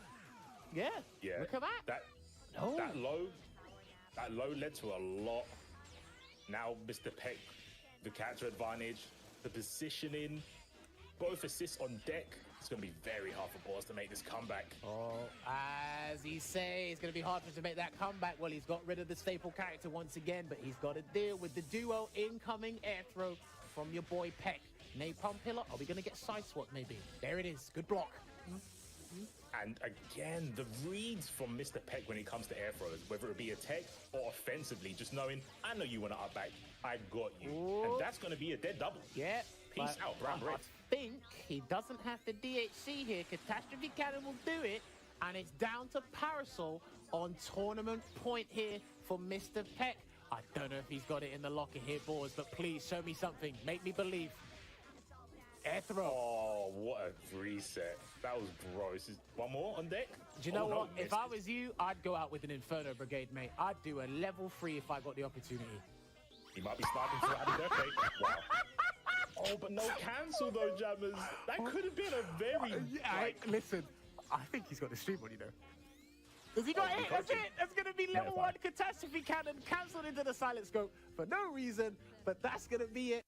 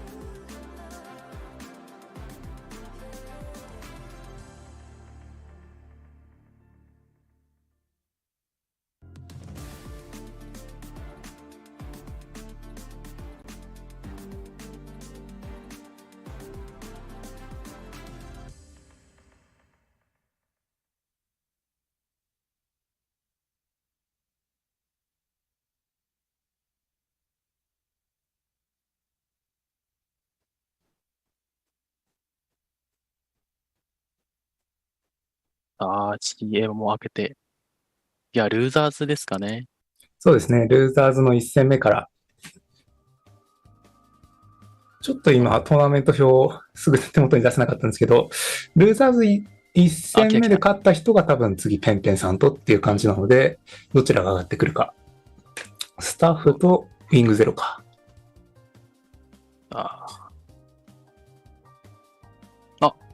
トニー・インドーンさんの、提供で、行われております。エボ2022。次は、ルーザーズが始まろうとしています。そうですね。ルーザーズのスタッフ対、スタッフ選手対、左側、向かって左側がスタッフだと思うんですけど、なかなかすごいコントローラーですね。両手で抱えるような感じで。抱えてますね。初めて見るコントローラーだ。すごい。あんなのあるんですね。へえ。あれで。すごいな。面白いですね。もともと、このゲーム PC 版で最初から出たっていうのもあって、PC 版のコミュニティが一番強いんですけど、PC 版なので、いろんな、各自好きなコントローラーを持ち寄れるっていうことで、これ、なんか他のゲームよりもなんとなく、自作のすごいコントローラーを持ってる人の割合がちょっと高いような気がしますね。ペインの中段が出た、アーマーがある中段なんで、スタッフ選手、玉ばら巻いてますので、フィリア側きつそうですね。でも、逆に一気に左がウィングゼロで、右がスタッフ。で、ウィングゼロ側はこのフィリア短期っていう珍しいチーム構成なので、ソロの恩恵というか得点としてアシストがない代わりに、火力が確か 1.45 倍とかだったかな。アシストがいない分、ちょっと本体の火力が高いので、チームの時は2回ぐらい補正を切らないと1キャラ落としきれないんですけど、ソロの場合は、1回補正が切れると基本的にはそのまま1キャラ落とせるっていう、なかなかハイリスクハイリターンな感じの、ソロ短期っていう選択ですね。うわー、しゃがんでいる。中段。これは画面端しつつ、もう一度流れるような中段。あれも多分中下裏っていう感じで3択ぐらいあるはずなんで、なかなか強い択。ゲージをもう1個払って落としきった。今コンボの長さを決めるアンディジーゲージっていうのがこのゲームシステムとしてあるんですけど、それがマックスでもうこれ以上コンボが伸ばせなかったんで、ゲージをもう1本余分に払って落としきりましたね。体力の下の緑色のところですね。エルガト通ったけどコンボにはいけず、スタッフはもう一気に2キャラ落とされたんで、なんとか近距離キャラだ。キャラをターンを取りたい。当たった。これは当たる。絶妙な位置のリングレットスパイク。フィリアは近距離キャラなんで、基本的に近距離の時は注意しなきゃいけないけど、遠距離の時はどうしても安心しちゃうというか、近距離のプレッシャーに比べて一瞬気持ちに油断ができちゃうんですけど、離れた時に唐突に飛んでくるリングレットスパイク。やばくないこれ。3ゲージ。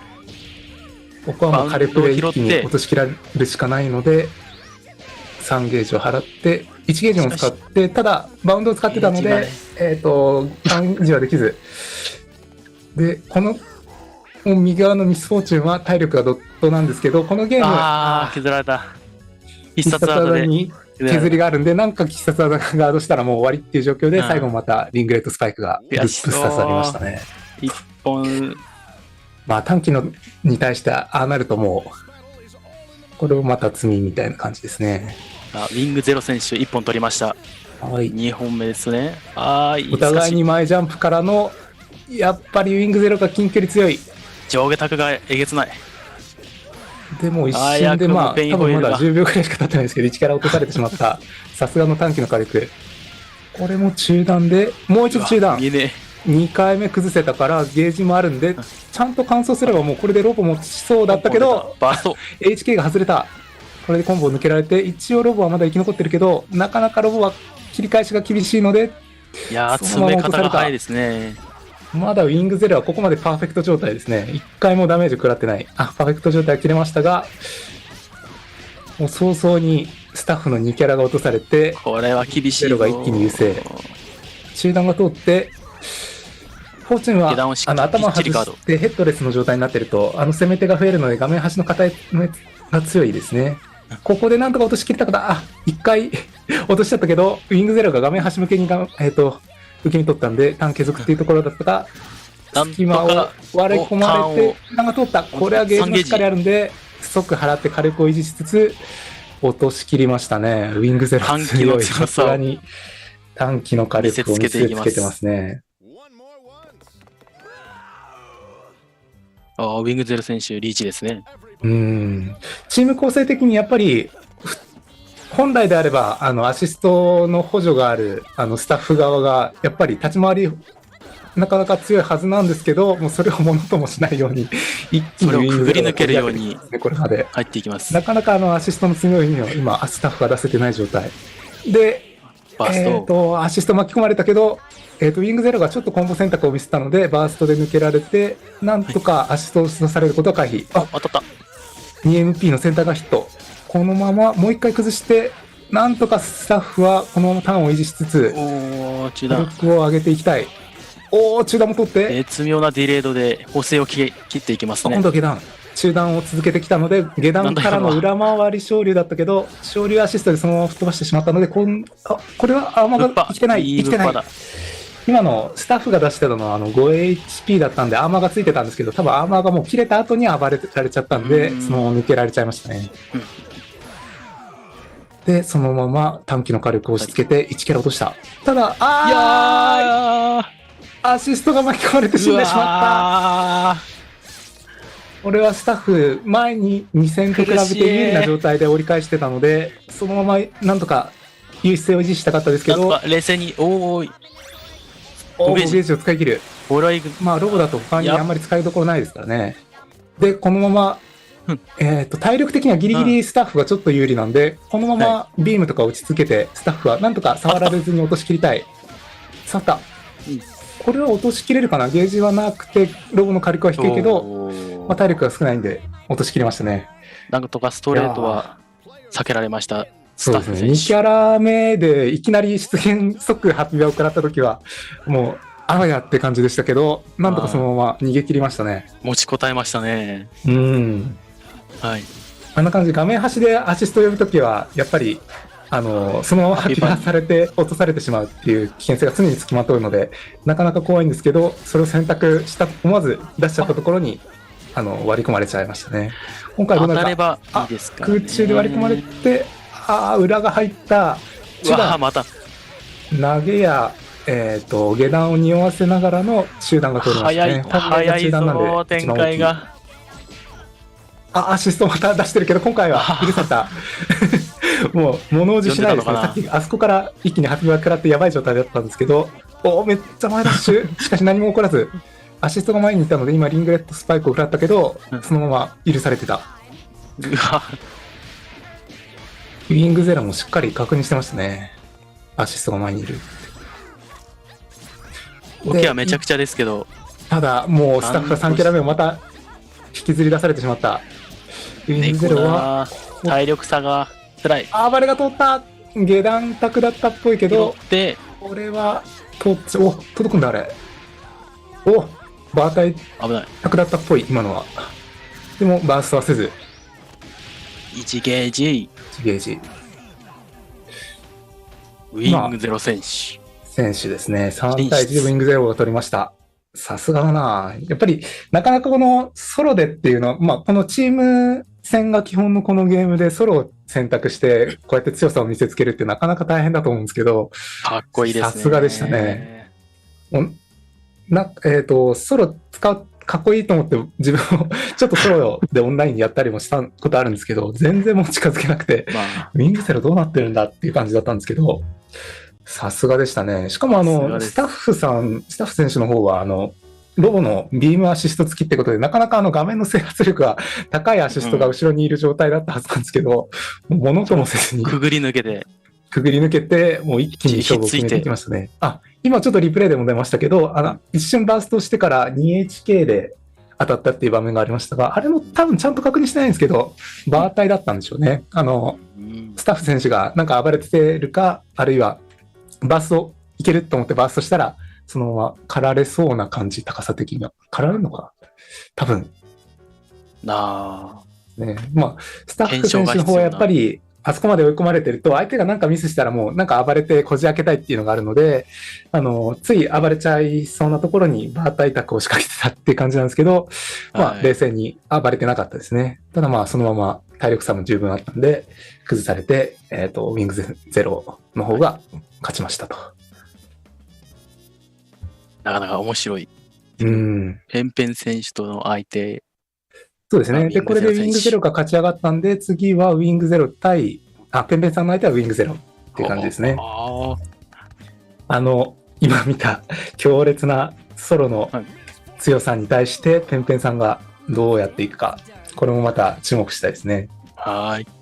次はルーザーズの2戦目。あらー、ベオ短期ですね。ベオ短期すごいな。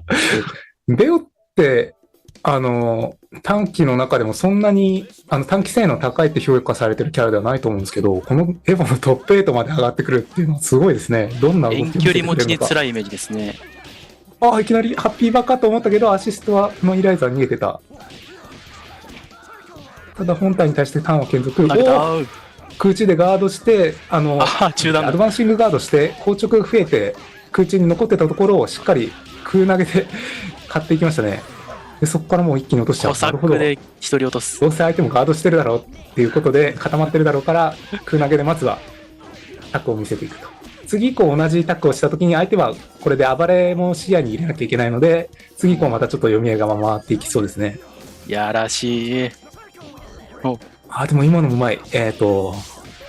画面端でベオルフが足に椅子なし 2HP 出して相手の飛び込んでたらこっちでアーマーで耐えてフルコン入れるよっていう、姿勢を見せながら相手が暴れてなかったんで、ハイプを払って椅子を回収して隙を消すっていうなかなか罠が見えている。すごい。今のイライザもネタを持ってますね。今のは着地の下段と、セクメートを出して2段中段って中段って感じの2択だったんですけど、しっかりガードしてましたね。中段の方なかなか見てから反応するのも難しいんですけど、しっかり読んでた。中段ガードしてた。下段が通った。補正切り。で、短期は体力も高いんですけど、これは3ゲージ払えばさすがに落としきられるかな。落としきった。短期対2人チームなので、3人の時ほど、体力差はないですね。そうですね。これやっぱりレイジーの方は2キャラ目がイライザっていうことで、セクメトの無限アーマーがついたセクメトで攻めてくるのが印象的なキャラですけど、短期側、ベオの短期側からすると、その無限アーマーがなかなかこじ開けづらいでしょうね。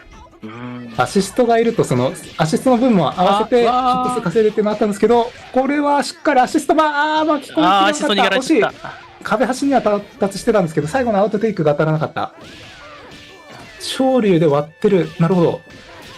このフォーチュンの昇竜って相手を空中に吹っ飛ばしたままになっちゃうので、なかなか拾い直せるの難しいんですけど、イライザの技構成的に空中でリーチの長い技が多いんで、しっかり拾えてましたね。これはイライザを今度は落とした。位相回収。位相回収で、裏タクだったけど、その前にフォーチュンの頭が地面に落ちてたので、出現しながら頭を動かしてた。頭がこれは頭間に合ったけど拾い直せず惜しい。中央に投げちゃうと頭を使わないと拾い直せないんですが、頭がうまい位置にいたので拾い直せるところだったけど、なるほど。いつも回収。でも2個前ぐらいのアップデートがされた椅子の引き戻し。なるほど。アーマーもいい使い方ですね。椅子を投げると椅子本体は無敵になってめちゃくちゃ画面もカバーするんで強いんですけど、単体だけだと拾い直すのが難しいっていう状況だったんですが、しっかり当たったのを見てから椅子を引き戻すことでコンボ継続しましたね。強い。リモコン椅子を。で、ソロベオの方はもう早々に椅子を投げ捨てて、本体の技にアーマーをつけて強くしていくっていう戦略を取ってますね。中段。早い中段。ミスフォーチュンはやっぱりこの近距離の LK を使った相手が空中に出てくるだろうっていう読みで1ゲージで飛び上がってましたけど、フォーチュンはまだ地上で勝利打ってたので空中つかめず密着しますね。隙間があったんで暴れたけどお互いにガードしてる。拾った。フォーチュンがターンを取った。なかなか逃がさないですね。フォーチュンはもう3ゲージを払って端に持っていきつつコンボ継続。だいぶ追い込まれてるぞベオ。これはまだ足りないかな、ゲージがないので。もう一回ぐらい補正切り。投げだった。空中投げを通してこの絵で完走すれば落としますね。レイジー選手2本取りました。レイジーが日本選手。ベオルフもなかなか光るものというか強いところをしっかり見せてきてるんですけど、レイジー選手が通りましたね。おー、開幕地からちょっとダッシュしてもうコパンが当たっちゃう距離っていうのなかなかすごいですね。下段卓はガード。なるほど。あそこから中段卓もあったところだったんですけど、下段をしっかりガードしてた。下段。ベオは地上ダッシュがホバージャンプみたいな感じで一瞬空中判定になるので、そこから空中攻撃を出して中段っていう卓があるんですけど、高速中段ですね。セクメーターの足が戻りきってなかったんで、アシストが。でもアシストは取れない。逃げた。まあ、画面端遠かったので、普通にアシスト無視して、本体に、バー対卓をかけたところ、投げた。マストされなかった。端に持ってた。お、ガードしてる。さすが。一瞬中段卓を見せてから、実は詐欺飛びでしたよっていうことでガードしましたね。体力が辛い。うわー、一気に体力差が危ない。おー、裏。さっきはフォーチュンの頭に邪魔されて通らなかった裏卓だったんですけど、今度は通った。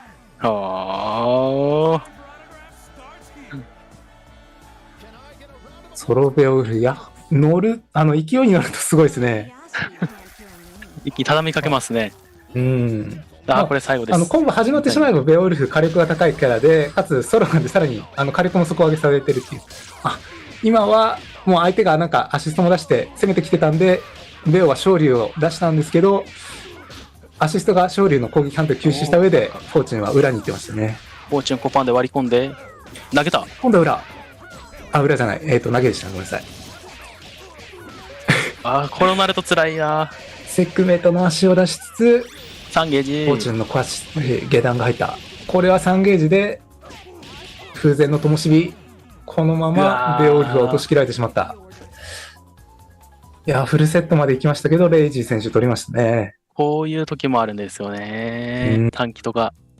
やっぱり体力減ったら、ベオ側が体力減った状態で、無限アワーのついたセグメントで固められつつ、フォーチュンが長い足を使って下段中段をかけてくるっていうことでもなかなか厳しいですね。最後の最後のコンボが始まるきっかけになった崩しも、やっぱり、後ろにセグメントの無限足で相手が暴れてたり、空中に飛んでたりしても、捉えるっていう体勢を整えた上で、フォーチュンが、下段の L 系で通すっていう。あれはもう厳しいですね。あれで仮にガードしたとしても多分、セグメントで拘束してる間にもう一回ぐらいタックをかけられるはずなんで、なかなかもう苦しい状態でしたね。ただ、ベオウルフ短期ってなかなか見ない、あんまり一般的にもそんなに強いチームというか、キャラ短期性能評価されてないキャラだと思うんですけど、フルセットまで持ち込むほどの大激戦でしたね。これでトップ8ですからね。これでトップ8、まだまだ盛り詰めたのはすごいです。トップ4、さらに上位っていう感じで、まだまだ熱い試合がいくでしょう。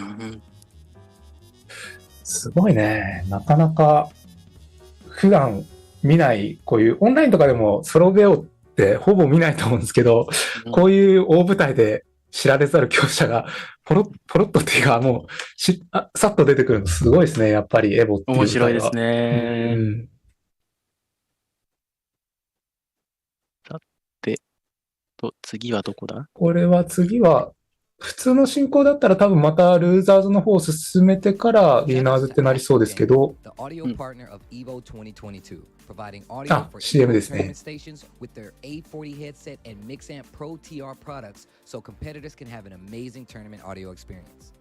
Go visit astrogaming.com to pick up your own A40 headset, Mixamp Pro TR, or audio related accessories.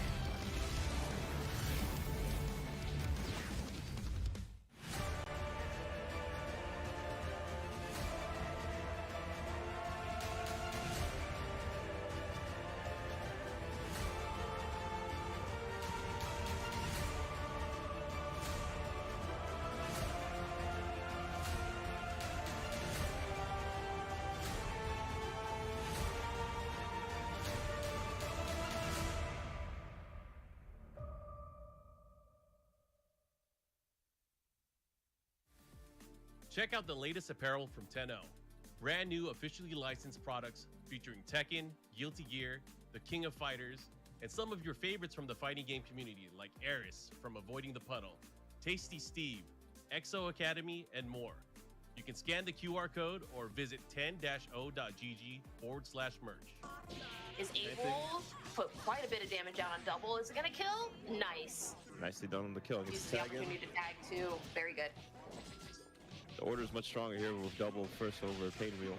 You can DSC in the pain wheel for some damage, but will that matter if they're going to lose this double right now? It's a nice little B&B here from Rosita. Level 3? Yeah, here comes the pain.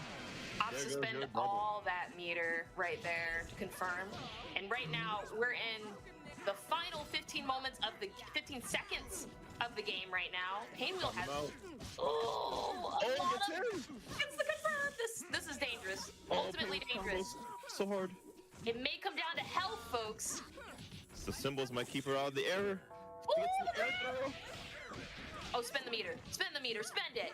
Oh, dropped it. You dropped it. You know. Not like this. Tiffany flies to the skies. Oh, doesn't want to get. That's What's the verdict? Oh, Big Van wins. Big Van wins. I think it was that little bit of chip. They would be able to win so incredibly easy against Peacock and a lot of these setups. Oh yeah. Just has to not let her get full screen. Has to take advantage of this opening that they're getting right now. Goes for that nice little low reset. Puts him in the corner. Has a little teardrop too. So good for Parasol to end like most of the strings with a little teardrop too, just to make it somewhat pseudo safe. Ooh, Noah just erasing that Peacock. Oh, it doesn't get the pickup off that air throw though. Unfortunate. Big Man escapes. Has to play the symbol game, which is basically where you're just gonna up forward or up back, react with symbols into eventual brass to pick up. Oh, it wasn't close enough. Very nice use right there. Cilia slide. Okay. The monster's Knocks there. him out of the corner. Yeah. Oh, no, it's gone. It's gone. Grab is going to go ahead and make this a very nice, quick, clean kill for double. Oh, wow. That was a hard incoming to deal with. Gets hit low. The burst bait! Sick stuff there. Great pickup from that burst bait as well. Rosita's in such a good spot. Wow! That miss? Flesh said, look how far she went from that too. Yeah, that's so terrifying. Okay. Oh wow, just jumps forward. This is jump and jab. Same side. Should be a character diff if you choose to spin the bar here. Finish your food. Finish your food. Yes. Nice. Delicious. Delicious. Munoz, you love to see it. You love to see it. Yes.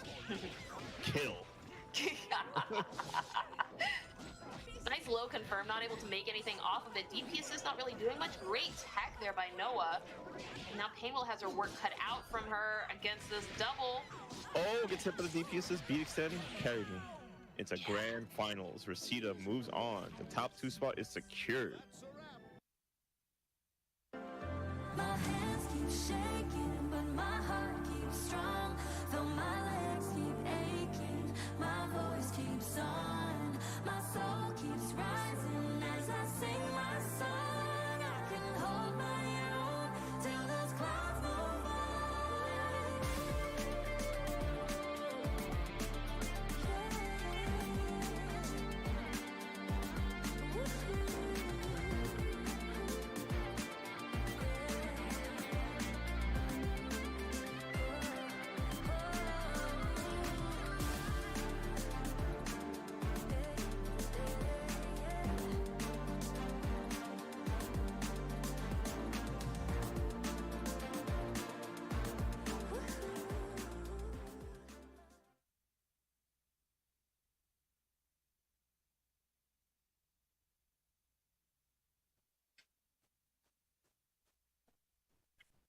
エボ2022スカルガールズトップ8実況解説のヘビニワです。同じくスカルガールズプレイヤー実況の波乗りです。よろしくお願いします。ソニーインゾーンさんの、提供で進められております。ありがとうございます。ありがとうございます。それでは、ルーザーズのセミファイナルですかね。おそらくそうですね。で、今、トップ8の、それぞれウィナーズとルーザーズの1試合目がいずれも終わって、2試合目以降ですね。はい。あ、セミファイナルまだか。わかんないですね。でもやっぱりルーザーズの方からですね。なので、ウィングゼロ対、日本の最強プレイヤー、ペンペンさんの試合から始まります。始まりました。ペンペン選手はウィングゼロ選手のフィリア短期をどう扱うのか。そうですね。下段が入った。フィリア短期の方はやっぱりアシストがないので、なかなかアシストありのペンペンさんチーム近づくの難しいと思うんですけど、ここから足が抜けてしまってガードされたけど、中段が取った。頭の固めがいいですね。そうですね。画面端でアシストもついた。裏アタックガードしてる。すごい。暴れたけど、しゃべて暴れを通すことなくと思ったが、多分中段だったところをゲージで暴れていった。バー対フィラルエッジ3ゲージガードされてたので3ゲージで隙を消す。アシストのとの複合が変な当たり方をしたんで仕切り直し。中段ガード、裏中段はガードされてないですね。取った。ウィングゼロフィリアの体力は残り3分の1ぐらい。あと1回ぐらい補正切りしないといけないかな。ソロのこれでアウトテイクで相手の回復可能な赤ゲージを、赤体力を消していきましたね。ガードしている。暴れはしっかりガードして取り決めましたね。これもしっかり最後のペンペンさんがアウトテイク使ったものもしっかり短期対策を意識しててすごいですね。そうですね。もう一気にワンサゲンで即再試合ですね。始まりますね。よくやられます私も。さあ2戦目。下段を見せてからの前出しから中段、相手のガードするタイミング、暴れするタイミングを揺さぶりながらの中段、相手はリングレッドスパイクでフォーチュンがちょっと下がるだろうっていう読みをしてたみたいなんですけど、突っ込んでいきましたね、ペンペンさんのフォーチュン。これで中段が通ってリングゼロのターン、中段。今のは基本コンボのルートだともうしばらくコンボ続くところだったんですけど、それと見せかけての補正切り中段でしたね。まず1人たまらず中段が取ってしまう。1キャラが一気に落とされて、表下段、あそこはまた表裏と中下があるんで難しいところだったけど、一番最終的にはシンプルなバータイ下段、バータイが取った。あそこも結局投げでループされるか、その後中段とかもあるかっていう感じだったんですけど、投げを通して、いい勝利だ。場所を見て、これはアシスト、届かない。危ない。あのままアシストのゲージでロボに当たったら大変でした。ウィングゼロも多分あれでゲージ払えばアシストまで攻撃が届いて落とせるだろうっていう意味だったと思うんですけど、手前に本体が落ちてたのでアシストまで攻撃が通らずでしたね。危なかった。ただ3体目ロボはやっぱりクリ力がないのでなかなか苦しい。ゲージを使っていく。どうなる？これで溜めてから叩きつけた直後に爆発が入るっていう調整なので継続。これで表裏タクいくかな。いかず、暴れを一瞬誘ってからの下段暴れるかなと思って一瞬ガード挟んでから暴れてないので、結果オーライですね。下が見える系。1ゲージ倒しきった。そうですね。ウィングゼロもいつも暴れを入れてるのかなと思ったらそうでもないっていうなかなかすごいですね。暴れ読みをまた読んでいく。いつもやっぱり暴れてるだけだとやっぱりあんな感じガードを挟まれてフルコン食らっちゃうので、そればっかりじゃいけないって感じですね。最初取ったのはペンペン選手。画面端まで行ってアンディジゲージを一気にマックスにしてからの投げとバータイの2択で、投げをすると火力は低いけどループするんですよね。こうやってもう一回同じタクをかけて今度はバータイバーストせず、昇竜で暴れたけど、アシストでフォロー。ビームがいいフォローしてますわ。頭を吹っ飛ばしていく。ガードしてる。フィリアがこの頭がたまに、ひょんなところから飛んでくるのと、あとアシストでビームや勝利が飛んでくるのを警戒してガードしながら近づいていかなきゃいけないので、なかなか大変。投げた。空中ダッシュから投げ。中段タックで空中攻撃で中段タックを匂わせながら、相手がそれを嫌って飛んだところに、投げが入りました。ゲージを見て暴れた。これは3ゲージにディレートしたけど無敵が足りなかった。グレーゴールが勝ちました。グレーゴールが勝ちましたね。よく潰されるんですけど、フィギュアのゲージはグレーゴールって結構一瞬で無敵が切れちゃうんで出したけど相手の攻撃に負けちゃうっていうのがよくネタ動画みたいな感じになってますけど、今度は勝ちましたね。今回はこの大舞台で見せてくれましたね。うん。で、試合の方立ち回り、仕切り直しになってて、ビームでちょっとずつ牽制を入れつつ、うわー強い。俺は対策見せましたね。強いしゃがみパンチ。フィレアは空中ダッシュから空中攻撃で中段で崩しに行きたかったけど、それを読んだ、アニーの、2LP の対空攻撃ですね。1ゲージ、ストレート進んだのはペンペン選手。おめでとう。すごいな。結果的にはストレートでしたね。そうですね。すごいな。最後の場面、フィリアがテイクダッシュ、おそらく空中弱攻撃で、近づきながら崩していきたいっていう場面で、アニーの 2LP が通りましたけども、あれが、ペンペンさんによると、やっぱりフィリアの辛いポイントみたいですね。アニーは最近DLC で、去年ぐらいだったかな追加された新しいキャラなんですけど、それまでは近距離のインファイターとして、フィリアはだいぶ高い評価、ペンペンさん自身も含めて高い評価だったんですけど、場面でフィリアはやっぱり、空中ダッシュで近づきたいところ、アニーの 2LP の、特にゲージも使わない小技に一方的に負けてしまうっていうことで、それがやっぱりフィリアの、アニーが出た後のフィリアの、評価を下げる一因になってるみたいですね。あれを潰されてしまうと、やっぱりフィリア側は一瞬、ちょっと遅い、JLK のタクとか、それ以外の普通の技でも暴れられる選択肢でちょっとリスクを負っていかなきゃいけないので、やっぱりなかなか厳しいっていう。なる。今、裏では次の試合の準備で、多分、無線コントローラーの同期解除とかしてるっぽいですね、多分。まあ大会あるあるとして、特に PS 版の大会あるあるとして、他の前の試合で使った、無線パッド、デュアルショックとかの、ペアリングが残ってて、なんか試合中にそれが起動して試合が止まっちゃうとかっていうのが悲しいトラブルとしてよくありましたけど、多分、ちょっと画面見えてないんでわからないですが、それを予防するためにあらかじめ、無線コントローラーのペアリングを全部外してから試合に入ってるって感じでしょうね。音は始まってるけど、まだ画面が見えてこないな。あ、これはチェックですか？チェックかな？ボタンチェックっぽいですね。ルーザーズ2戦目、クラウド対レイジー。バレ対フォーチュン。フォーチュンが前出しに対してバレは引きましたね。フォーチュンが壊しとか出してたら食らってそうだったけど、フォーチュンもガード入れなく、攻撃を出さずにちょっと様子に。出た。でも、紫毒なんでダメージ注射ですね。うん。クラウドダメージがどんどん減っていきます。アシストを見せながら、バレがターンを取ってる。毒を入れて。まだ溜めてる。もう、毒一択って感じなんですかね。また毒。バータイを見せながら中段ガードしてる。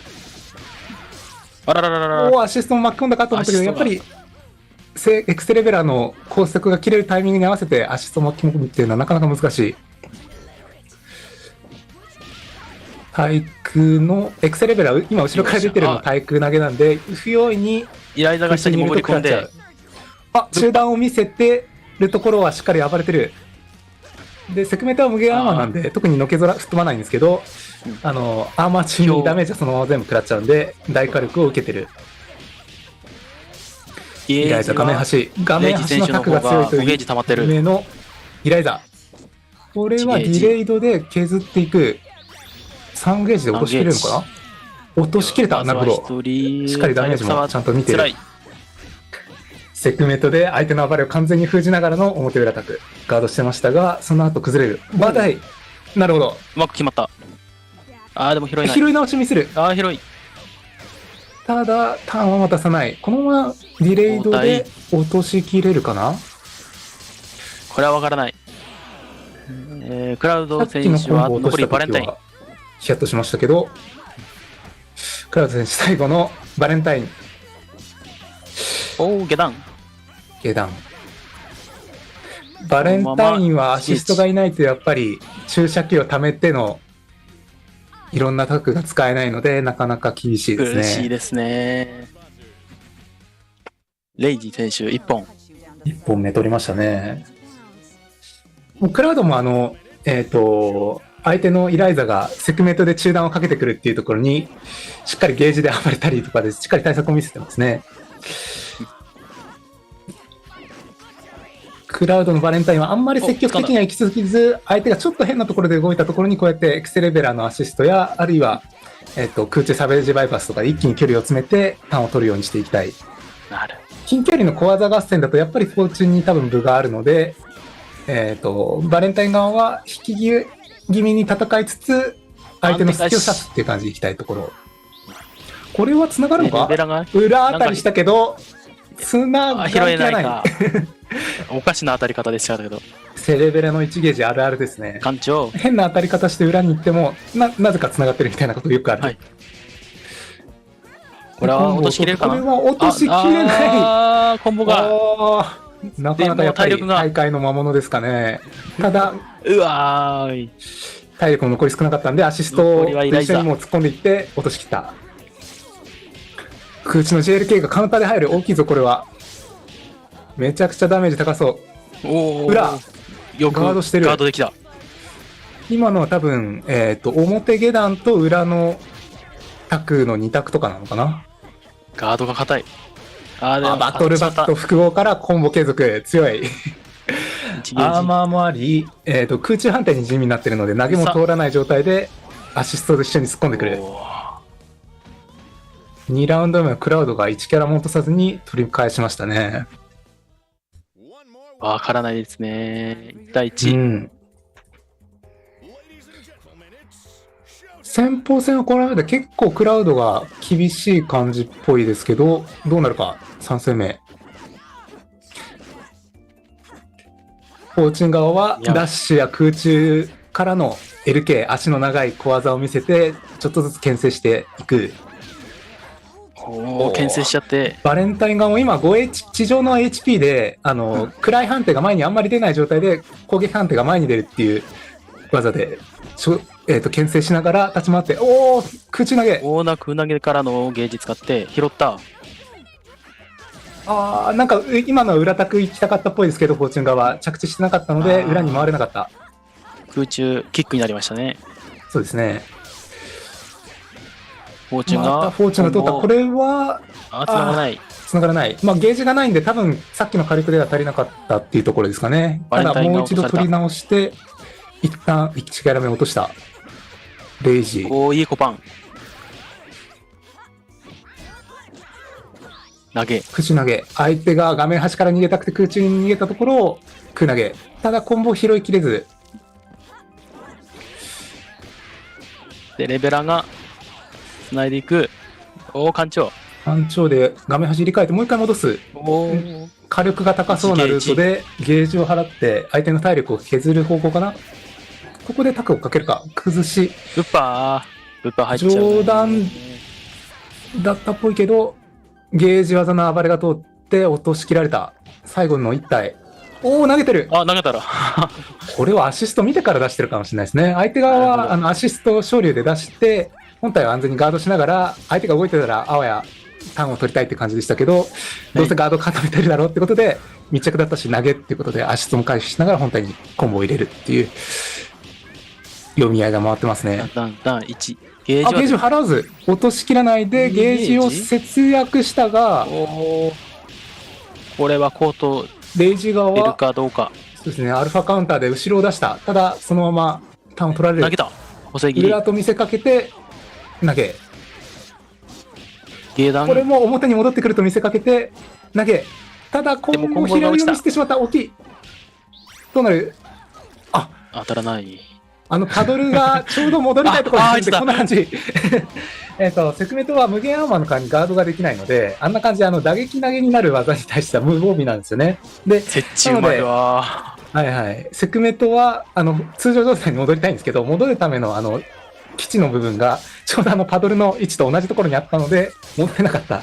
なる裏、ただ拾いきれず。最後7カウントの攻防は、クラウドが早くも取り切りましたね。いや、さっきのイライザのセグメントの戻るベースの前にパドルが置いてあるのなかなかいやらしいですね。クラウド側はもうあれやったら待ってればいいので。なるほど、ああいうネタもあるんですね。4戦目始まりました。中段崩れた。空中にいたので上段でしたけど、ガードができてなかった。バータイを見せたけどバーストを起動できなかったので、むしろ間もなく空中戦激しい攻防が。アシスト削られながら本体ガードしてるけど、やっぱりバレンタインの空中テク攻撃よりもフォーチュンの怖さの方が強い。早めにディレイドして相手のアンディジゲージをためさせないようにしつつ落としました。いい空投げ。投げ、あれも投げと投げしないの2択ですね。相手がガードしてたら投げるし、ガードしてなかったら勝利の方が刺さるっていういやらしい択。これも本体ガードしてるのでディレイドして安全。勝利も読んでたけど、今 2HP からシリアスライドが早すぎたせいで 2HP が当たる前に出ちゃったので攪拌。これは痛い。引き続きライザの画面端。セックメイト中段出た。今度は通った。ここまでセックメイトの中段はガードしてたんですけど、ついに取っちゃいますね。投げは通らないけど、今度ダブルが落とされましたね。セレベラ、あそこからのランからの艦長、すごいですね。もう割り切ってますね。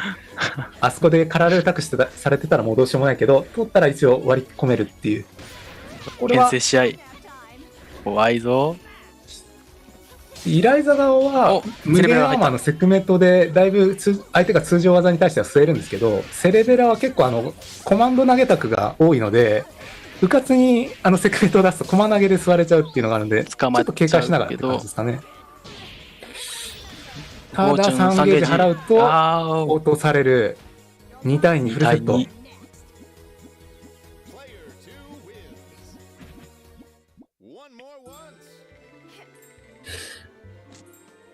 5本目です。クラウド選手は相手が2体生き残ってる状態で最後の1体出されるとやっぱり厳しいですね。バレが触った。これはついにオレンジドロックが見られるか。いきなりもうイライザを出す。なんかもうイライザを先に落とした方がいいっていう判断かな。中段通ったけど、フォーチュンは勝利足がある。これは中段、今度は見てる。あれなかなかいやらしいですからね。相手が空中にいたところしっかり 5MP。完全に画面をしっかり見てますね。オレンジ毒は見られなかった。オレンジ毒のタクは見られないままバレンタインが落ちてしまった。残念。裏をよく見ましたね。中段、下段を匂わせながら中段を通しましたね。今アシストは抜けてる。フォーチュン生き残った。逆にイライザに殴られていいブッパー。隙間があった。これは多分コンボミスってことだと思いますが、しっかり見逃さずゲージで暴れてる。クラウド選手有利。今のは空中技で相手を地上ガードに引き戻して、何もしなかったら駒投げっていうタクでしたけど、しっかり上入れてましたね。レイジすごい偉い。バータイっぽかったけどバータイになってない。中段だったのかな、もしかして。3ゲージ。3ゲージはゲージはまだ2本残っています。そうですね。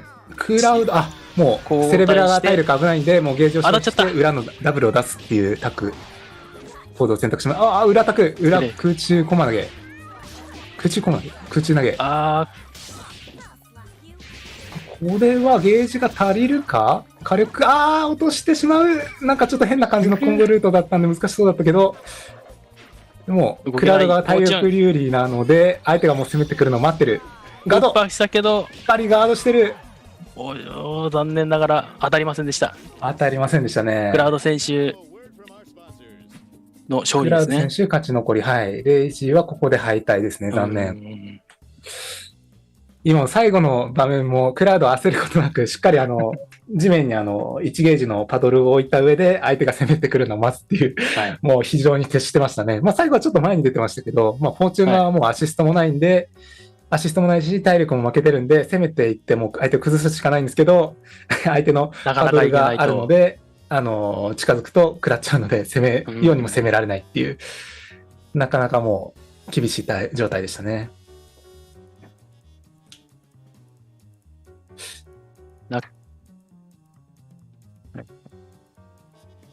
クラウドはもう最後のラウンドは、オレンジ毒貯めてたので、オレンジ毒のタックがついに見れるかなと思ったんですけど、今回はお預けということで。オレンジ毒のタックにこだわることなく、後ろのイライザを出して、相手のチーム構成を崩壊させていく戦法でいって、それがうまくはまったんですかね、きっと。オレンジ毒だけじゃないぞと言わんばかりの攻めでした。そうですね。しっかり状況を見て、最適な、自分と相手のチームにとって何が一番自分にとっていいかっていうのをちゃんと判断した結果なんでしょうね。はい、CM です。Thanks for watching and supporting EVO 2022. Speaking of support, you should support our monitor and headset partner, InZone from Sony, the newest brand in gaming gear providing you top-of-the-line equipment. The InZone M9 and M3 27-inch monitors bring you incredible high-resolution and high-dynamic range pictures and reactive experience with 144Hz and 240Hz refresh rates, 1 millisecond gray-to-gray response time, variable refresh rate technology, and more. On the audio side, their line of headsets includes the InZone H9, H7, and H3 models featuring 360 spatial sound for gaming. The line offers noise-canceling, wired, and wireless options. With dedicated PC software for both monitors and headsets, the InZone Hub enables personalized settings to your optimization. Sharpen your senses with the brand new InZone products and check them out at sony.net/gaming-gear. Dash up, back throw though, Mochi got called for the corner. Oh, the parry on the drill! Are you kidding me? Oh my god! Let's go! That's what I'm talking about!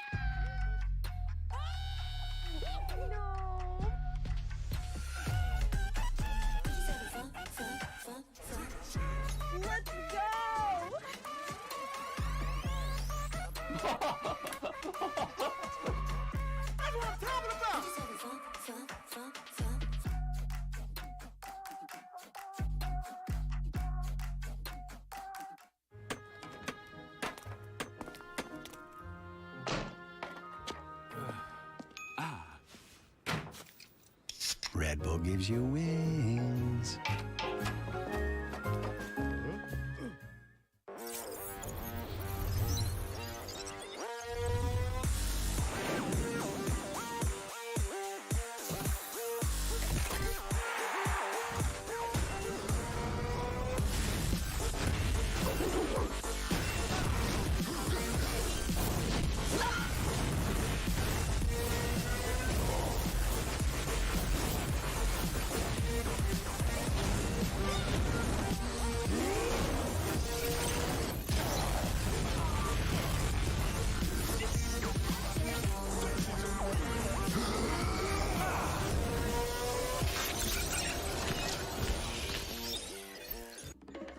This is the quiet car.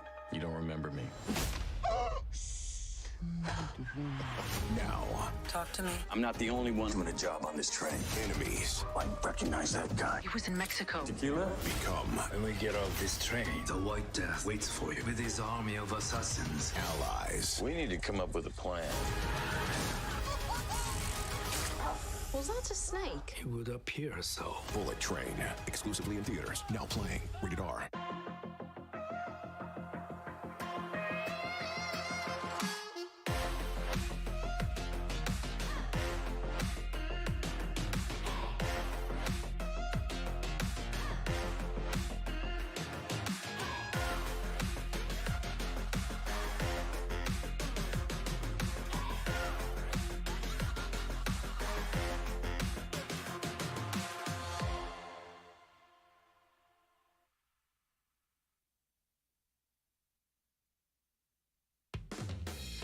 All those watching, bear witness!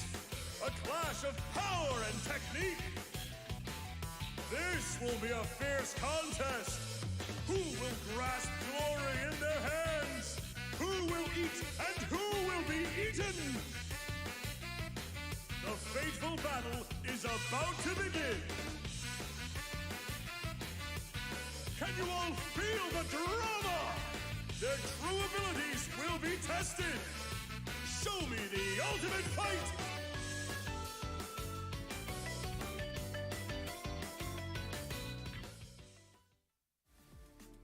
PlayStation Tournaments brings competitive play to all skill levels in the FGC. You can compete for cash prizes, virtual currency, and more. Find your next tournament and sign up at compete.playstation.com.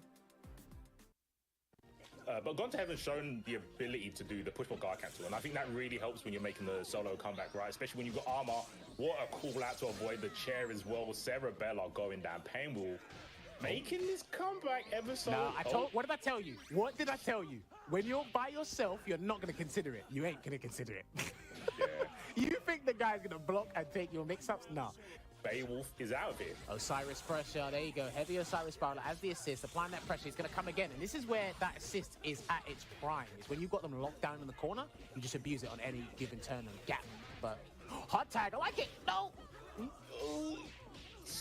There we go. We've got a decent hit in it. Like going for the confirmed same side. Oh no, this is big. All right, level 3, matched it. God. Right, you got to do the medium uppercut pickup. Can you do it? No, he's going to hatred install instead, C4. That should be... That should be the character, yeah, that should be the character.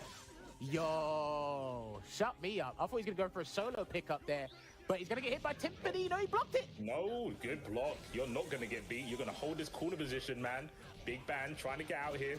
Osiris pickup. I love the hitbox in that move. It's great. He's going to call it again in a minute as well. Yep, probably for the reset to keep it relatively safe. Oh no, I think Magic tried to match Crutch and like it with Big Band as well, but this is going to be game 2. Going to Gone to Heaven. What a turnaround. Yeah, and that was real sick. The Wolf Blitzer intercepting that raw tag. We're going to go back to the chair. Of course we are. Knockdown. Good block. And a push block as well. He needs that space. But again, Eliza getting hit by a lot of straight hits. She is a tall character, so you are susceptible to get into a lot more straight hits than the smaller ones. 100%. Not close enough for the chair, but I don't think Magic cares about the chair right now. She cares about the beatdown. Dead weight. Yes, he's dead weight. She's dead. Oh no. DC, dude! What are you... Oh, okay. Nah, efficient. Save the bar. Greedy. Chair mix-ups. Pick it back up. Of course. Jump back heavy. No, oh, that's rude. That was rude. All right, Cerebella, what's the reset going to be, though? Burst bait, not biting. And again, he almost got caught by Cerebella assist again. Yeah, chair we go. Starting the pressure. Magic in full control here. That's 1-1-1? Yeah. Won't even need the last one, I don't think. Yeah, done. Yeah. All right, there we go. What's the incoming going to be, though? Can you get an air grab? No? Try to get a Horus sneaky overhead there. Jumps over, but gets caught by Cerebella, unfortunately. One reset. And that could be curtains for your character. There's 2 bars in a dream. He's going to get pummel horse. Yeah, and this is pretty high. Yeah, there it is. There's the reset. He's got respect on 3 bars, probably. Wow. Okay. Don't get happy birthday now. Not after all of that work. I don't know what he's going to do. Oh, he got rammed, and there was going to be an armored attack.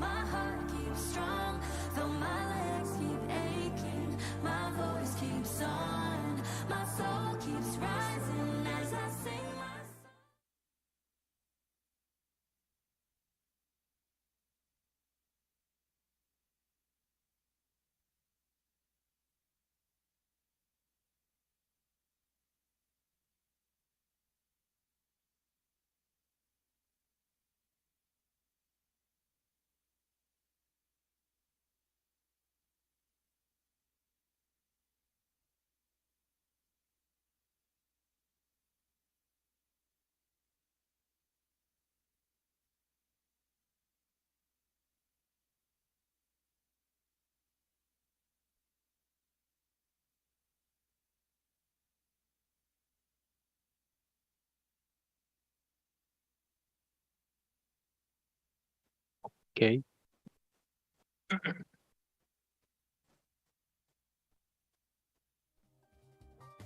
はい。はい。実況解説のヘビニワです。はい。同じく実況の波乗りです。ソニー・インゾンさんの、提供で進められております。エボ2022スカルガールズ部門です。ありがとうございます。ここまでで、これからトップ4ですかね。これから。はい。始まりますよ。残っているのが、ウィナーズ側に、ソニック・フォックス、デキル・セイジ、ルーザーズ側がペンペン、もう一人。クラウドさん。クラウド選手。はいはい。さあ、今、裏でカタカタ鳴っていますけど。そうですね。多分、キャラセレの音かな。うん。もう、多分、現場ではコントローラーつないで準備してるんでしょうね。でソニウィナーズからですね。ウィナーズから進むんですね。これはじゃあ。ソニック・フォックス対デキル・セイジからか。同じチームメイト同士の対決なんですかね。多分普段からカジュアルマッチを含めて普段からやってる組み合わせだと思うんですけど、そのあたりどういう展開になるか。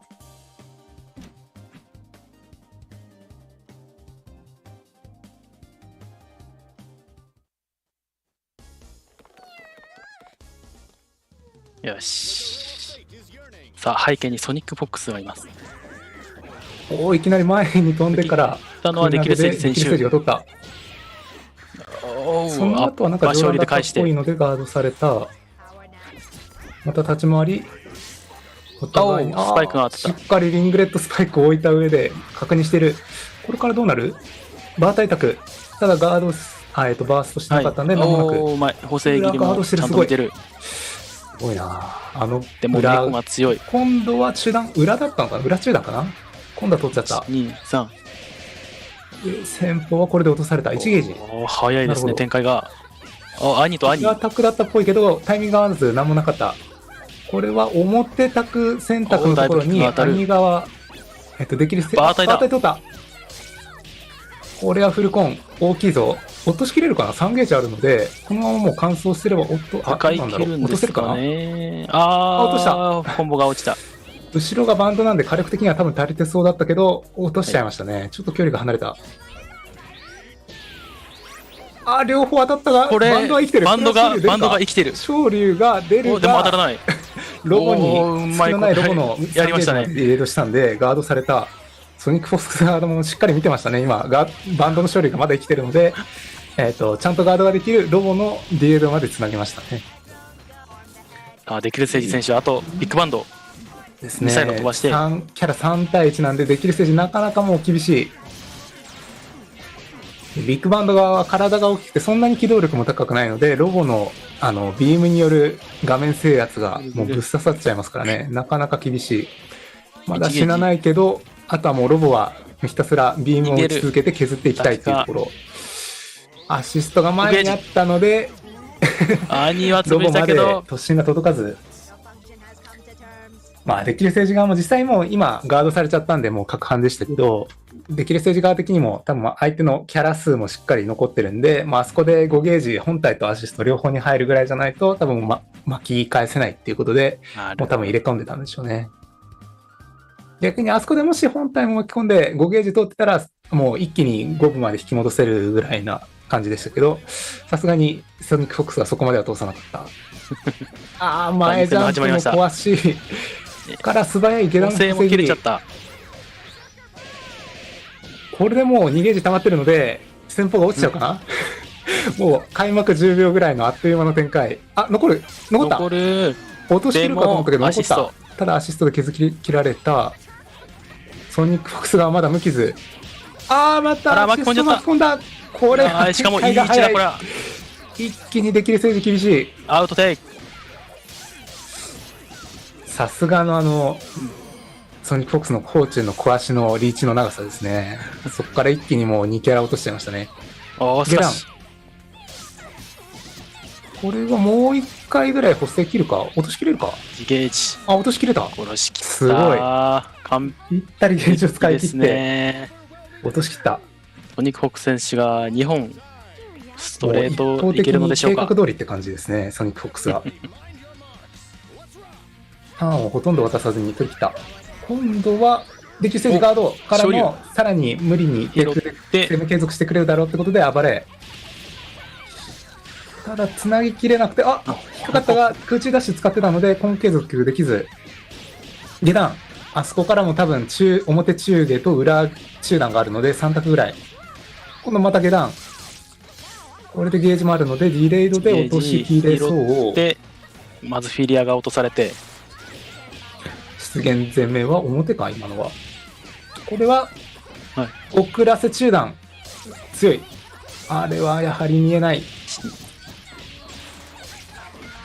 1ゲージあるので、払えば落としきれると。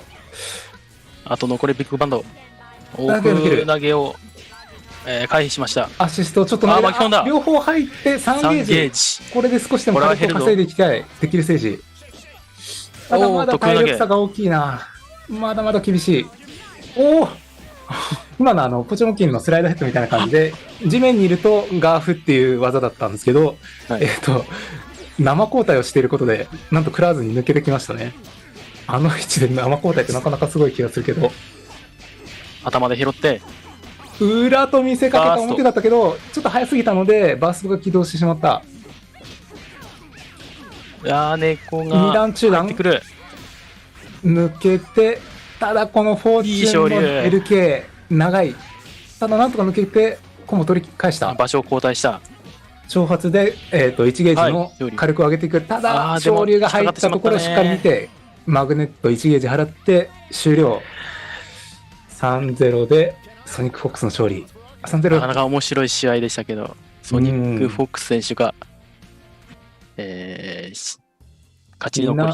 そうですね、グランドファイナルですね。で、この後、ルーザーズの、魔境を泳ぎ切った人が最後に決勝でソニック・フォックスと当たると。まあ、ソニック・フォックスがいるスカルガーズの大会ではよくある感じの、魔境っぷりですね。ラスボス的なあれですね。ラスボスですね。ただもちろん、ペンペンさんも前回のコンボブレーカーの大会で優勝した時も、しっかり決勝でソニック・フォックスが待っているところを、リセットから一気に取り返して優勝っていう流れを見せてくれたので、今回もまた期待したいですね。これで次の試合は多分、ペンペンさんのルーザーズかな？ルーザーズ多分セミファイナル。クラウドとペンペンさんか。クラウドも多分前回のコンボブレーカーの時にもちろんというか、強豪なので、トップ8で確か当たってたと思うんで、その時の経験をお互いにどう活かして展開に関わってくるか、楽しみですね。非常に楽しみです。ですね。前回の大会だと、クラウドが確かアシストの選択を間違って、普段セレベラのエクセレベラアシストなんですけど、間違ってセレコプターアシを選択したっていう一幕がありましたが、なぜかその1戦目はクラウドが取ったっていうのとかもありましたね。今回はちゃんと落ち着いてアシストを選択して、本領を発揮してもらいたいところ。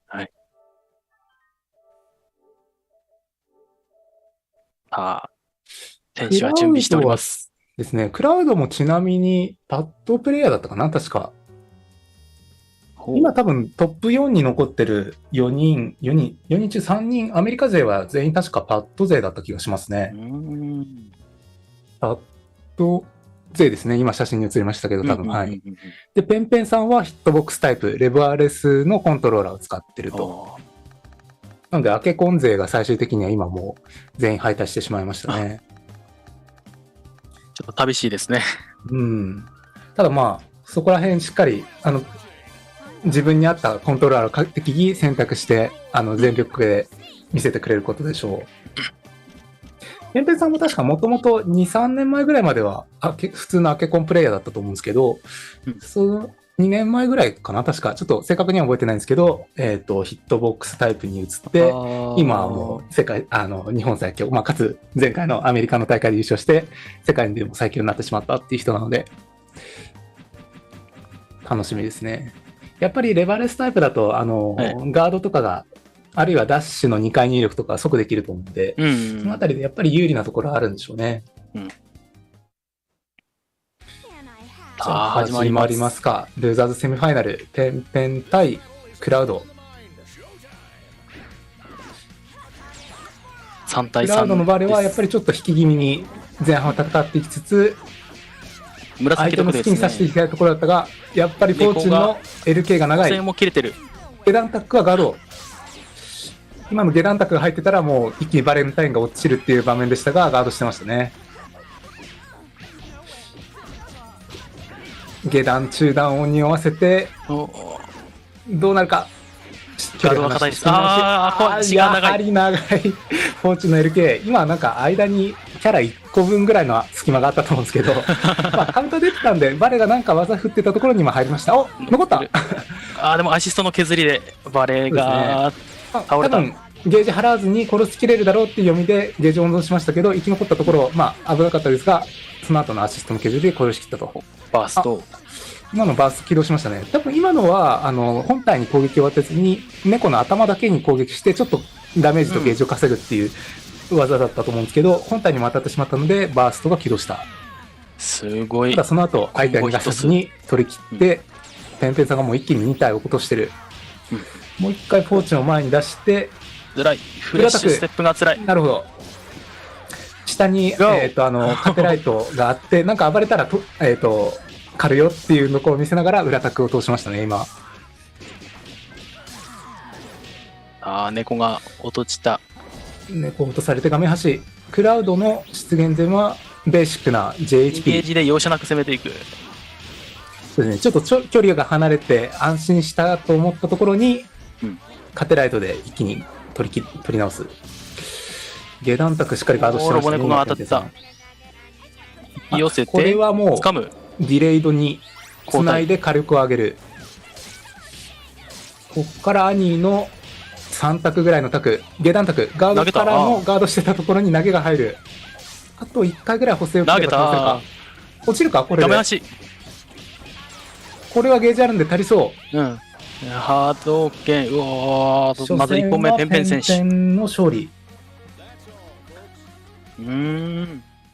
まあ、序盤にペンペンさんはもう相手の2キャラを落として優勢な状態だったので、そのリードをもう、守りきって勝ちましたね。リードそのままで。まあ、クラウド側最後にダブルが残って、やっぱり2ゲージ払ってカテライトで画面制圧するの強いんですけど、ゲージの消費量が多いので、それをゲージを使った後はなかなか厳しい。お、クラウドがチームを変えてきた。変えてきたんだよね、これは。チェックとかではなく。フォーチュン、アニー、セレベラですね。やっぱり、チームだと厳しいと判断して、フォーチュンを入れたチームにしてきた。フォーチュン、アニー、セレベラ。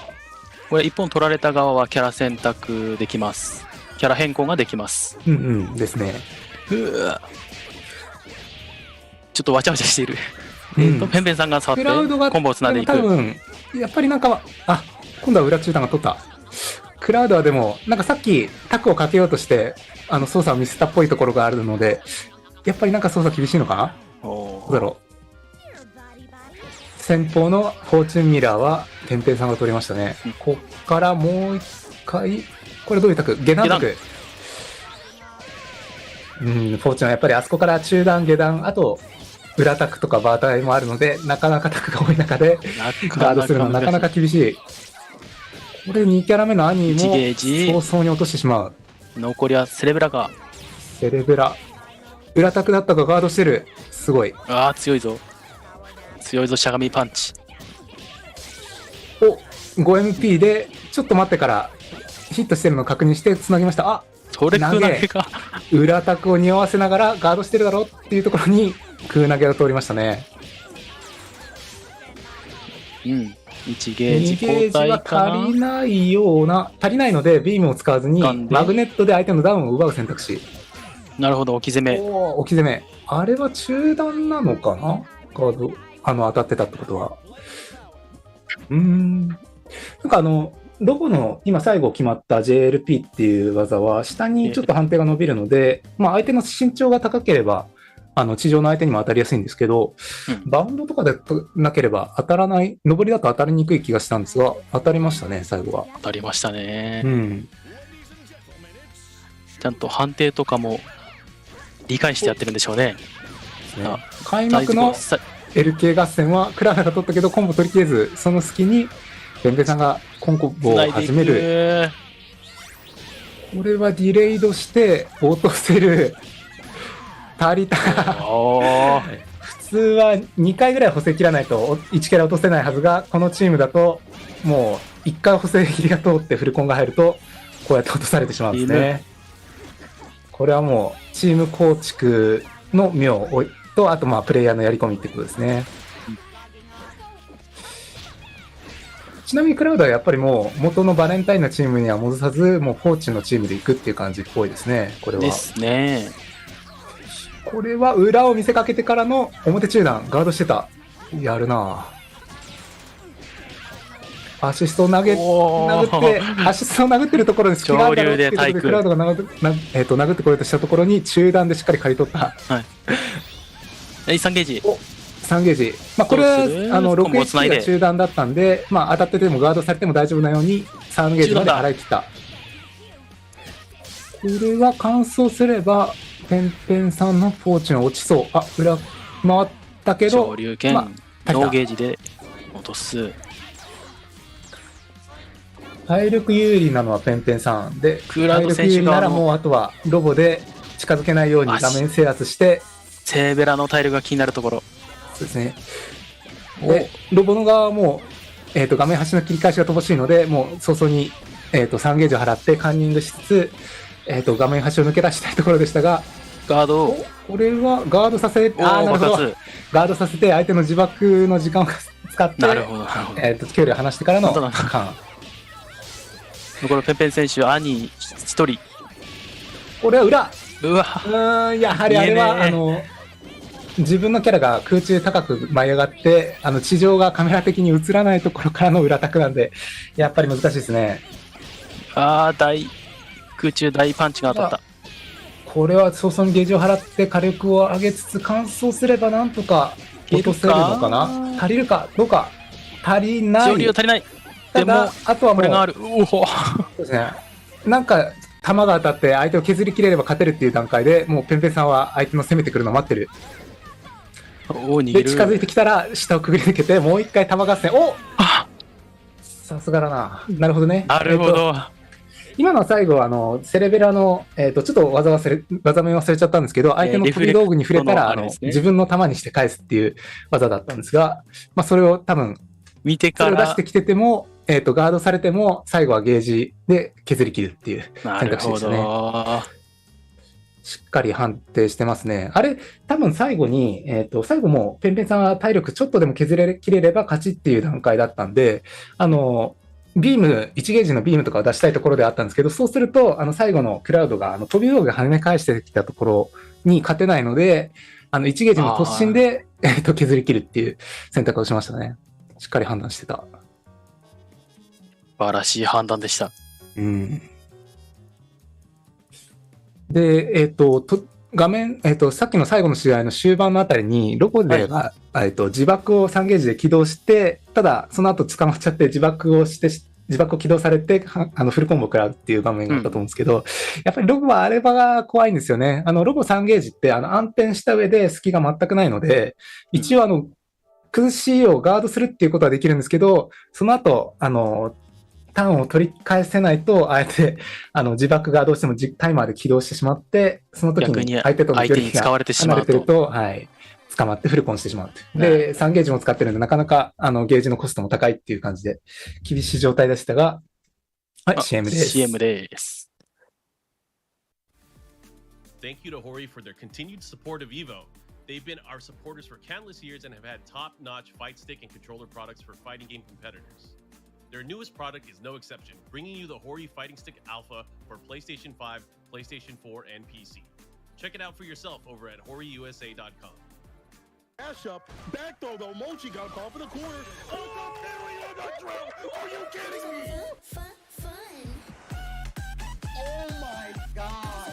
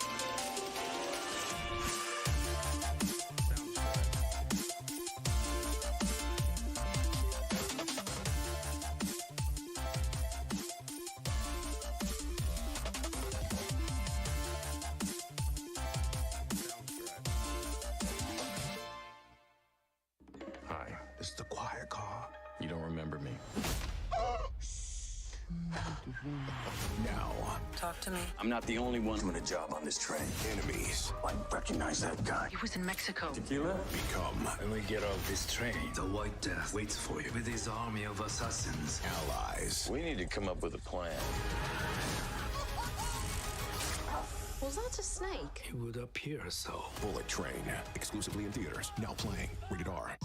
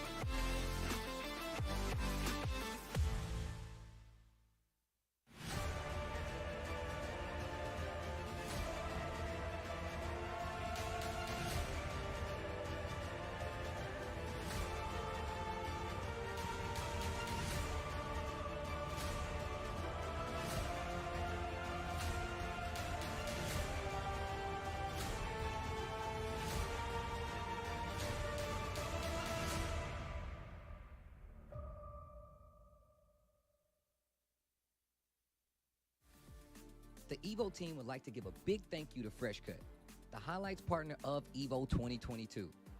Finally, a dedicated home for gaming's best moments. Find all of today's top trending FGC games, creators, and tournament highlights all in one place with Fresh Cut. Fresh Cut is the next generation creator content platform, redefining engagement between creators and fans to help communities build and grow. Remember to catch all the highlights this weekend with the Fresh Cut EVO 2022 Best Moments playlist, live each day in the Fresh Cut app at 1 p.m. Pacific. Check out Fresh Cut over at freshcut.gg/evo.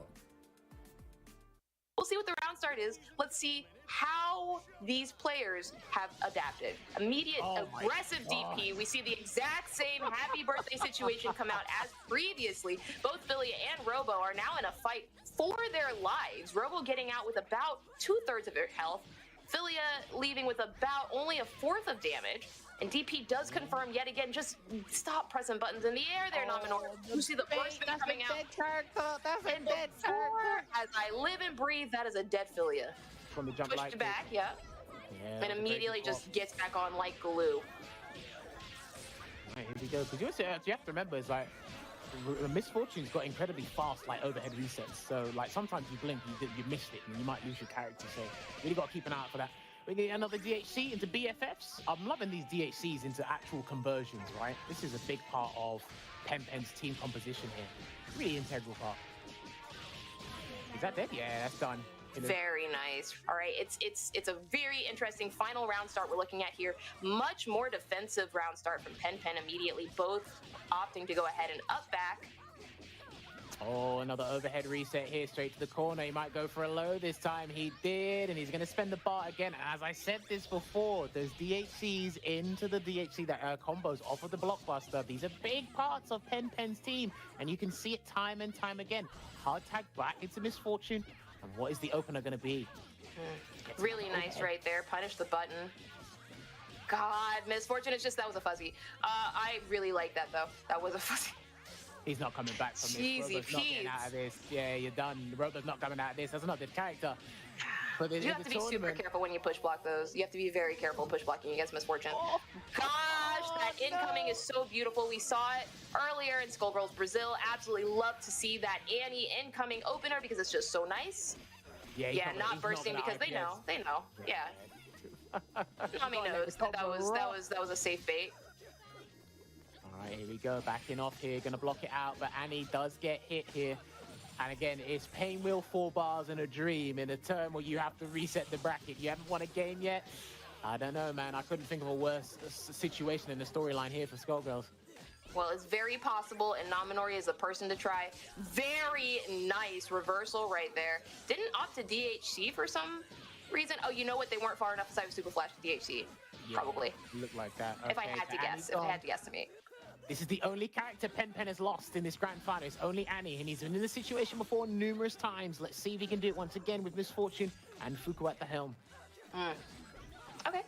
Let's see. One more touch will do it, and Pen gets that touch, finishes it off with Drill immediately into level 1. Rekka, fantastic.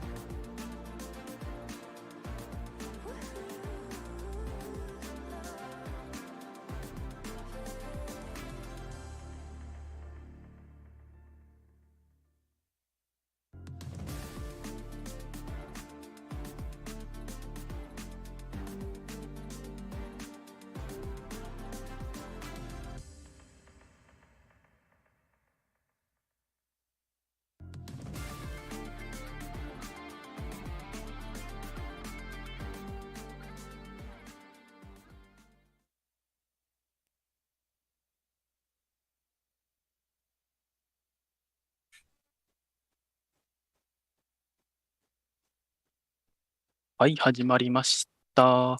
実況解説のヘビニワです。同じく実況の波乗りです。ソニー・インゾンさんからの提供で、進められております。エボ2022スカルガールズ部門です。はい、次が多分ルーザーズ、ファイナルですかね。はい。ペンペンさん対できる政治。これで勝った方が、グランドファイナルでソニック・フォックスとぶつかるという感じですね。この2人のどちらかが、ソニック・フォックスを6立てしないといけません。選手ですね。はいはい。で、このさっきの休憩の時に去年のエボオンライン2021のスカルガールズ日本の決勝の試合が流れてて、僕がペンペンさんにボコボコにされた映像が流れてましたけど、当時はまだペンペンさんが今とチームで違って、フォーチュンアニー・フクアっていう感じでしたね。で、それで優勝して日本最強になった後も、大麻の研究を続けて、さらにチームが変わった結果、今の、ロボ入りのフォーチュンアニーロボになったと。で、当時はソニックフォックスもまた別のチーム使ってたと思うんですけど、その後、多分オンラインの試合とか、ソニックフォックスとやってたらしくて、で、その後からソニックフォックスもペンペンさんのチームになったっていうので、やっぱり強いんでしょうね、このチーム。始まりました。開幕はやっぱりフォーチュンの LK の強さ。暴れを警戒して、ガードをしてから中段を高くかけましたね。さっきウィナーズの方で、できるステージとペンペンさん当たった時に、ここで暴れてたんで、それを経験を生かして、ペンペンさんガードを挟みましたけど、できるステージは今度は暴れてなかった。今度は、アシストの打ち合い。牽制をしちゃっております。ペンペン選手が触りました。長い。しっかりディレイをかけながらコンボを使って、今度は中段にかけた空投げ。これで足りるのかな ?1 ゲージでディレイドから足りないと判断した防ぎり。なるほど。しっかり見てますね。裏タクだったっぽい。ロボのゲージ、アシストを使って拾い直して、これはバータイ。強い。ね、ここはバータイと投げ、表裏って感じなんで、なかなかやっぱり厳しい。で、相手のアンティジゲージ、コンボの長さを決めるアンティジゲージがマックスなんで、あんまりコンボが投げないんで、バータイと空投げの2択。今度はできるステージの択が噛み合って、仕切り直しですね。突っ込みながらバンドのアシストを出してくるのは怖いですね。そうですね。さっきのウィナーズでこの2人が当たった時はだいぶペンペンさんのこのバンドの昇竜足に枯れ取られてたんで、かかってしまいましたからね。今度はしっかりガードしてますね。だいぶ警戒してるんですよね。無理に攻めていかずにガードを優先しながらじりじりと追い詰めていく。ガードしてる。バレはガードしてる。できるステージ側は安全交代がないのでこのままフルコンを食らうしかない。コンボが切れてしまったがロボが微妙にギリギリで仕事して、ペンペン選手側のロボネコの体力がちょっと気になります。やられましたね。溶けてた。アシスト巻き込まれる。ロボが落ちてしまう。ただまだ体力有利はペンペンさんなので、有利を維持したいが崩れた。これは完走すればペンペンさんの兄が落ちちゃうかな。ビームを出して残りはミスフォーチュン。ここで体力有利ができるステージに移りましたね。暴れてたけどガードされた。ルートだと多分、アニーとしては裏の中段っていうのが一番太いタクであったんです。でペンペンさんも多分そのタクをかけてくるだろうと思って空中でも地上でも出せる3ゲージで暴れましたけど、できるステージはタクをかけずにガードしてたっていうすごいですね。あそこでガードできるのすごいな。ちゃんと読んでますね。できるステージ側もペンペンさんが3ゲージで空中でも暴れられるというのを意識してガードしてたってことかもしれないですね。小技の差し合い、今度は昇竜足入ったけど本体は無事。今のは本体できるステージのフィリア本体でタクをかけてきそうっていうところで昇竜で暴れたんですけど、できるステージをガードしてた。お互いに暴れを不用意な暴れをしないですね。すごい。相手の苦し紛れの昇竜みたいな無敵技で暴れてるところはしっかりガードしてる感じ。下段からの裏中段だったっぽい。ペンペンさんができるステージのガードをこじ開けてレイドして画面端に持っていきながら、これは貫通すれば足りるかな。さすがに昇竜なるほど。今のガードしても削られてますね。そうですね。今のはガードされて落としきれたらゲージ節約されてラッキーだし、ただ位置的に相手も暴れ別にできないんで、もうなるほど削りきれるだろうっていう感じだったんでしょうね。そのまま一気にバンドも落としきった。これはライブペンペンさんが優勢。これは下段を匂わせながら中段。LP で地上ガードにダウン1から引き出してたんで、その後 2LK っていうタコを匂わせながら中段でしたね。ちょっとタイミングが遅くなるんですけど中段。ただできるステージをガードしてました。これは相手のテイクダッシュに対してアニーの 2LP タイクが綺麗に入った。これが強いですね。テイクダッシュを攻めの起点にしているキャラに対し、インファイターのキャラに対してアニーはこの 2LP っていう強いタクがあるので、なかなか相手もそのまま素直に攻めていけない。さあ豪快にアニースターパワーを取ってます。落とした。相手のスターパワーのスターが変な感じで当たって通常技のつなぎを阻害してしまいましたね。でその隙を逃さずペンペンさんがタワーを取り返してディレートでアニーを前に出す。で体力の減ったロボが後ろで安全に回復しつつアニーで攻め切りましたね。できるステージは相手のキャラがまだ2キャラあるけど、先進を選択